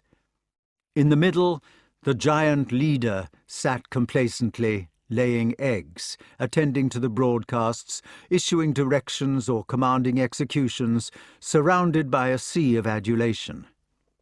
He learned later from Merlyn that the method of succession among these leaders was variable according to the different species of ant. In Bothrio myrmex, for instance, the ambitious founder of a new order would invade a nest of Tapinoma and jump upon the back of the older tyrant. There, dissimulated by the smell of her host, she would slowly saw off her head until she herself had achieved the right of leadership. There was no larder for his store of syrup after all. He found that he must walk about like a living dumb waiter at the convenience of the indoor workers. When they wanted a meal, they stopped him. He opened his mouth, and they fed from it. They did not treat him as a person, and indeed they were impersonal themselves. He was a dumb waiter from which dumb diners fed. Even his stomach was not his own. But do not let us go on about these ants in too much detail. They are not a pleasant topic. He lived among them patiently, conforming to their habits, watching them in order to understand as much as possible, but unable to ask them questions. It was not only that their language was destitute of the words in which he was interested, so that it was impossible to ask them whether they believed in life, liberty, and the pursuit of happiness, but also that it was dangerous to ask them questions at all. A question was a sign of insanity to them, because their life was not questionable. It was dictated. He crawled from nest to syrup and back again, exclaimed that the mammy song was lovely, opened his jaws to regurgitate, and tried to understand as well as he could. He had reached the screaming stage when the enormous hand came down from the clouds carrying a straw. It placed the straw between the two nests, which had been separate before, so that now there was a bridge between them. Then it went away. Chapter 9. Later in the day, a black ant came wandering over the new bridge, one of the wretched fusci, a humble race who would only fight in self-defence. It was met by one of the scavengers and murdered. The broadcasts changed after this news had been reported, as soon as it had been established by spies that the Fusca nest had also its glass of syrup. Mammy, mammy, mammy gave place to Antland, Antland over all, while the stream of orders were discontinued in favour of lectures about war, patriotism, and the economic situation. The fruity voice announced that their beloved country was being encircled by a horde of filthy fusci, at which the wireless chorus sang, "When Fusca blood spurts from the knife, then everything is fine." And it also explained that Ant the father had ordained in his inscrutable wisdom that black pismires should always be the slaves of red ones. Their beloved country had no slaves at present, a disgraceful state of affairs which would have to be remedied if the master race were not to perish. A third statement was that the national property of Sanguinea was being threatened. Their syrup was to be stolen, their domestic animals, the beetles, were to be kidnapped, and their communal stomach would be starved. The king listened to 2 of these talks carefully, so that he was able to remember them afterwards. The first one was arranged as follows. A. We are so numerous that we are starving. B. Therefore we must not cut down our numbers, but encourage large families in order to become still more numerous and starving. C. When we are so numerous and starving as all that, obviously we have a right to take other people's syrup. Besides, we shall by then have a numerous and starving army. It was only after this logical train of thought had been put into practice and the output of the nurseries trebled, Merlyn meanwhile giving them ample syrup daily for all their needs, for it has to be admitted that starving nations never seem to be quite so poor that they cannot afford to have far more expensive armaments than anybody else, that the second type of lecture was commenced. This is how the second kind went. A. We are more numerous than they are, therefore we have a right to their syrup. B. They are more numerous than we are, therefore they are wickedly trying to steal our syrup. C. We are a mighty race, and have a natural right to subjugate their puny one. D. They are a mighty race, and are unnaturally trying to subjugate our inoffensive one. E. We must attack in self-defense. F. They are attacking us by defending themselves. G. If we do not attack them today, they will attack us tomorrow. H. In any case, we are not attacking them at all. We are offering them incalculable benefits. After the second type of address, the religious services began. These dated, he discovered, from a fabulous past so ancient that he could scarcely find a date for it, in which the emets had not yet settled down to socialism. They came from a time when ants were still like men, and terribly impressive some of them were. A psalm at one of these services, beginning, if we allow for the difference of language, with the well-known words, "The earth is the sword's, and all that therein is, the compass of the bomber, and they that bomb therefrom," ended with the terrific conclusion, "Blow up your heads, O ye gates, and be ye blown up, ye everlasting doors, that the King of Tories may come in. Who is the King of Tories? Even the Lord of Ghosts. He is the King of Tories." A strange feature was that the common ants were neither exalted by the songs nor interested by the lectures. They accepted them as matters of course. They were rituals to them, like the mammy songs or the conversations about their beloved leader. They did not regard these things as good or bad, exciting, rational, or terrible. They did not regard them at all, but accepted them as done. Well, the time came for the slave war. All the preparations were in order. All the soldiers were drilled to the last ounce. All the walls of the nest carried patriotic slogans such as "Stings or syrup," or "I vow to thee my smell," and the king was past hoping. He thought he had never been among such horrible creatures, unless it were at the time when he had lived among men, and he was beginning to sicken with disgust. The repetitive voices in his head, which he could not shut off, the absence of all privacy, under which others ate from his stomach, while others again sang in his brain, the dreary blank which replaced feeling, the dearth of all but two values, the monotony more even than the callous wickedness, these had killed the joy of life which had been Merlin's gift at the beginning of the evening. He was as miserable again as he had been when the magician found him weeping at his papers. And now, when the Red Army marched to war at last, he suddenly faced about in the middle of the straw like an insane creature, ready to oppose their passage with his life. Chapter 10. "Dear God," said Merlin, who was patting the beads of sweat on his forehead with a handkerchief, "you certainly have a flair for getting into trouble. That was a difficult minute." The animals looked at him anxiously to see if any bones were broken. "Are you safe?" "Perfectly." They discovered that he was furiously angry. His hands were trembling with rage. "The brutes!" he exclaimed. "The brutes!" "They are not attractive." "I would not have minded," he burst out, "if they had been wicked, if they had wanted to be wicked. I would not have minded if they had chosen to be wicked for some reason or for fun. But they did not know, they had not chosen. They did not exist." "Sit down," said the badger, "and have some rest." The horrible creatures! It was like talking to minerals which could move, like talking to statues or to machines. If you said something which was suitable to the mechanism, then it worked. If not, it did not work. It stood still. It was blank. It had no expression. Oh, Merlin, how hideous!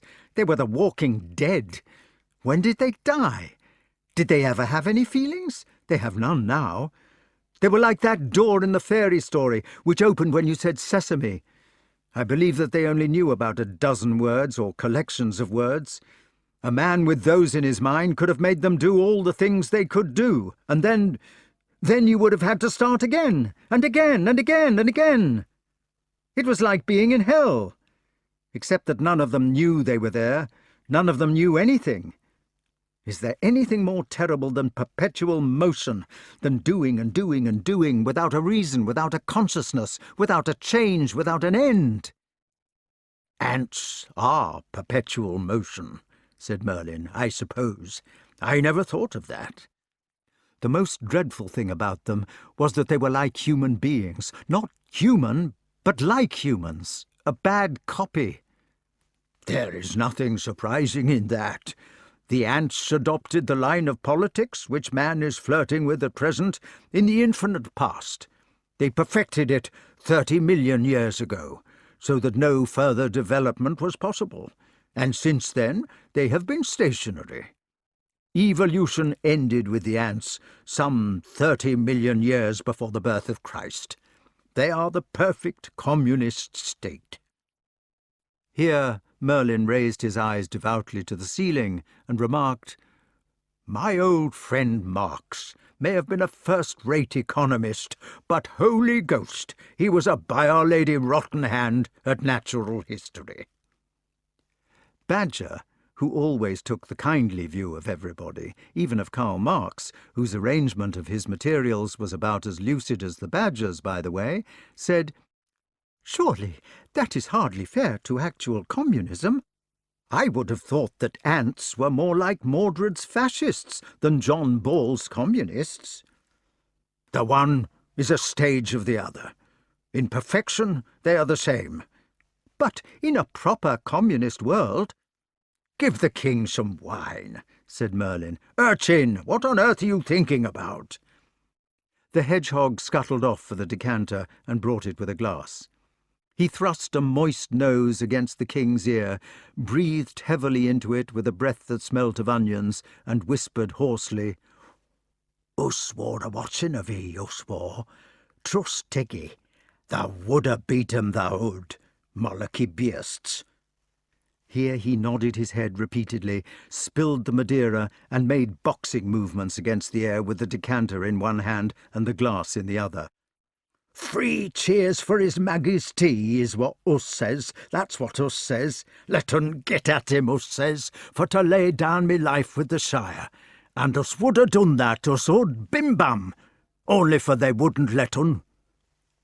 Badger did not wish to be cheated of his defence. He began again patiently as soon as the king was served.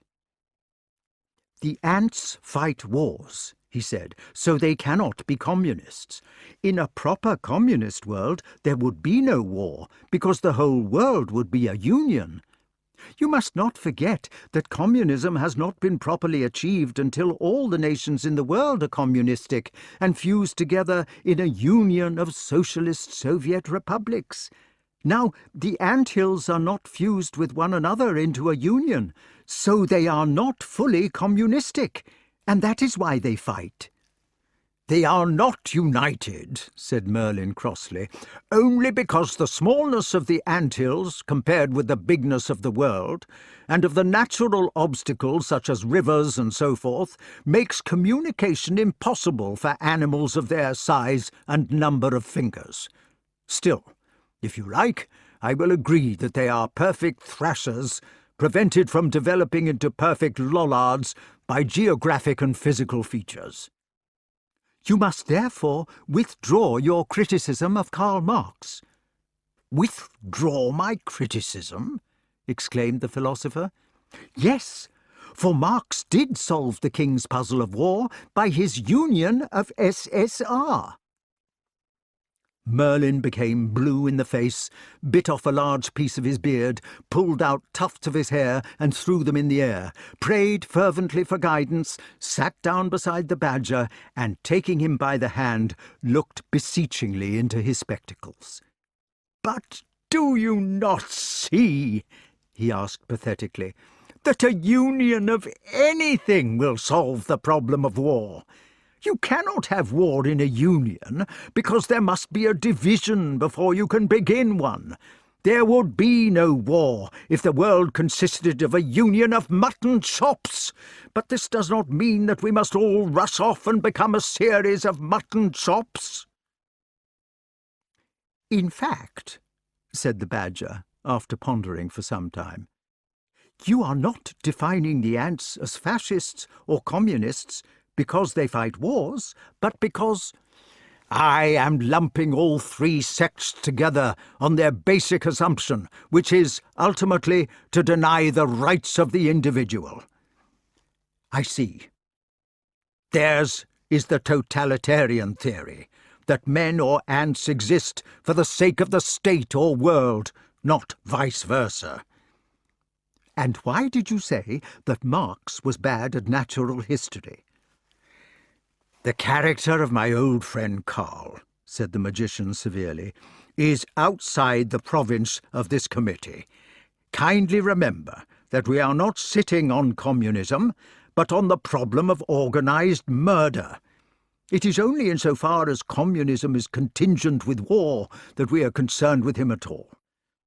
With this proviso, I reply to your question as follows: that Marx was a bad naturalist, because he committed the gross blunder of overlooking the human skull in the first place, because he never considered the geese, and because he subscribed to the égalité fallacy, which is abhorrent to nature.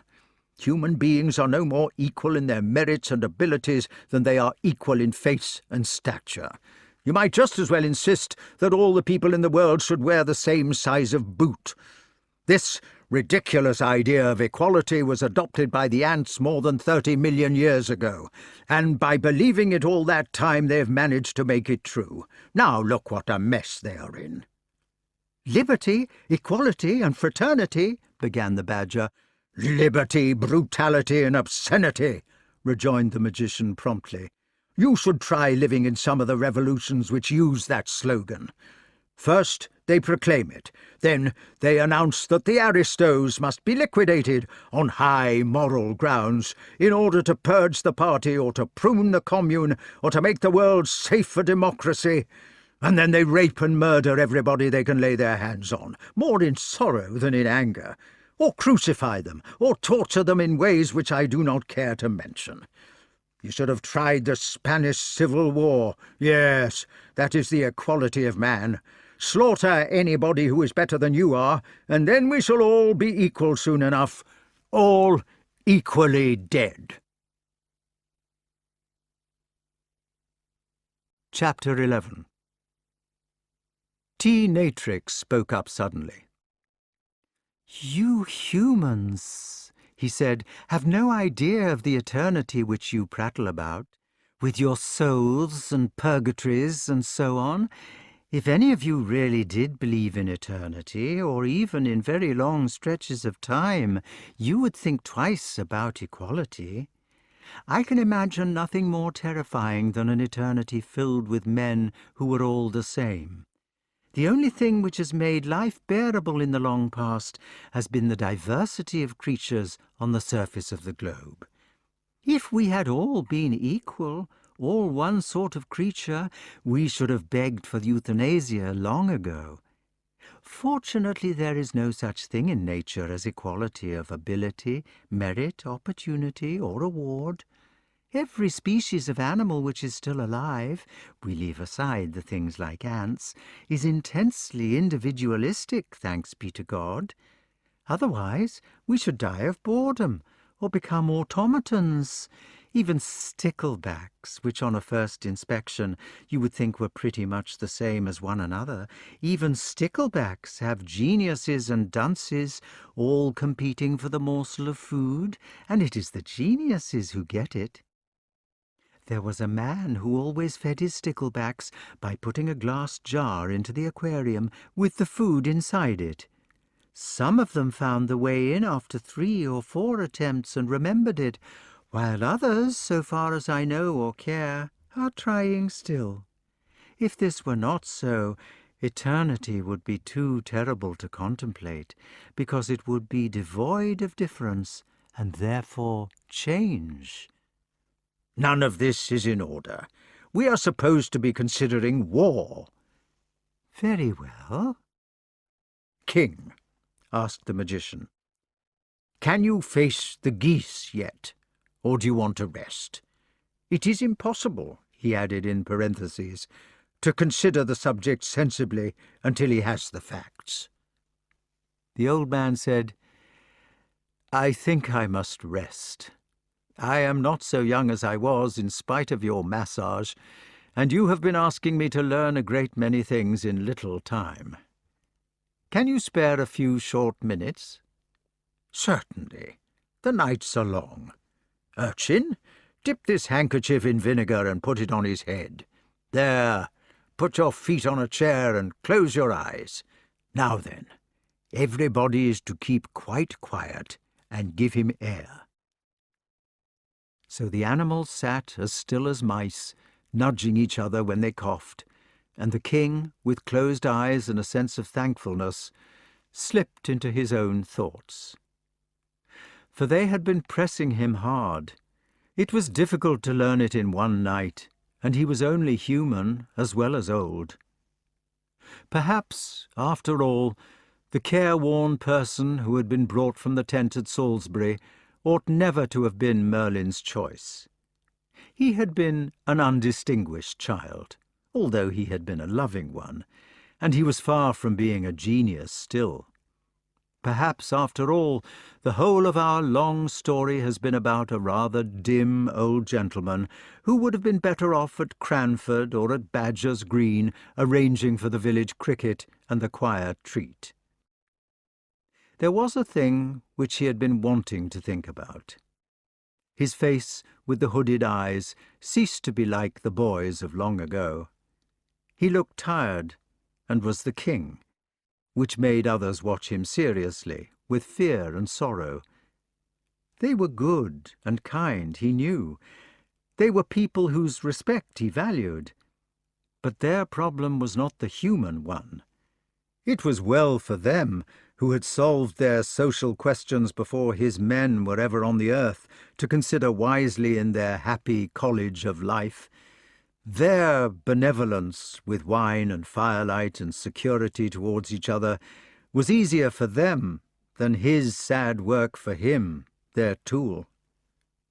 The old king's eyes being shut, he slid back into the real world from which he had come. His wife abducted, his best friend banished, his nephews slain, his son at his throat. The worst was the impersonal, that all his fellow beings were in it. It was true indeed that man was ferocious, as the animals had said. They could say it abstractly, even with a certain dialectic glee, but for him it was the concrete. It was for him to live among yahoos in flesh and blood. He was one of them himself, cruel and silly like them, and bound to them by the strange continuum of human consciousness. He was an Englishman, and England was at war. However much he hated it, or willed to stop it, he was lapped round in a real but intangible sea of English feeling which he could not control. To go against it, to wrestle with the sea, was more than he could face again. And he had been working all his life. He knew he was not a clever man. Goaded by the conscience of that old scientist who had fastened on his soul in youth, hag-ridden and devoured, burdened like Sinbad, stolen away from himself and claimed remorselessly for abstract service, he had toiled for gramarye since before he could remember. He had not even understood the whole of what he was doing, a beast of burden tugging at the traces. And always, he now saw, Merlyn had been behind him, that very ruthless old believer, and man in front, ferocious, stupid, unpolitical. They wanted him, he now saw, to go back to the labour, to do it worse and more. Just when he had given up, just when he had been weeping and defeated, just when the old ox had dropped in the traces, they had come again to prick him to his feet. They had come to teach a further lesson and to send him on. But he had never had a happiness of his own, never had himself, never since he was a little boy in the forest sauvage. It was not fair to steal away everything from him. They had made him like the blinded goldfinch they were speaking of, which was to pour out its song for man until it burst its heart, but always blind. He felt, now that they had made him younger, the intense beauty of the world which they denied him. He wanted to have some life, to lie upon the earth and smell it, to look up into the sky like Anthropos and lose himself in clouds. He knew suddenly that nobody, living upon the remotest, most barren crag in the ocean, could complain of a dull landscape so long as he would lift his eyes. In the sky there was a new landscape every minute. In every pool of the sea rocks a new world. He wanted time off to live. He did not want to be sent back to pull with lowered eyes at the weary yoke. He was not quite old even now. Perhaps he would be able to live for another 10 years, but years in the sunlight, years without loads, years with the birds singing as they did sing still, no doubt, although he had ceased to notice them until the animals reminded him. Why must he go back to Homo ferox, probably to be killed by those he was trying to help, certainly, if not to die in harness, when he could abdicate the labour? He could walk out now, straight from the tumulus, and be seen no more. The monks of the Thebaid, the early saints on Skellig Michael, these fortunate people had escaped from man into a nature which was surrounded by peace. And that was what he wanted, he discovered, more than anything else, only peace. Earlier in the evening he had wanted death, and had been ready to accept it. But now they had given him a glimpse of life, of the old happiness and of the things he had loved. They had revived, how cruelly, his boyhood. He wanted to be let alone, to be off duty like a boy, to retire perhaps into a cloister, to have tranquillity for his own old heart. But they woke him with words, their cruel, bright weapons. "Now then, King, we must see to these geese, or the night will be over." "Do you feel better?" "Has anybody seen the cantrip?" "You are looking tired. Have a sip of wine before you go." Chapter 12. The place where he was absolutely flat. In the human world we seldom see flatness, for the trees and houses and hedges give a serrated edge to the landscape. Even the grass sticks up with its myriad blades. But here, in the belly of the night, the illimitable flat, wet mud was as featureless as a dark junket. If it had been wet sand even, it would have had those little wave marks like the palate of one's mouth. And in this enormous flatness there lived one element, the wind. For it was an element, it was a dimension, a power of darkness. In the human world, the wind comes from somewhere and goes somewhere, and as it goes, it passes through somewhere, through trees or streets or hedgerows. This wind came from nowhere. It was going through the flatness of nowhere to no place. Horizontal, soundless except for a peculiar boom, tangible, infinite, the astounding dimensional weight of it streamed across the mud. You could have ruled it with a straight edge. The titanic grey line of it was unwavering and solid. You could have hooked the crook of your umbrella over it, and it would have hung there. The king, facing into this wind, felt that he was uncreated. Except for the wet solidity under his webbed feet, he was living in nothing, a solid nothing, like chaos. His were the feelings of a point in geometry, existing mysteriously on the shortest distance between two points, or of a line, drawn on a plane surface, which had length, breadth, but no magnitude. No magnitude! It was the very self of magnitude. It was power, current, force, direction, a pulseless world stream, steady in limbo. Bounds had been set to this unhallowed purgatory. Far away to the east, perhaps a mile distant, there was an unbroken wall of sound.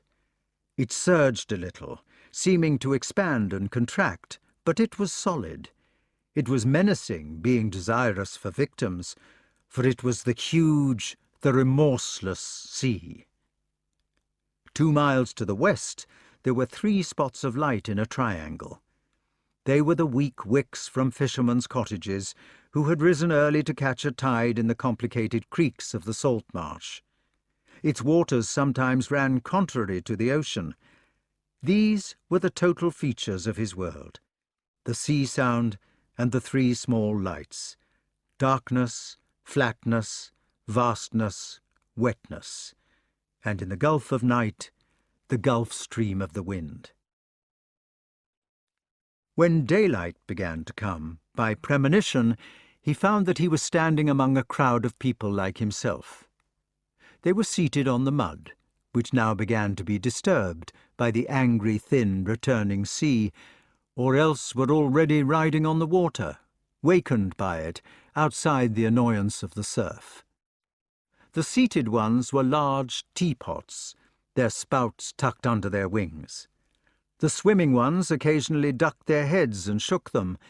Some, waking on the mud, stood up and wagged their tails vigorously. Their profound silence became broken by a conversational gabble. There were about 400 of them in the grey vicinity, very beautiful creatures, the wild, white-fronted geese, whom, once a man has seen them, he will never forget. Long before the sun came, they were making ready for their flight. Family parties of the previous year's breeding were coming together in batches, and these batches were themselves inclined to join up with other ones, possibly under the command of a grandfather or of a great-grandfather, or else of some noted leader in the host. When the drafts were complete, there came a faint tone of excitement into their speech. They began moving their heads from side to side in jerks, and then, turning into the wind, suddenly they would all be in the air together, 14 or 40 at a time, with wide wings scooping the blackness and a cry of triumph in their throats. They would wheel round, climbing rapidly, and be gone from sight. 20 yards up, they were invisible in the dark. The earlier departures were not vocal. They were inclined to be taciturn before the sun came, only making occasional remarks or crying their single warning note if danger threatened. Then, at the warning, they would all rise vertically to the sky. He began to feel an uneasiness in himself. The dim squadrons about him, setting out minute by minute, infected him with a tendency.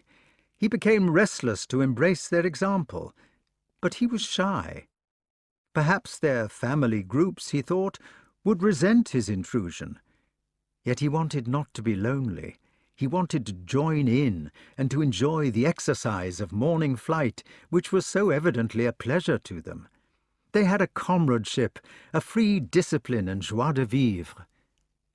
When the goose next to him spread her wings and leapt, he did so automatically.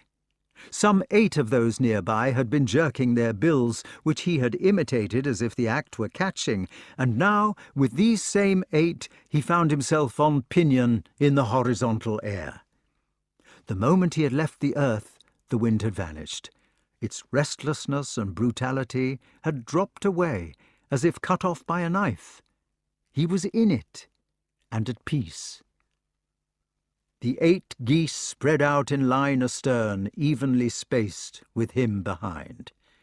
They made for the east, where the poor lights had been, and now, before them, the bold sun began to rise. A crack of orange broke the black cloud bank far beyond the land. The glory spread, the salt marsh growing visible below. He saw it like a featureless moor or bogland which had become maritime by accident, its heather, still looking like heather, having mated with the seaweed, until it was a salt, wet heather with slippery fronds. The burns which should have run through the moorland were of sea-water on bluish mud. There were long nets here and there erected on poles into which unwary geese might fly. These, he now guessed, had been the occasions of those warning notes. 2 or 3 widgeon hung in one of them, and far away to the eastward a fly-like man was plodding over the slob in tiny persistence to collect his bag. The sun, as it rose, tinged the quicksilver of the creeks and the gleaming slime itself with flame. The curlew, who had been piping their mournful plaints since long before the light, flew now from weed bank to weed bank. The widgeon, who had slept on water, came whistling their double notes like whistles from a Christmas cracker. The mallard toiled from land against the wind. The redshanks scuttled and prodded like mice. A cloud of tiny dunlin, more compact than starlings, turned in the air with the noise of a train. The blackguard of crows rose from the pine trees on the dunes with merry cheers. Shorebirds of every sort populated the tide-line, filling it with business and beauty.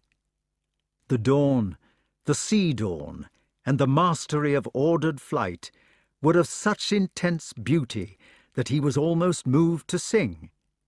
All the sorrow of his thoughts about man, the miserable wishes for peace which had beset him in the combination room so lately, these fell from him for the moment in the glory of his wings.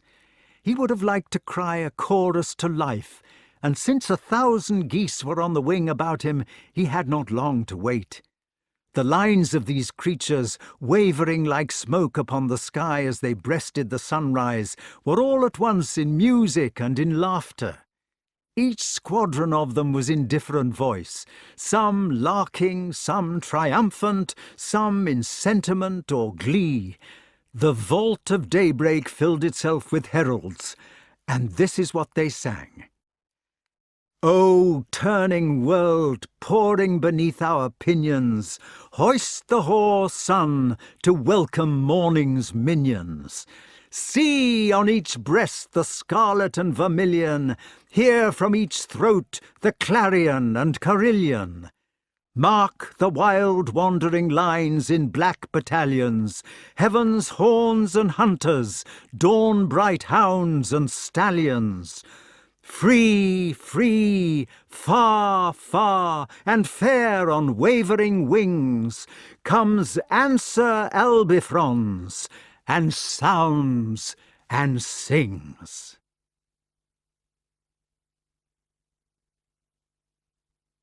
Chapter 13. He found himself in a coarse field in daylight. His companions of the flight were grazing round him, plucking the grass with sideways wrenches of their soft bills, bending their necks into abrupt loops, unlike the graceful curves of the swan. Always as they fed, one of their number was on guard, its head erect and snake-like. They had mated during the winter months, or else in previous winters, so that they tended to feed in pairs within the family and squadron. The young female, his neighbour of the mud-flats, was unmated. She kept an intelligent eye upon him. The old man, who had remembered his boyhood, watching her secretly, could not help thinking she was beautiful. He even felt a tenderness towards her downy breast, as yet quite innocent of bars, towards her plump, compacted frame and the neat furrows of her neck. These furrows, he saw out of the corner of his eye, were caused by a difference in the feathering. The feathers were concave, which separated them from one another, making a texture of ridges, which he considered graceful. Presently the young woman gave him a shove with her bill. She had been acting sentry. "Go on," she said vulgarly. "You next." She lowered her head without waiting for an answer, and began to graze in the same movement. Her feeding took her from his side. He stood as sentry. He did not know what he was watching, nor could he see any enemy except the tussocks and his nibbling mates, but he was not sorry to be a trusted sentinel. He was surprised to find that he was not averse to seeming masculine, in case the lady might be watching. He was still too innocent, after all his years, to know that she would certainly be doing so. "Whatever are you doing?" she asked, passing him after half an hour. "I was on guard." "Go on with you," she said with a giggle. Or should it be a gaggle? "You are a silly one." "Why?" "Go on, you know." "Honestly," he said, "I do not. Am I doing it wrong? I do not understand." "Peck the next one. You've been on for twice your time, at least." He did as he was bid, at which the grazer next to him took over, and then he walked along to feed beside her. They nibbled, noting each other out of beady eyes, until he came to a decision. "You think I am stupid," he said awkwardly, confessing the secret of his species for the first time in a varied intercourse with animals. "But it is because I am not a goose. I was born a human. This is my first flight among the grey people." She was only mildly surprised. "It is unusual," she said. "The humans generally try the swans. The last lot we had were the children of Lear. However, I suppose we are all anseriforms together." "I have heard of the children of Lear." They did not enjoy it. They were hopelessly nationalistic and religious, which resulted in their always hanging about round one of the chapels in Ireland. You could say that they hardly noticed the other swans at all. "I am enjoying it," he said politely. I noticed you were. What were you sent for? To learn about the world. They grazed away in silence, until his own words reminded him of his mission. The sentries, he inquired. Are we at war? She did not understand. War? Are we fighting against people? Fighting? She asked doubtfully. The men fight sometimes, about their wives and that. Of course there is no bloodshed, only scuffling to find the better man. Is that what you mean? No. I meant fighting against armies, against other geese, for instance. She was amused at this. How ridiculous! You mean a lot of geese all scuffling at the same time? It would be amusing to watch. Her tone surprised him. Amusing? To watch them kill each other? To kill each other? An army of geese? To kill each other? She began to understand the idea very slowly and doubtfully, an expression of grief and distaste coming over her face.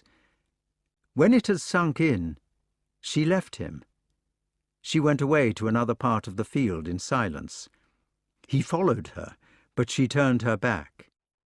Moving round to get a glimpse of her eyes, he was startled by their abhorrence, a look as if he had made an obscene suggestion. He said lamely, "I'm sorry. You do not understand." "Leave talking about it." "I'm sorry." Later he added, "A person can ask, I suppose. It seems a natural question, with the sentries." But she was thoroughly angry, almost tearful. "Will you stop about it at once? What a horrible mind you must have! You have no right to say such things, and of course there are sentries. There are the gerfalcons and the peregrines, are there not? The foxes and the ermines and the humans with their nets. These are natural enemies. But what creature could be so low and treacherous as to murder the people of its blood?" He thought, it is a pity that there are no big creatures to prey on humanity. If there were enough dragons and rocks, perhaps mankind would turn its might against them. Unfortunately, man is preyed upon by microbes, which are too small to be appreciated. Out loud he said, "I was trying to learn." She relented with an obvious effort to be good-natured. She wanted to be broad-minded if she could, as she was rather a blue-stocking. "You have a long way to go." "Then you must teach me. You must tell me about the goose people, so that I improve my mind." She was doubtful after the shock which he had given her, but her heart was not a malicious one. Like all the geese, she had a mildness which found forgiving easy. Soon they were friends. "What would you like to know?" He discovered in the next few days, for they spent much time together, that Liu Liok was a charming person. She had told him her name at the beginning of their acquaintance, and had advised him to have one of his own. They had chosen Ki Kuo, a distinguished title taken from the rare red-breasted geese whom she had met in Siberia. Afterwards, once they were on name terms, she had buckled to his education manfully. Liu Liok's mind did not run upon flirtation only. She took a rational interest in the wide world in her prudent way, and although she was puzzled by his questions, she learned not to be disgusted by them. Most of these questions were based on his experience among the ants, and that was why they puzzled her. He wanted to know about nationalism, about state control, individual liberty, property, and so forth, the things whose importance had been mentioned in the combination room, or which he had noticed in the ant-hill. As most of these things had to be explained to her before she could explain herself, there were interesting things to talk about. They conversed amiably, and as his education prospered, the surprised old man began to feel a sort of deep humility and even an affection for her geese, rather like the feelings which Gulliver must have had among the horses. No, she explained to him, there was no state control among the grey people. They had no communal possessions, nor did they make a claim to any part of the world. The lovely globe, they thought, could not belong to anybody except itself, and all their geese had access to its raw materials. Neither was any state discipline imposed upon the individual bird. The story of how a returning ant could be sentenced to death if it did not disgorge some food when asked for it revolted her. Among the geese, she said, everybody ate as much as he could get hold of, and if you trespassed upon an individual who had found a succulent patch of grass, he would very properly peck you soundly. And yes, she said, they did have private property besides their meals. A married couple would repair to the same nest year by year, although they might have travelled many thousand miles between. The nest was private, and so was family life. Geese, she explained, were not promiscuous in their love affairs, except in adolescence, which she believed was as it should be. When they were married for their lives. Their politics, so far as they had any, were patriarchal or individualistic, founded on free choice. And of course they never went to war. He asked her about the system of leadership. It was obvious that certain geese were accepted as leaders. Generally they were venerable old gentlemen whose breasts were deeply mottled, and that these leaders flew at the head of their formations. Remembering the queen ants, who, like Borgias, slew one another for the highest place, he wondered how the captains of the geese had been elected. They were not elected, she said, not in a formal way. They simply became captains. When he pressed her on the point, she went off into a long talk about migration. This was how she put it. The first goose, she said, I suppose, who made the flight from Siberia to Lincolnshire and back again, must have brought up a family in Siberia. Then, when the winter came upon them, and it was necessary to find new food, he must have groped his way over the same route, being the only one who knew it. He will have been followed by his growing family year after year, their pilot and their admiral. When the time came for him to die, obviously the next best pilots would have been his eldest sons, who would have covered the route more often than the others. Naturally, the younger sons and fledglings would have been uncertain about it, and therefore would have been glad to follow somebody who knew. Perhaps among the eldest sons there would have been some who were notoriously muddle-headed, and the family would hardly care to trust to them. This, she said, is how an admiral is elected. Perhaps Wink-Wink will come to our family in the autumn, and he will say, "Excuse me, but have you by any chance got a reliable pilot in your lot? Poor Grandad died at Cloudberry time, and Uncle Onk is inefficient. We were looking for somebody to follow." Then we will say, "Great Uncle will be delighted if you care to hitch up with us, but mind, we cannot take responsibility if things go wrong." "Thank you very much," he will say. "I am sure your great uncle can be relied upon. Do you mind if I mention this matter to the Honks, who are, I happen to know, in the same difficulty?" "Not at all." And that, she explained, is how great uncle became an admiral. It seems an excellent way. "Look at his bars," she said respectfully, and they both glanced at the portly patriarch, whose breast was indeed barred with black stripes like the gold rings on an admiral's sleeve. On another occasion, he asked about the joys and ambitions of the geese.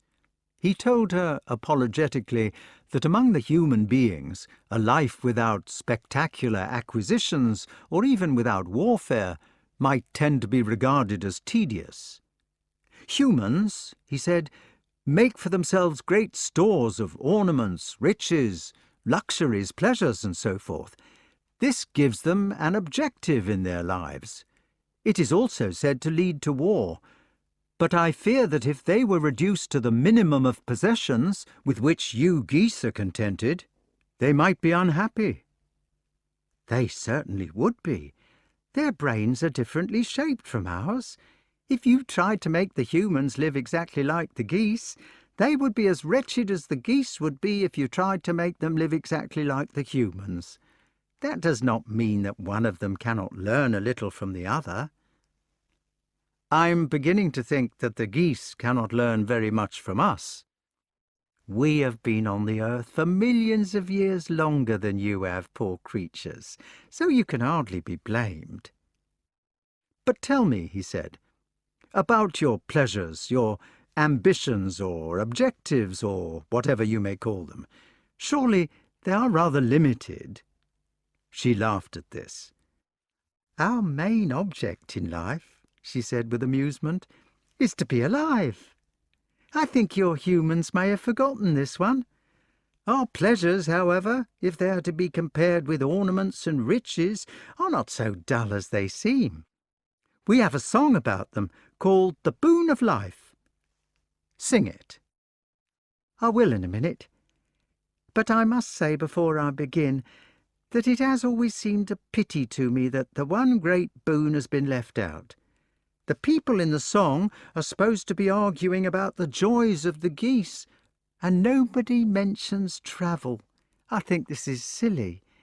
We travel 100 times further than the humans, and see such interesting things, and have such delightful change and novelty all the time, that I cannot understand how the poet can have forgotten it.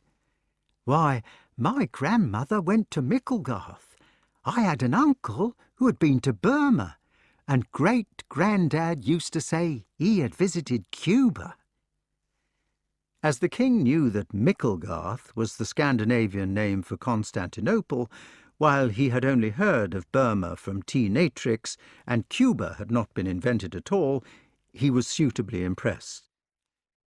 "It must be heavenly," he said, "to travel."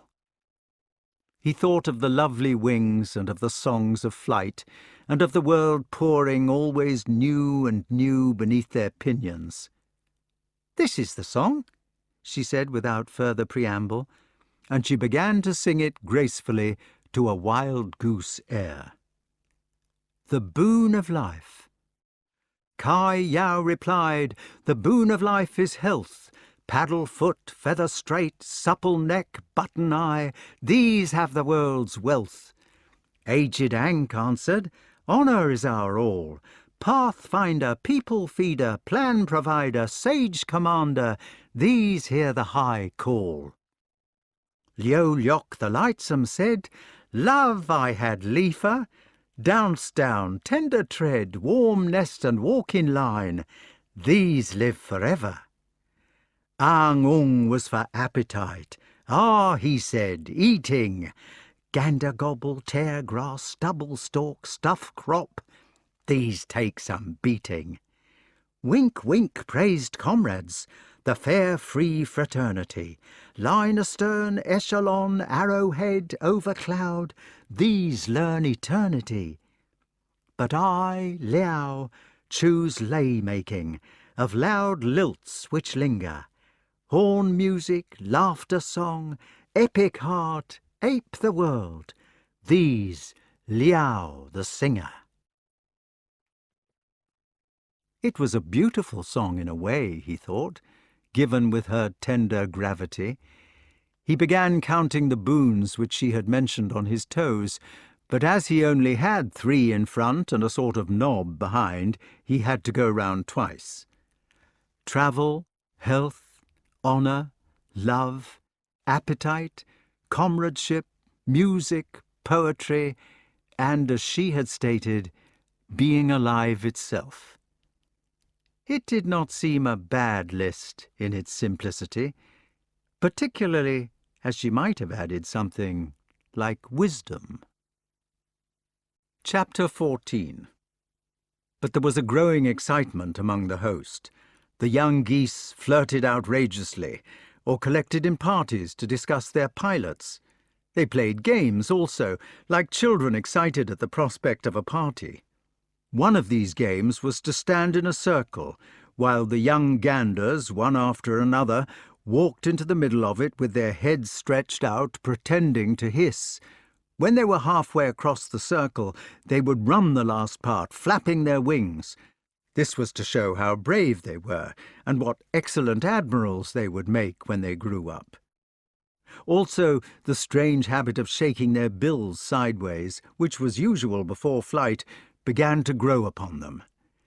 The elders and sages who knew the migration routes became uneasy also. They kept a wise eye on the cloud formations, summing up the wind and the strength of it, and what airt it was coming from. The admirals, heavy with responsibility, paced their quarter-decks with ponderous tread. "Why am I restless?" he asked. "Why do I have this feeling in my blood?" "Wait and see," she said mysteriously. "Tomorrow, perhaps, or the day after?"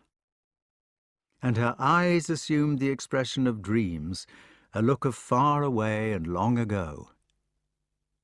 When the morrow came, there was a difference about the salt marsh and the slob. The ant-like man, who had walked out so patiently every day to his long nets, with the tides fixed firmly in his head, because to make a mistake in them was certain death, heard a far bugle in the sky. He saw no thousands on the mud flats, and there were none in the pastures from which he had come. He was a nice little man in his way, for he stood still solemnly and took off his hat. He did this every spring religiously, when the wild geese left him, and every autumn, when he saw the first returning gaggle. How far is it across the North Sea? In a steamer it takes us 2 or 3 days, so many hours of slobbering through the viscous water. But for the geese, for the sailors of the air, for the angled wedges of heaven tearing clouds to tatters, for those singers of the Empyrean with the gale behind them, 70 miles an hour behind another 70, for those mysterious geographers 3 miles up, they say, with cumulus for their floor instead of water, what was it for them? One thing it was, and that was joy. The king had never seen his friends so gleeful. The songs they sang, hour after hour, were mad with it. Some were vulgar, which we shall have to leave for another time. Some were sagas beautiful beyond comparison. Some were light-hearted to a degree. One silly one, which amused him, was as follows. "We wander the sky with many a cronk, and land in the pasture fields with a plonk. Hank, hank, hink, hink, honk, honk. Then we bend our necks with a curious kink, like the bend which the plumber puts under the sink. Honk, honk, hank, hank, hink, hink. And we feed away in a sociable rank, tearing the grass with a sideways yank. Hink, hink, honk, honk, hank, hank. But hink or honk we relish the plonk, and honk or hank we relish the rank, and hank or hink we think it a jink to honk or hank or hink." A sentimental one was, "Wild and free, bring back my gander to me, to me." While, when they were passing over a rocky island populated by barnacle geese, who all looked like spinsters in black leather gloves, grey toques and jet beads, the entire squadron burst out derisively with, "Bran Taberniclus, it's a slumming in the slob. Bran Taberniclus, it's a slumming in the slob. Bran Taberniclus, it's a slumming in the slob, while we go sauntering on. Glory, glory, here we go, dear. Glory, glory, here we go, dear. Glory, glory, here we go, dear, to the North Pole sauntering along." But it is no good trying to tell about the beauty. It was just that life was beautiful beyond belief, and that is a kind of joy which has to be lived. Sometimes, when they came down from the cirrus levels to catch a better wind, they would find themselves among the flocks of cumulus, huge towers of modelled vapour, looking as white as Monday's washing and as solid as meringues. perhaps one of these piled-up blossoms of the sky, these snow-white droppings of a gigantic Pegasus, would lie before them several miles away. They would set their course towards it, seeing it grow bigger silently and imperceptibly, a motionless growth. And then, when they were at it, when they were about to bang their noses with a shock against its seeming solid mass, the sun would dim. Wraiths of mist, suddenly moving like serpents of the air, would coil about them for a second. Grey damp would be around them, and the sun, a copper penny, would fade away. The wings next to their own wings would shade into vacancy, until each bird was a lonely sound in cold annihilation, a presence after uncreation. And there they would hang in chartless nothing, seemingly without speed or left or right or top or bottom, until as suddenly as ever the copper penny glowed and the serpents writhed. Then, in a moment of time, they would be in the jewelled world once more, a sea under them like turquoise, and all the gorgeous palaces of heaven new created, with the dew of Eden not yet dry. One of the peaks of the migration came when they passed a rock cliff of the ocean. There were other peaks when, for instance, their line of flight was crossed by an Indian file of Buick swans who were off to Abisko, making a noise as they went like little dogs barking through handkerchiefs, or when they overtook a horned owl plodding manfully along among the warm feathers of whose back, so they said, a tiny wren was taking her free ride. But the lonely island was the best of all, for it was a town of birds. They were all hatching, all quarrelling, all friendly nevertheless. On top of the cliff, where the short turf was, there were myriads of puffins busy with their burrows. Below them, in Razorbill Street, the birds were packed so close and on such narrow ledges that they had to stand with their backs to the sea, holding tight with long toes.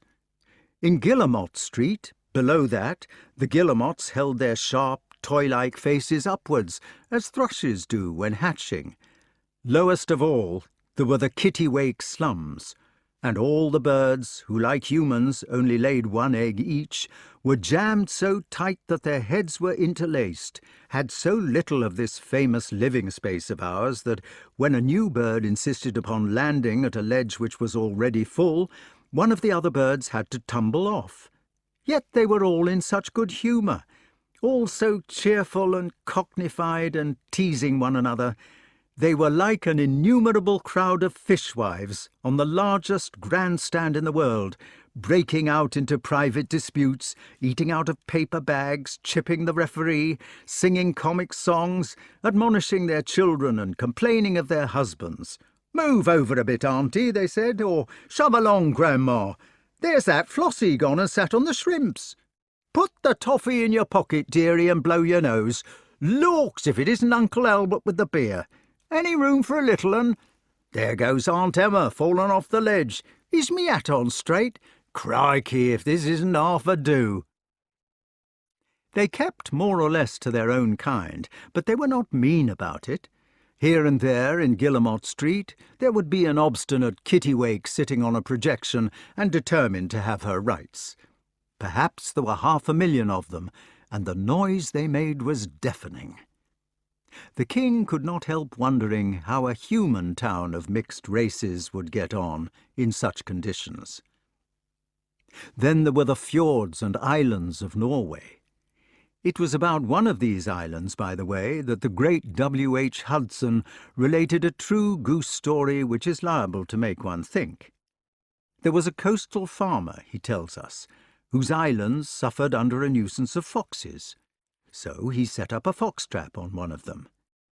When he visited the trap the next day, he found that an old wild goose had been caught in it, obviously a grand admiral because of his toughness and his heavy bars. This farmer took the goose home alive, pinioned it, bound up its leg, and turned it out with his own ducks and poultry in the farmyard. Now, one of the effects of the fox plague was that the farmer had to lock his hen house at night. He used to go round in the evening to drive them in, and then he would lock the door. After a time, he began to notice a curious circumstance, which was that the hens, instead of having to be collected, would be found waiting for him in the hut. He watched the process one evening, and discovered that the old wild goose had taken upon himself the responsibility which he had with his own intelligence observed. Every night at locking-up time, the sagacious old admiral would round up his domestic comrades, whose leadership he had assumed, and would prudently assemble them in the proper place by his own efforts, as if he had fully understood the situation. Nor did the free wild geese, his sometime followers, ever again settle on the other island, previously a haunt of theirs, from which their judicious captain had been spirited away. Last of all, beyond the islands, there was the landing at their first day's destination. Oh, the whiffling of delight and self-congratulation! They tumbled down out of the sky, side-slipping, stunting, even doing spinning nosedives. They were terrifically proud of themselves and of their pilot, agog for the family pleasures which were in store. They planed for the last part on down-curved wings. At the last moment they scooped the wind with them, flapping them vigorously. Next, bump, they were on the ground. They held their wings above their heads for a moment, then folded them up with a quick and pretty neatness. They had crossed the North Sea. Chapter 15. The Siberian bogland, which they reached a few days later, was a bowl of sunlight. Its mountains still retained a lacework of snow, which, as it melted, brought the little rivers down in a spate like ale. The lakes glittered under clouds of mosquitoes, and among the stunted birch trees round their margins, the amiable reindeer wandered curiously, snuffling at the goose nests while the geese hissed back at them. Liu Yok settled down at once to build her nursery, although unmarried, and the king had time to think. He was an uncritical man, certainly not a bitter one. The treachery to which he had been subjected by his human race had only just begun to weigh upon him. He had never put it in plain terms to himself, but the truth was that he had been betrayed by everybody, even by his own wife and by his oldest friend. His son was the least of the traitors. His table had turned on him, or half of it had, and so had half the country for which he had been working all his life. Now they were asking him to go back into service for the men of treason, and at last he realized for the first time that to do so would mean his end. For what hope had he among mankind? They had murdered, almost invariably, every decent person who had spoken to them since the time of Socrates. They had even murdered their god. Anybody who told them the truth was the legitimate object of their treachery, and Merlyn's sentence on himself was one of death. But here, he realized, among the geese, to whom murder and treason were an obscenity, he was happy and at rest. Here there was good hope for a person with a heart. Sometimes a tired man who has a religious vocation to become a monk will feel an actual yearning for the cloister, for the place where he can expand his soul like a flower and grow towards his idea of good. That is what the old man felt, with a sudden longing, except that his cloister was the sun-drenched bog. He wanted to have done with man, to settle down. To settle down with Liu Yok, for instance. It seemed to him that a weary spirit might do worse. He began comparing her wistfully with the women he had known, not always to her disadvantage. She was healthier than they were, nor had she ever had the megrims or the vapours or the hysterics. She was as healthy as himself, as strong, as able on the wing. There was nothing that he could do which she could not do, so that their community of interests would be exact. She was docile, prudent, faithful, conversible.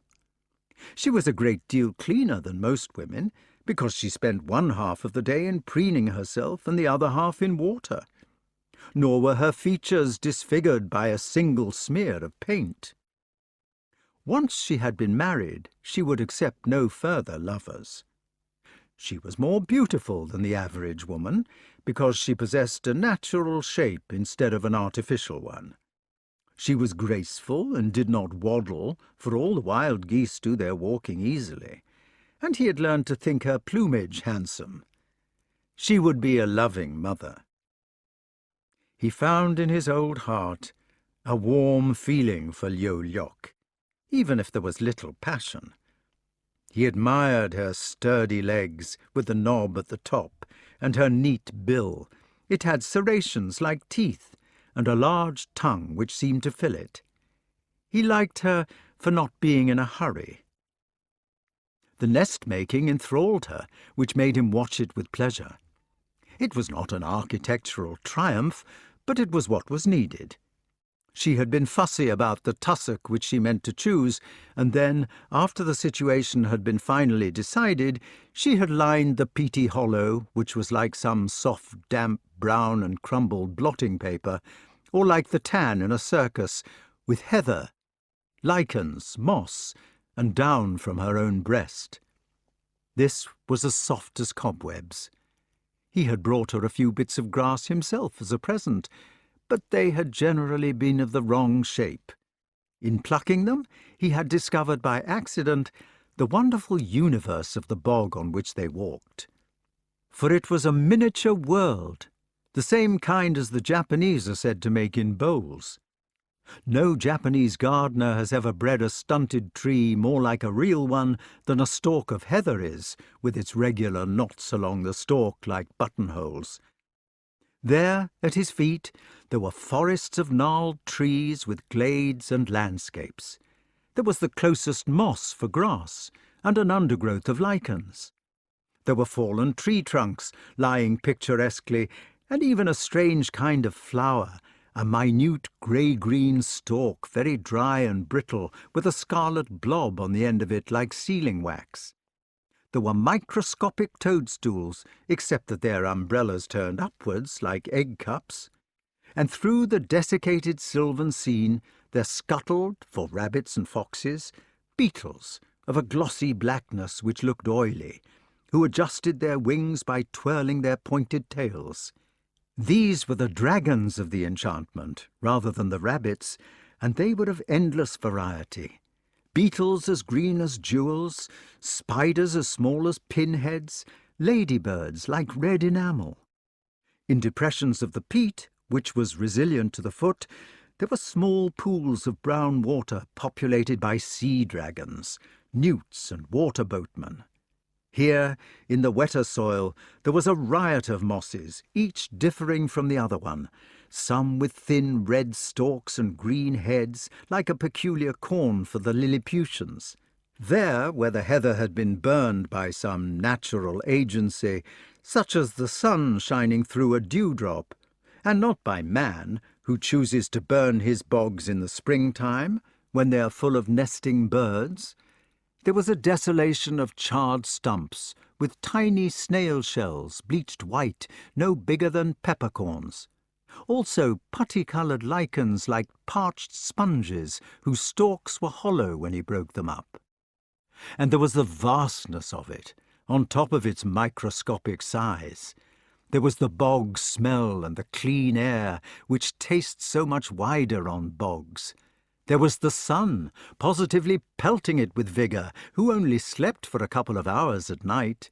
And heaven defend us, there were the mosquitoes. He had often thought that it must be boring for a bird to sit on eggs. He now knew that Liu Liok would have a universe to watch before her, a whole world bustling beneath her nose. He proposed himself one afternoon, not ardently, for he had known the world too long, but gently and hopefully, when they were on the dazzling lake. Its waters, in their frame of brown, reflected the sky to a tone of even deeper blue as a blackbird's eggs without the spots. He swam towards her with his tail high in the water, his head and neck stretched flat like a swimming snake. He told her of his sorrows, of his unworthy nature, and of his admiration. He told her how, by joining her, he hoped to escape from Merlyn and the world. Liu Liok, as usual, did not seem to be surprised. She too lowered her neck and swam towards him. He was very happy when he saw the douceness of her eyes. But a dark hand came to fetch him, as you may have guessed. He found himself swept backwards, not on pinion, not migrating, but dragged down into the filthy funnel of magic. He snatched one floating feather as he vanished, and Liu Liok was before his face no more. Chapter 16. "Now," cried the magician, almost before the traveller had materialized, "now we can begin to forge ahead with the main idea. We are beginning to see the light at last." "Give him a chance," said the goat. "He is looking unhappy." Merlin swept the suggestion away.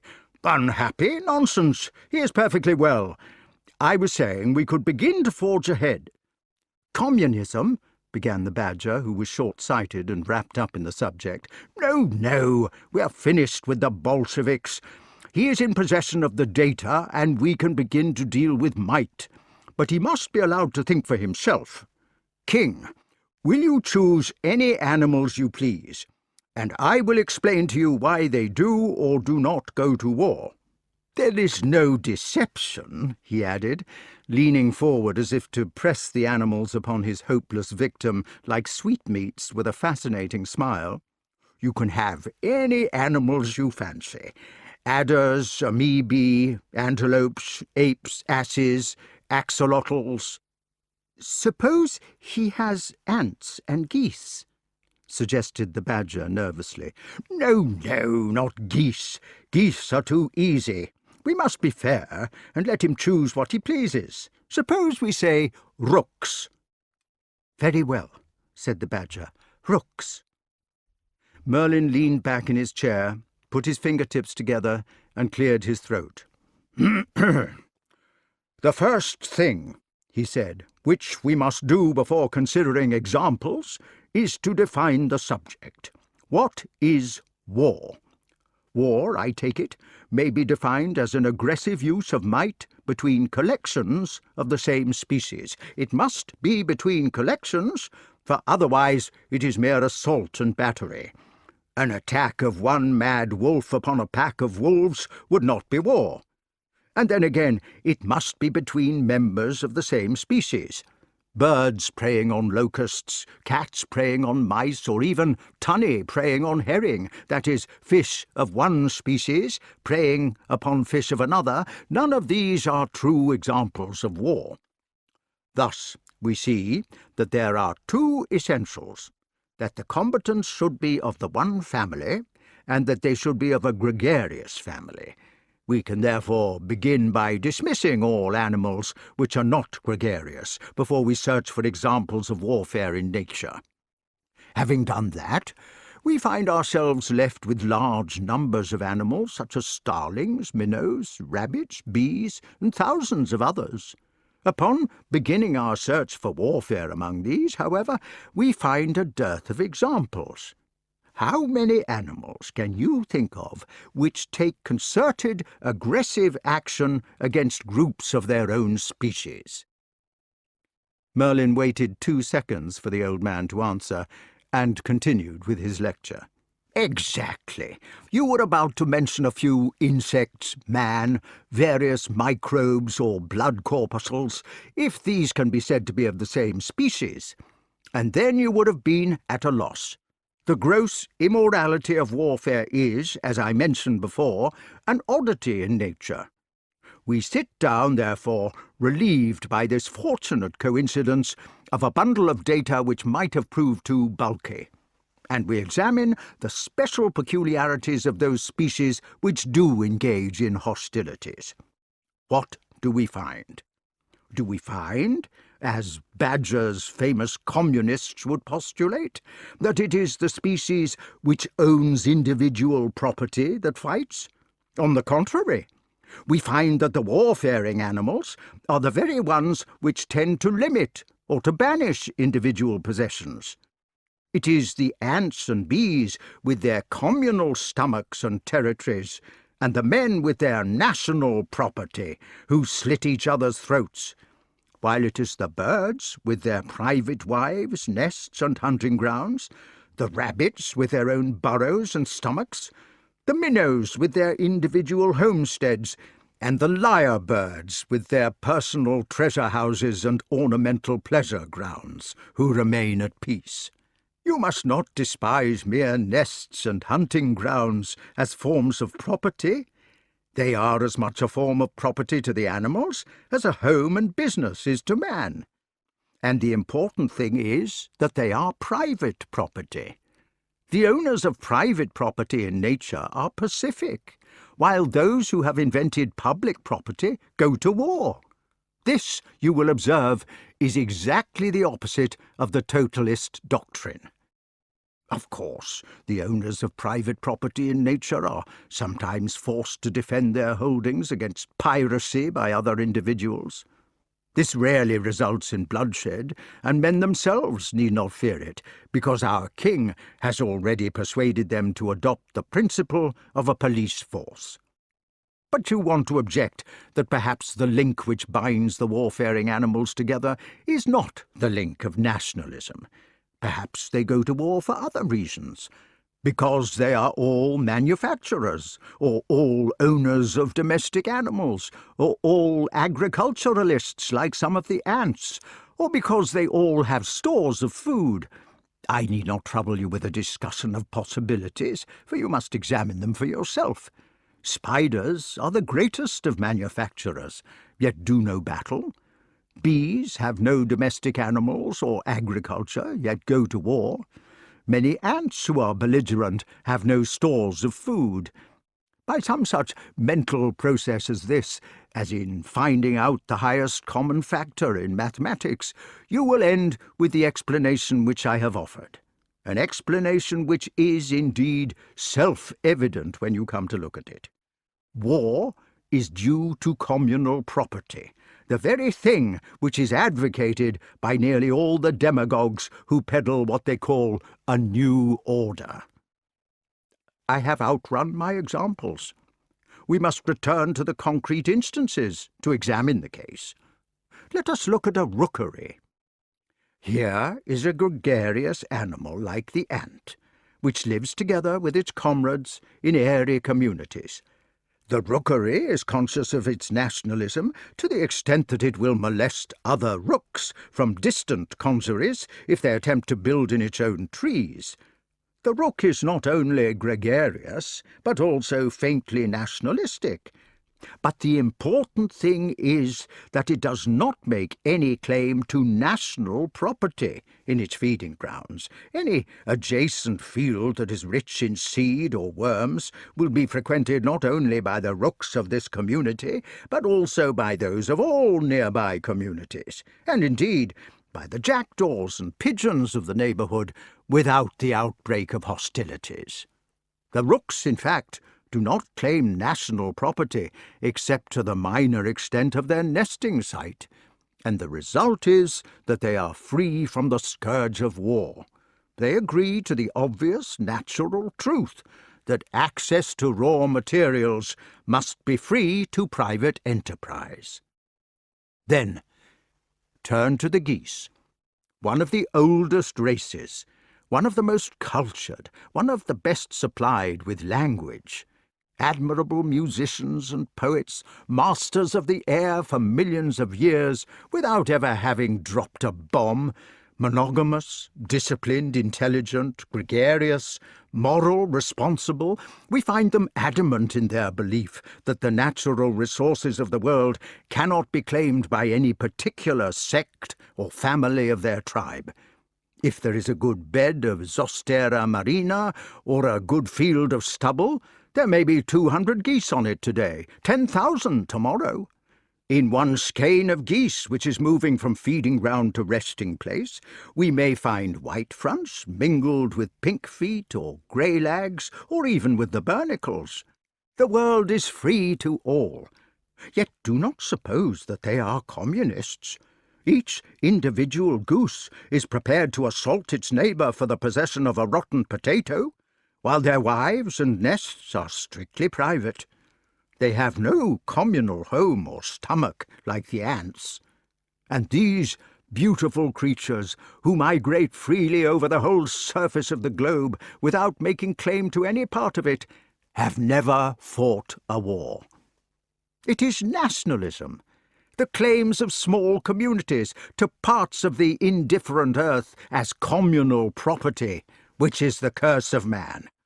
The petty and drivelling advocates of Irish or Polish nationalism, these are the enemies of man, yes, and the English, who fight a major war ostensibly for the rights of small nations, while erecting a monument to a woman who was martyred for the remark that patriotism was not good enough. These people can only be regarded as a collection of benevolent imbeciles conducted by bemused crooks. Nor is it fair to pick on the English or the Irish or the Poles. All of us are in it. It is the general idiocy of homo impoliticus. Aye, and when I speak rudely of the English in this particular, I would like to add at once that I have lived among them during several centuries. Even if they are a collection of imbecile crooks, they are at least bemused and benevolent about it, which I cannot help thinking is preferable to the tyrannous and cynical stupidity of the Huns who fight against them. Make no mistake about that. "And what," asked the Badger politely, "is the practical solution?" "The simplest and easiest in the world. You must abolish such things as tariff barriers, passports, and immigration laws, converting mankind into a federation of individuals. In fact, you must abolish nations, and not only nations but states also. Indeed, you must tolerate no unit larger than the family.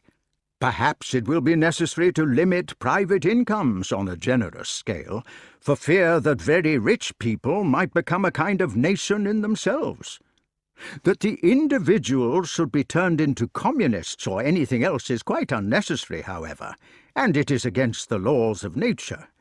In the course of 1,000 years, we should hope to have a common language if we were lucky.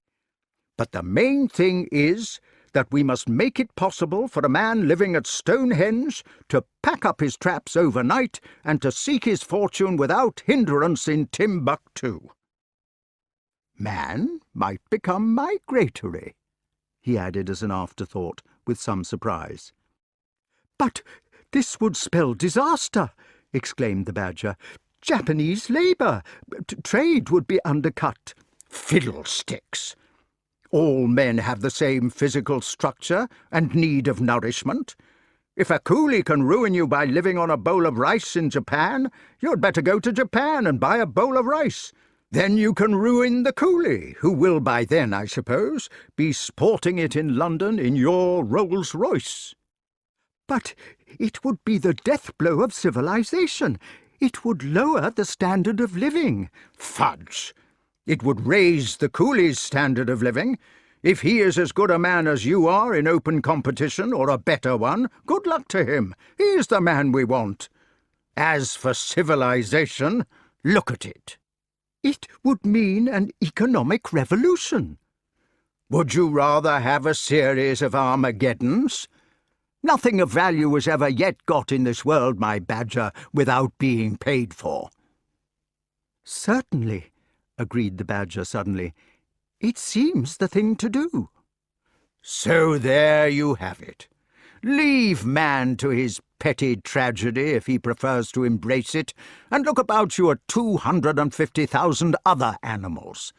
They, at any rate, with a few trifling exceptions, have political sense. It is a straight choice between the ant and the goose, and all our king will need to do when he returns will be to make their situation obvious."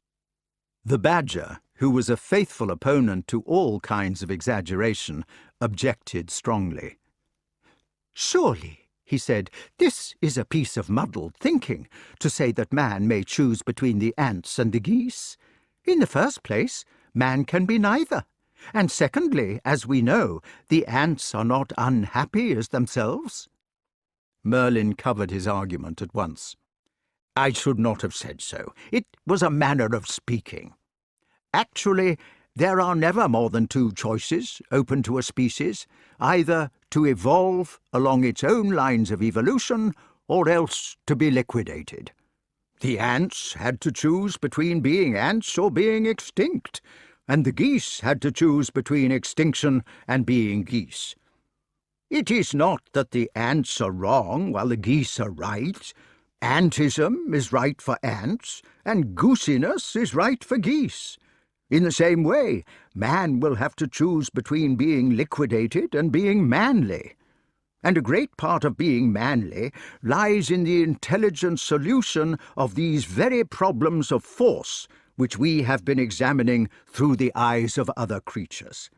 That is what the king must try to make them see." Archimedes coughed and said, "Excuse me, master, but is your backside clear enough today to tell us if he will succeed?" Merlin scratched his head and wiped his spectacles. "He will succeed in the end," he said eventually. "That I am certain of. Otherwise, the race must perish, like the American wood-pigeons, who, I may add, were considerably more numerous than the human family, yet became extinct in the course of a dozen years at the end of the 19th century. But whether it is to be this time or another is still obscure to me.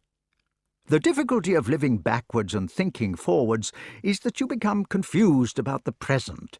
It is also the reason why one prefers to escape into the abstract." The old gentleman folded his hands upon his stomach, toasted his feet at the fire, and, reflecting upon his own predicament in time, began to recite from one of his favourite authors. "I saw," he quoted, "the histories of mortal men of many different races being enacted before my eyes. Kings and queens and emperors and republicans and patricians and plebeians swept in reverse order across my view. Time rushed backward in tremendous panoramas. Great men died before they won their fame. Kings were deposed before they were crowned. Nero and the Borgias and Cromwell and Asquith and the Jesuits enjoyed eternal infamy and then began to earn it. My motherland melted into barbaric Britain. Byzantion melted into Rome. Venice into Venetian Altino. Hellas into innumerable migrations. Blows fell and then were struck." In the silence which succeeded this impressive picture, the goat returned to an earlier topic. "He is looking unhappy," said he, "whatever you may say." So they looked at the king for the first time since his return, and fell silent. Chapter 17. He was watching them with the feather in his hand.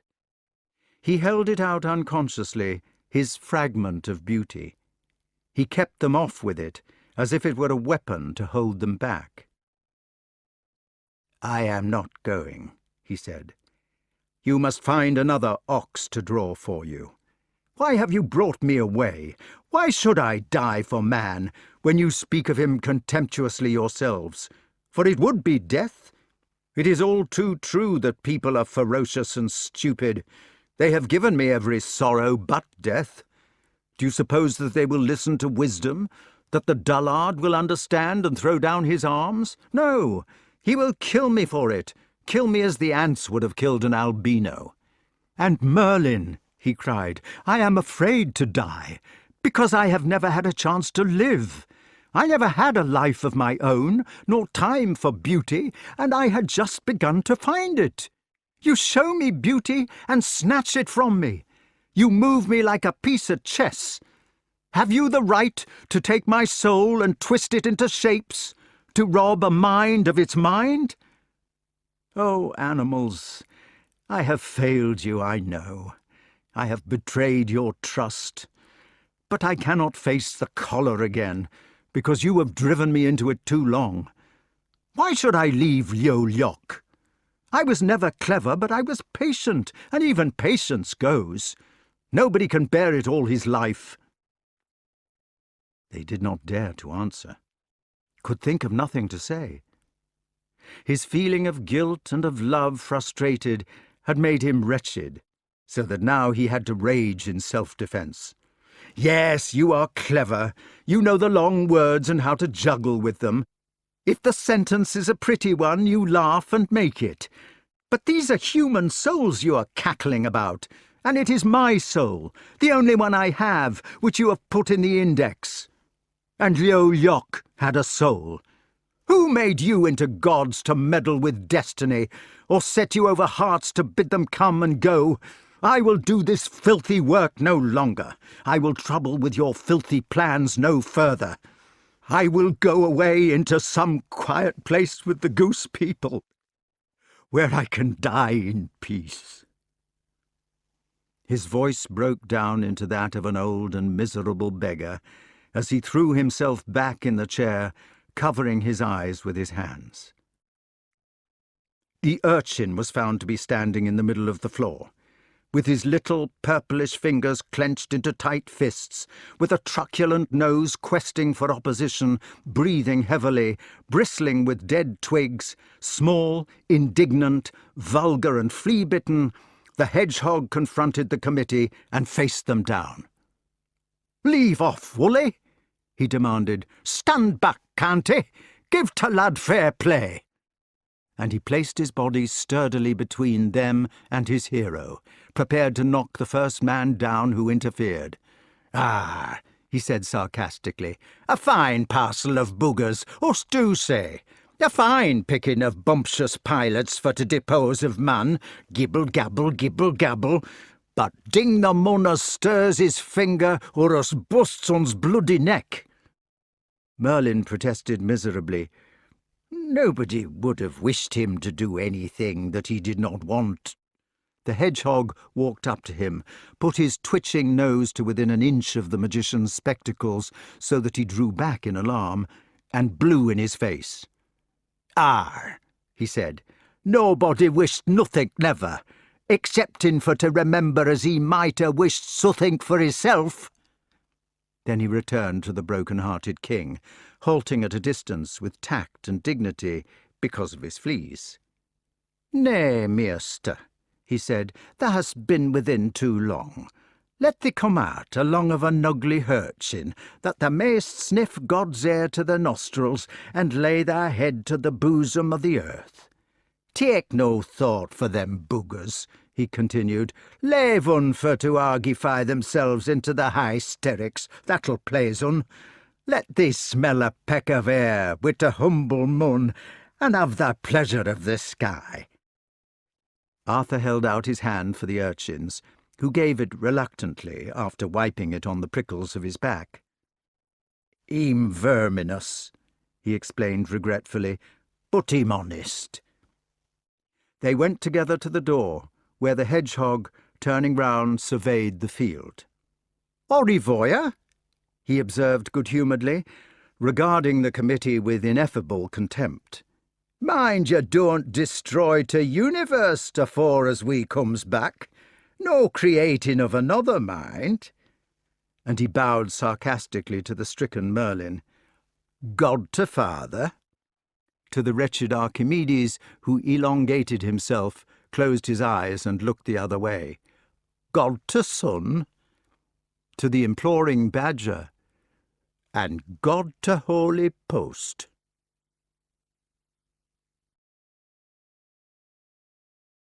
Chapter 18.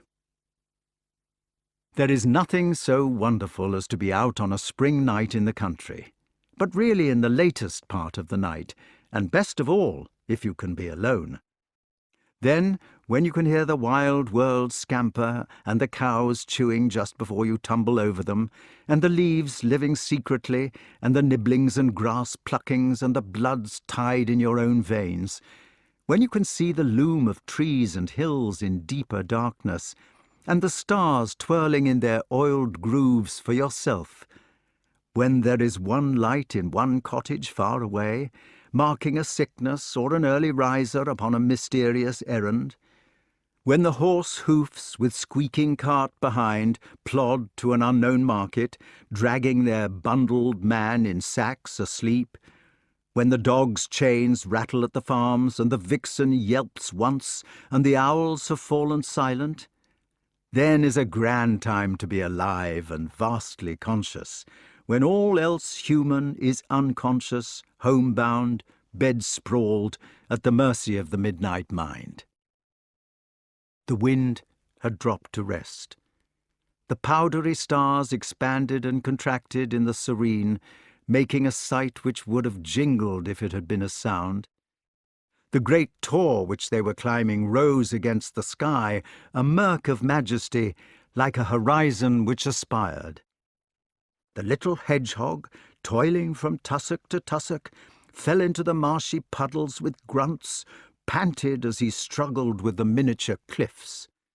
The weary king gave him a hand at the worst places, hoisting him into a better foothold or giving him a shove behind, noticing how pathetic and defenceless his bare legs looked from the back. "Thankee," he said. "Much obliged, Tussum sure." When they had reached the top, he sat down, puffing, and the old man sat beside him to admire the view. It was England that came out slowly, as the late moon rose, his royal realm of gramarye. Stretched at his feet, she spread herself away into the remotest north, leaning towards the imagined Hebrides. She was his homely land.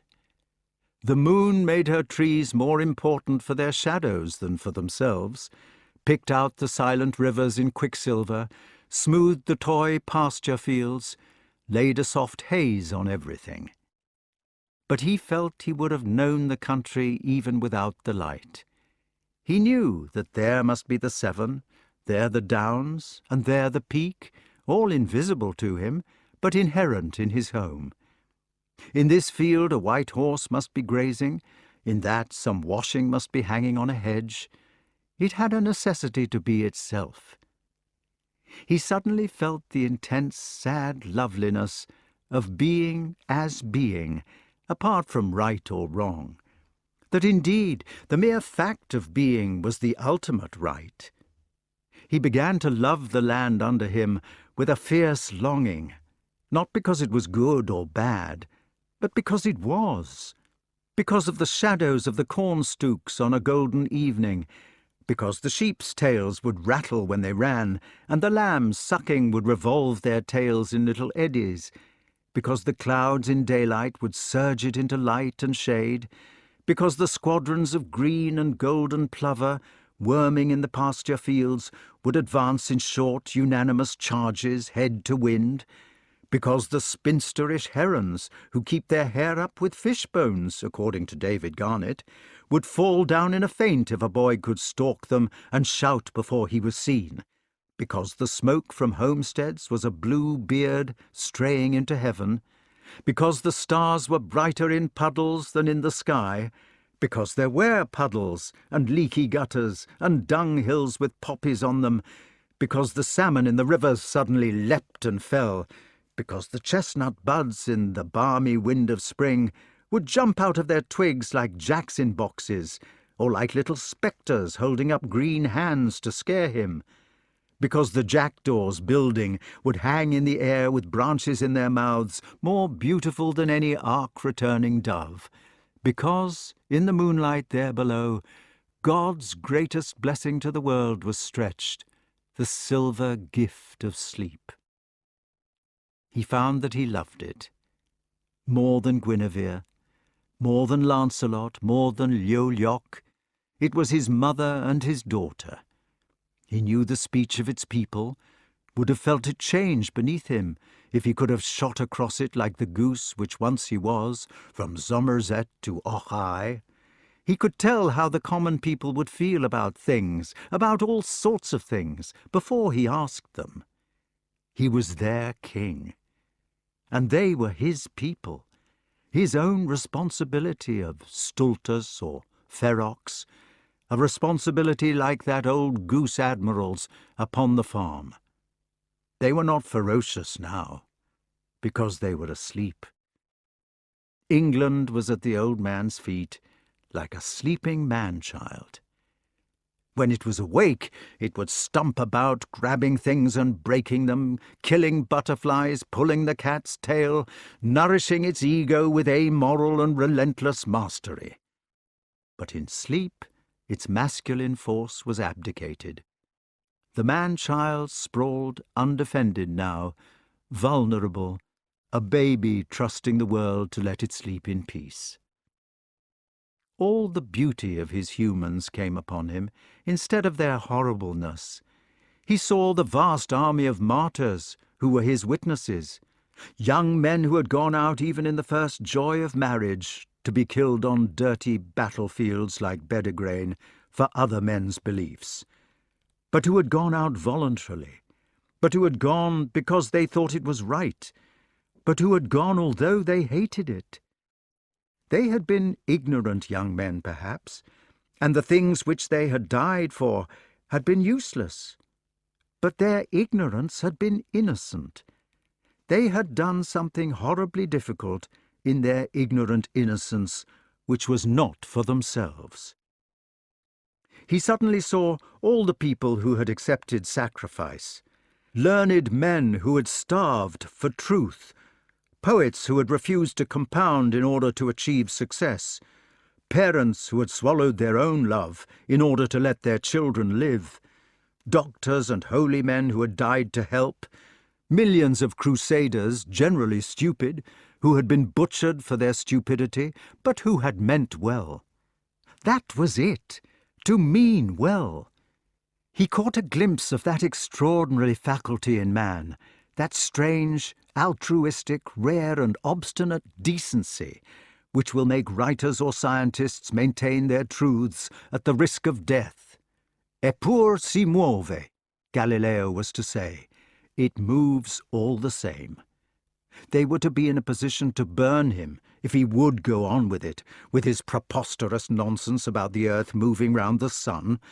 But he was to continue with the sublime assertion because there was something which he valued more than himself, the truth. To recognize and to acknowledge what is. That was the thing which man could do, which his English could do, his beloved, his sleeping, his now defenceless English. They might be stupid, ferocious, unpolitical, almost hopeless, but here and there, oh, so seldom, oh, so rare, oh, so glorious, there were those, all the same, who would face the rack, the executioner, and even utter extinction in the cause of something greater than themselves. Truth, that strange thing, the jest of pilots. Many stupid young men had thought they were dying for it, and many would continue to die for it, perhaps for 1,000 years. They did not have to be right about their truth, as Galileo was to be. It was enough that they, the few and martyred, should establish a greatness, a thing above the sum of all they ignorantly had. But then again, there came the wave of sorrow over him, the thought of the man-child when he woke, the thought of that cruel and brutish majority to whom the martyrs were such rare exceptions. It moves for all that. How few, and pitifully few, the ones who would be ready to maintain it. He could have wept for the pity of the world, its horribleness, which still was pitiful. The hedgehog remarked, "Pretty place, an't it?" "Aye, mun, but there is nought that I can do for un." "Thou hast done, champion." A cottage woke in the valley. Its eye of light winked out, and he could feel the man who had made it, a poacher probably, somebody as slow and clumsy and patient as the badger, pulling on his heavy boots. The hedgehog asked, "Shire?" "Sire, mun, and 'tis Majesty, not Maggie's tea." "Majesty?" "Aye, mun." "Dost thou mind as how us used for to sing to un?" "I minds un well. 'Twas Rustic Bridge and Genevieve and Home, Sweet Home." The king suddenly bowed his head. "Shall us sing un for 'ee again, Majesty mun?" He could only nod. The hedgehog stood in the moonlight, assuming the proper attitude for song. He planted his feet squarely, folded his hands on his stomach, fixed his eye upon a distant object.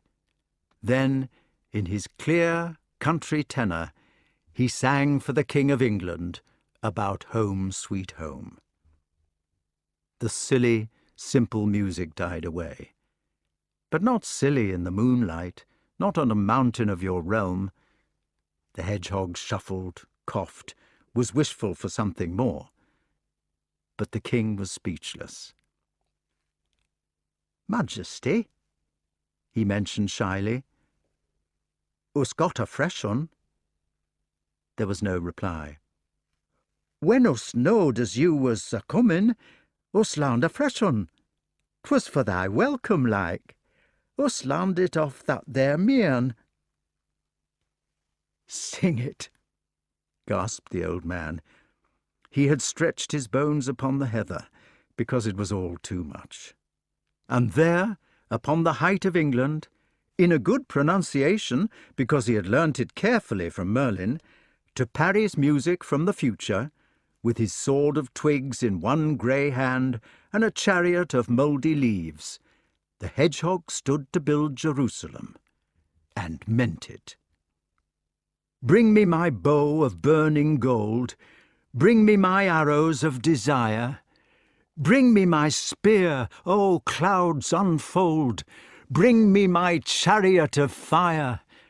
I will not cease from mental strife, nor shall my sword sleep in my hand, till I have built Jerusalem on England's green and pleasant land." Chapter 19. The pale faces of the committee, hunched round the fire, turned towards the door in a single movement, and 6 pairs of guilty eyes were fastened on the king. But it was England who came in. There was no need to say anything, no need to explain. They could see it in his face. Then they were rising up and coming towards him and standing round him humbly. Merlyn, to his surprise, was an old man with hands which shook like leaves. He was blowing his nose very much indeed on his own skull-cap, from which there was falling a perfect shower of mice and frogs. The badger was weeping bitterly and absent-mindedly swatting each tear as it appeared on the end of his nose. Archimedes had turned his head completely back to front to hide his shame. Cavell's expression was of torment. T. Natrix had laid his head on the royal foot, with one clear tear in each nostril, and Berlin's nictating membrane was going with the speed of the Morse code. "God save the king," they said. "You may be seated." So they sat down deferentially after he had taken the first seat. A privy council.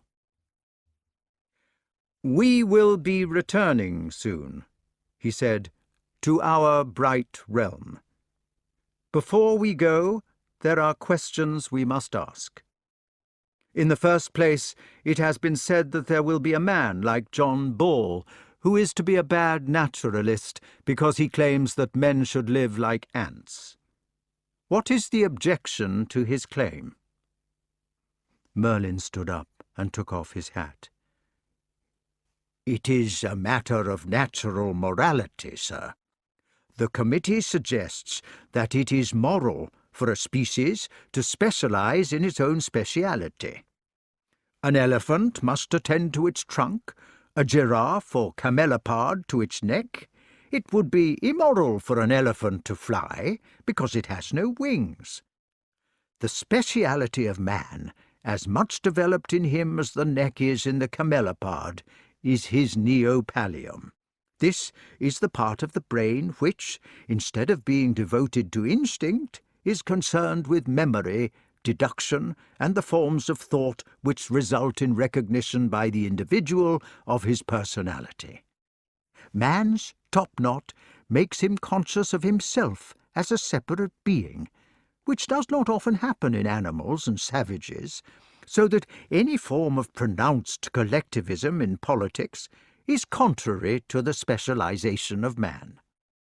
This, by the way," continued the old gentleman slowly, drawing a film over his eyes as if he were a weary second-sighted vulture, "is why I have, during a lifetime extending backwards over several tiresome centuries, waged my little war against might under all its forms, and it is why I have rightly or wrongly seduced others into waging it.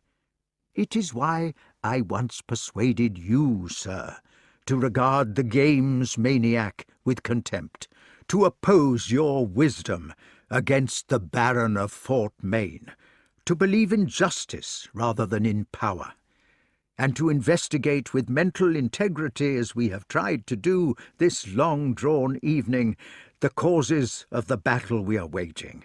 For war is force unbridled at a gallop.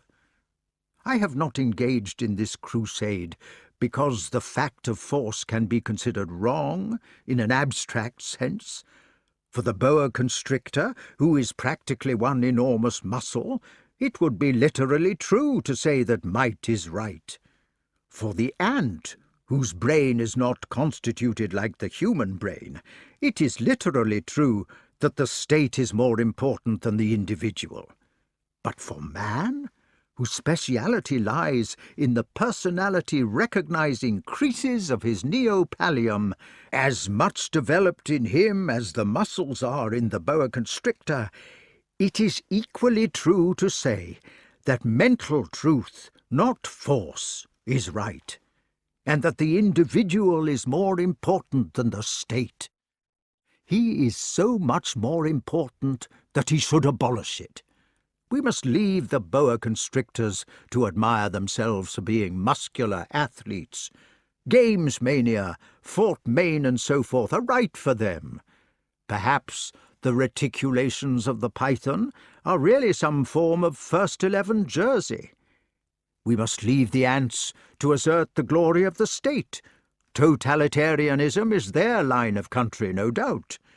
But for man, and not on an abstract definition of right and wrong, but on nature's concrete definition that a species must specialize in its own speciality, the committee suggests that might was never right, that the state never excelled the individual, and that the future lies with the personal soul." "Perhaps you ought to speak about the brain." "Sir, there are a great many things going on in this old brain box, but for the purposes of our investigation we confine ourselves to 2 compartments, the neopallium and the corpus striatum. In the latter, to put it simply, my instinctive and mechanical actions are determined. In the former, I keep that reason in honour of which our race has curiously been nicknamed sapiens. Perhaps I can explain it with one of those dangerous and often misleading similes. The corpus striatum is like a single mirror, which reflects instinctive actions outwards, in return for the stimuli which come in. In the neopallium, however, there are two mirrors. They can see each other, and for that reason they know that they exist. "Man, know thyself," said somebody or other. Or, as another philosopher had put it, the proper study of mankind is man. This is because he is specialized in the neopallium. In brainy animals other than man, the emphasis is not on the double-mirrored room, but on the single one. Few animals, except man, are conscious of their own personality. Even in primitive races of the human family, there still exists a confusion between the individual and his surroundings. For the savage Indian, as you may know, distinguishes so little between himself and the outside world that he himself will spit if he wants the clouds to rain. The ant's nervous system may be said to be a single mirror, like the savage's, and that is why it suits the ant to be a communist, to lose himself in a crowd. But it is because civilized man's brain is a double mirror that he will always have to specialize in individuality, in recognition of himself, or whatever you may like to call it. It is because of the two mirrors reflecting each other that he can never wholly succeed as an unselfish member of the proletariat. He must have a self, and all that goes with a self so highly developed, including selfishness and property. Pray forgive my simile, if I have seemed to use it unfairly. Has the goose a neopallium? Merlyn stood up again. Yes, a fairly good one for a bird. The ants have a different form of nervous system, on the lines of the corpora striata. The second question deals with war. It has been suggested that we ought to abolish it, in one way or another, but nobody has given it the chance to speak for itself. Perhaps there is something to be said in favor of war. We would like to be told. Merlyn put his hat on the floor and whispered to the badger, who, after scuttling off to his pile of agenda, returned, to the wonder of all, with the proper piece of paper.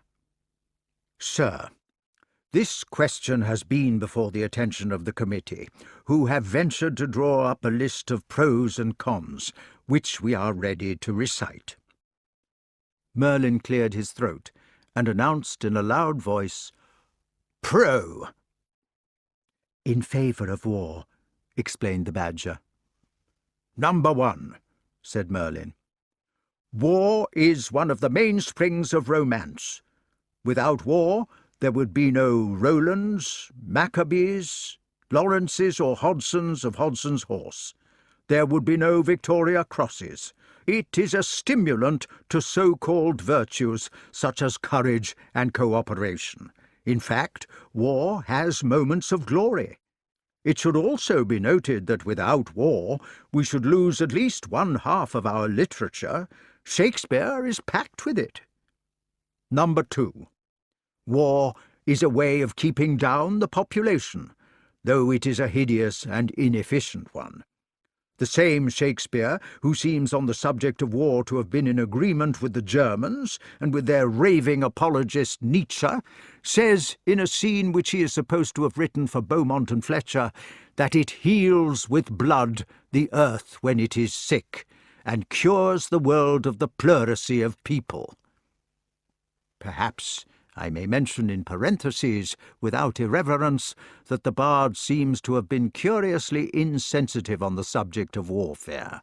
King Henry V is the most revolting play I know, as Henry himself is the most revolting character. Number 3.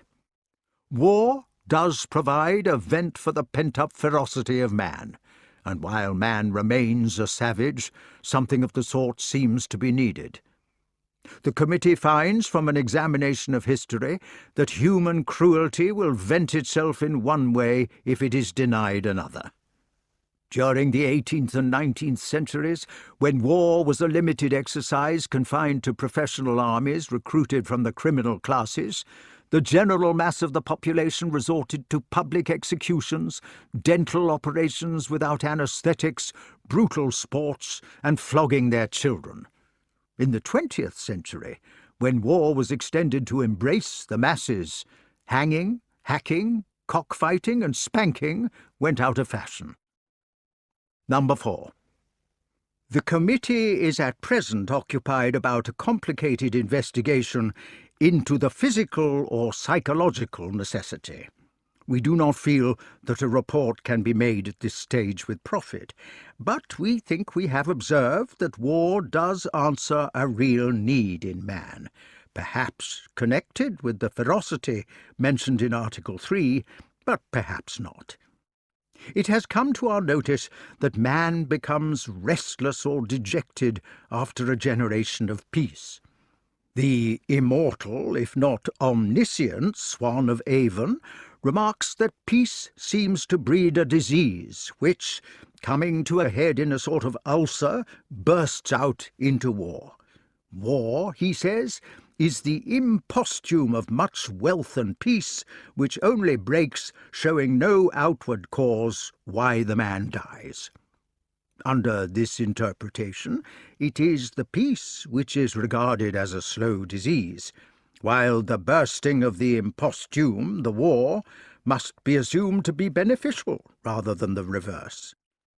The committee has suggested 2 ways in which wealth and peace might destroy the race if war were prevented: by emasculating it, or by rendering it comatose through glandular troubles.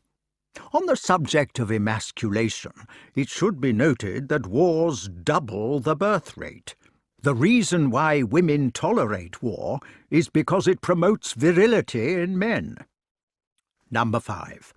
Finally, there is the suggestion, which would probably be made by every other animal on the face of this earth except man, namely, that war is an inestimable boon to creation as a whole, because it does offer some faint hope of exterminating the human race.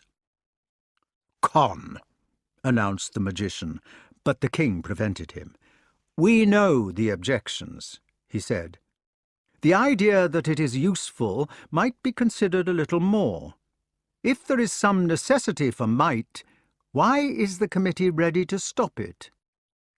"Sir, the committee is attempting to trace the physiological basis, possibly of a pituitary or adrenal origin. Possibly the human system requires periodical doses of adrenaline in order to remain healthy. The Japanese, as an instance of glandular activity, are said to eat large quantities of fish, which, by charging their bodies with iodine, expands their thyroids and makes them touchy. Until this matter has been properly investigated, the subject remains vague. But the committee desires to point out that the physiological need could be supplied by other means. War, it has already been observed, is an inefficient way of keeping down the population. It may also be an inefficient way of stimulating the adrenal glands through fear. What other ways? Under the Roman Empire, the experiment of offering bloody spectacles in the circus was attempted as a substitute. They provided the purgation which Aristotle talks about, and some such alternative might be found efficient. Science, however, would suggest more radical cures. Either the glandular deficiency might be supplied by periodical injections of the whole population with adrenaline, or with whatever the deficiency may prove to be, or else some form of surgery might be found effective. Perhaps the root of war is removable, like the appendix. We were told that war is caused by national property. Now we are told It is due to a gland. Sir, the two things may be related, although they may not be consequent upon one another. For instance, if wars were solely due to national property, we should expect them to continue without intermission, so long as national property continued, that is, all the time. We find, however, that they are interrupted by frequent lulls, called peace. It seems as if the human race becomes more and more comatose during those periods of truce, until, when what you call the saturation point of adrenaline deficiency has been reached, it seizes upon the first handy excuse for a good shot of fear stimulant. The handy excuse is national property. Even if the wars are dolled up as religious ones, such as crusades against Saladin or the Albigensians or Montezuma, the basis remains the same. Nobody would have troubled to extend the benefits of Christianity to Montezuma if his sandals had not been made of gold. And nobody would have thought the gold itself a sufficient temptation if they had not been needing a dose of adrenaline. You suggest an alternative like the circus, pending the investigation of your gland. Have you considered it? Archimedes giggled unexpectedly. Merlyn wants to have an international fair, sir. He wants to have a lot of flip-flaps and giant wheels and scenic railways in a reservation, and they are all to be slightly dangerous, so as to kill perhaps 1 man in 100. Entrance is to be voluntary, for he says that the one unutterably wicked thing about a war is conscription. He says that people will go to the fair of their own free will, through boredom, or through adrenaline deficiency, or whatever it is, and that they are likely to feel the need for it during their 25th, 30th, and 45th years. It is to be made fashionable and glorious to go. Every visitor will get a commemorative medal, while those who go 50 times will get what he calls the DSO, or the VC for 100 visits. The magician looked ashamed and cracked his fingers. The suggestion, he said humbly, was more to provoke thought than to be thought of. Certainly it does not seem a practical suggestion for the present year of grace. Are there no panaceas for war which could be used in the meantime? The committee has suggested an antidote which might have a temporary effect, like soda for an acid stomach. It would be of no use as a cure for the malady, though it might alleviate it. It might save a few million lives in a century. What is this antidote? Sir, you will have noticed that the people who are responsible for the declaration and the higher conduct of wars do not tend to be the people who endure their extremes.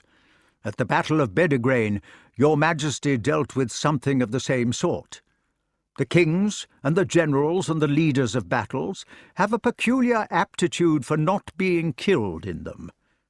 The committee has suggested that after every war, all the officials on the losing side who held a higher rank than colonel ought to be executed out of hand, irrespective of their war guilt.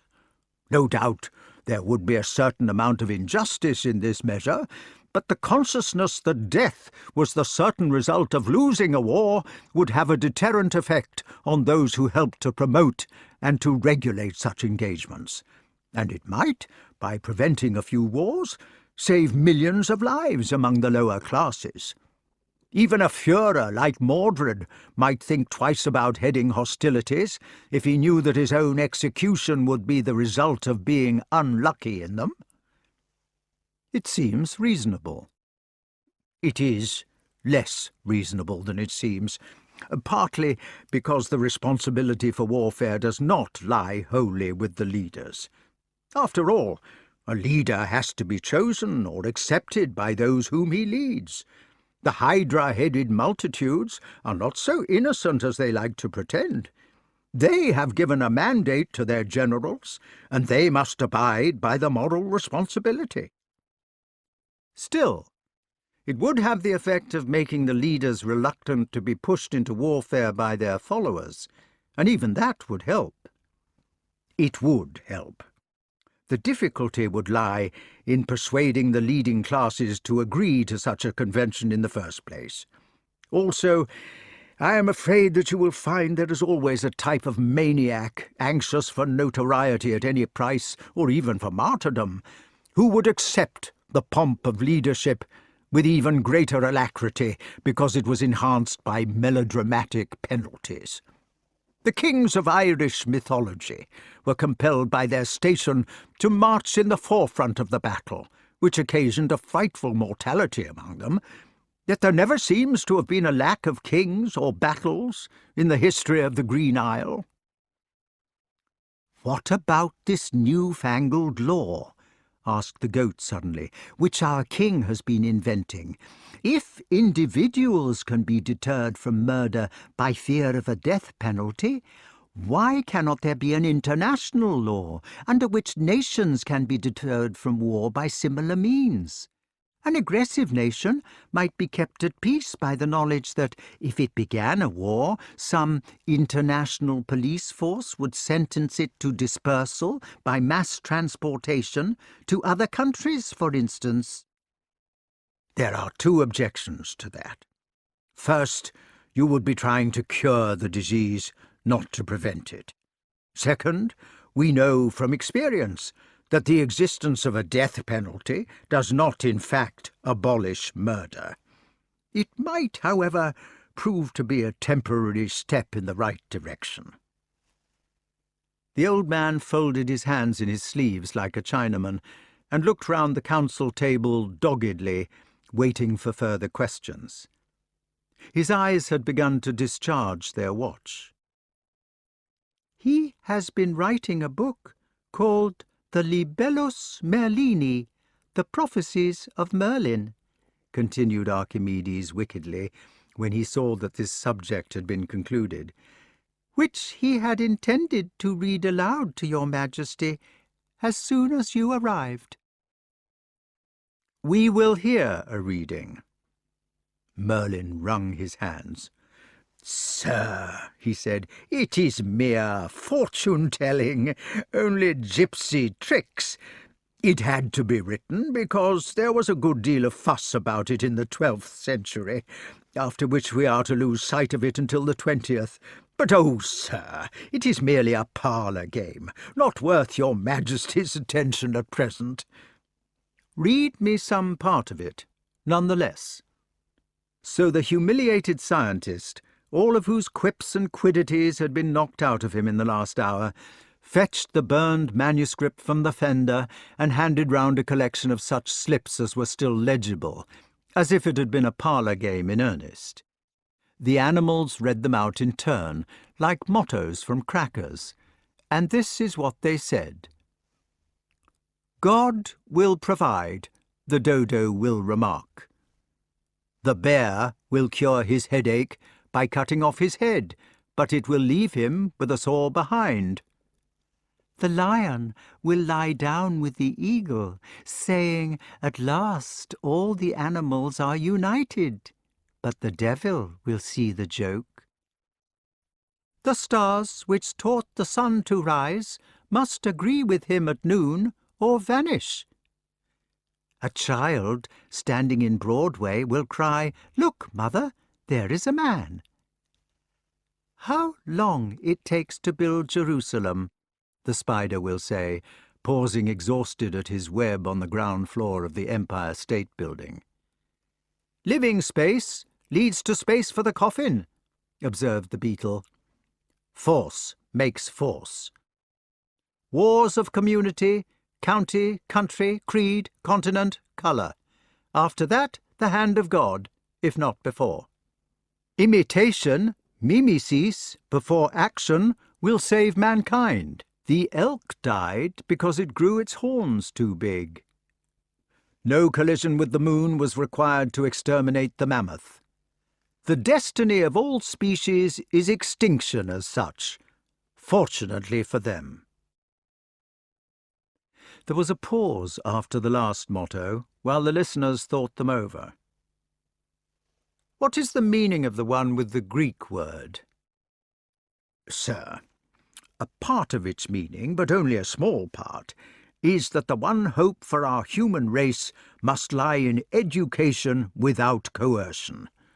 Confucius has it that, in order to propagate virtue to the world, one must first rule one's country. In order to rule one's country, one must first rule one's family. In order to rule one's family, one must first regulate one's body by moral training. In order to regulate one's body, one must first regulate one's mind. In order to regulate the mind, one must first be sincere in one's intentions. In order to be sincere in one's intentions, one must first increase one's knowledge." "I see. Have the rest any relevant meaning?" added the king. "None whatever." "One further question before we rise. You have said that politics are out of order, but they seem so closely tied to the question of warfare that they must be faced to some extent. At an earlier stage you claimed to be a capitalist. Are you sure of these views?" "If I said so, Your Majesty, I did not mean it. Badger was talking at me like a communist of the 1920s, which made me talk like a capitalist in self-defence. I am an anarchist, like any other sensible person. In point of fact, the race will find that capitalists and communists modify themselves so much during the ages that they end by being indistinguishable as democrats. And so will the fascists modify themselves for that matter. But whatever may be the contortions adopted by these three brands of collectivism, and however many the centuries during which they butcher each other out of childish ill temper, the fact remains that all forms of collectivism are mistaken according to the human skull. The destiny of man is an individualistic destiny, and it is in that sense that I may have implied a qualified approval of capitalism, if I did imply it. The despised Victorian capitalist, who did at least allow a good deal of play to the individual, was probably more truly futuristic in his politics than all the new orders shrieked for in the 20th century. He was of the future, because individualism lies in the future of the human brain. He was not so old-fashioned as the fascists and the communists, but of course he was considerably old-fashioned for all that, and that is why I prefer myself to be an anarchist. That is, to be a little up-to-date. The geese are anarchists, you remember. They realize that the moral sense must come from inside, not from outside. "I thought," said the badger plaintively, "that communism was supposed to be a step towards anarchy. I thought that when communism had been properly achieved, the state would wither away." "People have told me so, but I doubt it. I cannot see how you may emancipate an individual by first creating an omnipotent state. There are no states in nature, except among monstrosities like the ants. It seems to me that people who go creating states, as Mordred is trying to do with his thrashers, must tend to become involved in them, and so unable to escape. But perhaps what you say is true. I hope it is. In any case, let us leave these dubious questions of politics to the dingy tyrants who look after them. 10,000 years from now, it may be time for the educated to concern themselves with such things, but meanwhile they must wait for the race to grow up. We, for our part, have offered a solution this evening to the special problem of force as an arbiter. The obvious platitude that war is due to national property, with the rider that it is stimulated by certain glands. Let us leave it at that for the present, in God's name." The old magician swept his notes away with a trembling hand. He had been deeply wounded by the hedgehog's earlier criticisms, because, in the secrecy of his heart, he loved his student dearly. He knew now, since the royal hero had returned victorious in his choice, that his own wisdom was not the end. He knew that he had finished his tutorship. Once he had told the king that he would never be the wart again. But it had been an encouraging thing to say. He had not meant it. Now he did mean it. Now knew that he himself had yielded place, had stepped down from the authority to lead or to direct. The abdication had cost him his gaiety. He would not be able to rant any more, or to twinkle and mystify with the flashing folds of his magic cloak. The condescension of learning was pricked in him. He was feeling ancient and ashamed. The old king, whose childhood had vanished also, toyed with a slip left on the table. He was at his trick of watching his hands when in abstraction. He folded the paper this way, that way, carefully, and unfolded it. It was one of Merlyn's notes for the card index, which Badger had muddled with the prophecies. A quotation from a historian called Friar Klyn, who had died in 1348. This friar, employed as the analyst of his abbey to keep the historical records, had seen the Black Death coming to fetch him, possibly to fetch the whole world, for it had killed a third of the population of Europe already. Carefully leaving some pieces of blank parchment with the book in which he was to write no longer, he had concluded with the following message, which had once awakened Merlyn's strange respect. "Seeing these many ills," he had written in Latin, "and as it were the whole world thrust into malignancy, waiting among the dead for death to come to me, I have put into writing what I have truthfully heard and examined. And lest the writing should perish with the writer, or the work fail with the workman, I am now leaving some paper for the continuation of it, in case, by any chance, a man may remain alive in the future, or any person of the race of Adam may escape this pestilence, to carry on the labour once begun by me." The king folded it neatly, measured it on the table. They watched him, knowing he was about to rise and ready to follow his example. "Very good," he said. "We understand the puzzle." He tapped the table with the paper, then got to his feet. "We must return before the morning." The animals were rising too. They were conducting him to the door, crowding round him to kiss his hand and bid farewell.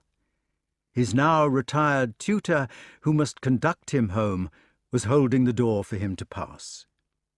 Whether he was a dream or not, he had begun to flicker, as had they all. They were saying, "Good success to your Majesty, a speedy and successful issue." He smiled gravely, saying, "We hope it will be speedy." But he was referring to his death, as one of them knew. "It is only for this time, Majesty," said Teenatrix.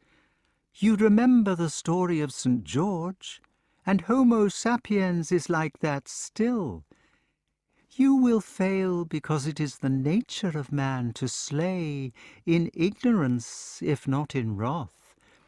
But failure builds success and nature changes. A good man's example always does instruct the ignorant and lessens their rage little by little through the ages, until the spirit of the waters is content. And so strong courage to your Majesty, and a tranquil heart." He inclined his head to the one who knew, and turned to go. At the last moment, a hand was tugging at his sleeve, reminding him of the friend he had forgotten. He lifted the hedgehog with both hands under its armpits and held it at arm's length, face to face.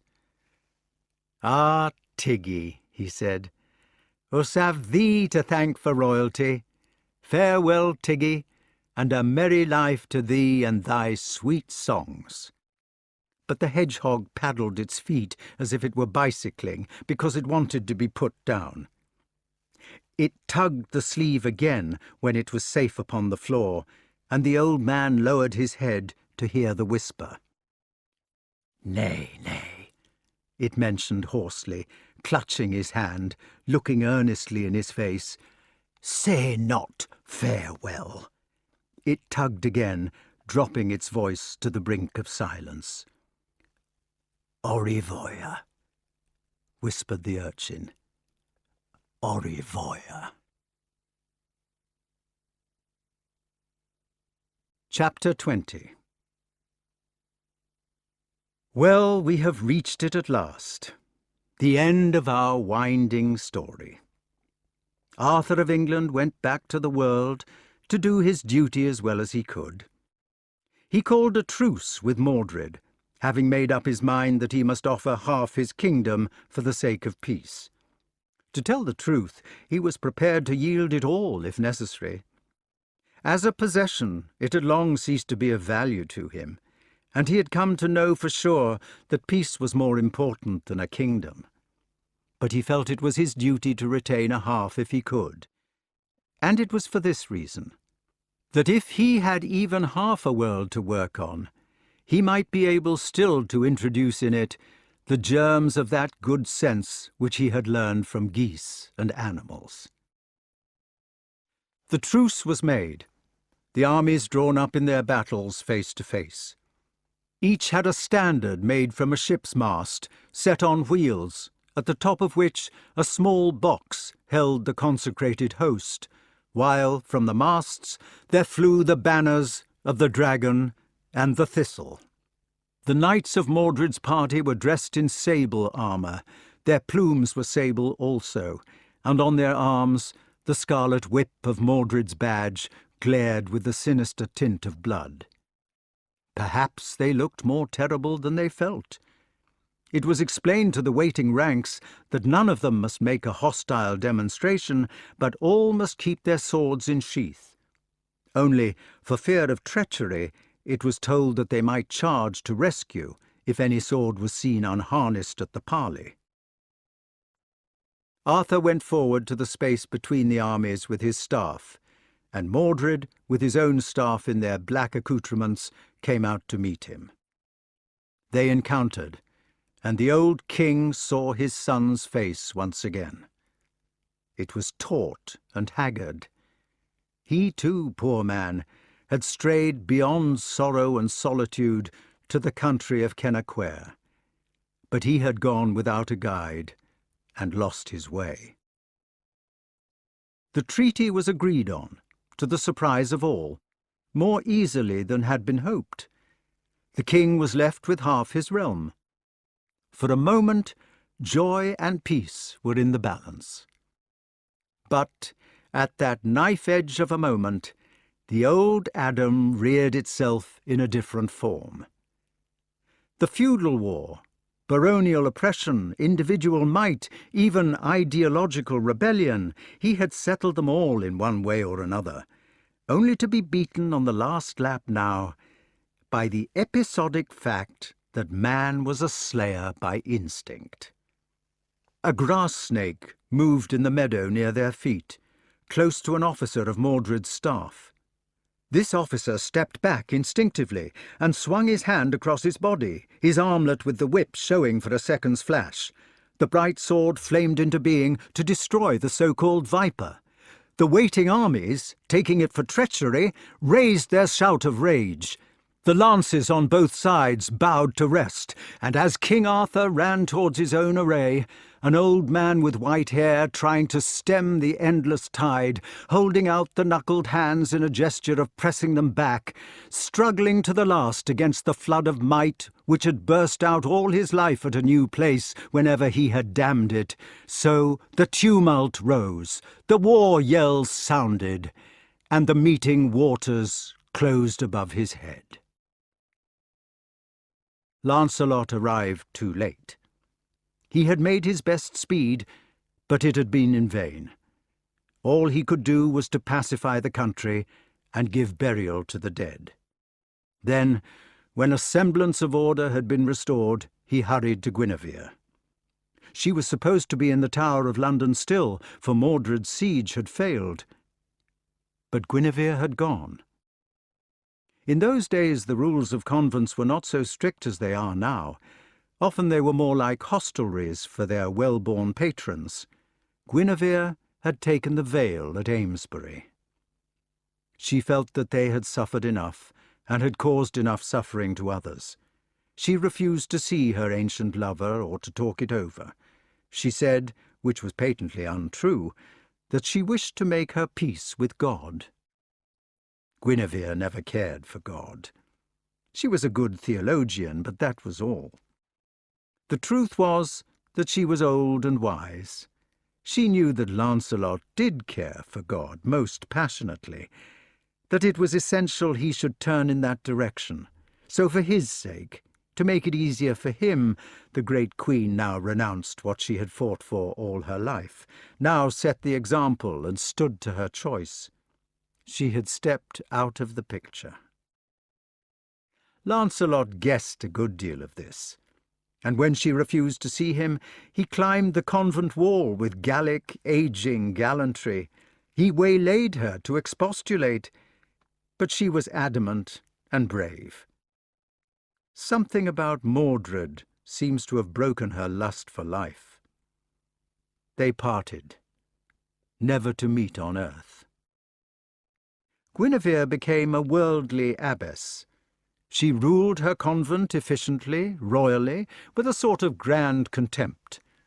The little pupils of the school were brought up in the great tradition of nobility. They saw her walking in the grounds, upright, rigid, her fingers flashing with hard rings, her linen clean and fine and scented, against the rules of her order. The novices worshipped her unanimously with schoolgirl passions and whispered about her past. She became a grand old lady. When she died at last, her Lancelot came for the body, with his snow-white hair and wrinkled cheeks, to carry it to her husband's grave. There, in the reputed grave, she was buried, a calm and regal face, nailed down and hidden in the earth. As for Lancelot, he became a hermit in earnest. With 7 of his own knights as companions, he entered a monastery near Glastonbury, and devoted his life to worship. Arthur, Guinevere, and Elaine were gone, but his ghostly love remained. He prayed for all of them twice a day, with all his never-beaten might, and lived in glad austerities apart from man. He even learned to distinguish bird-songs in the woods, and to have time for all the things which had been denied to him by Uncle Dap. He became an excellent gardener, and a reputed saint. Ipse, says a medieval poem about another old crusader, a great lord like Lancelot in his day, and one who also retired from the world. Ipse post militiae cursum temporalis illustratus gratia doni spiritualis, esse Christi cupiens mille specialis, in hac domo monarchus factus est claustralis.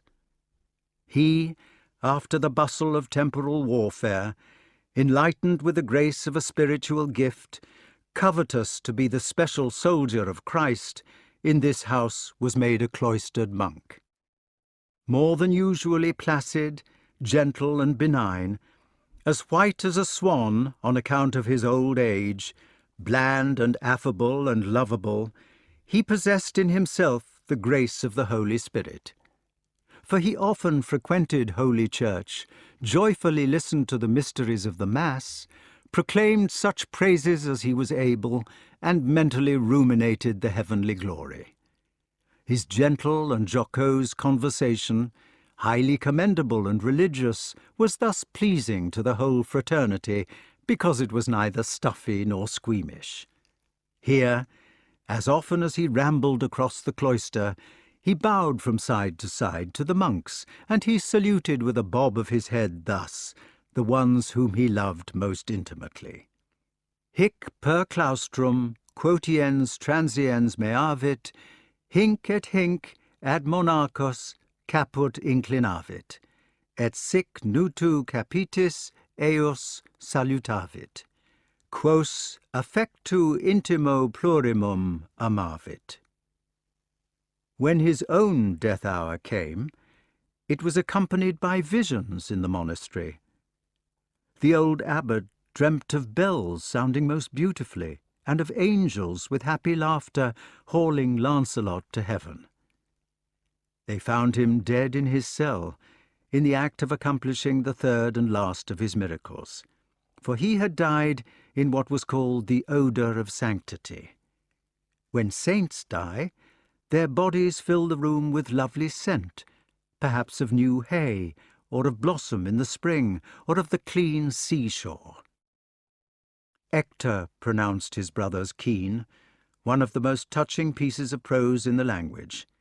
He said, "Ah, Lancelot, thou wert head of all Christian knights, and now, I dare say, thou, Sir Lancelot, there thou liest, that thou were never matched of earthly knight's hand, and thou were the courtliest knight that ever bare shield, and thou were the truest friend of thy lover that ever bestrode horse, and thou were the truest lover of a sinful man that ever loved woman, and thou were the kindest man that ever strake with sword, and thou were the godliest person that ever came among press of knights, and thou were the meekest man and gentlest that ever ate in hall among ladies, and thou were the sternest knight to thy mortal foe that ever put spear in rest." The Round Table had been smashed at Salisbury, its few survivors thinning out as the years went by. At last there were only 4 of them left: Bor the misogynist, Bleoberis, Hector, and Damaris. These old men made a pilgrimage to the Holy Land for the repose of the souls of all their comrades, and there they died upon a Good Friday for God's sake, the last of the Round Table. Now there are none of them left, only knights of the Bath and of other orders degraded by comparison. About King Arthur of England, that gentle heart and centre of it all, there remains a mystery to this day. Some think that he and Mordred perished on each other's swords.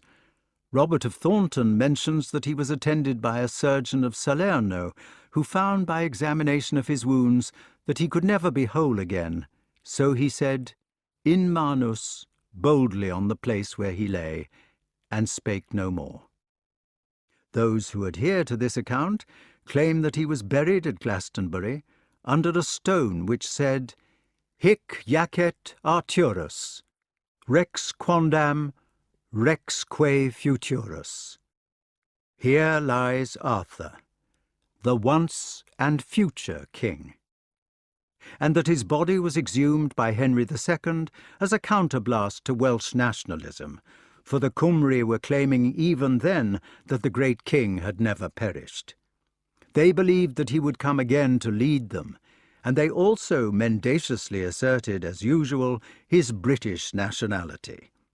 Adam of Domerum tells us, on the other hand, that the exhumation took place in April 1278 under Edward I, and that he himself was a witness of the proceedings, while it is known that a third search took place in vain under Edward III, who, by the way, revived the Round Table in 1344 as a serious order of knighthood, like the Garter.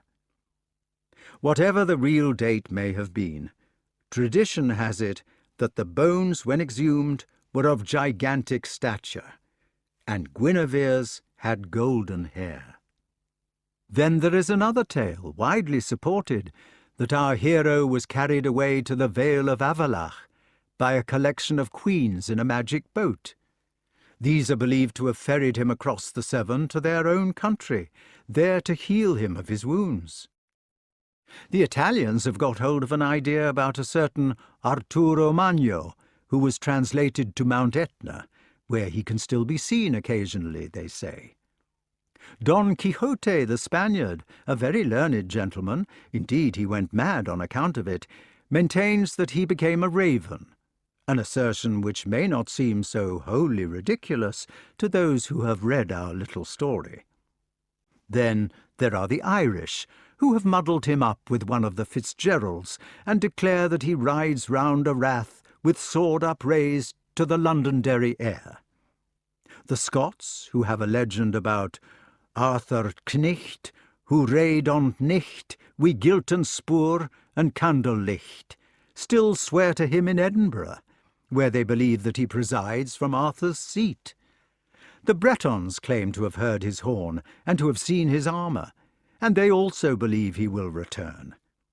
A book called The High History of the Holy Grail, which was translated by an irascible scholar called Dr. Sebastian Evans, says, on the contrary, that he was safely buried in a house of religion that standeth at the head of the moors adventurous. A Miss Jessie L. Weston mentions a manuscript which she pleases to call 1533, supported by Le Mort d'Arthur, in which it is stated that the queen who came to carry him away was none other than the aged enchantress Morgan, his half-sister, and that she took him to a magic island. Dr. Sommer regards the entire account as absurd. A lot of people called Wolfram von Eschenbach, Ulrich von Satzighoven, Dr. Wechsler, Professor Zimmer, Mr. Nutt, and so forth, either scout the question wholly or remain in learned confusion.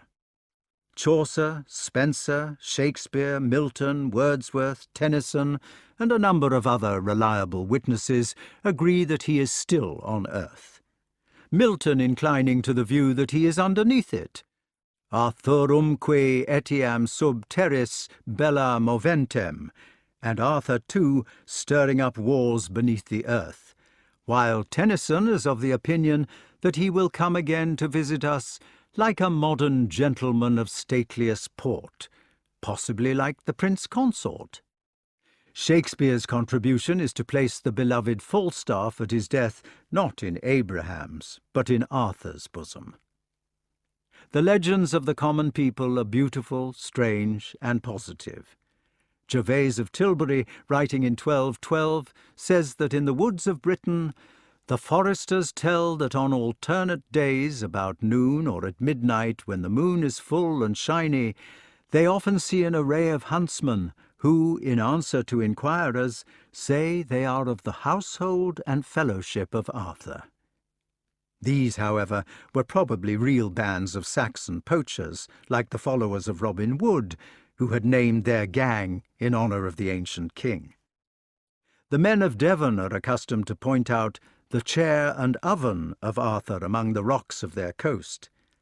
In Somersetshire there are some villages called East and West Camel-Ott, mentioned by Leland, which are beset with legends of a king still sitting in a golden crown. It is to be noted that the river Ivell, whence, according to Drayton, our knightly deeds and brave achievements sprung, is in the same country. So is South Cadbury, whose rector reports his parishioners as relating how folks do say that in the night of the full moon King Arthur and his men ride round the hill, and their horses are shod with silver, and a silver shoe has been found in the track where they do ride, and when they have ridden round the hill they do stop to water their horses at the wishing well. Finally, there is the little village of Bodmin in Cornwall, whose inhabitants are certain that the king inhabits a local tumulus. In 1113 they even assaulted, within the sanctuary, a party of monks from Brittany, an unheard-of thing to do, because they had thrown doubts upon the legend. It has to be admitted that some of these dates scarcely fit in with the thorny subject of Arthurian chronology, and Malory, that great man who is the noblest source of all this history, maintains a discreet reserve. As for myself, I cannot forget the hedgehog's last farewell, coupled with Quixote's hint about the animals and Milton's subterranean dream. It is little more than a theory, but perhaps the inhabitants of Bodmin will look at their tumulus, and if it is like an enormous molehill with a dark opening in its side, particularly if there are some badger tracks in the vicinity, we can draw our own conclusions. For I am inclined to believe that my beloved Arthur of the future is sitting at this very moment among his learned friends in the combination room of the College of Life, and that they are thinking away in there for all they are worth about the best means to help our curious species. And I, for one, hope that some day, when not only England but the world has need of them, and when it is ready to listen to reason, if it ever is, they will issue from their wrath in joy and power. And then, perhaps, they will give us happiness in the world once more, and chivalry, and the old medieval blessing of certain simple people, who tried, at any rate in their own small way, to still the ancient brutal dream of Attila the Hun. Explicit liber regis quondam, graviter et laboriose scriptus inter annos 1936 et 1942, nationibus indiro bello curtantibus. Hic etiam incipit, si forte in futuro homo superstis pestilentiam positive ardere, et opus continuare inceptum spes regis futuri. Ora pro Toma Malory equite, discipuloque humilii eius, qui nunc suas sponte libros deponit, ut pro specie pugnet. Here ends the book of the one-time king, written with much toil and effort between the years 1936 and 1942, when the nations were striving in fearful warfare. Here also begins, if perchance a man may in future time survive the pestilence and continue the task he has begun, the hope of the future king. Pray for Thomas Malory, knight, and his humble disciple, who now voluntarily lays aside his books to fight for his kind.